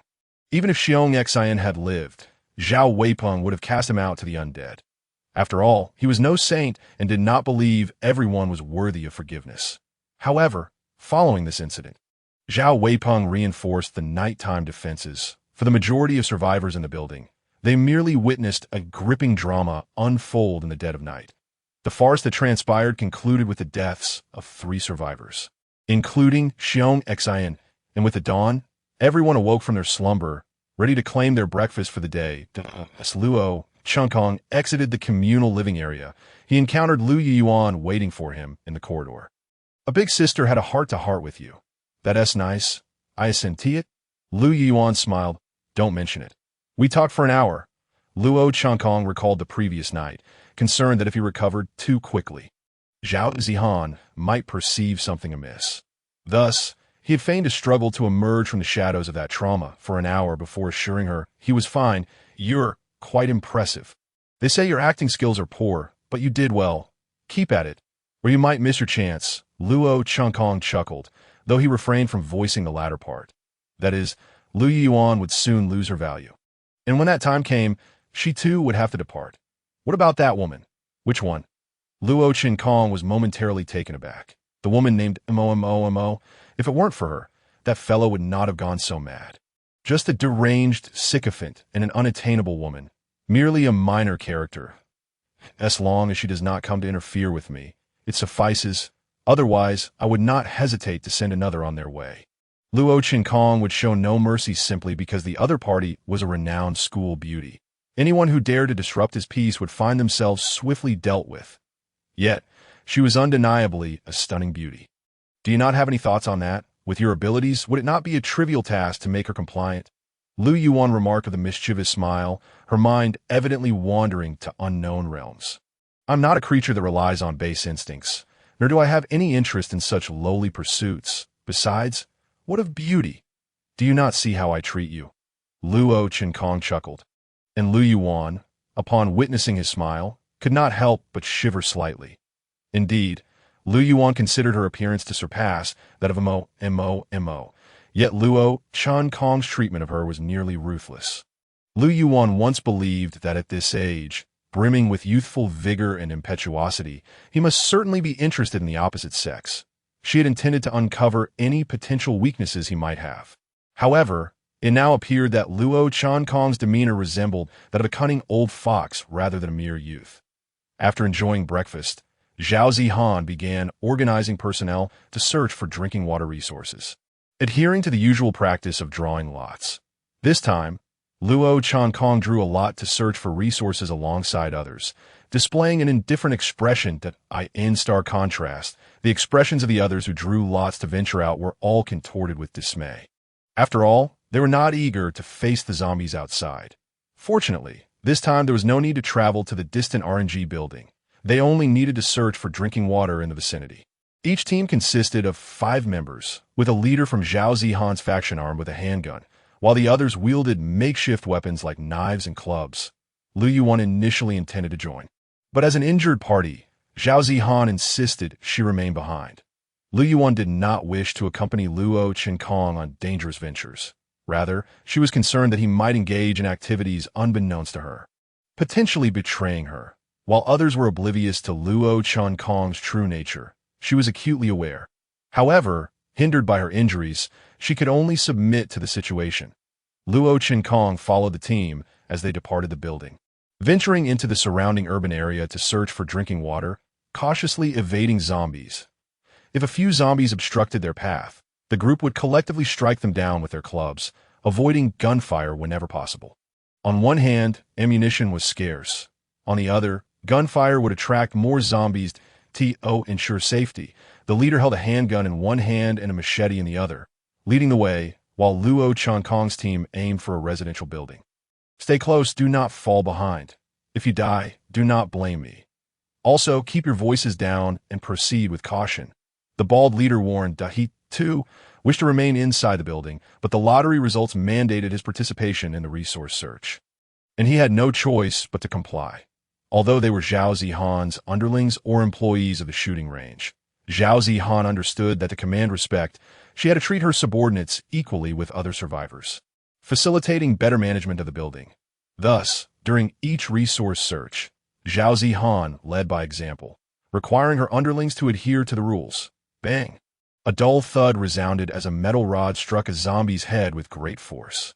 The zombie collapsed to the ground, and as it attempted to rise, the others quickly overwhelmed it until its head was pulverized, ceasing its movements.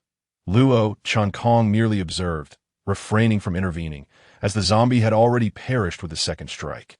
The panic had merely prompted them to waste their energy, swinging their weapons at this moment.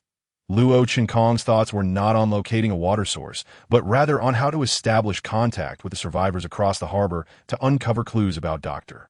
Lei Hongtian. After all, aside from the survivors' building, the harbor congregated a significant number of survivors. Luo Chankong contemplated revealing this information to Zhao Zihan. However, if she were to inquire how he knew about the survivors there, it would pose a problem, but he was aware that too many lies could lead to inconsistencies. This is a security door. It is difficult to break down. The noise may attract zombies, the group noted as they observed a row of security doors lining the corridor. A wave of despair washing over them. Luo Chankong yearned to demonstrate his skills, yet he reconsidered. Revealing too many abilities was not prudent. The group continued searching the residential building upwards, but the results were disappointing. Only security doors greeted them. The sole room they managed to open contained a stash of fireworks, presumably manufactured by an underground factory and temporarily stored here, that a few years back, Jinnandao City had imposed a complete ban on the sale, use, and production of fireworks. Yet, where there is demand, there is a market. These fireworks were clandestinely sold during festivals, while unsold stock was secretly stored away. The room containing the fireworks had not been locked, and within it lay a zombie, easily dispatched by the group, suggesting that the original occupant had become a zombie before they could secure the door. Upon gazing at the fireworks, Luo Chankong was struck by an idea. Perhaps he could entice the survivors from the harbor to come to them. Even if we do not find water, we can certainly transport these back. After all, isn't Sister Zhao searching for other survivors? If we set these off tonight, the entire Jinnandao City should see them. I believe this would be more significant than the drinking water we can still manage to obtain. As the group prepared to leave, disheartened, Luo Chankong quickly interjected, and upon hearing his words, their spirits were lifted. "Wait, let me contact the boss," the leading man exclaimed, producing a walkie-talkie to reach Zhao Zihan. Her voice echoed back, commanding that they transport all the fireworks. Everyone, move out. Upon receiving Zhao Zihan's orders, the group no longer hesitated and immediately began to gather the fireworks. After expending an hour's effort, they successfully transported a substantial quantity of fireworks down the stairs. Zhao Zihan, recognizing the importance of the shipment, dispatched a convoy from the building. Among the convoy, Luo Chankong spotted Zhao Weipeng. "Uncle Zhao, how do you plan to utilize this batch of fireworks?" Luo Chankong approached Zhao Weipeng, who pointed to a large roll of fabric atop the vehicle. "What is this? We have taken down the building's curtains, sewn them together, and painted large letters on it, visible from a great distance, indicating our location. The fireworks will certainly attract those flesh-eating creatures if we do not wish for the building to be surrounded by a horde by morning. We cannot ignite them here. Therefore, our plan is to find another building, hang the banner, then set off all the fireworks at night, swiftly vacating the area." "Ah, I see." Having heard Zhao Weipeng's explanation, Luo Chankong nodded, realizing that they had indeed considered the matter thoroughly. However, this task was exceedingly perilous, requiring only a select few to participate. You and the rest should return to the building. Understood. Luo Chankong had no desire to accompany them. He preferred Zhao Zihan and her team to handle this matter. If it could be avoided, he was reluctant to take risks. "Let us go. Leave this to us." Luo Chankong nodded in agreement, and then departed with his team. Given that the distance to the building was not considerable, upon returning to the shelter, Luo Chankong awaited the arrival of nightfall, while the resource-seeking teams gradually returned, bringing back ample drinking water and food. Although Luo Chunkong's team had not found food or water, they had discovered something far more crucial. With the fireworks in their possession, they were sure to attract survivors from all corners of the city. Many within the building began to envision a united effort to escape Jin Nandao City.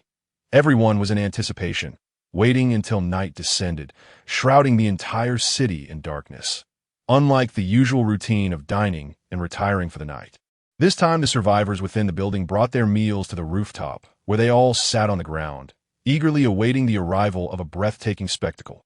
Due to the fireworks prohibition, these survivors had not witnessed the splendor of fireworks for nearly a decade, and it was unexpected that their first sighting would occur in this hellish environment. However, it was a rare moment of finding joy amidst suffering, as no one knew how many days they had left.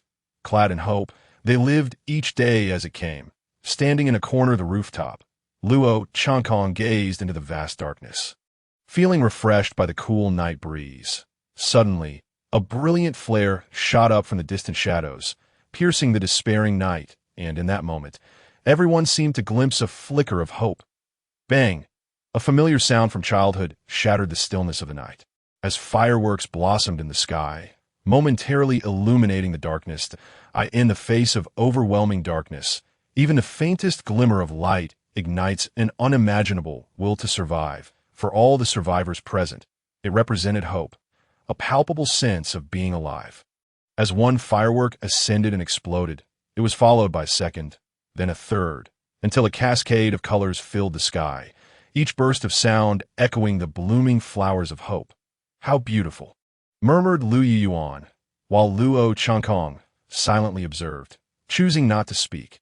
The spectacle reminded him of the first New Year he spent during the apocalypse, when he and Zhao Zihan were relentlessly pursued by a horde of zombies. Fortunately, they found refuge in a moderately sized civilian shelter, where they too had witnessed the sky ablaze with fireworks, each face glowing with smiles and hope. What humanity creates yearns for beauty, yet simultaneously leads to its own destruction.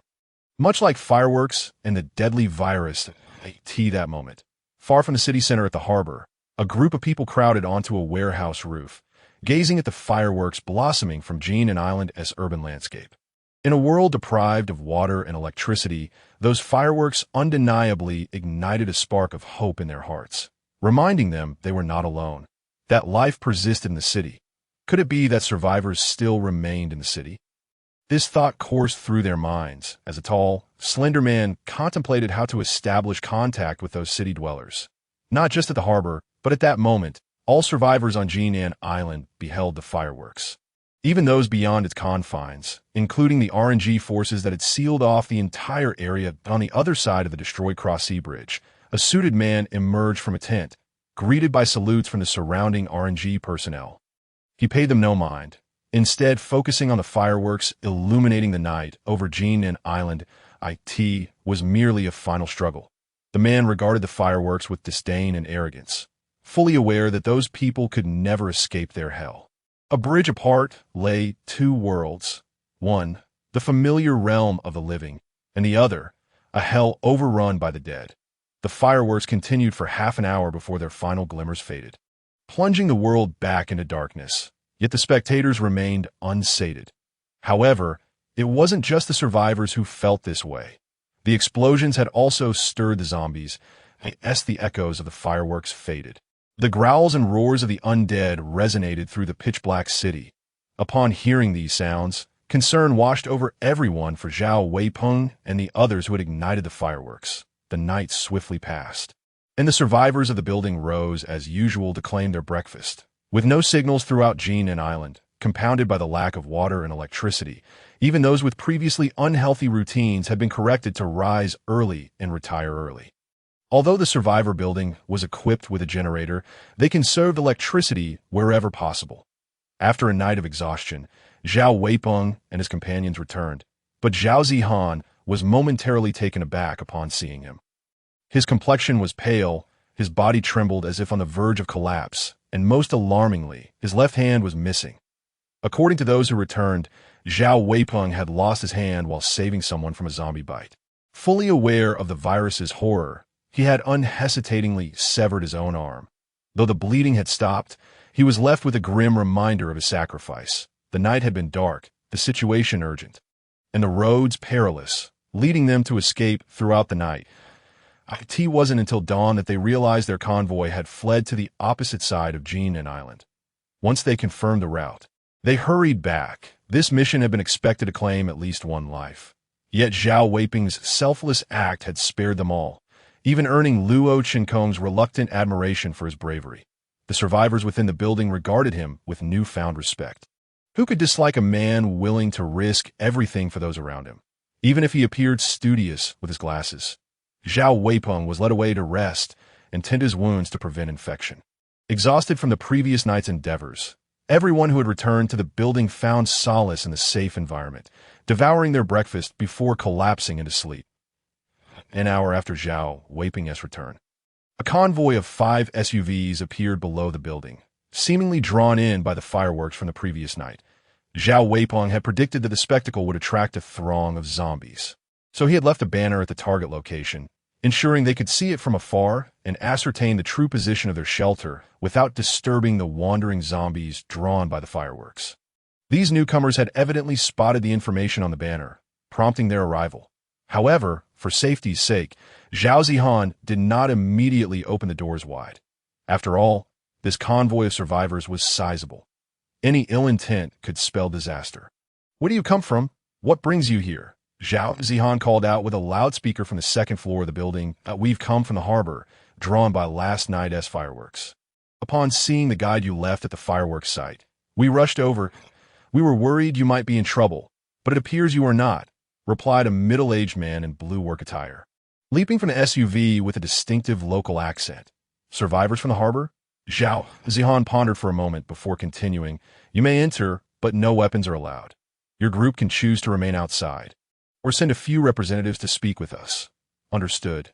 Zhao Zihan waved her hand, and those behind her lowered 2 baskets. The representatives from the harbor survivors stepped onto the baskets, assisted by Zhao Zihan and her group onto the second floor. "Let us discuss in the conference room," Zhao Zihan suggested. "All right." The 2 representatives nodded in agreement, showing no reluctance. Luo Qinkong watched as Zhao Zihan and the 2 representatives entered the conference room. His curiosity piqued about their discussion. However, he was unable to enter, as guards stood at the door.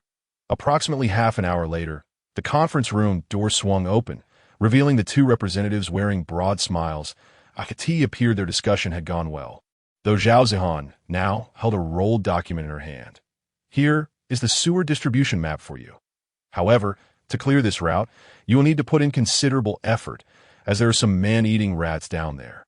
Yet once this underground passage is opened, it will allow you to avoid RNG satellites and drones, offering greater safety than the surface. Rest assured, we will act promptly," Zhao Zihan assured, having discussed numerous matters with the representatives, confirming a collaboration between their survivor groups to establish a safe route through the sewers, facilitating mutual communication and support. Luo Qinkong observed this exchange from a discreet corner, perplexed by how quickly Zhao Zihan had placed her trust in the representatives and how swiftly they were planning to establish a passage between their groups. He believed Zhao Zihan should have been more cautious regarding such matters. As the 2 representatives were escorted down, Luo Qinkong hurried over to assist. "Allow me to help," he said, feigning support as he guided the representatives into the basket. As he grasped the hands of the 2 individuals, Luo Qinkong also discerned the presence of calluses on their palms, akin to those of Lu Yuan. "Thank you, young man. And you, sir, what were your professions in the past?" "Your hands are rather coarse," Luo Qinkong inquired with an innocuous demeanor, causing the 2 men to momentarily pause, though they did not dwell on it. "What can we do? We merely engage in some laborious tasks, like slaughtering pigs and selling pork." "I see." Luo Qinkong chuckled softly, choosing not to elaborate further, yet an answer had already formed in his mind. The 2 men were at most in their 30s, and the locations of their calluses were not indicative of wielding knives. Moreover, those who spent years slaughtering pigs and butchering meat would, due to the nature of their work, often bend over, leading to slight hunching. Yet these 2 stood exceptionally straight, coupled with the undeniable muscle on their frames. It was perplexing for Luo Qinkong to fathom how a struggling pork merchant could maintain such a physique.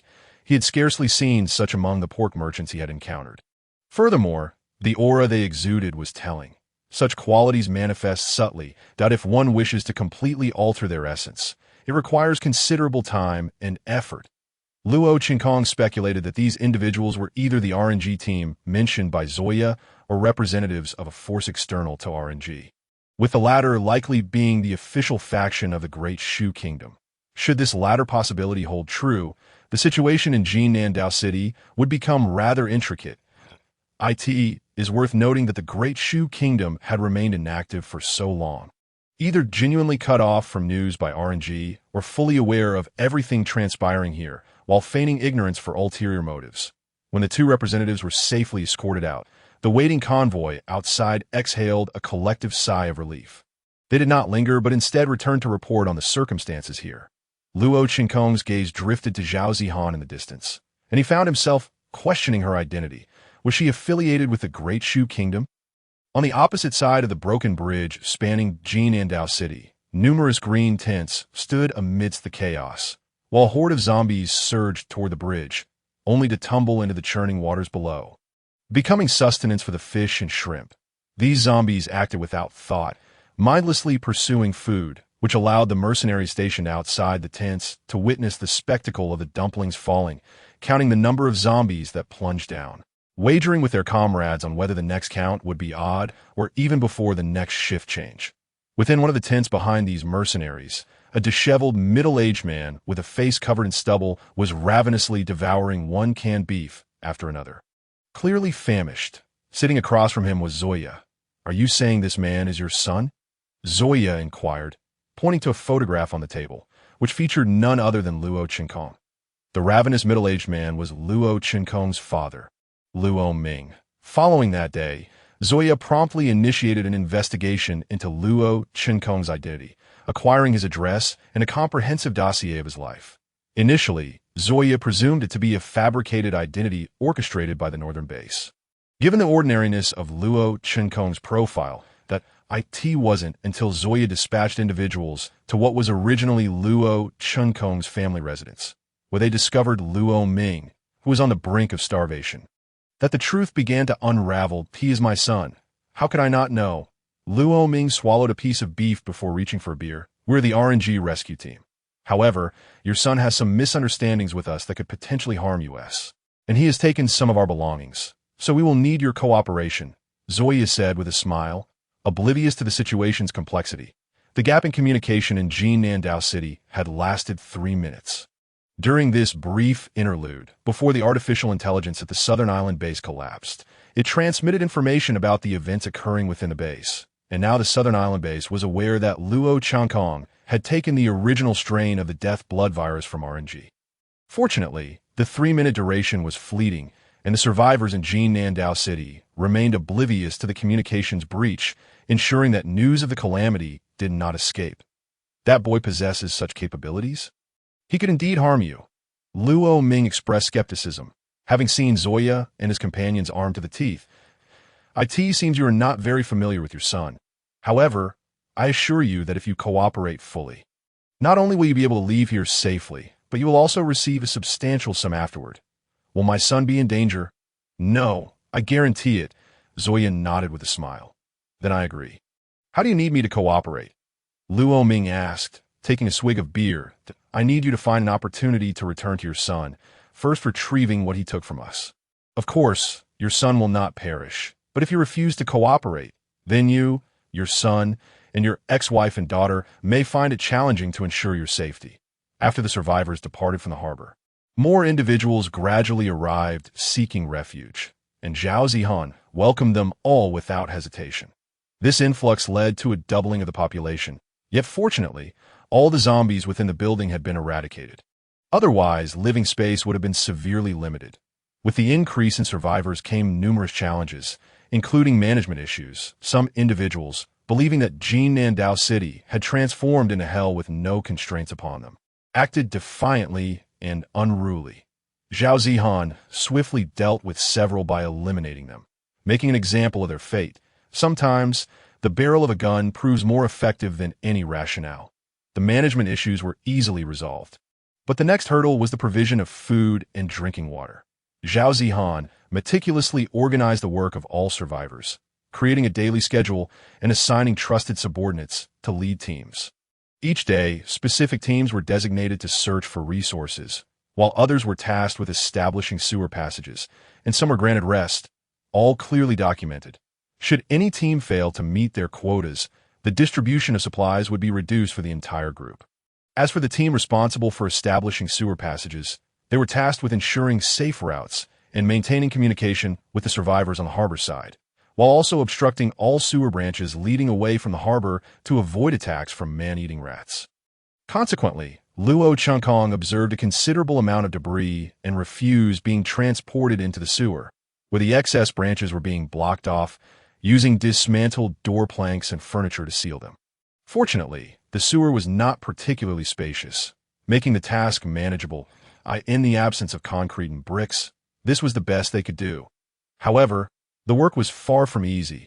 Every individual emerging from the sewer reeked of filth, and with water scarce, it became a torment for both body and mind. Zhao Zihan could only continually persuade them that once they reached the harbor, they could wash thoroughly, while also offering them the maximum daily provisions. The city was rife with zombies. Although Zhao Zihan possessed a convoy, the complicated terrain often led to unforeseen accidents, resulting in casualties. With RNG lurking in the shadows, no one could predict when they might strike.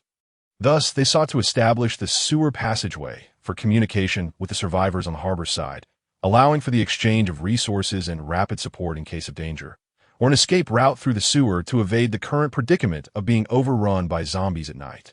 Unable to flee or receive assistance, they asked for why RNG had not directly attacked the survivor group.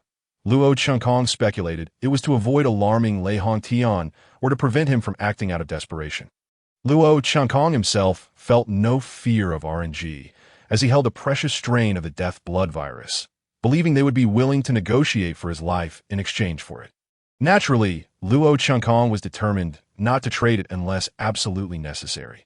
Given that previous operations had been influenced by Luo Chengkong's actions, he was not involved in the arduous tasks of navigating the sewer or searching for resources, affording him a rare respite. However, this tranquility did not last long, as the arrival of a middle-aged survivor shattered his peace.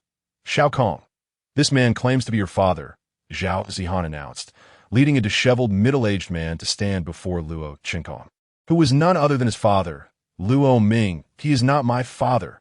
My father is dead, Luo Chengkong coldly retorted, noting the strong smell of alcohol emanating from Luo Ming. Clearly, he had been drinking again. Even in the apocalypse, he continued to indulge in alcohol, demonstrating a reckless disregard for his life. You little brat, you've really lost your mind. Luo Ming, in a fit of rage, attempted to strike, only to be seized by Zhao Zihan, who firmly grasped his arm. Here, we do not permit arbitrary violence. Be cautious, or I shall not hold back. Zhao Zihan discerned the truth. Luo Ming was indeed the father of Luo Chengkong. Though their relationship was far from cordial, very well. Here you find your support. After raising you for so many years, this is how you repay me. Luo Ming gasped for breath, his chest heaving with evident anger. Sister Zhao, I wish to avoid him. Please take him away. Luo Chengkong's expression remained impassive as he casually uttered these words before turning to leave, seated by the window and nibbling on a special supply of Hami melon. Lu Yuan noticed the unfolding scene and hastily discarded the rind, propping herself up with her cane to follow Luo Chengkong. Have you finished your melon? Which one are you referring to? If you mean Hami melon, then no, it's all gone. But is that man truly your father? I thought you had no parents. Upon hearing Lu Yuan's heavily familial inquiry, Luo Chengkong couldn't help but roll his eyes. Are you implying that you are deliberately insulting me? Logically, at least one of his parents should have been affiliated with the northern base. Otherwise, how could he be so brazen in front of Zoya? Considering his young age and the fact that he had not emerged from Death Island, only one possibility remained. Lu Yuan, perplexed, initially assumed Luo Ming was a fabricated father figure placed by the RNG at Luo Chengkong's side. However, after a moment of scrutiny, it seemed otherwise. Is it possible that I have never been associated with the northern base at all? Luo Chengkong chuckled coldly, acknowledging that Luo Ming's presence rendered the facade untenable, leading him to confess outright. After all, Lu Yuan had already committed herself, leaving no avenue for retreat. I could see that moment. Lu Yuan felt akin to a jester. The melon had lost its flavor. Roar. The streets of the night reverberated with a beast-like howl, shadows darting frantically beneath the moonlight as if in pursuit of something. Before these specters, a search team was desperately fleeing, discarding supplies to lighten their load. They're closing in on us. If this continues, we will surely be caught. Then let's split up. The team members realized that if they continued to flee as one, they would inevitably be engulfed by the horror behind them. I can't run anymore. A youth at the back of the group gasped, his legs trembling from exertion, throat parched, and stamina depleted. Enough nonsense. If you can't run, then you must run. A middle-aged man rushed to the boy's side, intending to carry him. The boy felt a surge of gratitude at the man's gesture. Roar. But at that moment, a zombie lunged forth, and the boy, who had awaited rescue, witnessed his father push him into the throng of corpses. Father, why? The boy gazed at his father's retreating figure, disappointment mingling with a primal instinct for survival, ultimately eclipsing their fragile bond. Luo Chankong awoke with a start, drenched in sweat, seated upright on the ground. He surveyed his surroundings, cloaked in darkness, with only the sound of snoring breaking the silence. There were no zombies, nor the echoes of their roars. He had not anticipated that he would dream of such past events. Leaning against the wall, he began to reminisce. After Luo Ming had pushed him toward the horde, it was Zhao Zihan who had appeared, driving a vehicle like a superhero to save him. Years later, the youthful Luo Chunkong had transformed into a middle-aged man, while Luo Ming had become an old curmudgeon. That year marked the final chapter of Luo Ming's life. Luo Chunkong had once inquired why his father had cast him into the horde, but at that time, Luo Ming had remained silent, offering no response. Luo Chunkong had refrained from pressing further, for though they were father and son, they resembled strangers more than anything else. Only after Luo Ming's death did Luo Chunkong grasp the reason behind his father's silence. Luo Ming had sought to make amends, yet his inability to control himself had led him to repeatedly harm Luo Chunkong instead. Returning from his memories, Luo Chunkong dismissed the thoughts as mere dreams. Wiping the sweat from his brow, he was about to lie down to catch some more sleep when he heard a furtive sound. Slowly opening his eyes, he discerned, illuminated by the moonlight, the sneaky figure of Luo Ming approaching him with great caution. Seeing Luo Ming inching closer, Luo Chunkong felt a cold smirk tug at his lips, suspecting that his father had been compromised, likely by the RNG. His furtive demeanor suggested he intended to pilfer something. Yet, what could he possibly steal from Luo Chunkong? Undoubtedly, it was the sample of the dead blood virus. It was highly probable that the RNG had learned of his theft from that base. Although it was also possible that it stemmed from the infiltration of the Southern Island base system that had facilitated their escape, as expected, Luo Ming halted beside Luo Chunkong and began to search him, taking great care not to awaken him. Smack! At that moment, a hand clamped down on Luo Ming's probing fingers, and by the moonlight, Luo Ming met the icy gaze of Luo Chunkong for the first time. He sensed that his son had become a stranger, no longer the submissive child he once knew. You have taken what does not belong to you. Those individuals are beyond your capacity to contend with. Hand it over, and together we shall escape this wretched place. Upon realizing that Luo Chunkong was awake, Luo Ming laid his cards on the table. Escape? You cannot possibly mean the RNG. Let me guess. That individual must be Zoya. Am I correct? How dare you speak to me in such a tone? Luo Ming bristled at Luo Chunkong's words. Though he knew them to be true, I advise you to flee as far as you can. Otherwise, you may lose your life. Luo Chunkong surveyed the sleeping survivors around him. Had the circumstances permitted, he would have acted long ago. You are still my son, and this predicament is of your making. Thus, I must assist you. Here is the plan. I can wait until you come to your senses. After all, if you hand over that item, we can leave together. Luo Ming's proposition. A flicker of disdain crossed Luo Chunkong's eyes. Stop pretending that this is for my benefit. You do not understand me, nor do you know what I truly need. From the beginning, this has always been about you. Depart from here. I wish to sleep. unless you desire for me to awaken everyone. Seeing that Luo Chenkong was unwilling to continue the discussion, Luo Ming turned to leave. I apologize, but he had not ventured far when he softly uttered an apology, leaving Luo Chenkong feeling even more vexed. Apologies do little when that man from my past took away my suppressants, sold them, and left my wife Jiang Minya to await her demise. Yet, what good was an apology?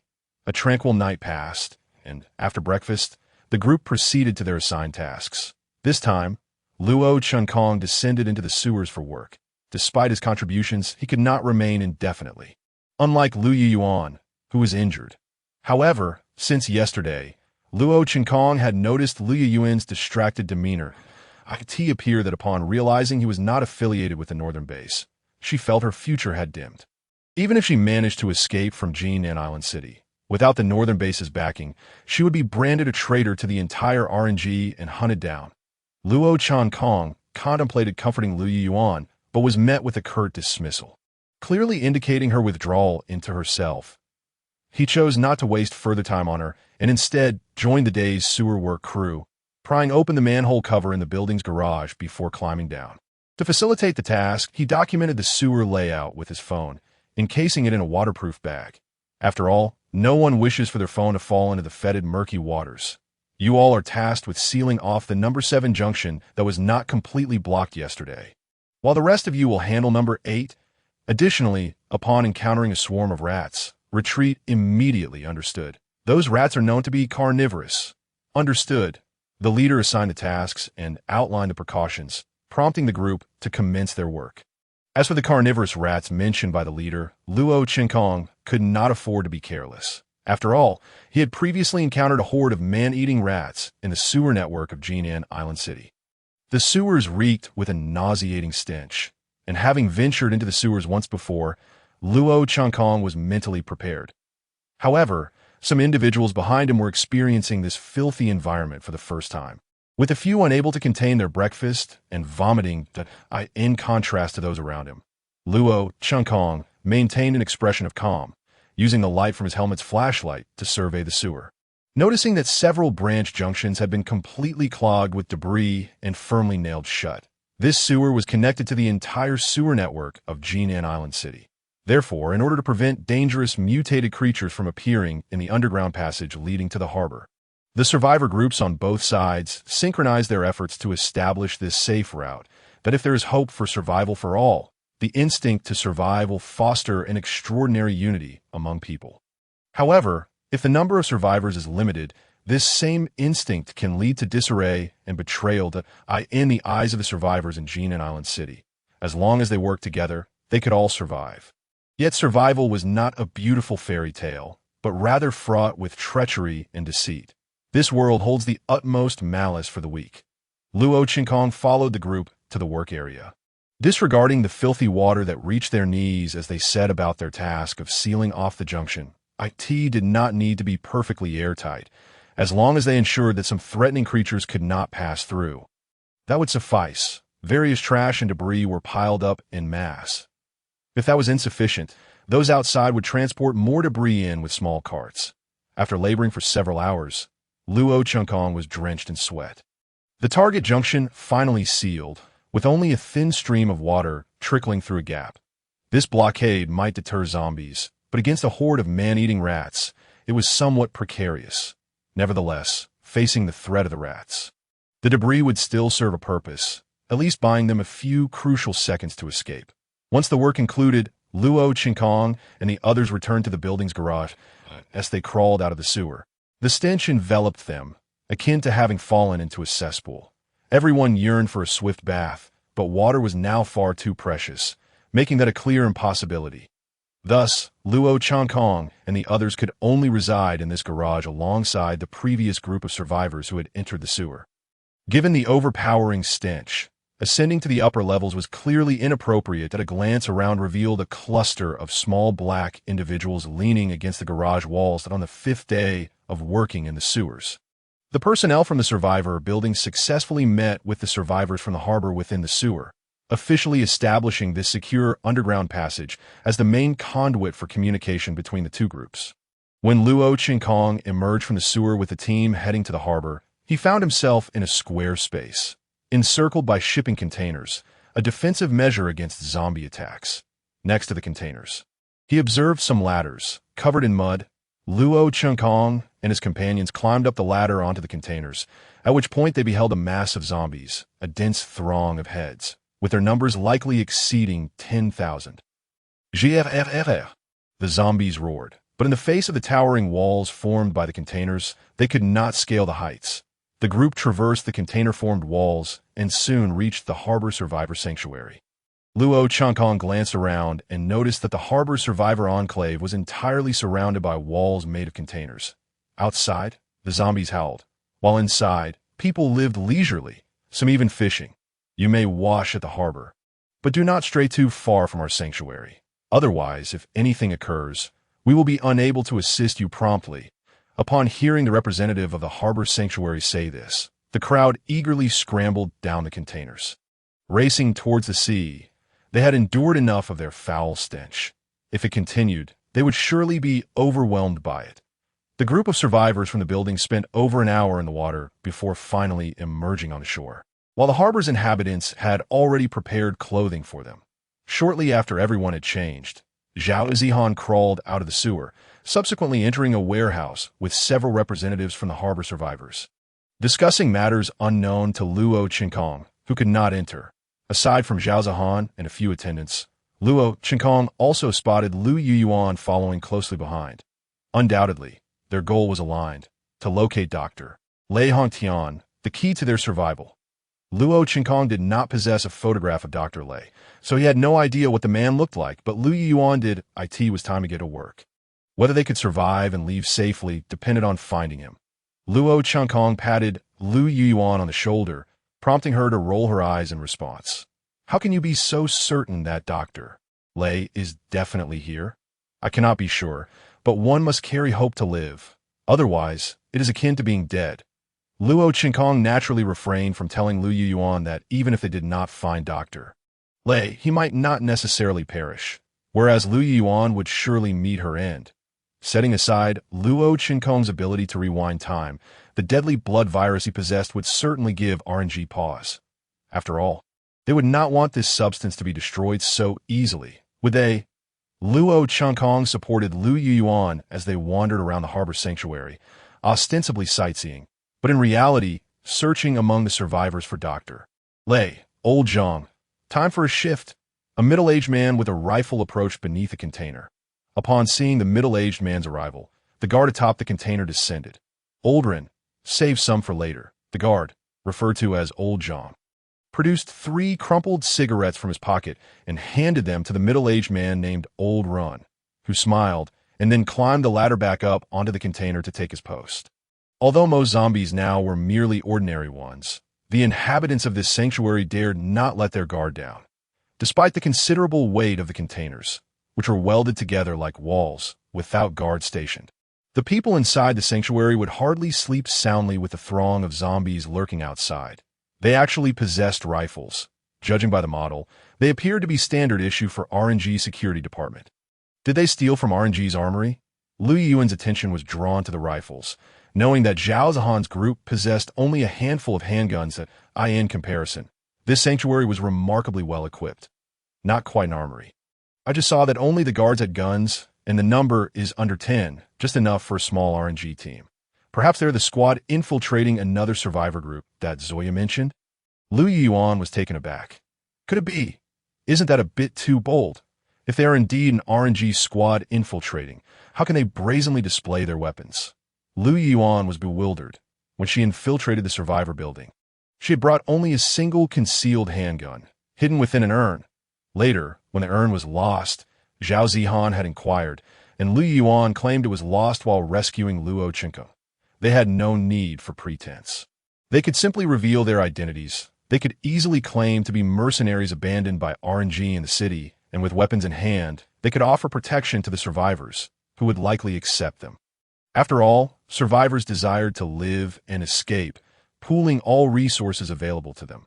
Following the outbreak of the crisis in Jinan Island City, most people's morals and perceptions still adhere to the pre-apocalyptic norms. Thus, faced with an armed RNG squad that harbored goodwill, these survivors would likely be receptive, viewing them as a source of strength. However, for those survivors who emerged after the apocalypse, persuading them to accept an armed force that could threaten them would not be so amicable.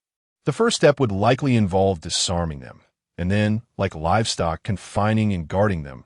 Disobedience would result in death. For those wandering through the apocalypse, the visage concealed beneath the mask remains a mystery to the masses. Consequently, most makeshift shelters harbor the utmost malice towards one another. Moreover, an essential reason why Luo Chenkong is certain that the individual on guard is a member of the RNG team is that this person, in a past life, was acquainted with him when he was abandoned by RNG in the city of Jinan Island, ultimately informing Zhao Zihan of RNG's intent to obliterate the entire city with a nuclear bomb. This individual's name is Run Xiaoxing.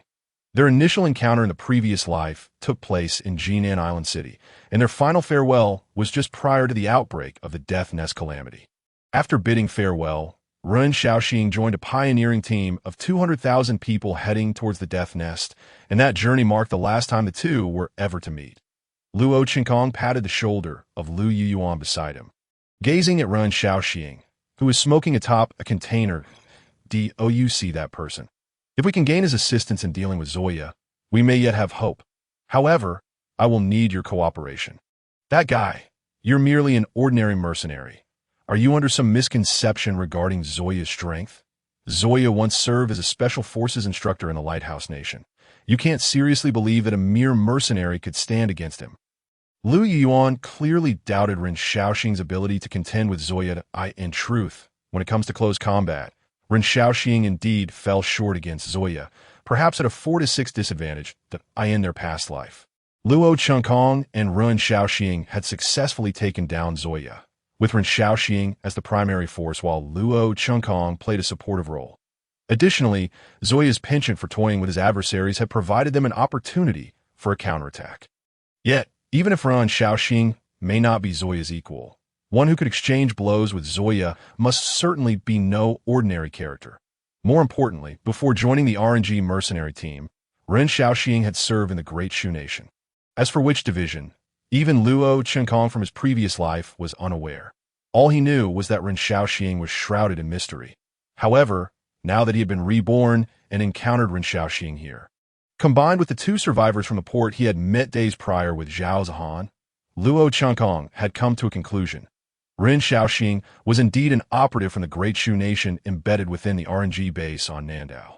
After all, Luo Chenkong found it difficult to believe that personnel from the Great Shu Nation could coexist harmoniously with those from RNG unless they were, in fact, allies. This realization also suggested that Zhao Zihan was likely affiliated with the Great Shu government. After all, during their approach to the RNG headquarters, her demeanor had been even more urgent than Luo Chenkong's. Coupled with her decisive alliance with the port survivors, devoid of any hesitation, how could Luo Chenkong not harbor suspicions? The fact that the government had concentrated all their agents within the Nandao base indicated the presence of a significant figure, and that individual was undoubtedly Lei Hongten. Luo Chenkong smiled faintly, a sense of clarity washing over him as all the fragments of information coalesced into a coherent truth before his eyes. With the identities of all parties clarified, the subsequent matters would be straightforward. Luo Chenkong's greatest advantage lay in the complete lockdown of Jinan Island. No information could escape. Now that he was aware of everyone's identities, he could manipulate them at will. "You go up first," Luo Chenkong instructed Lu Yuyuan, pointing towards the ladder ahead. "What am I going up for? Stop asking questions." Luo Chenkong was disinclined to elaborate further. After all, he just needed his tool to cooperate. All right, I'm going up." "Don't touch my backside, you pervert." Lu Yuyuan, hindered by her legs, required Luo Chenkong's assistance to navigate the ladder to the top of the container. "This place is dangerous. Children shouldn't come up." Ren Xiaoxing also noticed the interaction between Luo Chenkong and Lu Yuyuan and hurried over to shoo them away. After all, the other side of the container was teeming with a mass of corpses, their roars and howls audible. A misstep could lead to certain death, especially considering the apparent youth of Luo Chenkong and Lu Yuyuan, making them more prone to accidents. "Brother Ren, you saved me once. Have you forgotten?" At this point, Luo Chenkong had already climbed atop the container, while Ren Xiaoxing scrutinized him, seemingly racking his mind for recollection. Suppressant, it's you. Upon hearing the word suppressant, Ren Xiaoxing immediately recalled the boy who had collapsed beside a box of suppressants after being infected. But how did you recognize me? I was wearing a gas mask. And how did you know my name? I certainly recognize you, for I am one who emerged from the Death Island under RNG. Luo Chenkong smiled faintly, and upon hearing his response, Ren Xiaoxing's expression shifted dramatically. Stop right there. Ren Xiaoxing leveled his rifle at Luo Chenkong. Should Luo Chenkong make any aggressive move, he would fire without hesitation. He wouldn't treat Luo Chenkong any differently due to his youth. For he understood that those who emerged from Death Island, despite their age, could kill with the casualness of a daily chore. Lu Yuan stood bewildered. How did this fellow suddenly become someone from RNG's Death Island? When Luo Chenkong immediately announced his identity, Ren Xiaoxing's first reaction was one of exposure. But upon further reflection, it seemed illogical. Even if RNG had dispatched a killer from Death Island to eliminate him, they wouldn't appear so brazenly. It should have been assassination instead. You needn't be so tensed, to be fair. You saved me, and I don't regard you as an enemy. Moreover, you should understand that if we were indeed sent by RNG to eliminate you, we wouldn't present ourselves so openly before you. Luo Chenkong maintained a calm demeanor, fully anticipating Ren Xiaoxing's reactions. What do you want from me? Actually, Lu Yuan and I share mutual affection. At present, we simply wish to escape the clutches of RNG. Luo Chenkong suddenly embraced Lu Yuan's waist, feigning a romantic display, yet his expression carried an air of helplessness due to the harsh reality. Lu Yuan was utterly flabbergasted.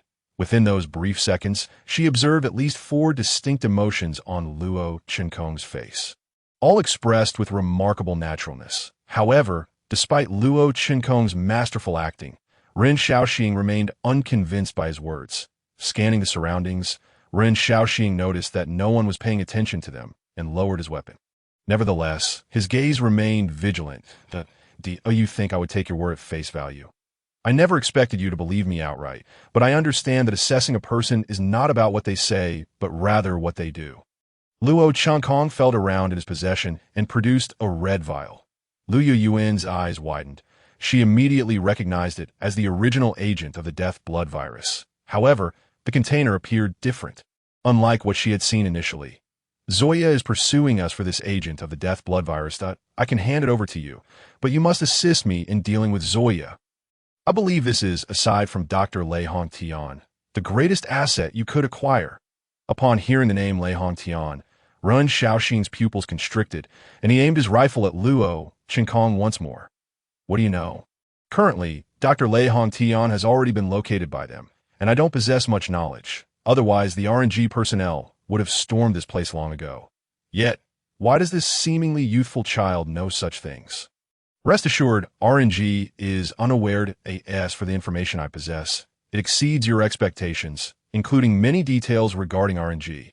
However, the prerequisite is that your associate from the Great Shu government must ensure our safety.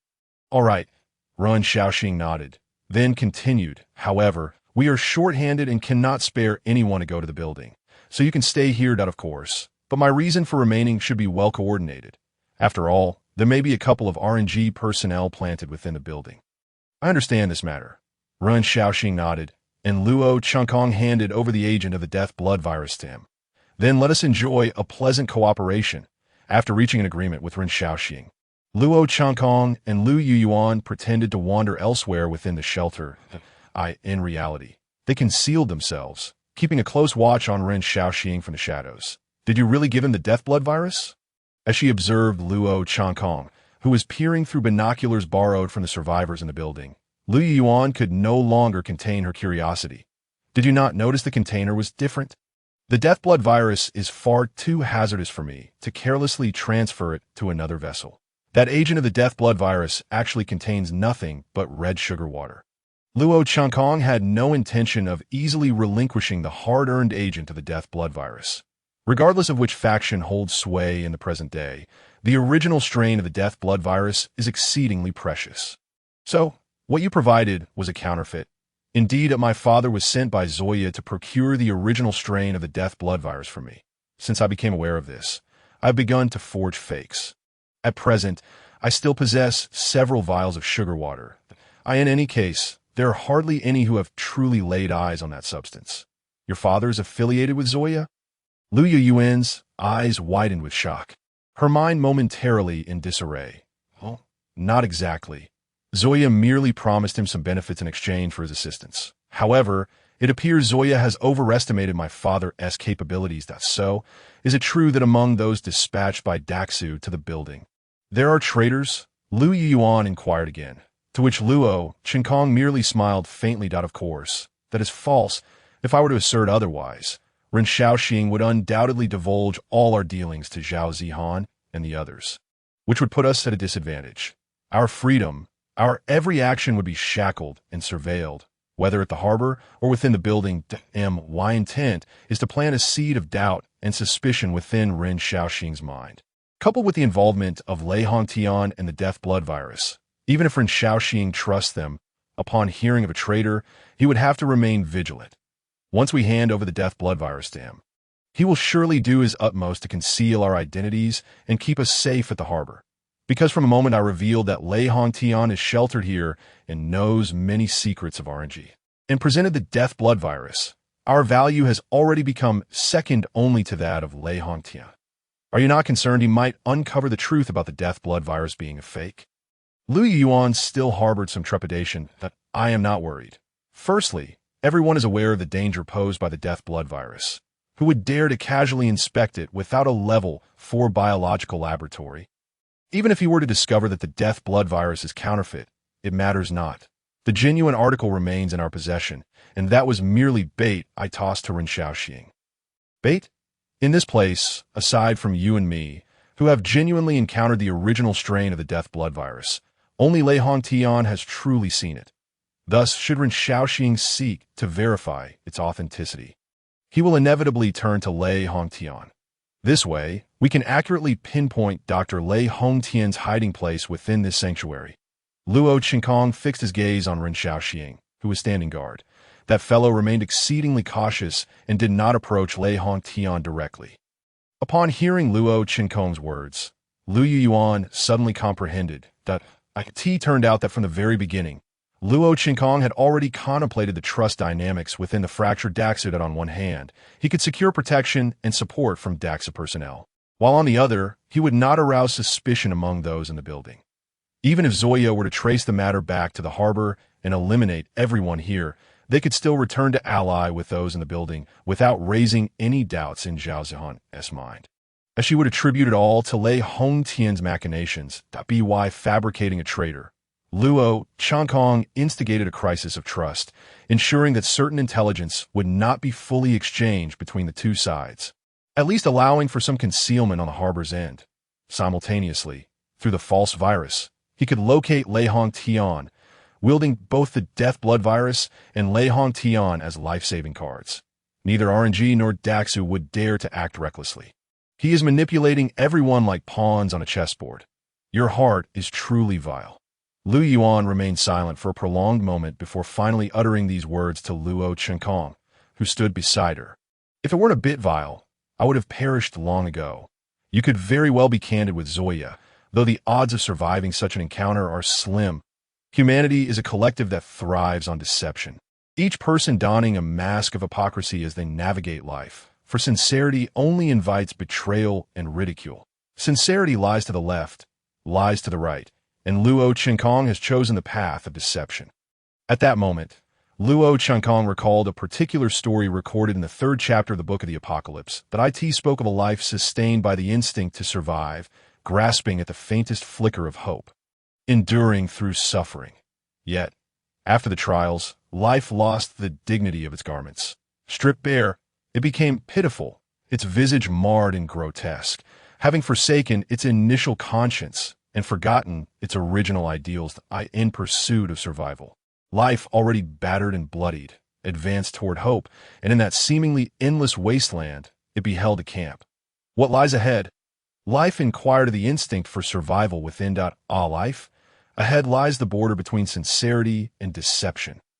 To the left is sincerity, where reside the most honest individuals of this world, possessing faces of truth. There, no one can utter to the right is deception, adorned with faces of hypocrisy, home to the most duplicitous souls. There, no one can speak the truth that I in that place. One can reclaim a lost visage. Hearing the words of the instinct for survival, life strode purposefully toward the camp, its face already a gruesome sight. In dire need of a masked, this being is unclothed. It is the most undignified, most shameless creature I have ever encountered. This being has no face, truly the most hideous I have ever seen. This being has no conscience. It is the most detestable wretch I have ever encountered. The entire camp was divided by a line, and the guards stationed on the side of sincerity, upon seeing life, poured forth all their thoughts in a single breath. Positioned as they were on the side of sincerity, they could not lie, revealing their most authentic selves. O traveler from afar, though you lack garments, you remain magnificent. You have no face, yet you are still striking. You possess no conscience, yet you are the kindest soul I have ever met. The guard standing on the side of deception bowed respectfully to life, winning its favor with flowery words of lies, while sincerity, with its heartfelt truths, evoked disdain within life that I wished to reclaim a visage.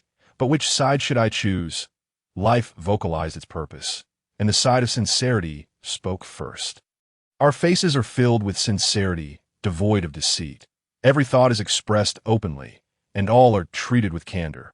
Hearing the guard of sincerity speak thus, life observed closely, only to find the guard's sincere visage disturbingly grotesque. Instinct for survival.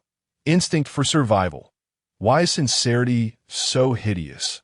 Life queried the instinct within. Life. The words of sincerity are inherently wounding. Perhaps in the eyes of those scarred by sincerity, they are indeed ugly. Noble traveler, our visages are the most beautiful in this world. Even the most unsightly person, upon donning our visage, shall become beautiful and striking. The guard on the side of deception chimed in. Life scrutinized the guard on the side of deception and found him to be exceedingly handsome. Seeing life ensnared by the allure of deception, the instinct for survival hastily cautioned, life, deception inherently adorns itself in beauty, yet what is before you may not be the truth. Their ugliness lies concealed beneath that visage. I choose sincerity to the left, deception to the right. Life stood upon the dividing line, making a choice and taking a step forward. I chose deception. People are far more inclined to believe and embrace beautiful lies than to confront the bloody reality. Life opted for deceit and falsehood, donning a hypocritical yet handsome mask to obscure its own wretchedness. Luo Chinkong shook off the reverie induced by the tale from the book of the Apocalypse, and after a lengthy wait, he observed a guard who had not yet completed his shift, yet had exchanged places with Ren Shaoxing. He is moved. Let us proceed. Luo Chinkong descended from the container and hastened to keep pace with Ren Shaoxing. Hey, wait for me. Lu Yuan, impeded by her legs, could only lean on her cane, hopping along laboriously to follow Luo Chinkong. Luo Chinkong remained exceedingly cautious, ensuring he did not draw too near to Ren Shaoxing. He merely needed to guarantee he did not lose sight of him. However, even so, when Luo Chinkong witnessed Ren Shaoxing round a corner of a large warehouse, he vanished in an instant. He is gone. Lu Yuan, who had been trailing behind Luo Chinkong, hurriedly caught up, only to find an empty expanse before her. He has not vanished. He is below. Luo Chinkong gazed at the manhole cover not far away, observing numerous chaotic black footprints surrounding it, uncleaned, indicating that this place is frequented by many. The sewer. Is Dr. Lei Hongtian concealed beneath there? If I were in their position, I too would position the doctor down below. In the event of any disturbance above, they could swiftly relocate. Simultaneously, Ren Shaoxing and his group could use the pretext of traversing the sewer to scavenge for resources or reinforce the sewer security, moving freely without arousing the suspicions of the sanctuary's civilian survivors. If I am not mistaken, the leader of this harbor has designated this place as a dedicated workspace for Ren Shaoxing. The nature of sewer work is inherently grimy, and few are inclined to accept such a role.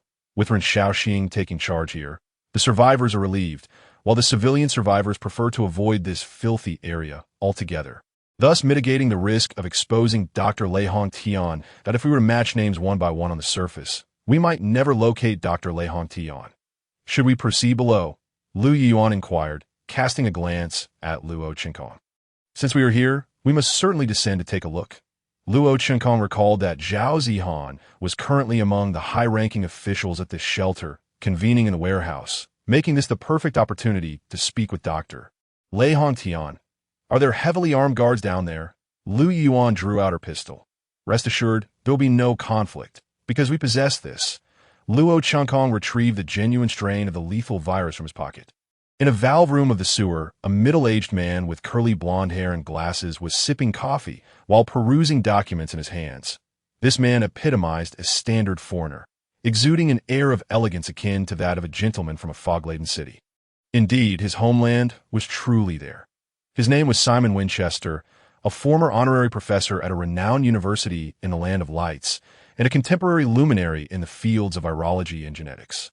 He also bore the name Lei Hongtian in the Great Shu Kingdom. At this moment, the documents in his possession were limited printed materials he had managed to extract from the RNG South Island base, the majority of which he had copied prior to the RNG operation, revealing the inhumane side of RNG.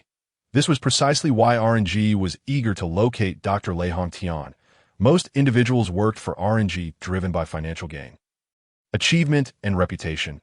He had initially joined RNG for the sake of accomplishment, yet he was fundamentally a man of conscience. Thus, he intended to discreetly deliver the strain of the lethal virus to the authorities of the Great Shu Kingdom. However, during this process, the container of the virus shattered, leading to a leak, and a small vial of the virus transformed the entire city into a hellish nightmare. Dr. Lei Hongtian felt guilt and remorse. Yet he understood that only by surviving could he expose the myriad crimes of RNG. Knock. Knock. Come in. Dr. Lei Hongtian spoke in flawless Great Shu dialect. Upon hearing the invitation, Ren Xiaoxing pushed the door open and entered. Has RNG arrived? Upon seeing Ren Xiaoxing, Dr. Lei Hongtian appeared somewhat surprised. No, but assassins from the RNG Death Island have found this place, and they are aware of your presence here. Doctor, strangely, those two assassins claim they betrayed RNG, pursued for their betrayal due to the lethal virus. One of them has handed over the virus strain to me in exchange for our protection, Ren Xiaoxing stated as he produced the vial of lethal virus that Luo Qinkong had given him. Fake. Dr. Lei Hongtian merely glanced at it and immediately discerned its counterfeit nature. The external container differed from what he had previously encountered. After all, who would casually switch such a dangerous virus into an ordinary glass container of unknown origin? Not good. The moment Dr. Lei Hongtian declared it was fake, Ren Xiaoxing seemed to have a sudden realization that IT must indeed be a counterfeit, because the genuine one is with me. Just then, a voice emerged as Luo Qinkong, and Lu Yuan strode into the valve room. Behind them were several fully armed soldiers, with Lu Yuan holding her pistol in a standoff, while Luo Qinkong brandished the authentic strain of the lethal virus. Captain, we cannot ascertain the authenticity of what that man holds. For safety's sake, enough, you may leave. Ren Xiaoxing understood that it was Luo Qinkong's possession of the genuine lethal virus that restrained them from acting recklessly. After all, if it were indeed real, an outbreak in the sewer would spell doom for almost everyone, including Dr. Lei Hongtian. Furthermore, with Lu Yuan aiming her pistol at them, they had no opportunity to subdue Luo Qinkong swiftly. It is real. Dr. Lei Hongtian's eyes widened as he fixed his gaze on the lethal virus in Luo Qinkong's hand. Upon confirming the authenticity of the lethal virus, Ren Xiaoxing's expression turned grave. Where did you acquire it? There's a lethal disaster down there. Moreover, unauthorized individuals retrieving the virus will trigger the base's AI emergency defense system, unleashing bioweapon sentinels. Dr. Lei Hongtian's expression shifted to one of disbelief. Not even 100-strong armed force could survive an activation of the base's emergency defense system, let alone extract the virus. It seems Dr. Lei Hongtian is indeed well acquainted with the situation beneath the base. Indeed, we have encountered the lethal disaster, even battling the sentinels. Luo Qinkong replied calmly, though he remained vigilant, observing Dr. Lei Hongtian's reactions. based on his demeanor. It appeared he was unaware of the events transpiring below the base. Who, then, had assisted Luo Changkong in breaching the base and provided him with the opportunity to escape? Could it be that another high-ranking traitor existed within the RNG South Island base? The lethal disaster possessed the ability to consume and evolve infinitely. To contain its evolution, RNG had sealed off the entire A zone beneath the base and relocated numerous test subjects. The Sentinels were among the most favored controllable bioweapons of the South Island base. Equipped with suppressors to regulate their movements and issue commands that, in the event of encountering formidable foes, the controller could self-destruct the suppressor, allowing the Sentinels to enter a mode of indiscriminate slaughter, showcasing overwhelming explosive power and combat prowess. Either of those entities should be beyond your capability to contend with. Upon hearing Dr. Lei Hongtian's words, Ren Xiaoxing, too, found himself intrigued by how the two young individuals had managed to survive and extract the virus in the presence of those two monstrosities. He had heard tales of the terrifying bioweapons from Dr. Lei Hongtian. They were truly single-soldier assassins, and without heavy firepower support, conventional infantry stood no chance against those bioweapons, aside from his ability to manipulate time. Luo Changkong held nothing back regarding the events below the base, taking a full quarter of an hour to recount everything. After hearing Luo Changkong's account, Dr. Lei Hongtian's expression grew exceedingly grave. Are you suggesting that someone aided your escape from beneath the base? From my understanding, to navigate the base's AI emergency defenses and extract you, that individual must possess not only an intimate knowledge of the base, but also hacking skills capable of breaching the most advanced AIs of this era.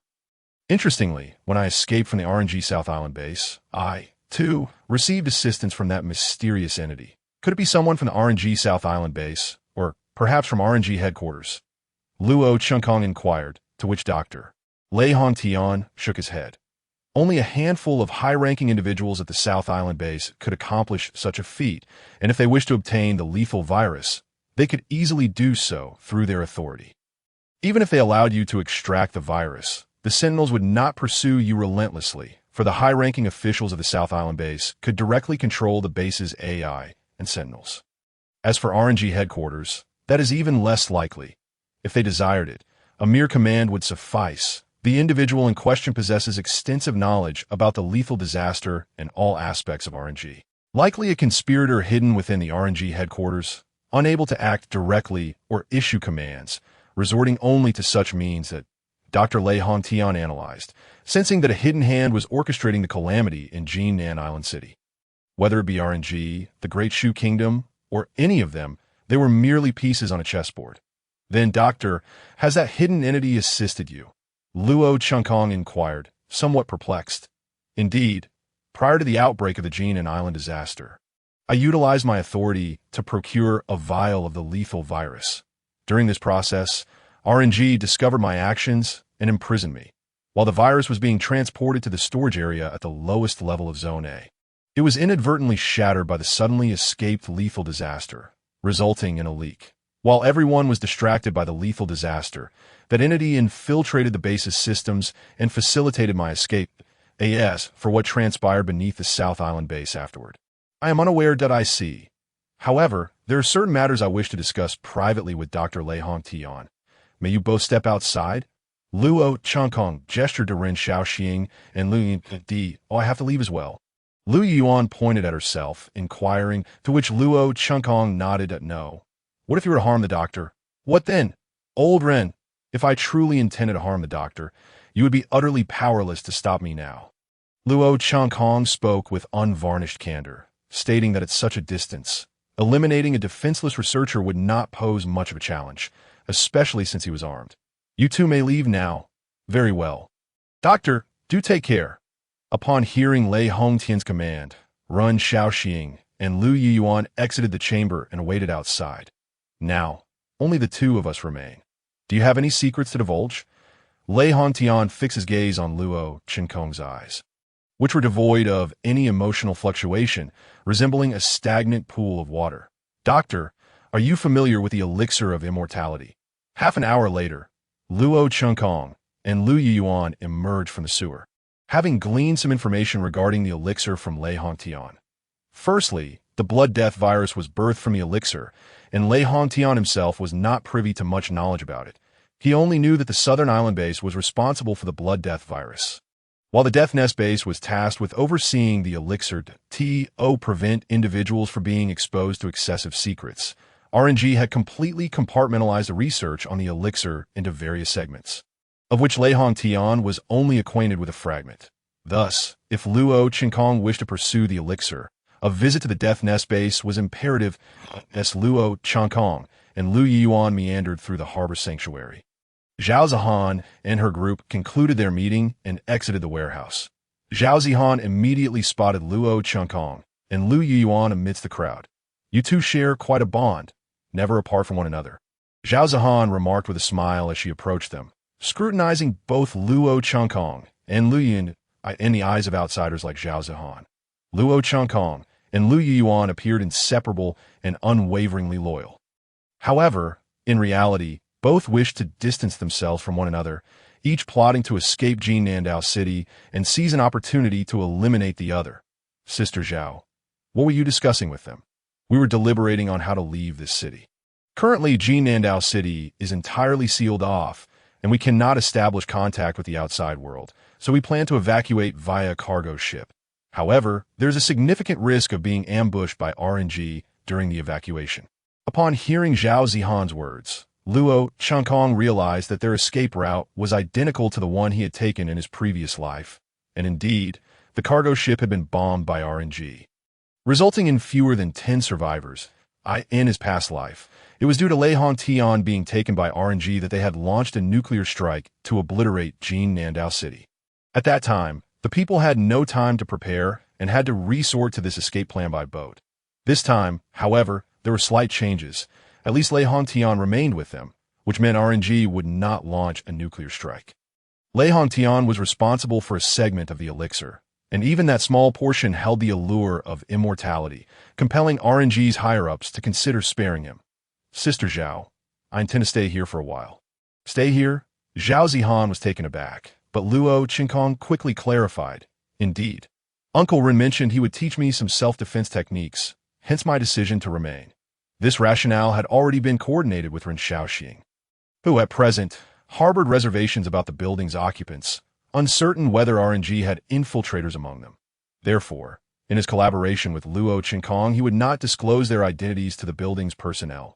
Zhao Zihan was initially unaware of whom Luo Qinkong referred to as Uncle Ren. However, during their recent meeting, the absence of Ren Shaoxing's team was noted, as they were reportedly engaged in another task. Thus, Zhao Zihan had a vivid impression of the captain of that missing team. Given that the surname Run was not exceedingly common, she quickly deduced that it must be Ren Shaoxing. She looked at Luo Qinkong. Zhao Zihan was reminded of her deceased brother, who had been studying abroad but lost his life in a terror attack. In her pursuit of the culprits behind that attack, she uncovered RNG's involvement. The target of the assault had been a detective dining at a restaurant who had been investigating local disappearances connected to RNG. Resulting in the attack, the ensuing explosion had claimed numerous lives, including that of her brother. From that day forth, she swore vengeance against RNG, accepting orders to come to Jinnandao City to locate Lei Hongtian and obtain the enigmatic virus developed by RNG. When she first encountered Luo Qinkong, Zhao Zihan perceived him as innocent and kind-hearted, much like her brother, which ignited her instinct to protect him. She felt a sense of gratitude towards Ren Shaoxing for wanting to keep Luo Qinkong close and teach him self-defense techniques.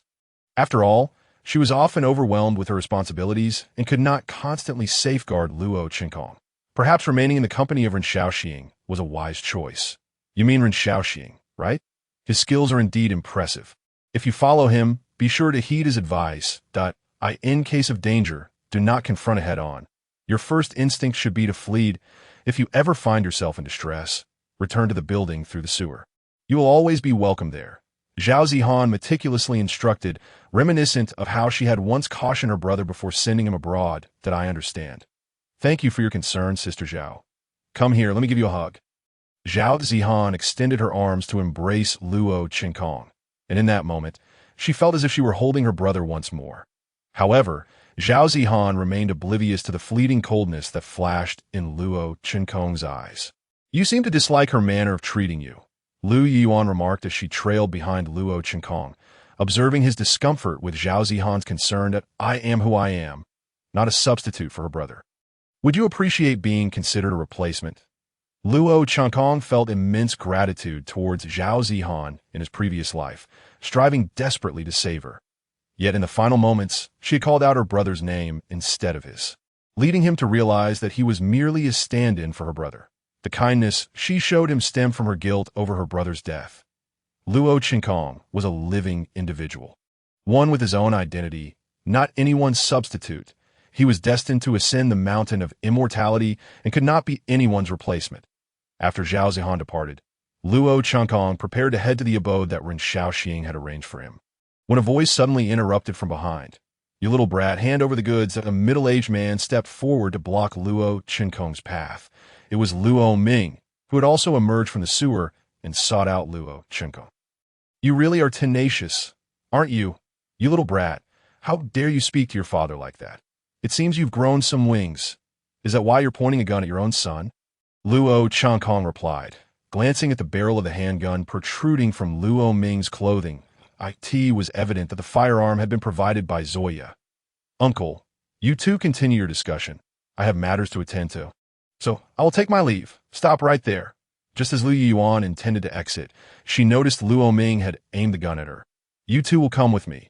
Luo Ming glanced around to ensure no one was watching them, then led Luo Qinkong and Lu Yuan to an unoccupied warehouse. During this process, Luo Ming walked ahead, even exposing his back to Luo Qinkong and Lu Yuan. Lu Yuan cast a glance at Luo Qinkong, silently inquiring whether he intended to subdue Luo Ming. But Luo Qinkong shook his head, prompting Lu Yuan to relent. "Produce the items. I have no time to waste with you. I don't care how you die. I just want the money to leave this wretched place." Luo Ming brandished the handgun, directing it at Luo Qinkong's head. He was solely focused on acquiring the substantial sum promised by Zoya, eager to revel in a life of luxury. "This is your first time aiming a gun at me, but it shall also be your last." Luo Qinkong retrieved a vial of red liquid from his pocket and tossed it towards Luo Ming, who hastily caught it. "Rest assured, once you deliver this to them, I will return to collect you." Luo Ming accepted the vial and walked past Luo Qinkong. "Not necessary. From this moment on, I am no longer your son, nor are you my father." Their relationship had completely dissolved. Luo Qinkong wore an expression of indifference as he turned away, not bothering to glance back. Luo Ming stood there in a daze, feeling as though he had lost something vital in that moment. Luo Qinkong made his way to the luxurious private room arranged by Ren Shaoxing, a small space transformed from shipping container. Though the area was modest, it was a significant improvement over the communal sleeping arrangements in the building. As he lay on the bed, images of Luo Ming aiming a gun at him flooded his mind. To be honest, even though he had been mentally prepared, Luo Qinkong could not shake off an indescribable sense of disappointment. This had been the case in both his past life and the present one. However, the moment Luo Ming had pointed a gun at him, coercing him to hand over the original strain of the blood death virus, he had already made his choice regarding the future. The original strain of the blood death virus that Luo Qinkong had given to Luo Ming was a counterfeit, identical to the one he had recently handed over to Ren Shaoxing. Consequently, when Luo Ming returned to report to Zuya, he was likely to find himself facing a dead end. Luo Qinkong did not concern himself much with Luo Ming's fate. Instead, he cleared his mind of distractions and pondered the matters regarding the Southern Island base. He needed to ascertain the identity of the entity that had assisted him within the base and communicated the existence of the death calamity. It was crucial to determine which faction it belonged to and its intentions. Otherwise, it would remain an uncertain variable in his plans. Lost in thought, Luo Qinkong unwittingly drifted into slumber. The survivors of the harbor fell asleep to the haunting sounds of the undead outside the container walls. Initially, it was an unfamiliar experience, but over time, they grew accustomed to it. Luo Qinkong, however, required no adjustment. In his previous life, he had slept in various places and environments, even amidst the roars of zombies, which felt trivial to him. Nonetheless, he remained highly vigilant while asleep that, if anyone approached, he would awaken instantly, a habit cultivated from past experiences. After all, there were many survivors who had suffered bites from zombies in their dreams. Upon awakening, Luo Changkong felt refreshed. After exiting the container, he encountered Lu Yuan emerging from the adjacent unit. "Good morning," he greeted her amicably. "You too," Lu Yuan replied, momentarily taken aback by his unexpected friendliness. Luo Changkong proceeded to collect his breakfast supplies. Lu Yuan followed closely behind him, like a shadow. Due to Ren Xiaohang's prior arrangements, the harbor's management was aware of their arrival.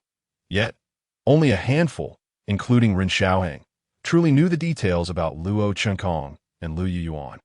After acquiring his breakfast, Luo Changkong found a spot to sit and eat, with Lu Yuan joining him.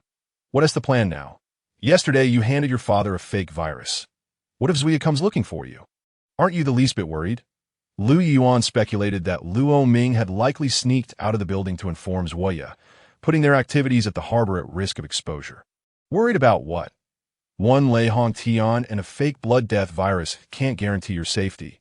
You threaten Dr. Lei with a knife, and I'll act as if I'm about to destroy the fake virus. Do you think Zuya would dare to intervene? If he does, it would mean the end for everyone. Plus, we have the support of Ren Xiaohang and the others. We could even take Zuya down. Are you suggesting we take action against Zuya? Lu Yuan felt a surge of alarm.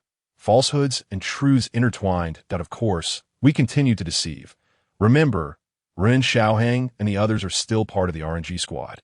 And the matter concerning the Great Shu's secret of operations remains undisclosed. Who knows, we might even escape from here. Meanwhile, on a broken bridge outside Jinan Island, Zui was absorbed in his handheld gaming console, playing a game he had completed multiple times. Opposite him sat a middle-aged man in a suit, representing the Death Nest base. The man listened with growing irritation to the sounds of the game blaring from Zuya's device. Feeling disrespected by such behavior, as we delve into the research of the immortality serum, we have discovered some byproducts capable of enhancing human abilities that I have brought this to you. Yet your Southern Island base claims you have yet to locate Dr. Lei Hong Tian. Do you understand that without him, our progress will be hindered? Hindered, perhaps, but not impossible. IT will merely take a bit longer, Zuya replied with a smile, his gaze never leaving the gaming console. His fingers deftly maneuvering the buttons. What about the higher-ups of your Southern Island base? Are they the ones who sent you to communicate with me? Calm down, Dr. Lei will be found eventually. However, the higher-ups of the Southern Island base have expressed that some of your actions at the Death Nest are rather unethical.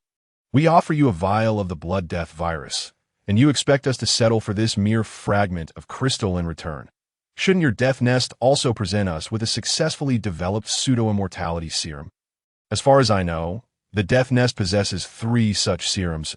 As the character in the game met its demise, Zuya set down his console, his smile fading to pseudo-immortality serum. Your Southern Island base is quite ambitious. Now that your base has fallen, what awaits you is the punishment from headquarters.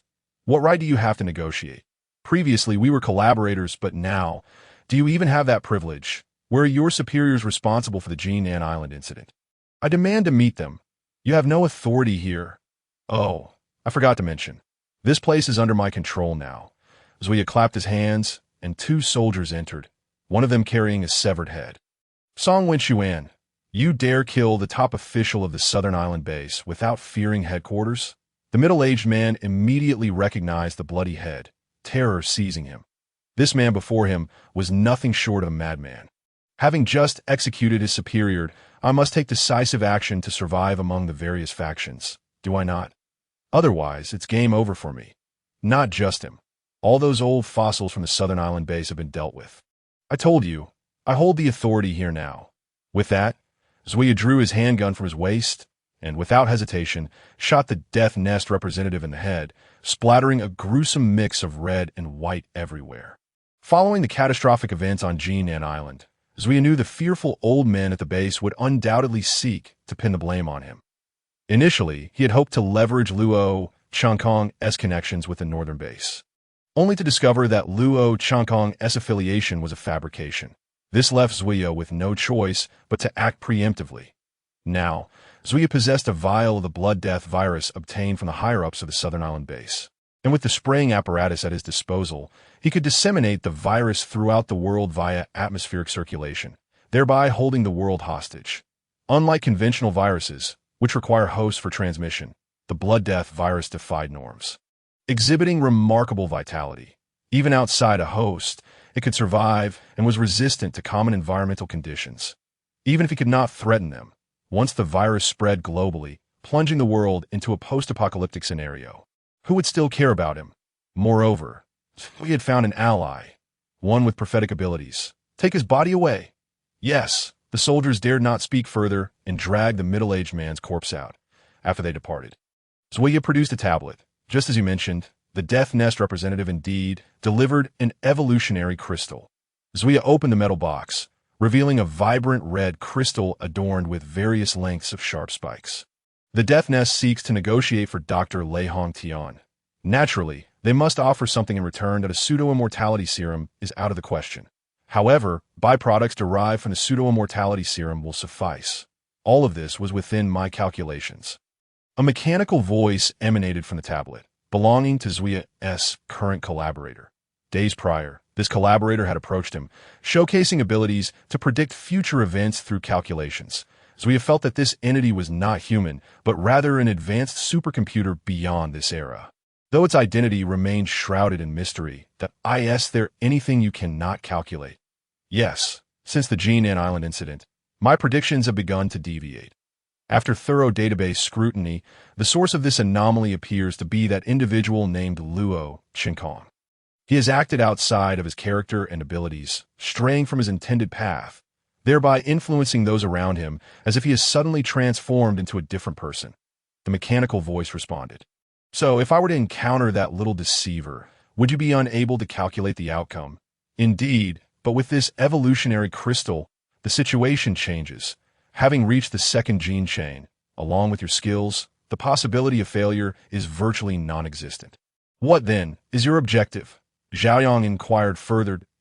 Eliminate all existences beyond calculation, including immortality. Annihilate all that lies outside the realm of computation, including immortality. Does that not make you the arch-nemesis of those ancient beings of RNG? How intriguing. How fascinating. Let our game commence, Mr. NPC. Xiaoyang displayed an excited smile as he grasped the vivid red evolutionary crystal within the box. The crystal's sharp spikes pierced his palm, and it began to liquefy, as if melting. Yet, it appeared almost sentient, as if drawn by some unseen force. Frantically burrowing into Xiaoyang's wounded skin, a searing pain shot through him. But he clenched his teeth, his face flushed and veins bulging on his forehead. Not uttering a single sound, this torment persisted for 10 minutes until the red crystal was entirely absorbed. Xiaoyang was drenched in sweat, and his skin expelled dark sludge. I feel invigorated, but what is the nature of my newfound power? Rather than feeling weakened from the absorption, Xiaoyang was instead brimming with energy. You may want to focus your attention. Listening to the mechanical voice emanating from the tablet, Xiaoyang attempted to concentrate, fixing his gaze on a chair not far away. A gust of wind swept in from outside the tent, creating a shallow incision on the metallic part of the chair, as if struck by a sharp blade. Oh, it was the wind. Its force was not particularly great, yet a headache ensued. Xiaoyang rubbed his temples, realizing that the ability derived from the second gene chain came at a cost, for the experience felt akin to being pricked by needles. The existence of the second gene chain not only awakens a unique ability, but also enhances one's overall attributes to a certain extent. For an ordinary person, these enhancements may not be substantial.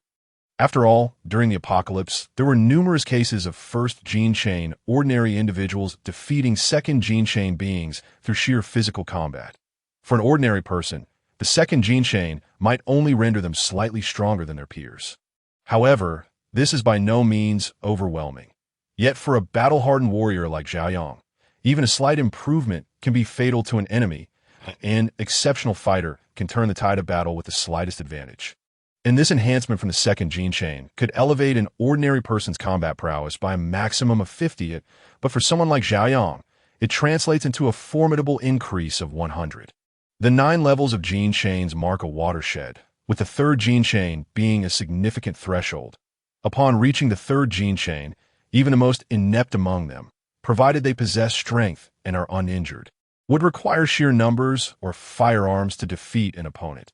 For an ordinary person, a third gene chain being possesses combat capabilities akin to that of the legendary Yip Man, able to face 10 foes.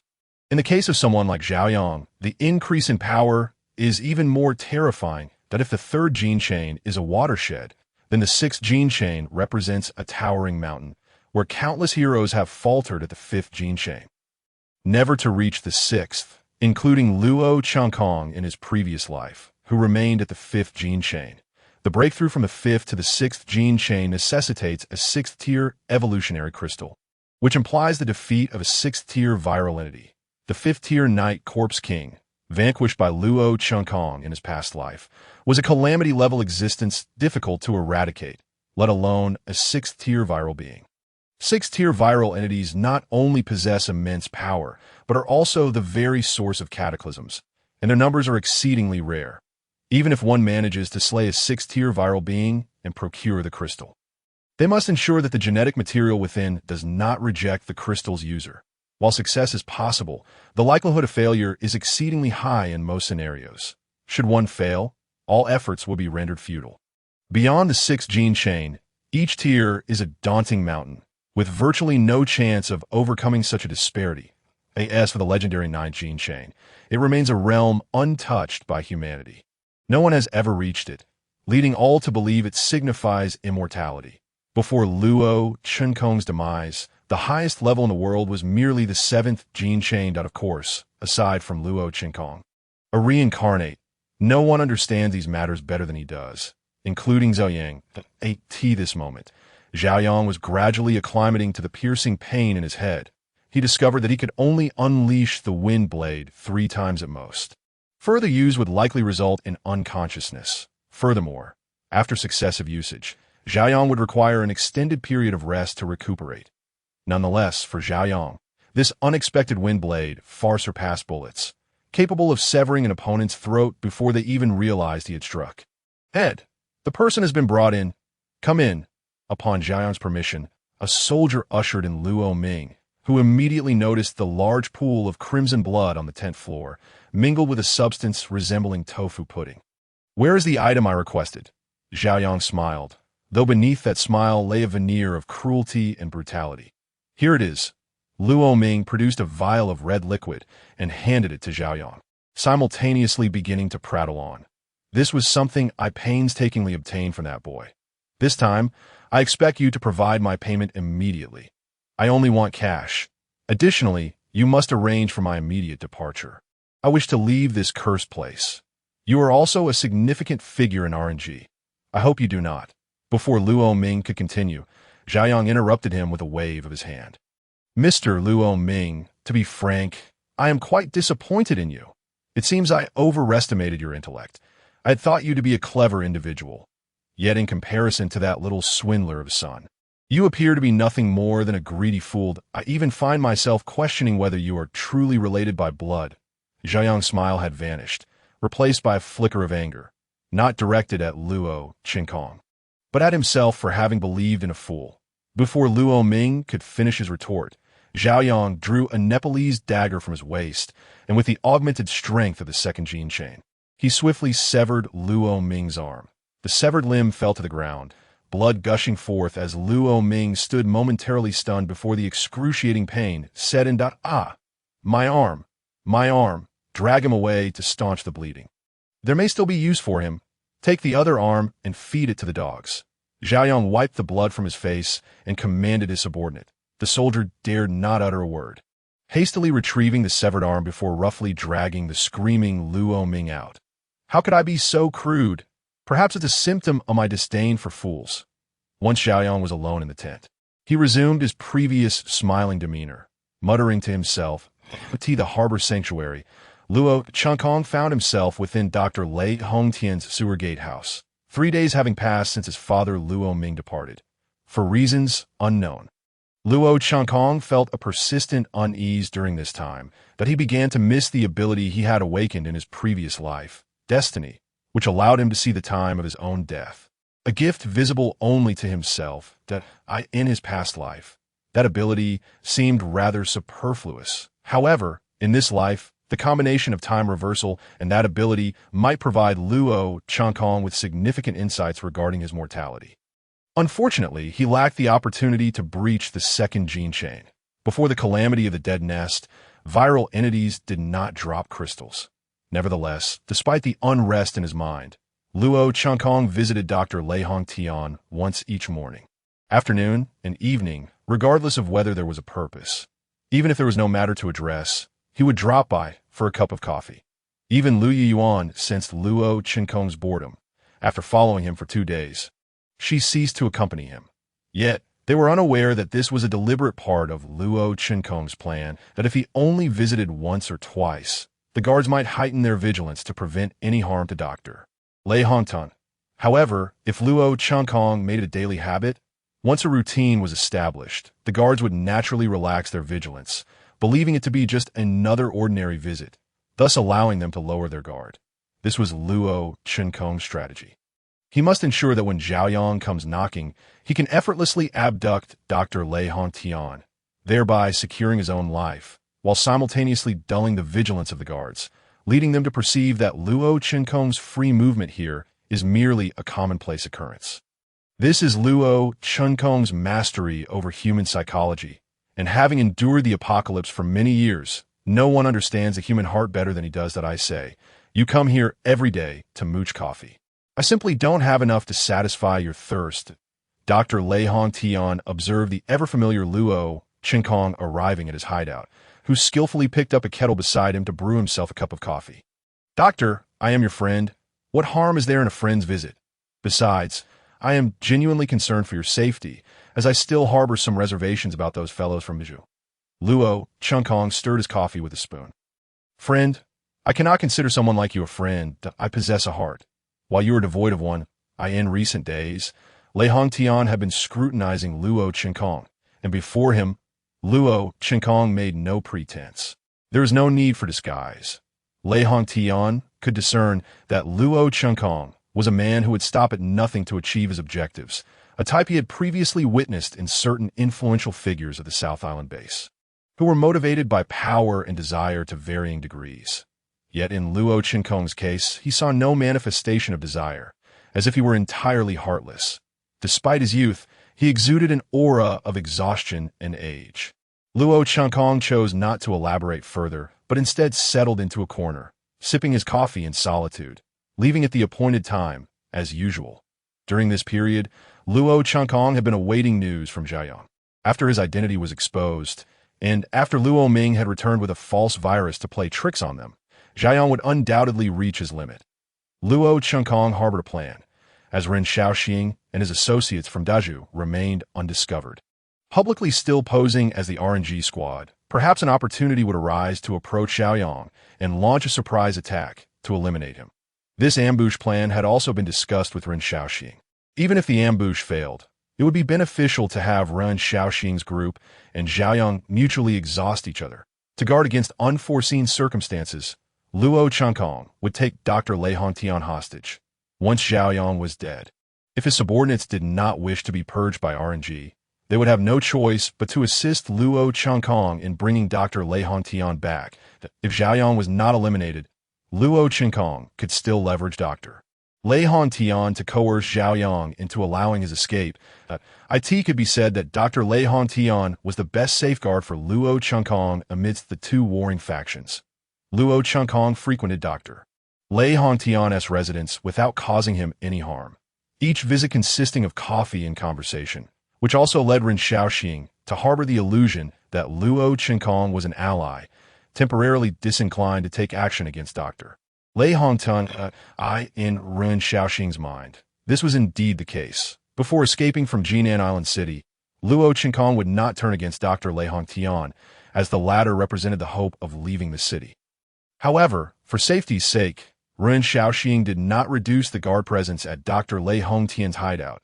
On the 12th day of Luo Chunkong's relocation to the harbor sanctuary, the plaster cast on Lu Yuan's leg was removed, allowing her to move like a normal person. Coincidentally, on that same day, Zhaoyang took action. Those are RNG helicopters, 1, 2, 3, 7 in total. Quickly notify the doctor to prepare for evacuation through the sewer. Ren Xiaoxing's expression shifted dramatically as he observed the 7 dark shapes flying towards them. Initially, he instinctively thought to have Dr. Lei Hongtian retreat to the survivor building. But upon further reflection, Zhao Yang's arrival here could only indicate betrayal from the building's side, revealing their location. It was important to note that the area surrounding the harbor was swarming with zombies, making escape only feasible through a convoy's reckless charge. Individual attempts to send word could only have originated from the building. However, the sewer system was extensive. Though it harbored dangers, it was the only option left for Ren Xiaoxing to ensure the doctor's safety. "They're here. Can you move?" Luo Qinkong also spotted the 7 armed helicopters and turned to Lu Yuyuan behind him. "Yes, follow me." Luo Qinkong checked his handgun's ammunition and proceeded toward the sewer entrance where Dr. Lei Hongtian was located. Most survivors of the harbor sanctuary were unaware of RNG's true nature, believing them to be their rescuers. A throng of people rushed from their quarters, abandoning their posts, some standing in open spaces, igniting makeshift flags of clothing in flames and crying out for help, while others climbed on containers, waving their improvised banners.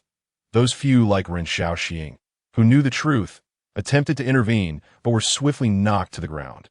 Powerless to stop the chaos, the arrival of the helicopters plunged the entire harbor sanctuary into turmoil. And amidst this chaos, no one noticed Luo Qinkong and Lu Yuyuan. Luo Qinkong instructed Lu Yuyuan to conceal herself in advance according to their plan, while he alone approached the sewer entrance. Upon arriving at the entrance, he noticed 2 armed guards stationed there. Due to his frequent meetings with Dr. Lei Hongtian, the guards recognized Luo Qinkong, normally stationed below.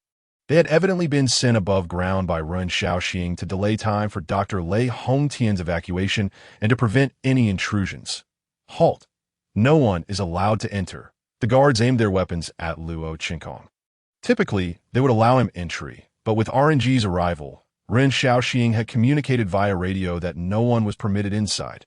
"Turn on the radio. I need to speak with Old Ren." After hearing this, the guard handed the radio to Luo Qinkong, who soon established direct contact with Ren Xiaoxing. "Zhao Yang knows me. I must hide immediately. Moreover, you want T1 RNG to acquire the virus reagent I possess. Would you? You assured me of my safety. Yet your 2 subordinates are blocking my entry. Hand over the virus to them. Do you take me for a fool? Without the virus, what value do I have left? Then leave all your weapons behind, and you can go down." Ren Xiaoxing was growing impatient. This was not the time for haggling with Luo Qinkong. "What if you forcibly seize my weapons? What do you intend to do?" Ren Xiaoxing was also becoming irritable.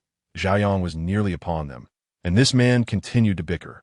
"The gun can stay, but I need to keep my close-range weapons for self-defense. Additionally, leave me 1 grenade. Should you attempt to harm me, I will pull the pin, ensuring the virus reagent is shattered and the virus spreads. It would be quite embarrassing if it didn't break." "Fine," Ren Xiaoxing concluded, abruptly terminating the radio communication. In his perspective, the armed men below were merely following orders. Acquiescing to Luo Qinkong's demands would only allow him to safeguard himself, providing him with a false sense of security. The 2 armed guards nearby couldn't help but feel a pang of embarrassment. It was the first time they had encountered someone negotiating with their captain in such a manner, and this individual was excessively cautious. Clearly, he did not trust their righteous cause.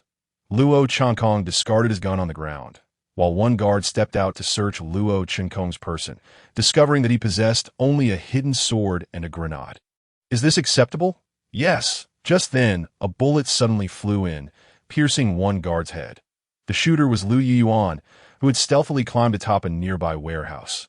Thanks to the suppressor on her handgun, the shot went unnoticed by the sanctuary.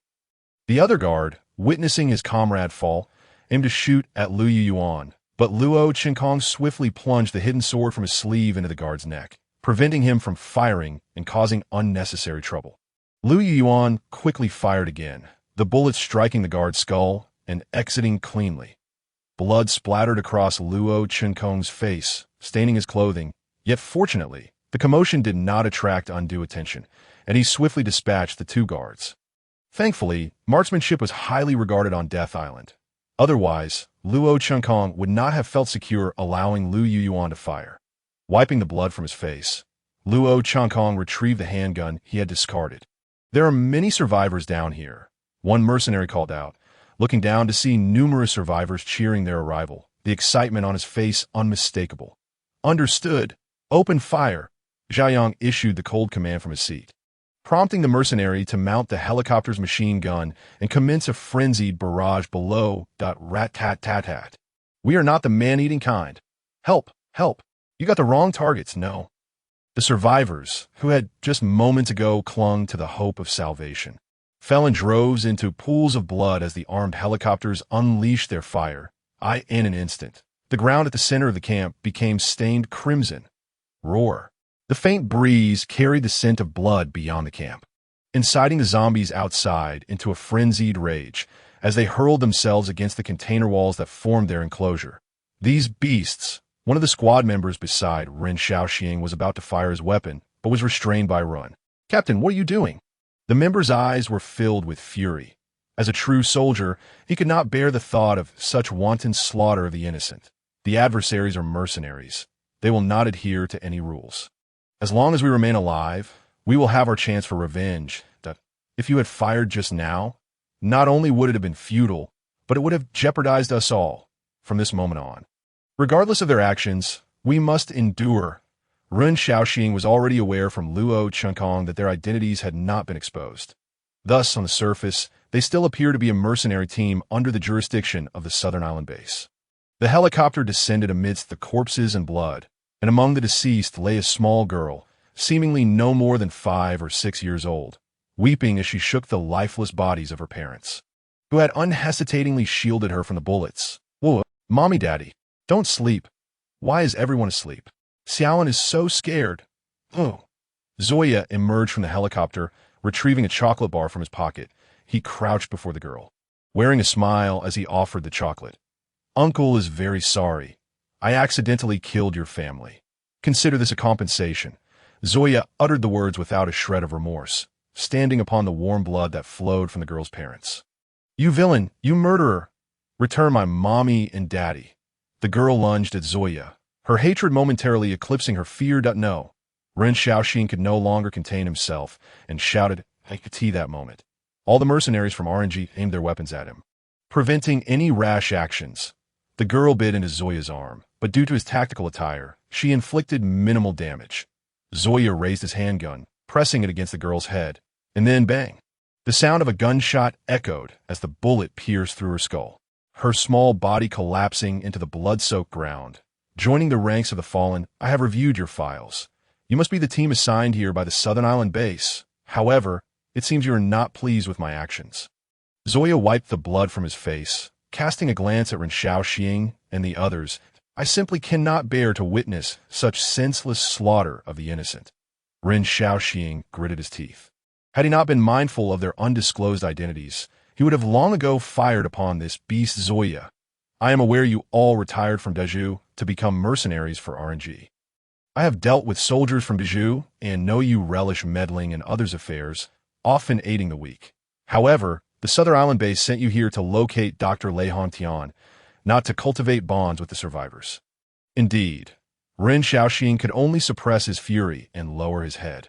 Seeing their captain endure, the other squad members followed suit. "From now on, you will be incorporated into my team, and your previous missions will be overlooked. By the way, have you seen this person?" Zoya produced a photograph, revealing none other than Luo Chinko. Ren Xiaoxing was taken aback.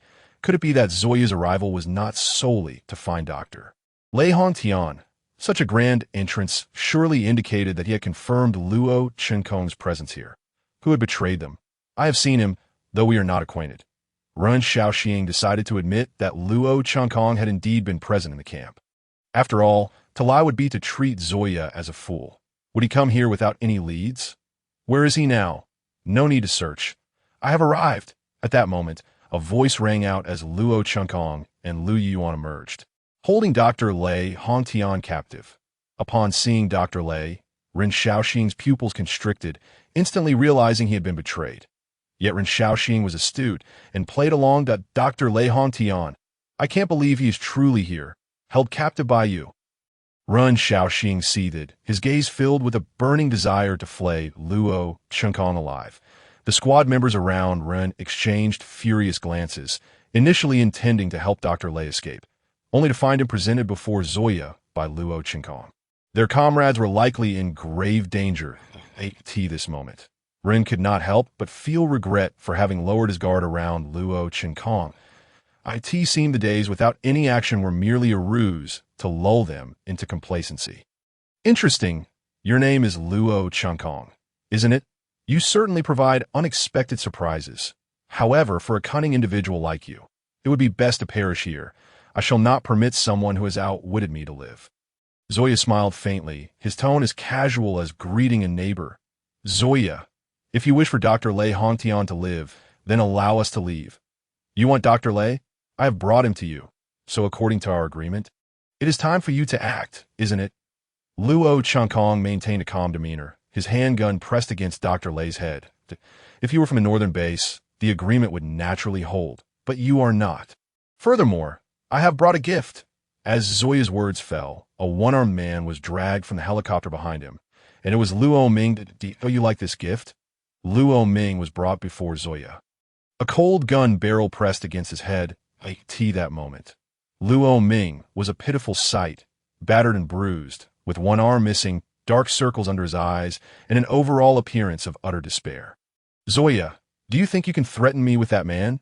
Luo Qinkong's expression remained inscrutable, revealing none of his inner feelings. Luo Ming gazed at Luo Qinkong, who seemed a stranger to him now. He remained silent, not pleading for mercy, fully aware that Luo Qinkong had once warned him and offered him an opportunity. Yet his greed had led him to this dead end, leaving only guilt and shame in his heart. I hardly believe you would disregard your own father.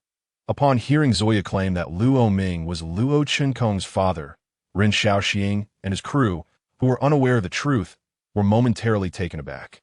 Using parents as leverage was indeed a ruthless move by Zoya. Luo Qinkong stared at Luo Ming, lost in thought as memories from a past life flooded his mind. It was the 16th year of the apocalypse, and the world had succumbed to a prolonged winter, a cold so intense that even the zombies lay frozen beneath the snow. A one-armed, one-eyed middle-aged man, scruffy and unkempt, traversed the vast white landscape. And that man was Luo Qinkong, now 32 years old. Furrowing his brow, Luo Qinkong recalled how, a month prior, his wife, Jiang Manya, had been bitten on the neck by a zombie. Although it was merely a small wound, it was critical. While bites elsewhere could be amputated for survival, the neck was a different matter entirely. In any desperate bid to save Jiang Manya, Luo Qinkong had hunted tirelessly, gathering food and crystals, selling everything he could to acquire the rare suppressants needed to prolong her life, for she had already surpassed the optimal window for intervention. Thus, each inhibitor can only prolong life for a month, necessitating a monthly exchange for a new one. For this, Luo Qinkong has exerted himself to the utmost, akin to a man driven to madness. Yet he is acutely aware that although he possesses the fourth gene chain, all his abilities are rather trivial auxiliary types. Furthermore, due to his physical disabilities and the lingering aftermath of past injuries, his true combat prowess is slightly inferior to that of an average individual with a third gene chain.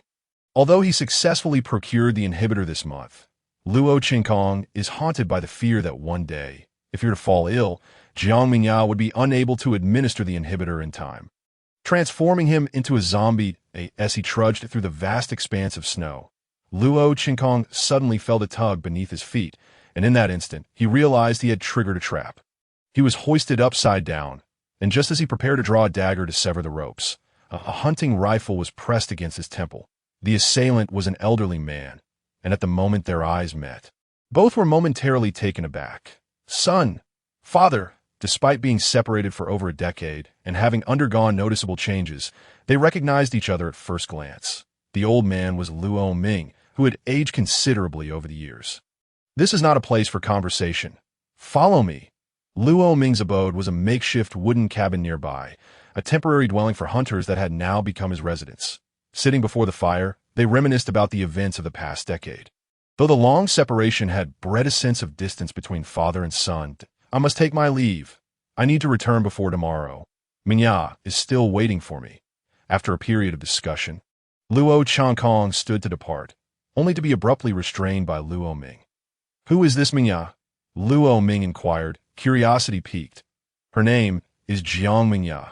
She is my wife. As he spoke of her, a look of happiness graced Luo Qinkong's face. A rare luxury in the apocalypse. You rascal! In this world, what woman is unattainable? Yet here you are, playing for keeps that a wife, you say. How is she? Perhaps not very beautiful. Her face was disfigured in a fire. But she is a good girl who has saved my life. Very well. Having a wife does necessitate an early return. I shan't stop you, that tea is cold outside. Take a sip of this to warm yourself. Luo Ming handed him a water flask. That I do not drink alcohol. This is not liquor. It is a nourishing broth I prepared. Silly boy. Then so be it. Luo Qinkong accepted the flask and took a swig. Go now. Silly boy. Luo Ming waved him off. Luo Qinkong nodded and turned to push open the cabin door when he suddenly felt a heaviness in his head, collapsing into the snow outside. As the howling wind and snow whipped around him, Luo Ming rubbed his hands together against the cold and stepped out of the survivor's shelter. He had sold all the items he had scavenged from Luo Qinkong, initially hoping for good fortune today, only to lose everything. Now, he could only return to his old haunts, hoping to engage in some illicit trade. Such was the grim routine of the apocalypse. After leaving the shelter, Luo Ming arrived at his old spot to set a trap, when suddenly someone tackled him to the ground, delivering a punch that knocked out a tooth. As he reached for his gun, he was met with the sight of Luo Qinkong, his eyes blazing red, filled with pain and fury. What madness has possessed you, boy? Where are the things? The inhibitors. Luo Qinkong roared, his voice hoarse with emotion. Seeing his son in such a state, Luo Ming felt a pang of guilt. I sold everything. I went back to gambling. I damned you to gamble. You fool. Luo Qinkong rained punches upon Luo Ming's face, and in a fit of rage, Luo Ming retaliated, striking Luo Qinkong with a rifle. Blood streaming from his head. Ungrateful wretch. After all these years of raising you, is it wrong to take something from you? You are nothing but a broken shell now, believing you can strike your father. You bastard, Luo Ming. Do you know Mingya is dead? It's all your fault. Do you understand that the inhibitor was meant to save lives? Do you even comprehend? Luo Qinkong glared at Luo Ming with ferocity, tears mingling with blood on his forehead. I didn't know why you didn't tell me sooner. Luo Ming faltered, unsure how to face his son.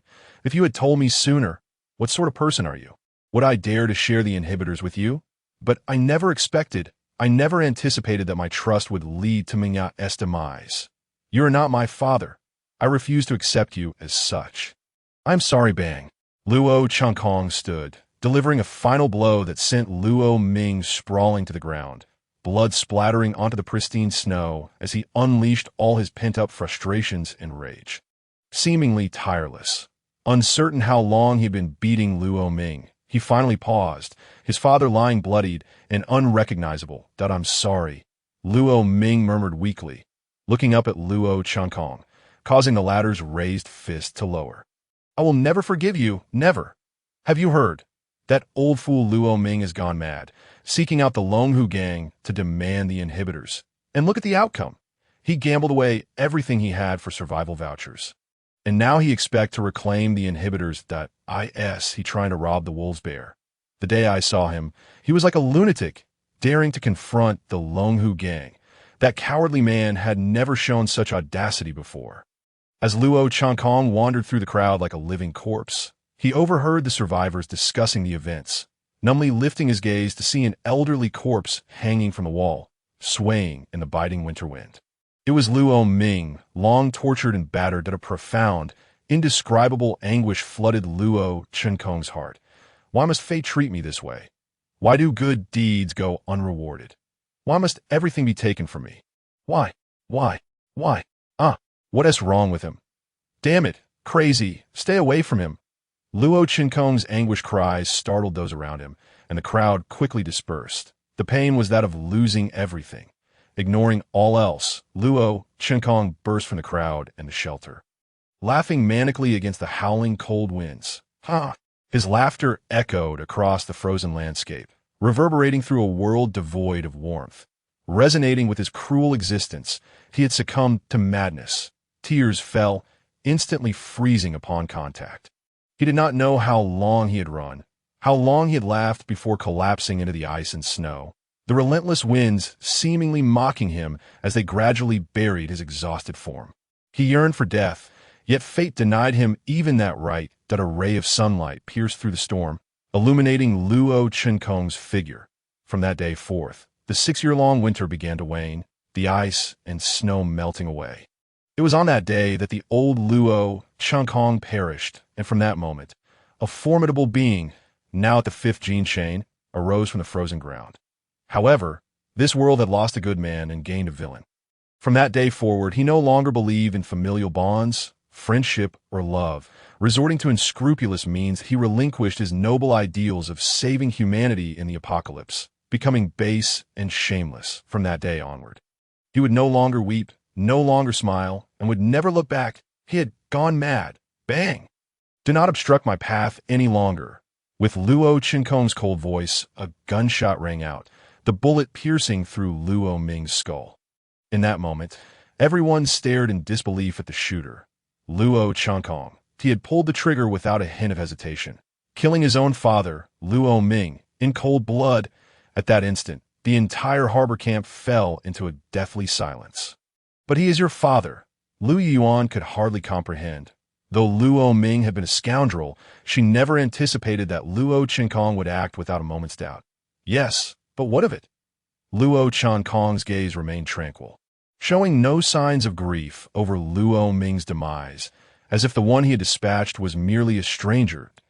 In that moment, even Lu Yuan, the assassin, felt a chill run down her spine. After all, Luo Chenkong was exceedingly ruthless and devoid of compassion. Lu Yuan began to harbor concerns for her own safety. Being in proximity to Luo Chenkong was undeniably perilous, especially for one who could so callously eliminate even his own father. Should she find herself devoid of value, Lu Yuan had no illusions that Luo Chenkong would show her any mercy. Thus, she must prepare means of self-preservation. Zuya, you currently possess no leverage. Luo Chenkong directed his gaze at Zuya, who, upon hearing his voice, emerged from his momentary stupor. How intriguing, how captivating! Zuya had positioned himself behind Luo Ming, a precaution against a sudden gunshot from Luo Chenkong. However, he did not anticipate Luo Chenkong's decisive action in eliminating Luo Ming so swiftly. For Luo Chenkong, the reason he refrained from immediately dispatching Zuya was to ensure his own survival after neutralizing Zuya. For the guns wielded by the surrounding RNG mercenaries were far from mere playthings. Should Zuya be struck by a bullet, it was likely that he would become a target for a hail of gunfire within the blink of an eye. Moreover, Zuya was clad in a bulletproof vest, strategically positioned behind the mercenaries to shield his head from Luo Chenkong's line of sight. Despite his arrogance, Zuya was acutely aware of the threat posed to him and exercised considerable caution. His bravado was merely a facade when confronted with genuine peril. Luo Chenkong was far too dangerous, and Zuya had no desire to gamble with his life. To be frank, I hold a deep admiration for individuals like you. Would you be interested in joining us? Zuya extended an invitation to Luo Chenkong. You are unworthy. Luo Chenkong unhesitatingly declined, fully aware that acquiescing to Zuya would be sheer folly. In that moment, Zuya perceived him as a venomous serpent, and how could Zuya possibly allow such a creature to linger in his midst? Indeed, at such a young age, one so ruthless, capable of manipulating others at will, would undoubtedly become a formidable figure should he survive. Yet, alas, he was destined to perish here. Bang.